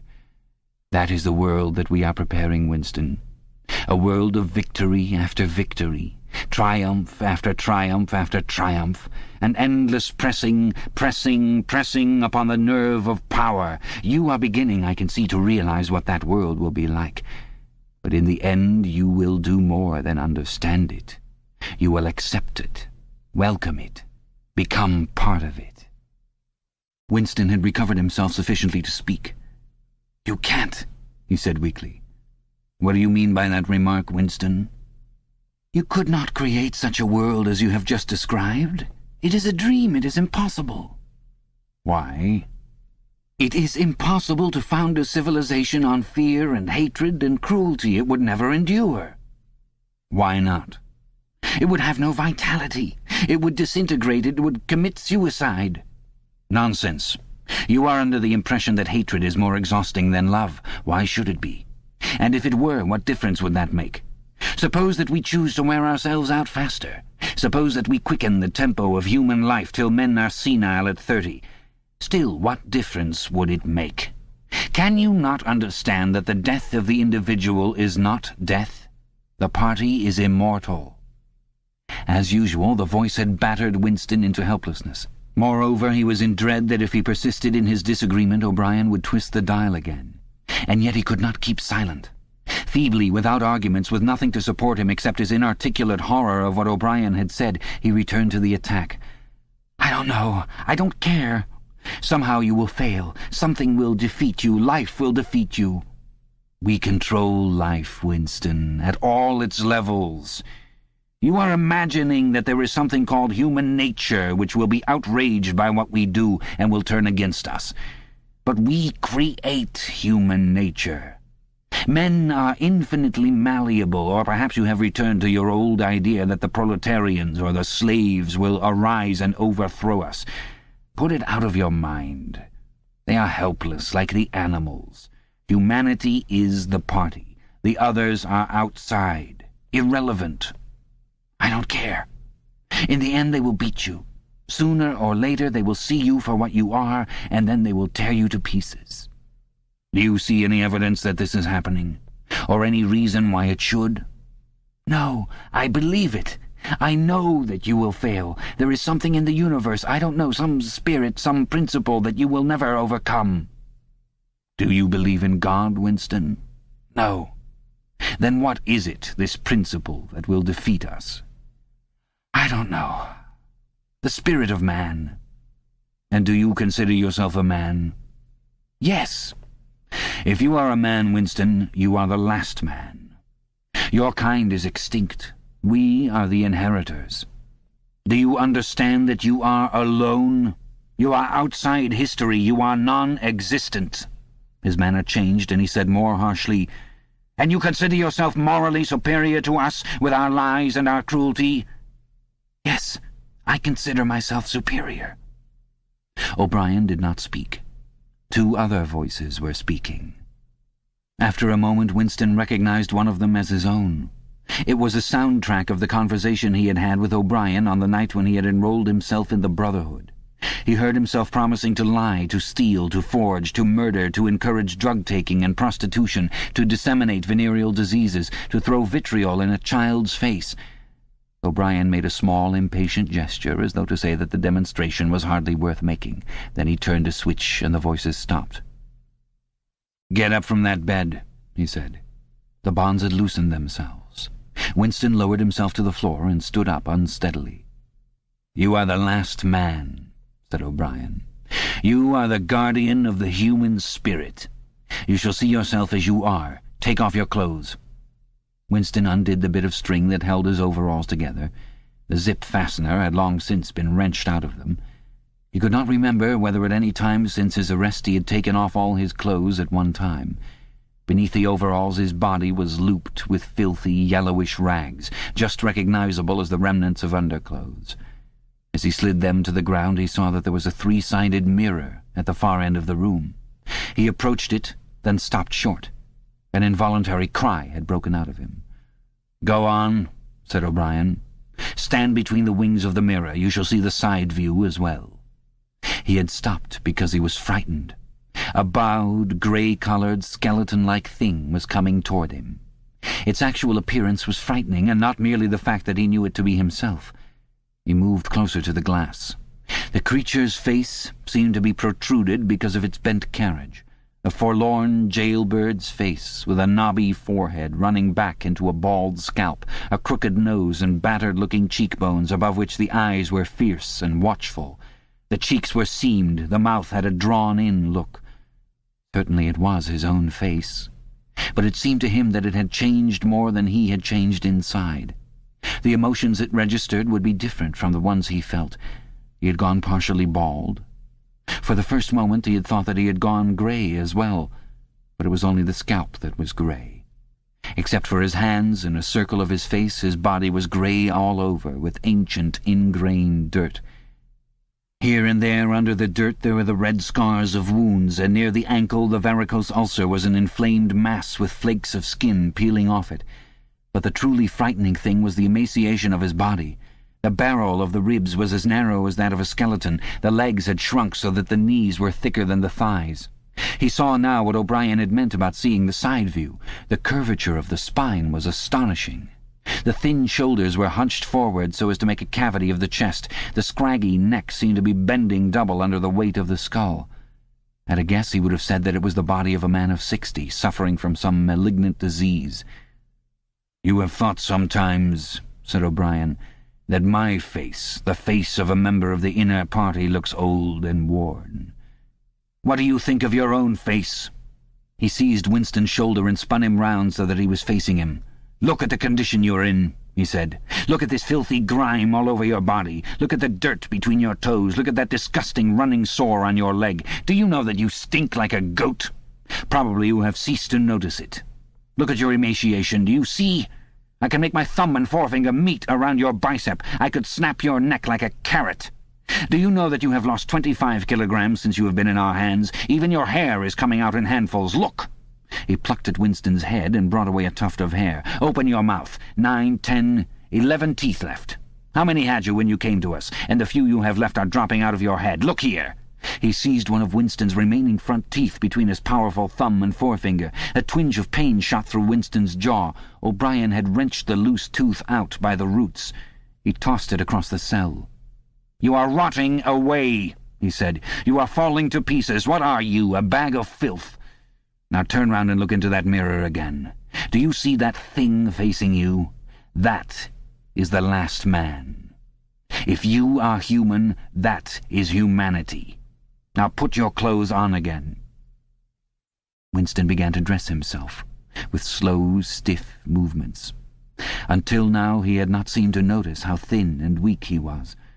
Only one thought stirred in his mind, that he must have been in this place longer than he had imagined.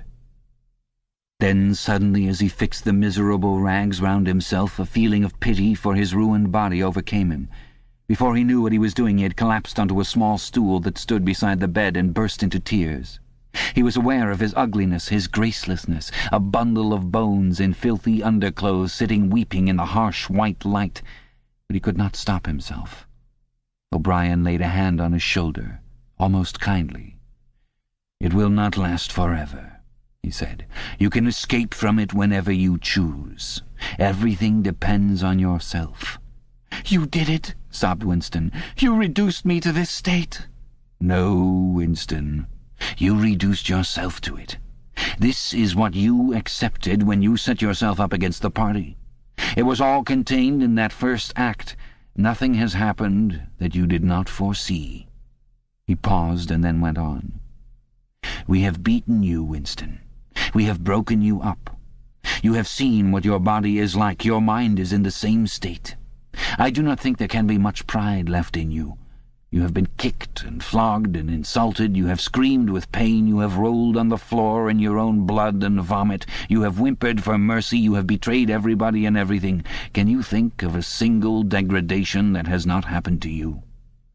Winston had stopped weeping, though the tears were still oozing out of his eyes. He looked up at O'Brien. "I have not betrayed Julia," he said. O'Brien looked down at him thoughtfully. "No," he said. "No, that is perfectly true. You have not betrayed Julia." The peculiar reverence for O'Brien, which nothing seemed able to destroy, flooded Winston's heart again. How intelligent, he thought. How intelligent. Never did O'Brien fail to understand what was said to him. Anyone else on earth would have answered promptly that he had betrayed Julia. For what was there that they had not screwed out of him under the torture? He had told them everything he knew about her habits, her character, her past life.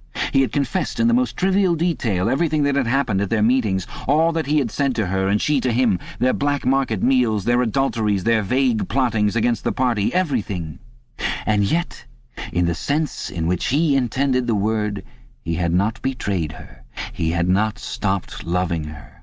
His feeling toward her had remained the same. O'Brien had seen what he meant without the need for explanation. "Tell me," he said, "how soon will they shoot me?" "It might be a long time," said O'Brien. "You are a difficult case. But don't give up hope. Everything is cured sooner or later. In the end we shall shoot you." Chapter 4. He was much better. He was growing fatter and stronger every day, if it was proper to speak of days. The white light and the humming sound were the same as ever, but the cell was a little more comfortable than the others he had been in. There were a pillow and a mattress on the plank bed and a stool to sit on. They had given him a bath, and they allowed him to wash himself fairly frequently in a tin basin. They even gave him warm water to wash with. They had given him new underclothes and a clean suit of overalls. They had dressed his varicose ulcer with soothing ointment. They had pulled out the remnants of his teeth and given him a new set of dentures. Weeks or months must have passed. It would have been possible now to keep count of the passage of time, if he had felt any interest in doing so, since he was being fed at what appeared to be regular intervals. He was getting, he judged, 3 meals in the 24 hours. Sometimes he wondered dimly whether he was getting them by night or by day. The food was surprisingly good, with meat at every 3rd meal. Once there was even a packet of cigarettes. He had no matches, but the never-speaking guard who brought his food would give him a light. The first time he tried to smoke, it made him sick, but he persevered and spun the packet out for a long time, smoking half a cigarette after each meal. They had given him a white slate with a stump of pencil tied to the corner. At first he made no use of it. Even when he was awake he was completely torpid. Often he would lie from one meal to the next almost without stirring, sometimes asleep, sometimes waking into vague reveries in which it was too much trouble to open his eyes. He had long grown used to sleeping with a strong light on his face. It seemed to make no difference, except that one's dreams were more coherent. He dreamed a great deal all through this time, and they were always happy dreams. He was in the golden country, or he was sitting among enormous, glorious, sunlit ruins with his mother, with Julia, with O'Brien, not doing anything, merely sitting in the sun, talking of peaceful things. Such thoughts as he had when he was awake were mostly about his dreams. He seemed to have lost the power of intellectual effort now that the stimulus of pain had been removed. He was not bored. He had no desire for conversation or distraction. Merely to be alone, not to be beaten or questioned, to have enough to eat and to be clean all over, was completely satisfying. By degrees he came to spend less time in sleep, but he still felt no impulse to get off the bed. All he cared for was to lie quiet and feel the strength gathering in his body. He would finger himself here and there, trying to make sure that it was not an illusion, that his muscles were growing rounder and his skin tauter. Finally it was established beyond a doubt that he was growing fatter. His thighs were now definitely thicker than his knees. After that, reluctantly at first, he began exercising himself regularly. In a little while he could walk 3 kilometers, measured by pacing the cell, and his bowed shoulders were growing straighter. He attempted more elaborate exercises and was astonished and humiliated to find what things he could not do. He could not move out of a walk. He could not hold his stool out at arm's length. He could not stand on one leg without falling over. He squatted down on his heels and found that with agonizing pains in thigh and calf he could just lift himself to a standing position. He lay flat on his belly and tried to lift his weight by his hands. It was hopeless. He could not raise himself a centimeter. But after a few more days, a few more meal times, even that feat was accomplished. A time came when he could do it 6 times running. He began to grow actually proud of his body and to cherish an intermittent belief that his face also was growing back to normal. Only when he chanced to put his hand on his bald scalp did he remember the seamed, ruined face that had looked back at him out of the mirror. His mind grew more active. He sat down on the plank bed, his back against the wall and the slate on his knees, and set to work deliberately at the task of re-educating himself. He had capitulated. That was agreed. In reality, as he saw now, he had been ready to capitulate long before he had taken the decision. From the moment when he was inside the Ministry of Love, And yes, even during those minutes when he and Julia had stood helpless while the iron voice from the telescreen told them what to do, he had grasped the frivolity, the shallowness of his attempt to set himself up against the power of the party. He knew now that for 7 years the thought police had watched him like a beetle under a magnifying glass. There was no physical act, no word spoken aloud that they had not noticed, no train of thought that they had not been able to infer. Even the speck of whitish dust on the cover of his diary they had carefully replaced. They had played soundtracks to him, shown him photographs. Some of them were photographs of Julia and himself. Yes, even... He could not fight against the party any longer. Besides, the party was in the right. It must be so. How could the immortal collective brain be mistaken? By what external standard could you check its judgments? Sanity was statistical. It was merely a question of learning to think as they thought. Only...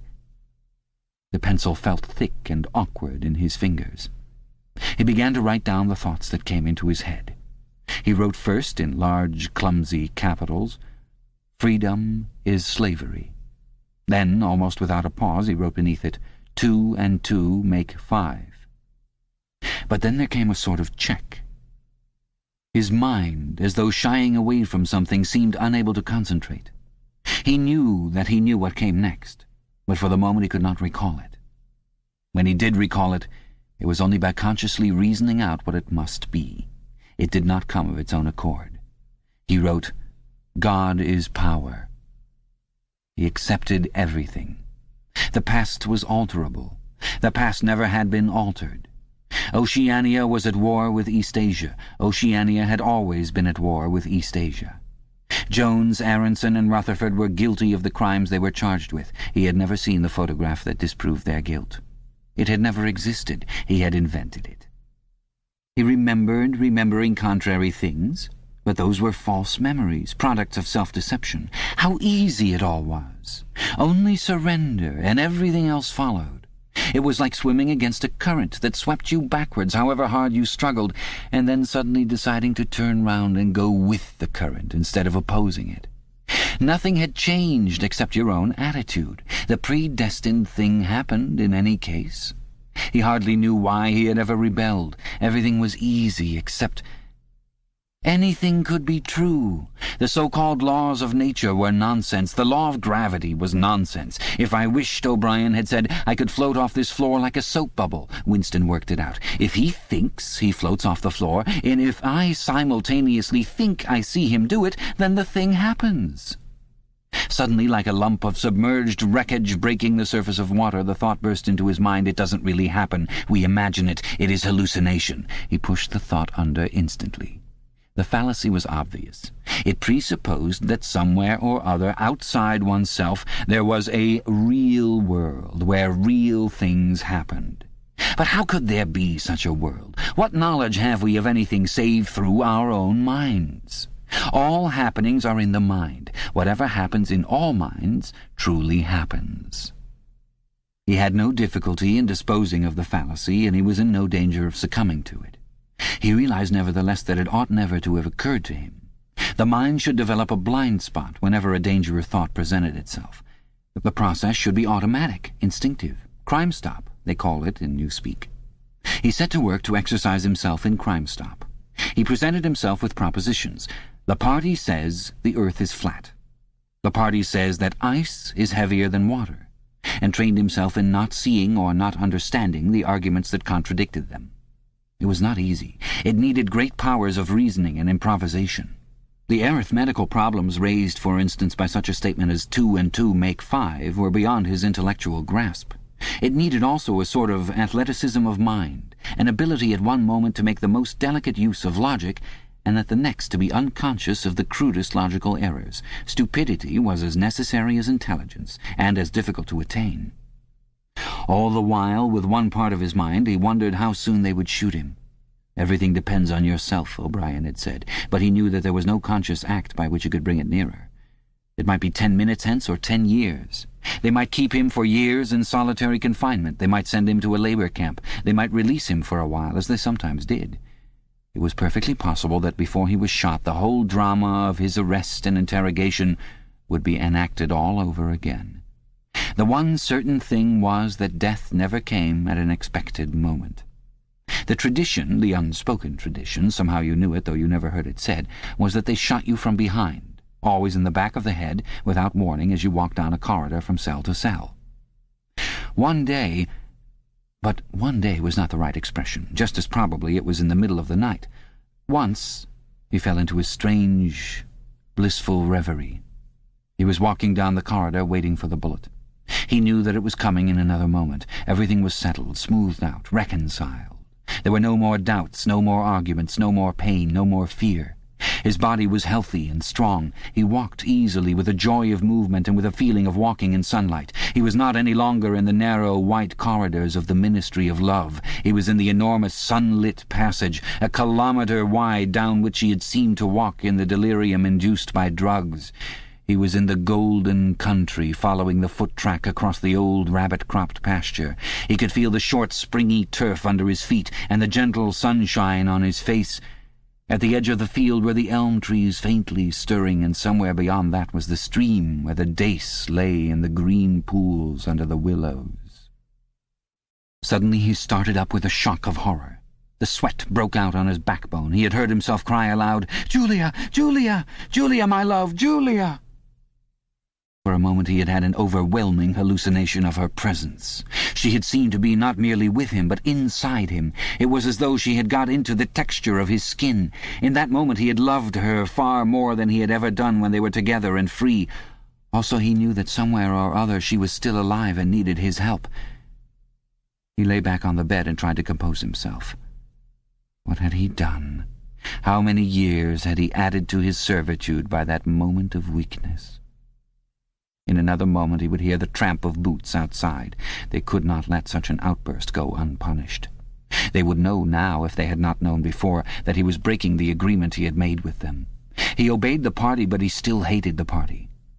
In the old days he had hidden a heretical mind beneath an appearance of conformity. Now he had retreated a step further. In the mind he had surrendered, but he had hoped to keep the inner heart inviolate. He knew that he was in the wrong, and he preferred to be in the wrong. They would understand that. O'Brien would understand it. It was all confessed in that single foolish cry. He would have to start all over again. It might take years. He ran a hand over his face, trying to familiarize himself with the new shape. There were deep furrows in the cheeks. The cheekbones felt sharp, the nose flattened. Besides, since last seeing himself in the glass, he had been given a complete new set of teeth. It was not easy to preserve inscrutability when you did not know what your face looked like. In any case, mere control of the features was not enough. For the first time he perceived that if you want to keep a secret, you must also hide it from yourself. You must know all the while that it is there, but until it is needed you must never let it emerge into your consciousness in any shape that could be given a name. From now on outwards he must not only think right, he must feel right, dream right. And all the while he must keep his hatred locked up inside him like a ball of matter which was part of himself and yet unconnected with the rest of him, a kind of cyst. One day they would decide to shoot him. You could not tell when it would happen, but a few seconds beforehand it should be possible to guess. It was always from behind, walking down a corridor. 10 seconds would be enough. In that time the world inside him could turn over, and then suddenly, without a word uttered, without a check in his step, without the changing of a line in his face, suddenly the camouflage would be down, and bang would go the batteries of his hatred. Hatred would fill him like an enormous roaring flame, and almost in the same instant, bang would go the bullet, too late or too early. It would have blown his brain to pieces before they could reclaim it. The heretical thought would be unpunished, unrepented, out of their reach forever. They would have blown a hole in their own perfection. To die hating them, that was freedom. He shut his eyes. It was more difficult than accepting an intellectual discipline. It was a question of degrading himself, mutilating himself. He had got to plunge into the filthiest of filth. What was the most horrible, sickening thing of all? He thought of Big Brother. The enormous face, because of constantly seeing it on posters, he always thought of it as being a metre wide, with its heavy black moustache, and the eyes that followed you to and fro seemed to float into his mind of its own accord. What were his true feelings toward Big Brother? There was a heavy tramp of boots in the passage. The steel door swung open with a clang. O'Brien walked into the cell. Behind him were the waxen-faced officer and the black-uniformed guards. "Get up," said O'Brien. "Come here." Winston stood opposite him. O'Brien took Winston's shoulders between his strong hands and looked at him closely. "You have had thoughts of deceiving me," he said. "That was stupid. Stand up straighter. Look me in the face." He paused and went on in a gentler tone. "You are improving. Intellectually, there is very little wrong with you. It is only emotionally that you have failed to make progress. Tell me, Winston, and remember no lies. You know that I am always able to detect a lie. Tell me, what are your true feelings toward Big Brother?" "I hate him." "You hate him. Good. Then the time has come for you to take the last step. You must love Big Brother. It is not enough to obey him. You must love him." He released Winston with a little push toward the guards. "Room 101, he said. Chapter 5. At each stage of his imprisonment he had known, or seemed to know, whereabouts he was in the windowless building. Possibly there were slight differences in the air pressure. The cells where the guards had beaten him were below ground level. The room where he had been interrogated by O'Brien was high up near the roof. This place was many meters underground, as deep down as it was possible to go. It was bigger than most of the cells he had been in, but he hardly noticed his surroundings. All he noticed was that there were two small tables straight in front of him, each covered with green baize. One was only a meter or two from him, the other was further away, near the door. He was strapped upright in a chair, so tightly that he could move nothing, not even his head. A sort of pad gripped his head from behind, forcing him to look straight in front of him. For a moment he was alone, then the door opened, and O'Brien came in. "You asked me once," said O'Brien, "what was in room 101. I told you that you knew the answer already. Everyone knows it. The thing that is in room 101 is the worst thing in the world." The door opened again. A guard came in carrying something made of wire, a box or basket of some kind. He set it down on the further table. Because of the position in which O'Brien was standing, Winston could not see what the thing was. "The worst thing in the world," said O'Brien, "varies from individual to individual. It may be burial alive, or death by fire, or by drowning, or by impalement, or 50 other deaths. There are cases where it is some quite trivial thing, not even fatal."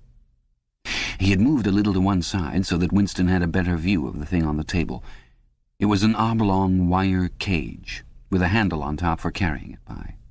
Fixed to the front of it was something that looked like a fencing mask, with the concave side outwards. Although it was 3 or 4 meters away from him, he could see that the cage was divided lengthways into 2 compartments, and that there was some kind of creature in each. They were rats.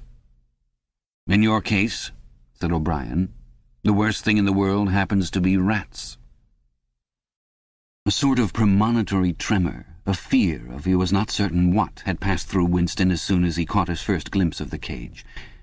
But at this moment the meaning of the mask-like attachment in front of it suddenly sank into him.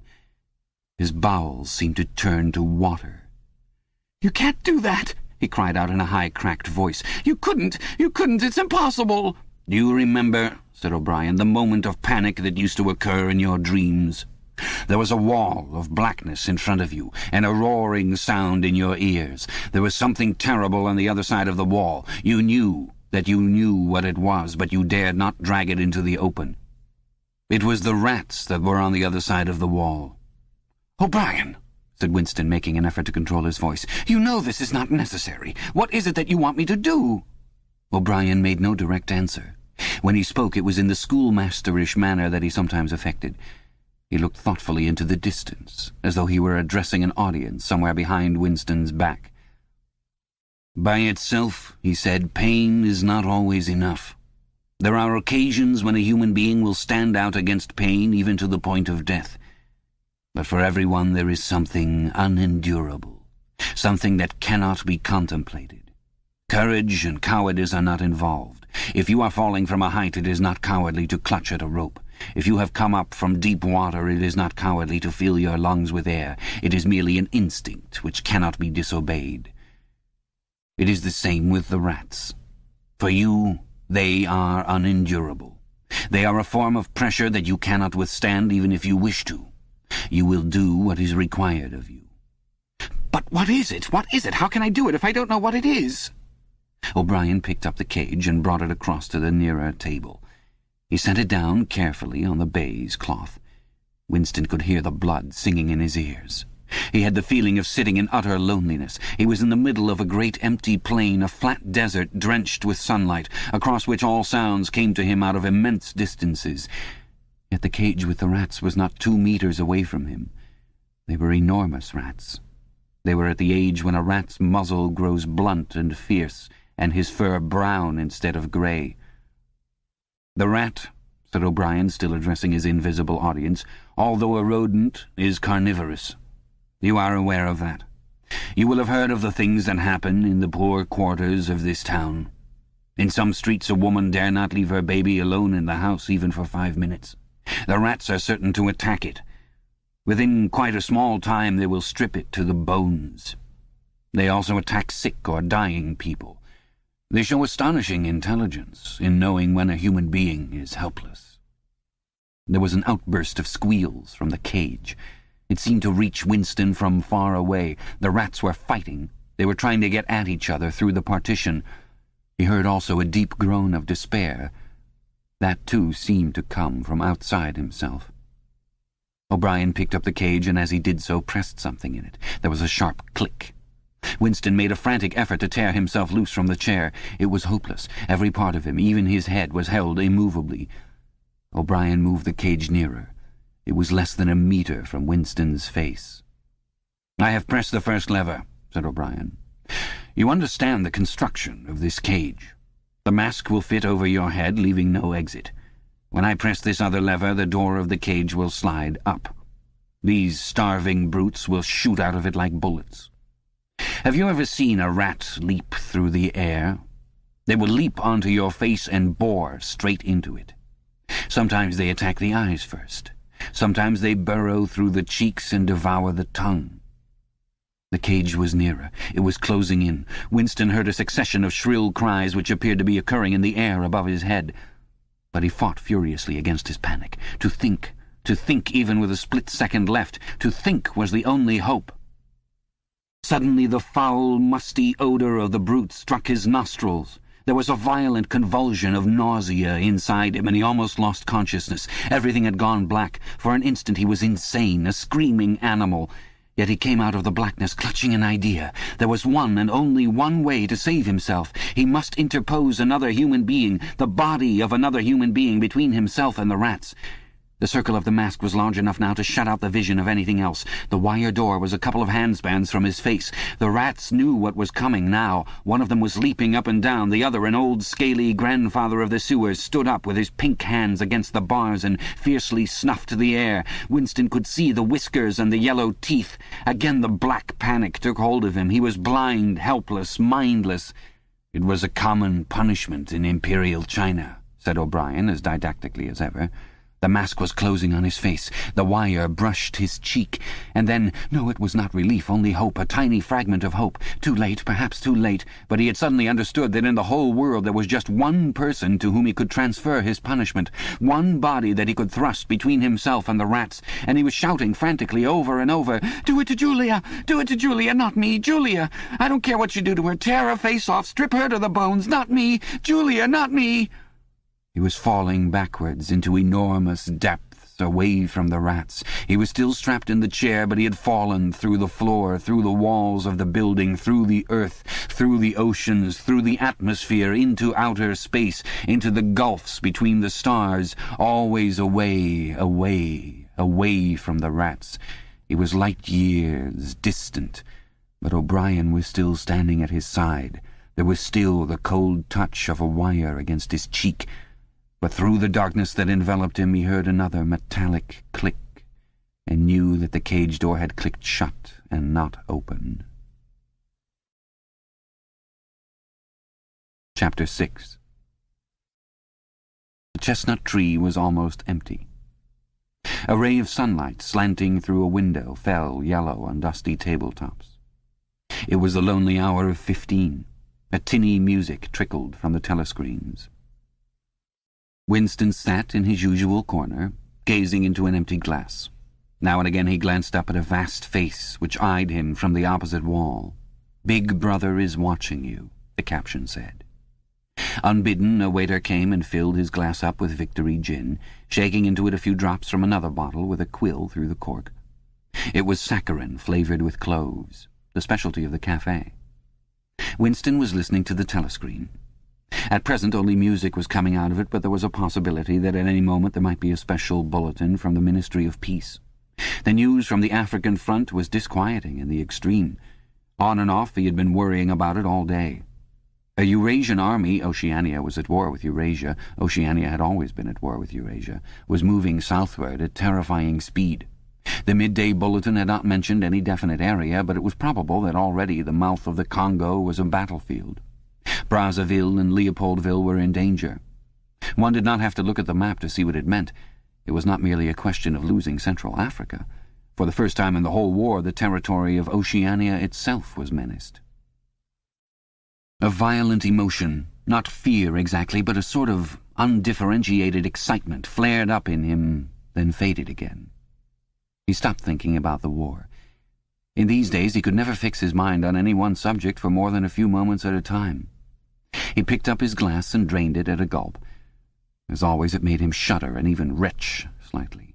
The stuff was horrible. The cloves and saccharin, themselves disgusting enough in their sickly way, could not disguise the flat, oily smell, and what was worst of all was that the smell of gin, which dwelt with him night and day, was inextricably mixed up in his mind with the smell of those— He never named them, even in his thoughts, and so far as it was possible he never visualized them. They were something that he was half aware of, hovering close to his face, a smell that clung to his nostrils. As the gin rose in him, he belched through purple lips. He had grown fatter since they released him, and had regained his old colour. Indeed, more than regained it. His features had thickened. The skin on nose and cheekbones was coarsely red. Even the bald scalp was too deep a pink.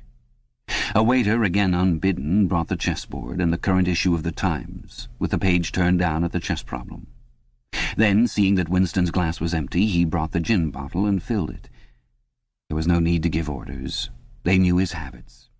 The chessboard was always waiting for him, his corner table was always reserved. Even when the place was full, he had it to himself, since nobody cared to be seen sitting too close to him. He never even bothered to count his drinks. At irregular intervals they presented him with a dirty slip of paper which they said was the bill, but he had the impression that they always undercharged him. It would have made no difference if it had been the other way about. He had always plenty of money nowadays. He even had a job, a sinecure, more highly paid than his old job had been. The music from the telescreen stopped and a voice took over. Winston raised his head to listen. No bulletin from the front, however. It was merely a brief announcement from the Ministry of Plenty. In the preceding quarter, it appeared the 10th three-year plan's quota for bootlaces had been over-fulfilled by 98%. He examined the chess problem and set out the pieces. It was a tricky ending, involving a couple of knights. White to play and mate in 2 moves. Winston looked up at the portrait of Big Brother. White always mates, he thought with a sort of cloudy mysticism. Always, without exception, it is so arranged. In no chess problem since the beginning of the world has black ever won. Did it not symbolize the eternal, unvarying triumph of good over evil? The huge face gazed back at him, full of calm power. White always mates. The voice from the telescreen paused and added in a different and much graver tone, "You are warned to stand by for an important announcement at 15:30. 15:30. This is news of the highest importance. Take care not to miss it. 15:30. The tinkling music struck up again. Winston's heart stirred. That was the bulletin from the front. Instinct told him that it was bad news that was coming. All day, with little spurts of excitement, the thought of a smashing defeat in Africa had been in and out of his mind. He seemed actually to see the Eurasian army swarming across the never-broken frontier and pouring down into the tip of Africa like a column of ants. Why had it not been possible to outflank them in some way? The outline of the West African coast stood out vividly in his mind. He picked up the white knight and moved it across the board. There was the proper spot. Even while he saw the black horde racing southward, he saw another force, mysteriously assembled, suddenly planted in their rear, cutting their communications by land and sea. He felt that by willing it he was bringing that other force into existence. But it was necessary to act quickly. If they could get control of the whole of Africa, if they had airfields and submarine bases at the Cape, it would cut Oceania in two. It might mean anything. Defeat, breakdown, the redivision of the world, the destruction of the party. He drew a deep breath. An extraordinary medley of feelings, but it was not a medley exactly, rather it was successive layers of feeling in which one could not say which layer was undermost, struggled inside him. The spasm passed. He put the white knight back in its place, but for the moment he could not settle down to a serious study of the chess problem. His thoughts wandered again. Almost unconsciously he traced with his finger in the dust on the table 2 + 2 = 5. "They can't get inside you," she had said. But they could get inside you. "What happens to you here is forever," O'Brien had said. That was a true word. There were things, your own acts, from which you could not recover. Something was killed in your breast, burnt out, cauterized out. He had seen her. He had even spoken to her. There was no danger in it. He knew it as though instinctively that they now took almost no interest in his doings. He could have arranged to meet her a second time if either of them had wanted to. Actually, it was by chance that they had met. It was in the park, on a vile, biting day in March, when the earth was like iron and all the grass seemed dead, and there was not a bud anywhere except a few crocuses which had pushed themselves up to be dismembered by the wind. He was hurrying along with frozen hands and watering eyes when he saw her not 10 meters away from him. It struck him at once that she had changed in some ill-defined way. They almost passed one another without a sign. Then he turned and followed her, not very eagerly. He knew that there was no danger, nobody would take any interest in them. She did not speak. She walked obliquely away across the grass as though trying to get rid of him, then seemed to resign herself to having him at her side. Presently they were in among a clump of ragged, leafless shrubs, useless either for concealment or as protection from the wind. They halted. It was vilely cold. The wind whistled through the twigs and fretted the occasional dirty-looking crocuses. He put his arm round her waist. There was no telescreen, but there must be hidden microphones. Besides, they could be seen. It did not matter. Nothing mattered. They could have lain down on the ground and done that, if they had wanted to. His flesh froze with horror at the thought of it. She made no response whatever to the clasp of his arm. She did not even try to disengage herself. He knew now what had changed in her. Her face was sallower, and there was a long scar, partly hidden by the hair across her forehead and temple. But that was not the change. It was that her waist had grown thicker and in a surprising way had stiffened. He remembered how, once, after the explosion of a rocket bomb, he had helped to drag a corpse out of some ruins, and had been astonished not only by the incredible weight of the thing, but by its rigidity and awkwardness to handle, which made it seem more like stone than flesh. Her body felt like that. It occurred to him that the texture of her skin would be quite different from what it had once been. He did not attempt to kiss her, nor did they speak. As they walked back across the gate, she looked directly at him for the first time. It was only a momentary glance full of contempt and dislike.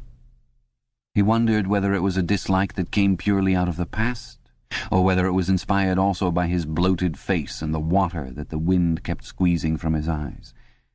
They sat down on 2 iron chairs, side by side, but not too close together. He saw that she was about to speak. She moved her clumsy shoe a few centimeters and deliberately crushed a twig. Her feet seemed to have grown broader, he noticed. "I betrayed you," she said baldly. "I betrayed you," he said. She gave him another quick look of dislike. "Sometimes," she said, "they threaten you with something you can't stand up to, can't even think about. And then you say, 'Don't do it to me, do it to somebody else, do it to so-and-so.' And perhaps you might pretend afterwards that it was only a trick and that you just said it to make them stop and didn't really mean it. But that isn't true.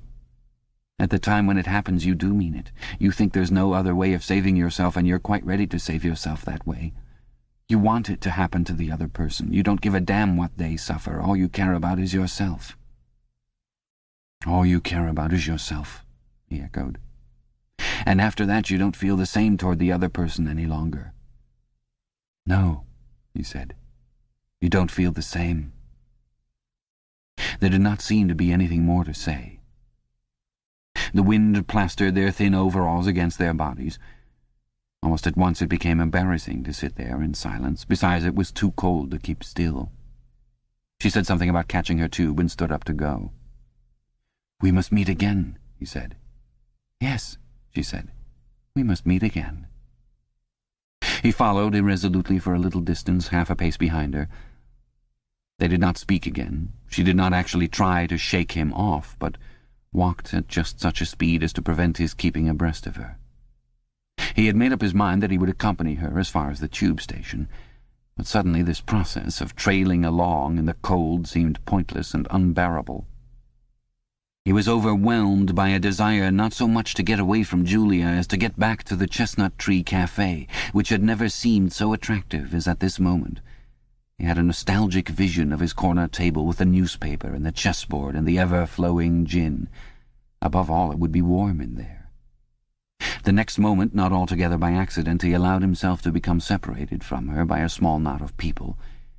He made a half-hearted attempt to catch up, then slowed down, turned, and made off in the opposite direction. When he had gone 50 meters, he looked back. The street was not crowded, but already he could not distinguish her.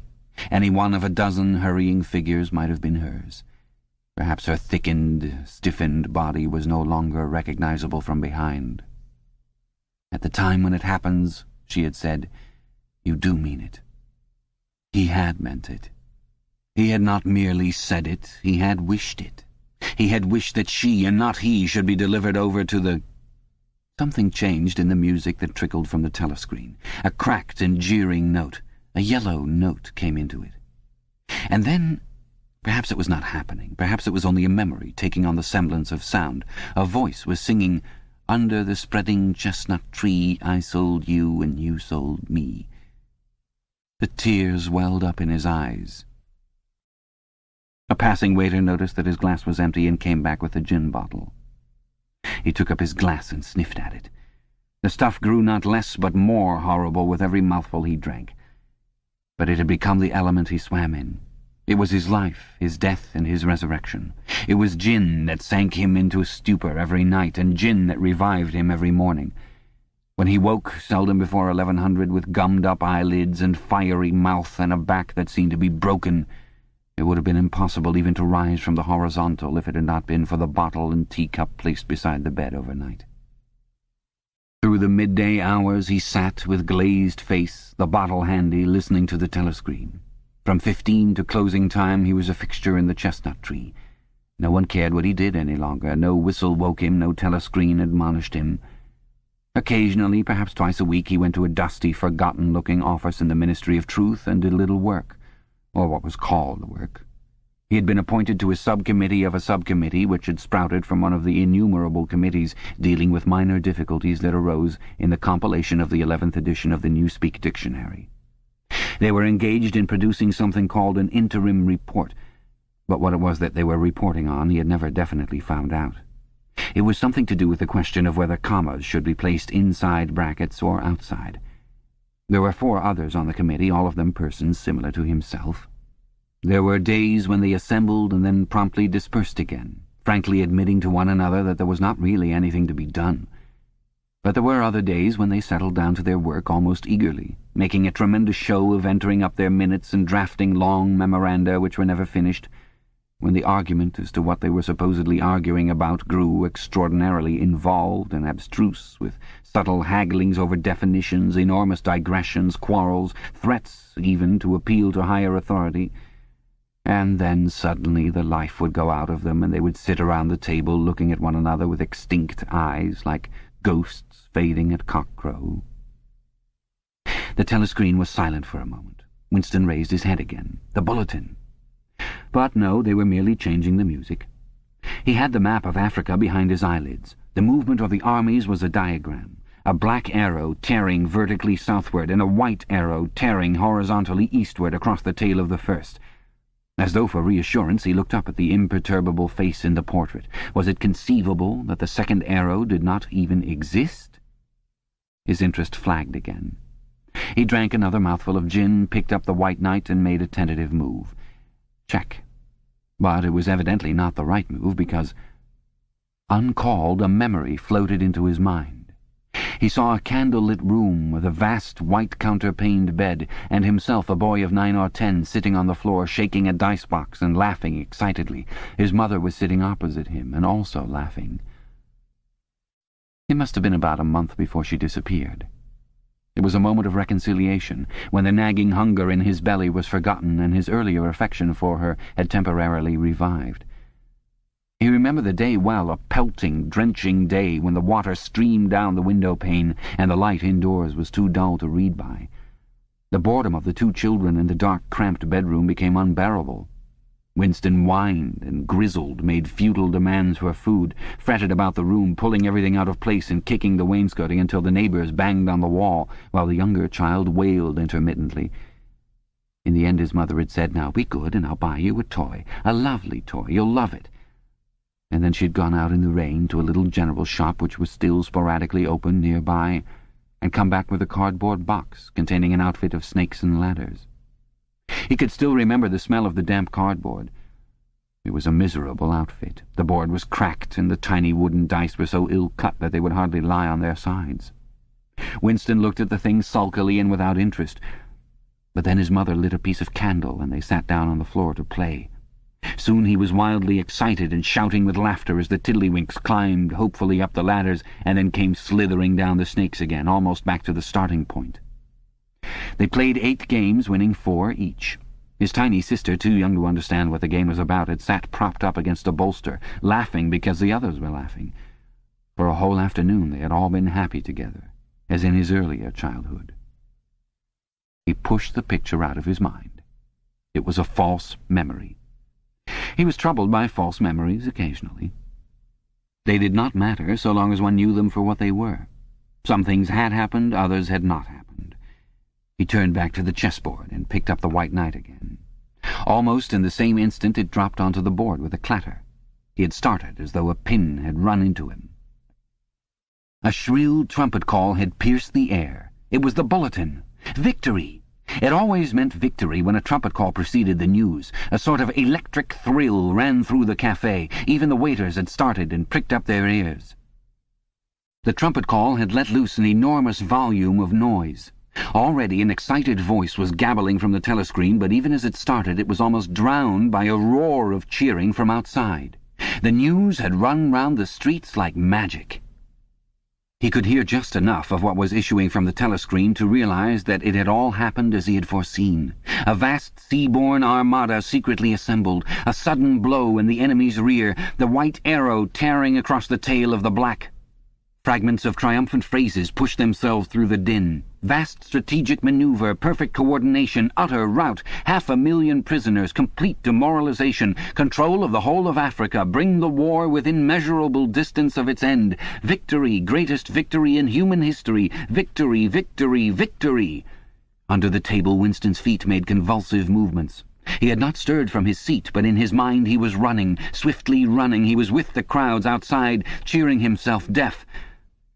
He looked up again at the portrait of Big Brother, the colossus that bestrode the world, the rock against which the hordes of Asia dashed themselves in vain.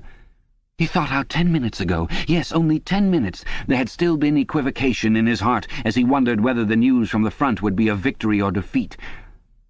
Ah, it was much more than a Eurasian army that had perished. Much had changed in him since the first day in the Ministry of Love, but the final, indispensable, healing change had never happened until this moment.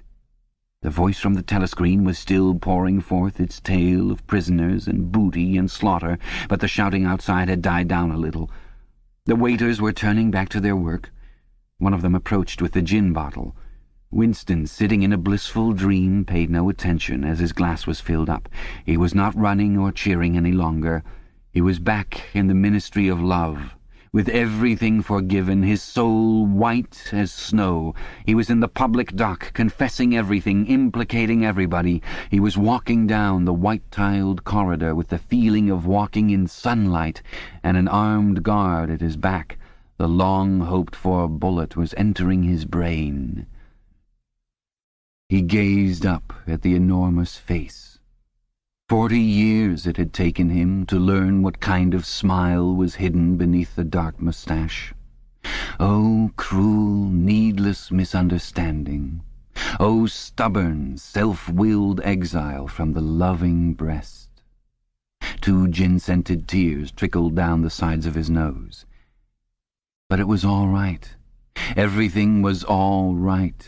The struggle was finished. He had won the victory over himself. He loved Big Brother.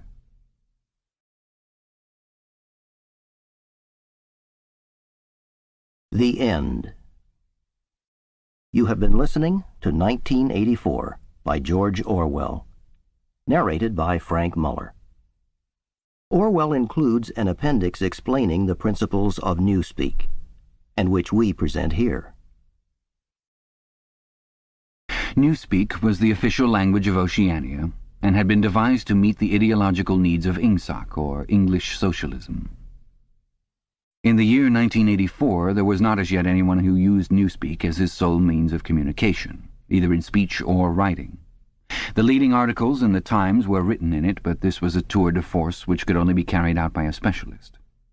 It was expected that Newspeak would have finally superseded Oldspeak, or Standard English as we should call it, by about the year 2050. Meanwhile, it gained ground steadily, all party members tending to use Newspeak words and grammatical constructions more and more in their everyday speech.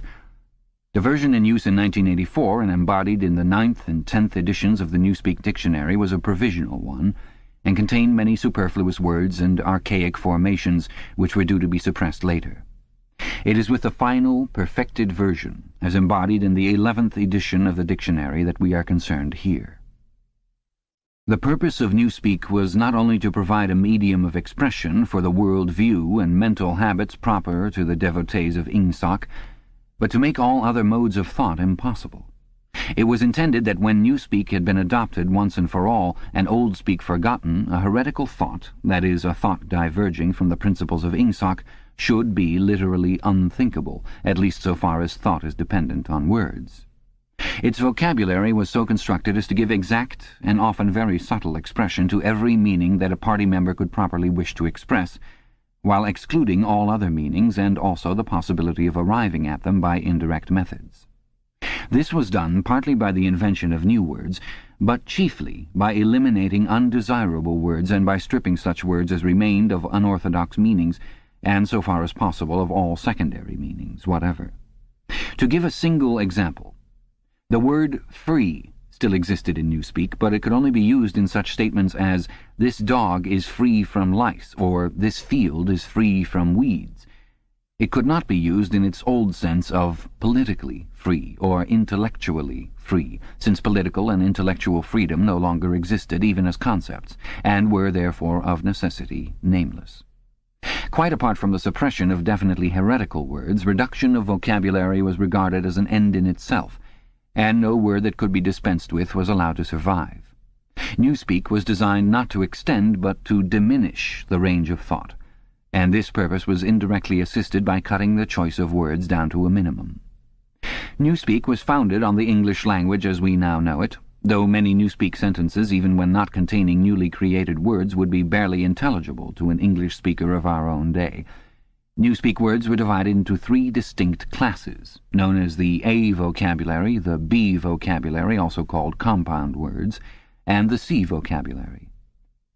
It will be simpler to discuss each class separately, but the grammatical peculiarities of the language can be dealt with in the section devoted to the A vocabulary, since the same rules held good for all 3 categories. The A vocabulary. The A vocabulary consisted of words needed for the business of everyday life, for such things as eating, drinking, working, putting on one's clothes, going up and down stairs, riding in vehicles, gardening, cooking, and the like. It was composed almost entirely of words that we already possess, words like hit, run, dog, tree, sugar, house, field. But in comparison with the present-day English vocabulary, their number was extremely small, while their meanings were far more rigidly defined. All ambiguities and shades of meaning had been purged out of them. So far as it could be achieved, a Newspeak word of this class was simply a staccato sound expressing one clearly understood concept. It would have been quite impossible to use the A vocabulary for literary purposes or for political or philosophical discussion. It was intended only to express simple, purposive thoughts, usually involving concrete objects or physical actions.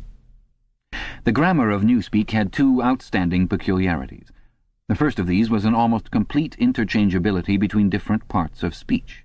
Any word in the language, in principle this applied even to very abstract words such as if or when, could be used either as a verb, noun, adjective, or adverb.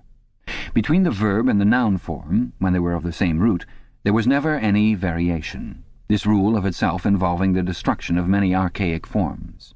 The word thought, for example, did not exist in Newspeak. Its place was taken by think, which did duty for both noun and verb. No etymological principle was involved here. In some cases it was the original noun that was chosen for retention, in other cases the verb. Even where a noun and verb of kindred meaning were not etymologically connected, one or other of them was frequently suppressed. There was, for example, no such word as cut, its meaning being sufficiently covered by the noun-verb knife. Adjectives were formed by adding the suffix full to the noun-verb, and adverbs by adding wise. Thus, for example, speedful meant rapid, and speedwise meant quickly. Certain of our present-day adjectives, such as good, strong, big, black, soft, were retained, but their total number was very small. There was little need for them, since almost any adjectival meaning could be arrived at by adding full to a noun verb. None of the now existing adverbs was retained except for a very few already ending in wise. The wise termination was invariable. The word well, for example, was replaced by goodwise.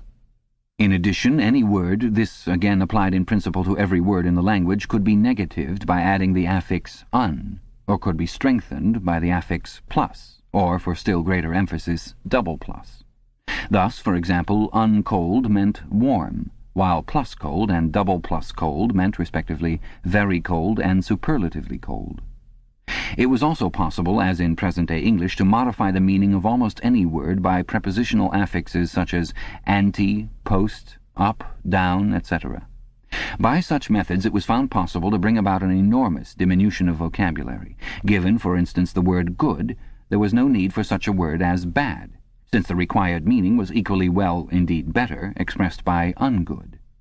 All that was necessary, in any case where two words formed a natural pair of opposites, was to decide which of them to suppress. Dark, for example, could be replaced by unlight, or light by undark, according to preference. The second distinguishing mark of Newspeak grammar was its regularity. Subject to a few exceptions, which are mentioned below, all inflections followed the same rules. Thus, in all verbs, the preterite and the past participle were the same, and ended in ed. The preterite of steal was stealed. The preterite of think was thinked, and so on throughout the language, all such forms as swam, gave, brought, spoke, taken, etc. being abolished. All plurals were made by adding s or es, as the case might be. The plurals of man, ox, life were mans, oxes, lifes. Comparison of adjectives was invariably made by adding er, est, good, gooder, goodest, irregular forms and the more, most formation being suppressed. The only classes of words that were still allowed to inflect irregularly were the pronouns, the relatives, the demonstrative adjectives, and the auxiliary verbs.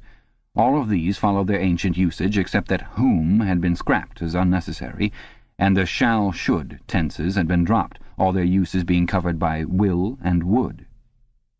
There were also certain irregularities in word formation arising out of the need for rapid and easy speech.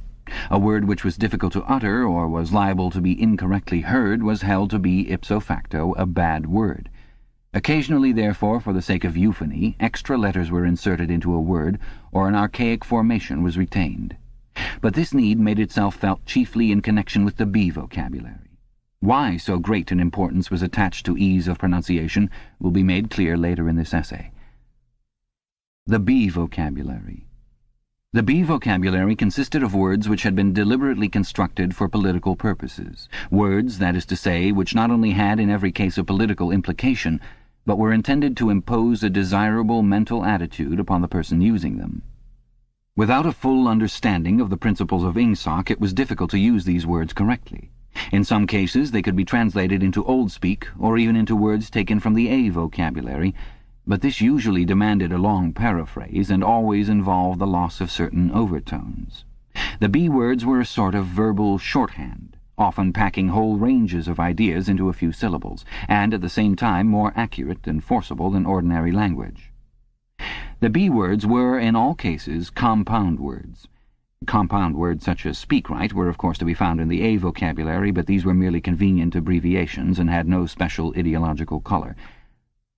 They consisted of two or more words, or portions of words, welded together in an easily pronounceable form. The resulting amalgam was always a noun verb, and inflected according to the ordinary rules. To take a single example, the word goodthink, meaning very roughly orthodoxy, or if one chose to regard it as a verb, to think in an orthodox manner, this inflected as follows: noun verb, goodthink; past tense and past participle, goodthinked; present participle, good thinking; adjective, good thinkful; adverb, good think wise; verbal noun, good thinker. The B words were not constructed on any etymological plan. The words of which they were made up could be any parts of speech, and could be placed in any order and mutilated in any way which made them easy to pronounce while indicating their derivation. In the word crime-think, thoughtcrime, for instance, the think came second, whereas in think-pol, thought police, it came first, and in the latter word police had lost its second syllable. Because of the greater difficulty in securing euphony, irregular formations were commoner in the B vocabulary than in the A vocabulary. For example, the adjectival forms of many-true, many-pax, and many-love were, respectively, many-truthful, many-peaceful, and many-lovely, simply because truthful, paxful, and loveful were slightly awkward to pronounce. In principle, however, all B words could inflect, and all inflected in exactly the same way. Some of the B words had highly subtilized meanings, barely intelligible to anyone who had not mastered the language as a whole. Consider, for example, such a typical sentence from a Times leading article as "Old thinkers unbellyfeel Ingsoc." The shortest rendering that one could make of this in Old Speak would be, "Those whose ideas were formed before the Revolution cannot have a full emotional understanding of the principles of English socialism." But this is not an adequate translation. To begin with, in order to grasp the full meaning of the Newspeak sentence quoted above, one would have to have a clear idea of what is meant by Ingsoc. And, in addition, only a person thoroughly grounded in Ingsoc could appreciate the full force of the word bellyfeel, which implied a blind, enthusiastic acceptance difficult to imagine today, or of the word oldthink, which was inextricably mixed up with the idea of wickedness and decadence.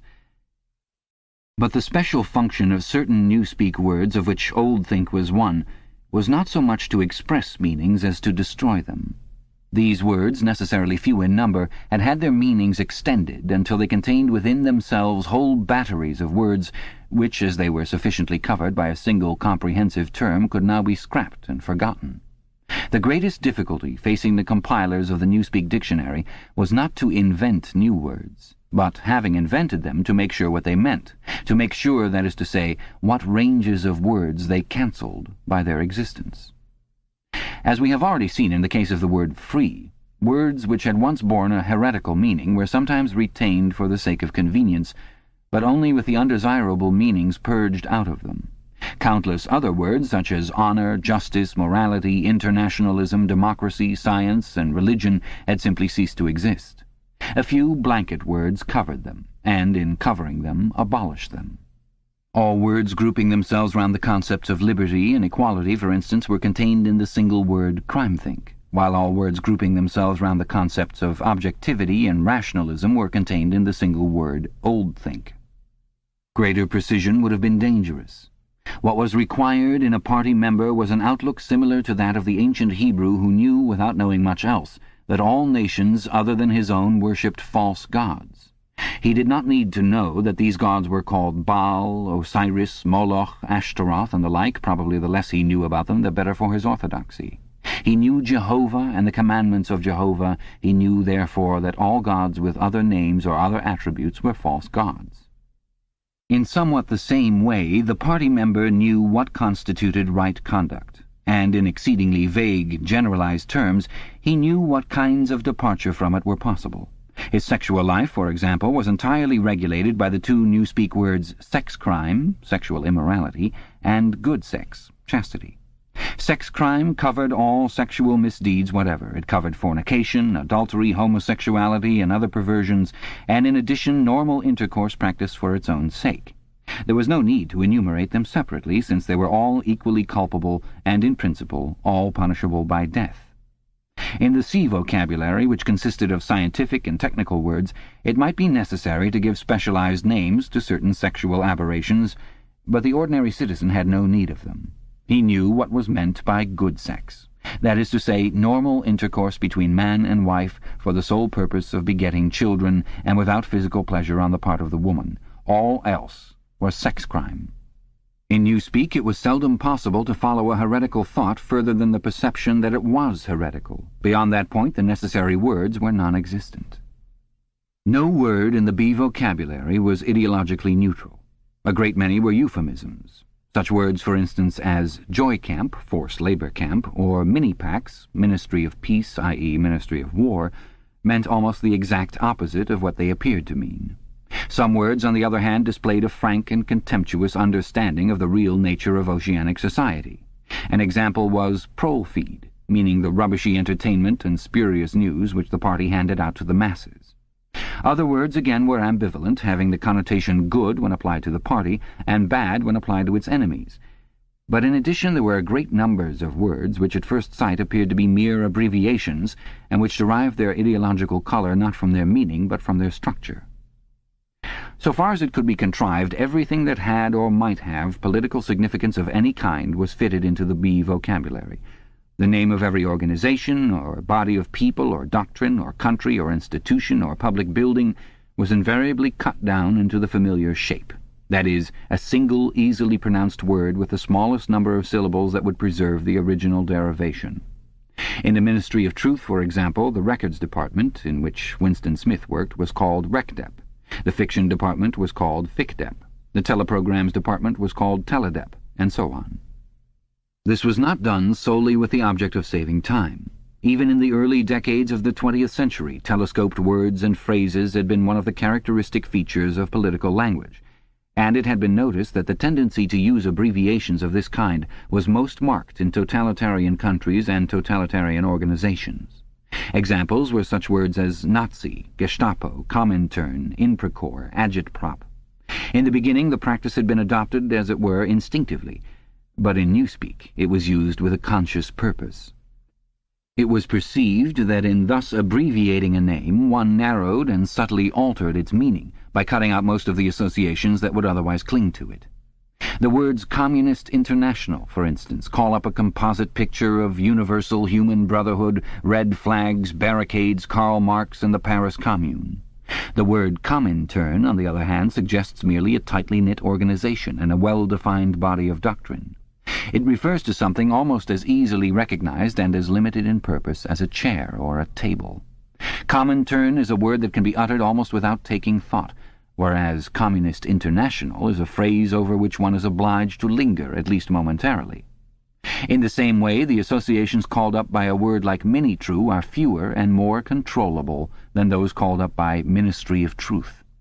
This accounted not only for the habit of abbreviating whenever possible, but also for the almost exaggerated care that was taken to make every word easily pronounceable.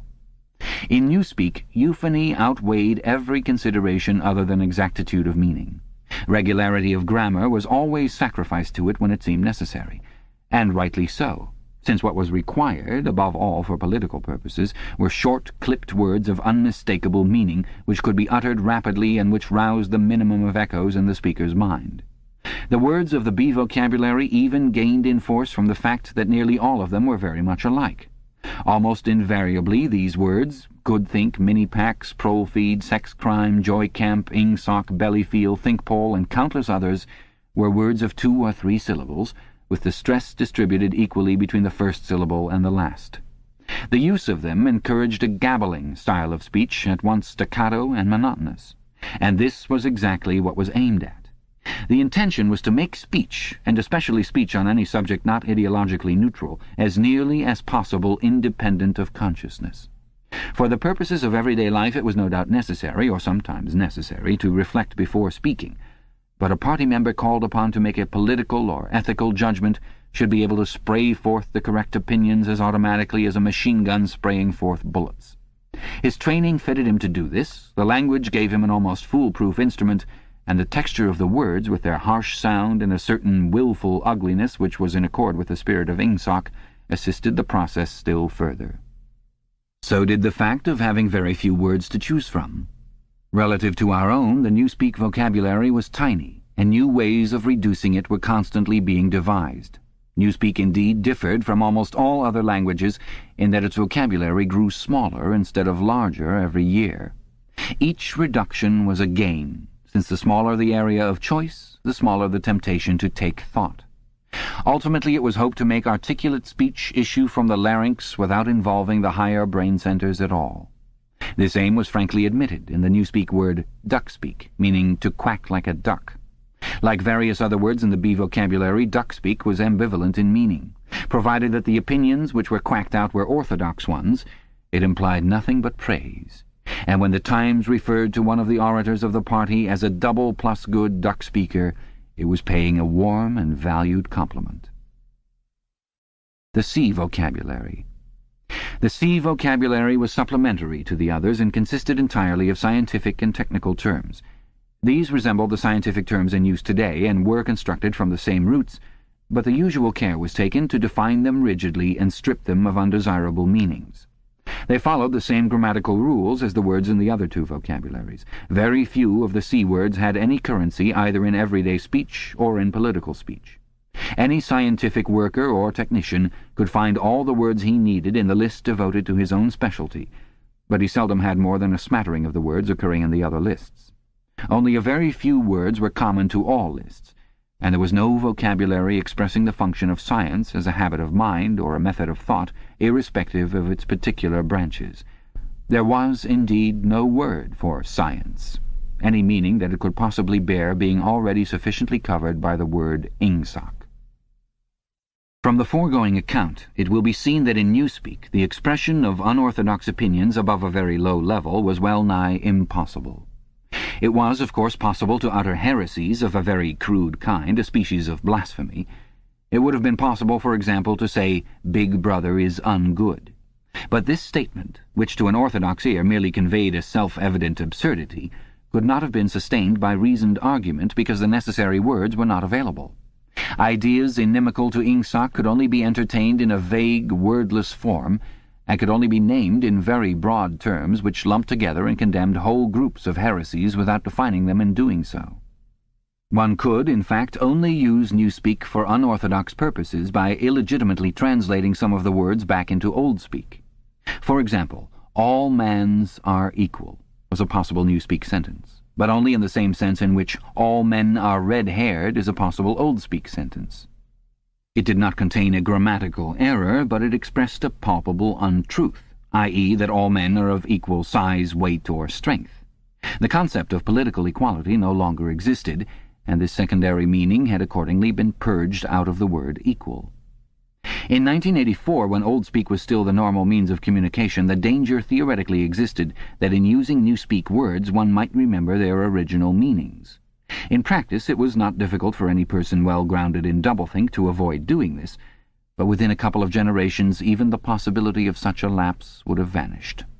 A person growing up with Newspeak as his sole language would no more know that equal had once had the secondary meaning of politically equal, or that free had once meant intellectually free, than, for instance, a person who had never heard of chess would be aware of the secondary meanings attaching to queen and rook. There would be many crimes and errors which it would be beyond his power to commit, simply because they were nameless and therefore unimaginable.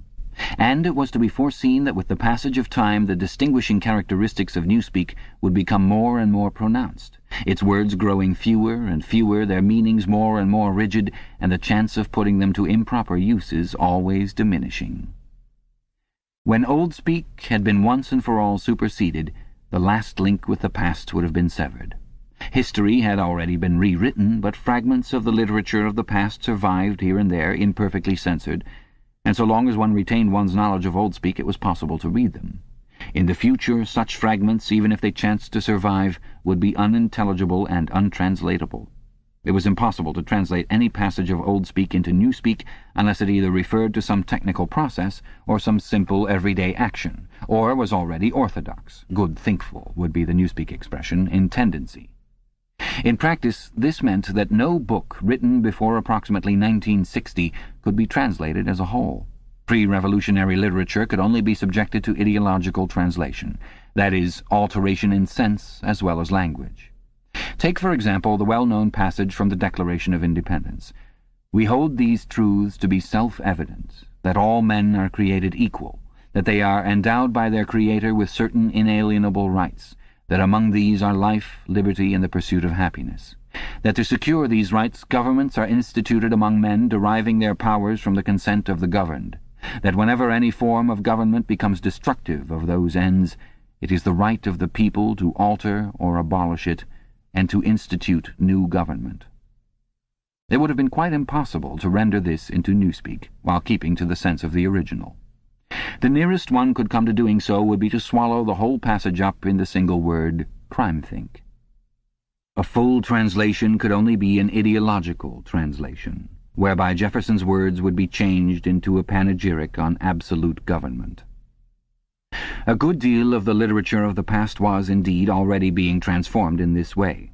Considerations of prestige made it desirable to preserve the memory of certain historical figures, while at the same time bringing their achievements into line with the philosophy of Ingsoc. Various writers, such as Shakespeare, Milton, Swift, Byron, Dickens, and some others, were therefore in process of translation. When the task had been completed, their original writings, with all else that survived of the literature of the past, would be destroyed. These translations were a slow and difficult business, and it was not expected that they would be finished before the first or second decade of the 21st century. There were also large quantities of merely utilitarian literature, indispensable technical manuals and the like, that had to be treated in the same way. It was chiefly in order to allow time for the preliminary work of translation that the final adoption of Newspeak had been fixed for so late a date as 2050. This concludes the appendix. George Orwell died in 1950 at the age of 47 of a neglected lung ailment, leaving behind a large body of work. Available unabridged from recorded books is Orwell's first book, the largely autobiographical Down and Out in Paris and London.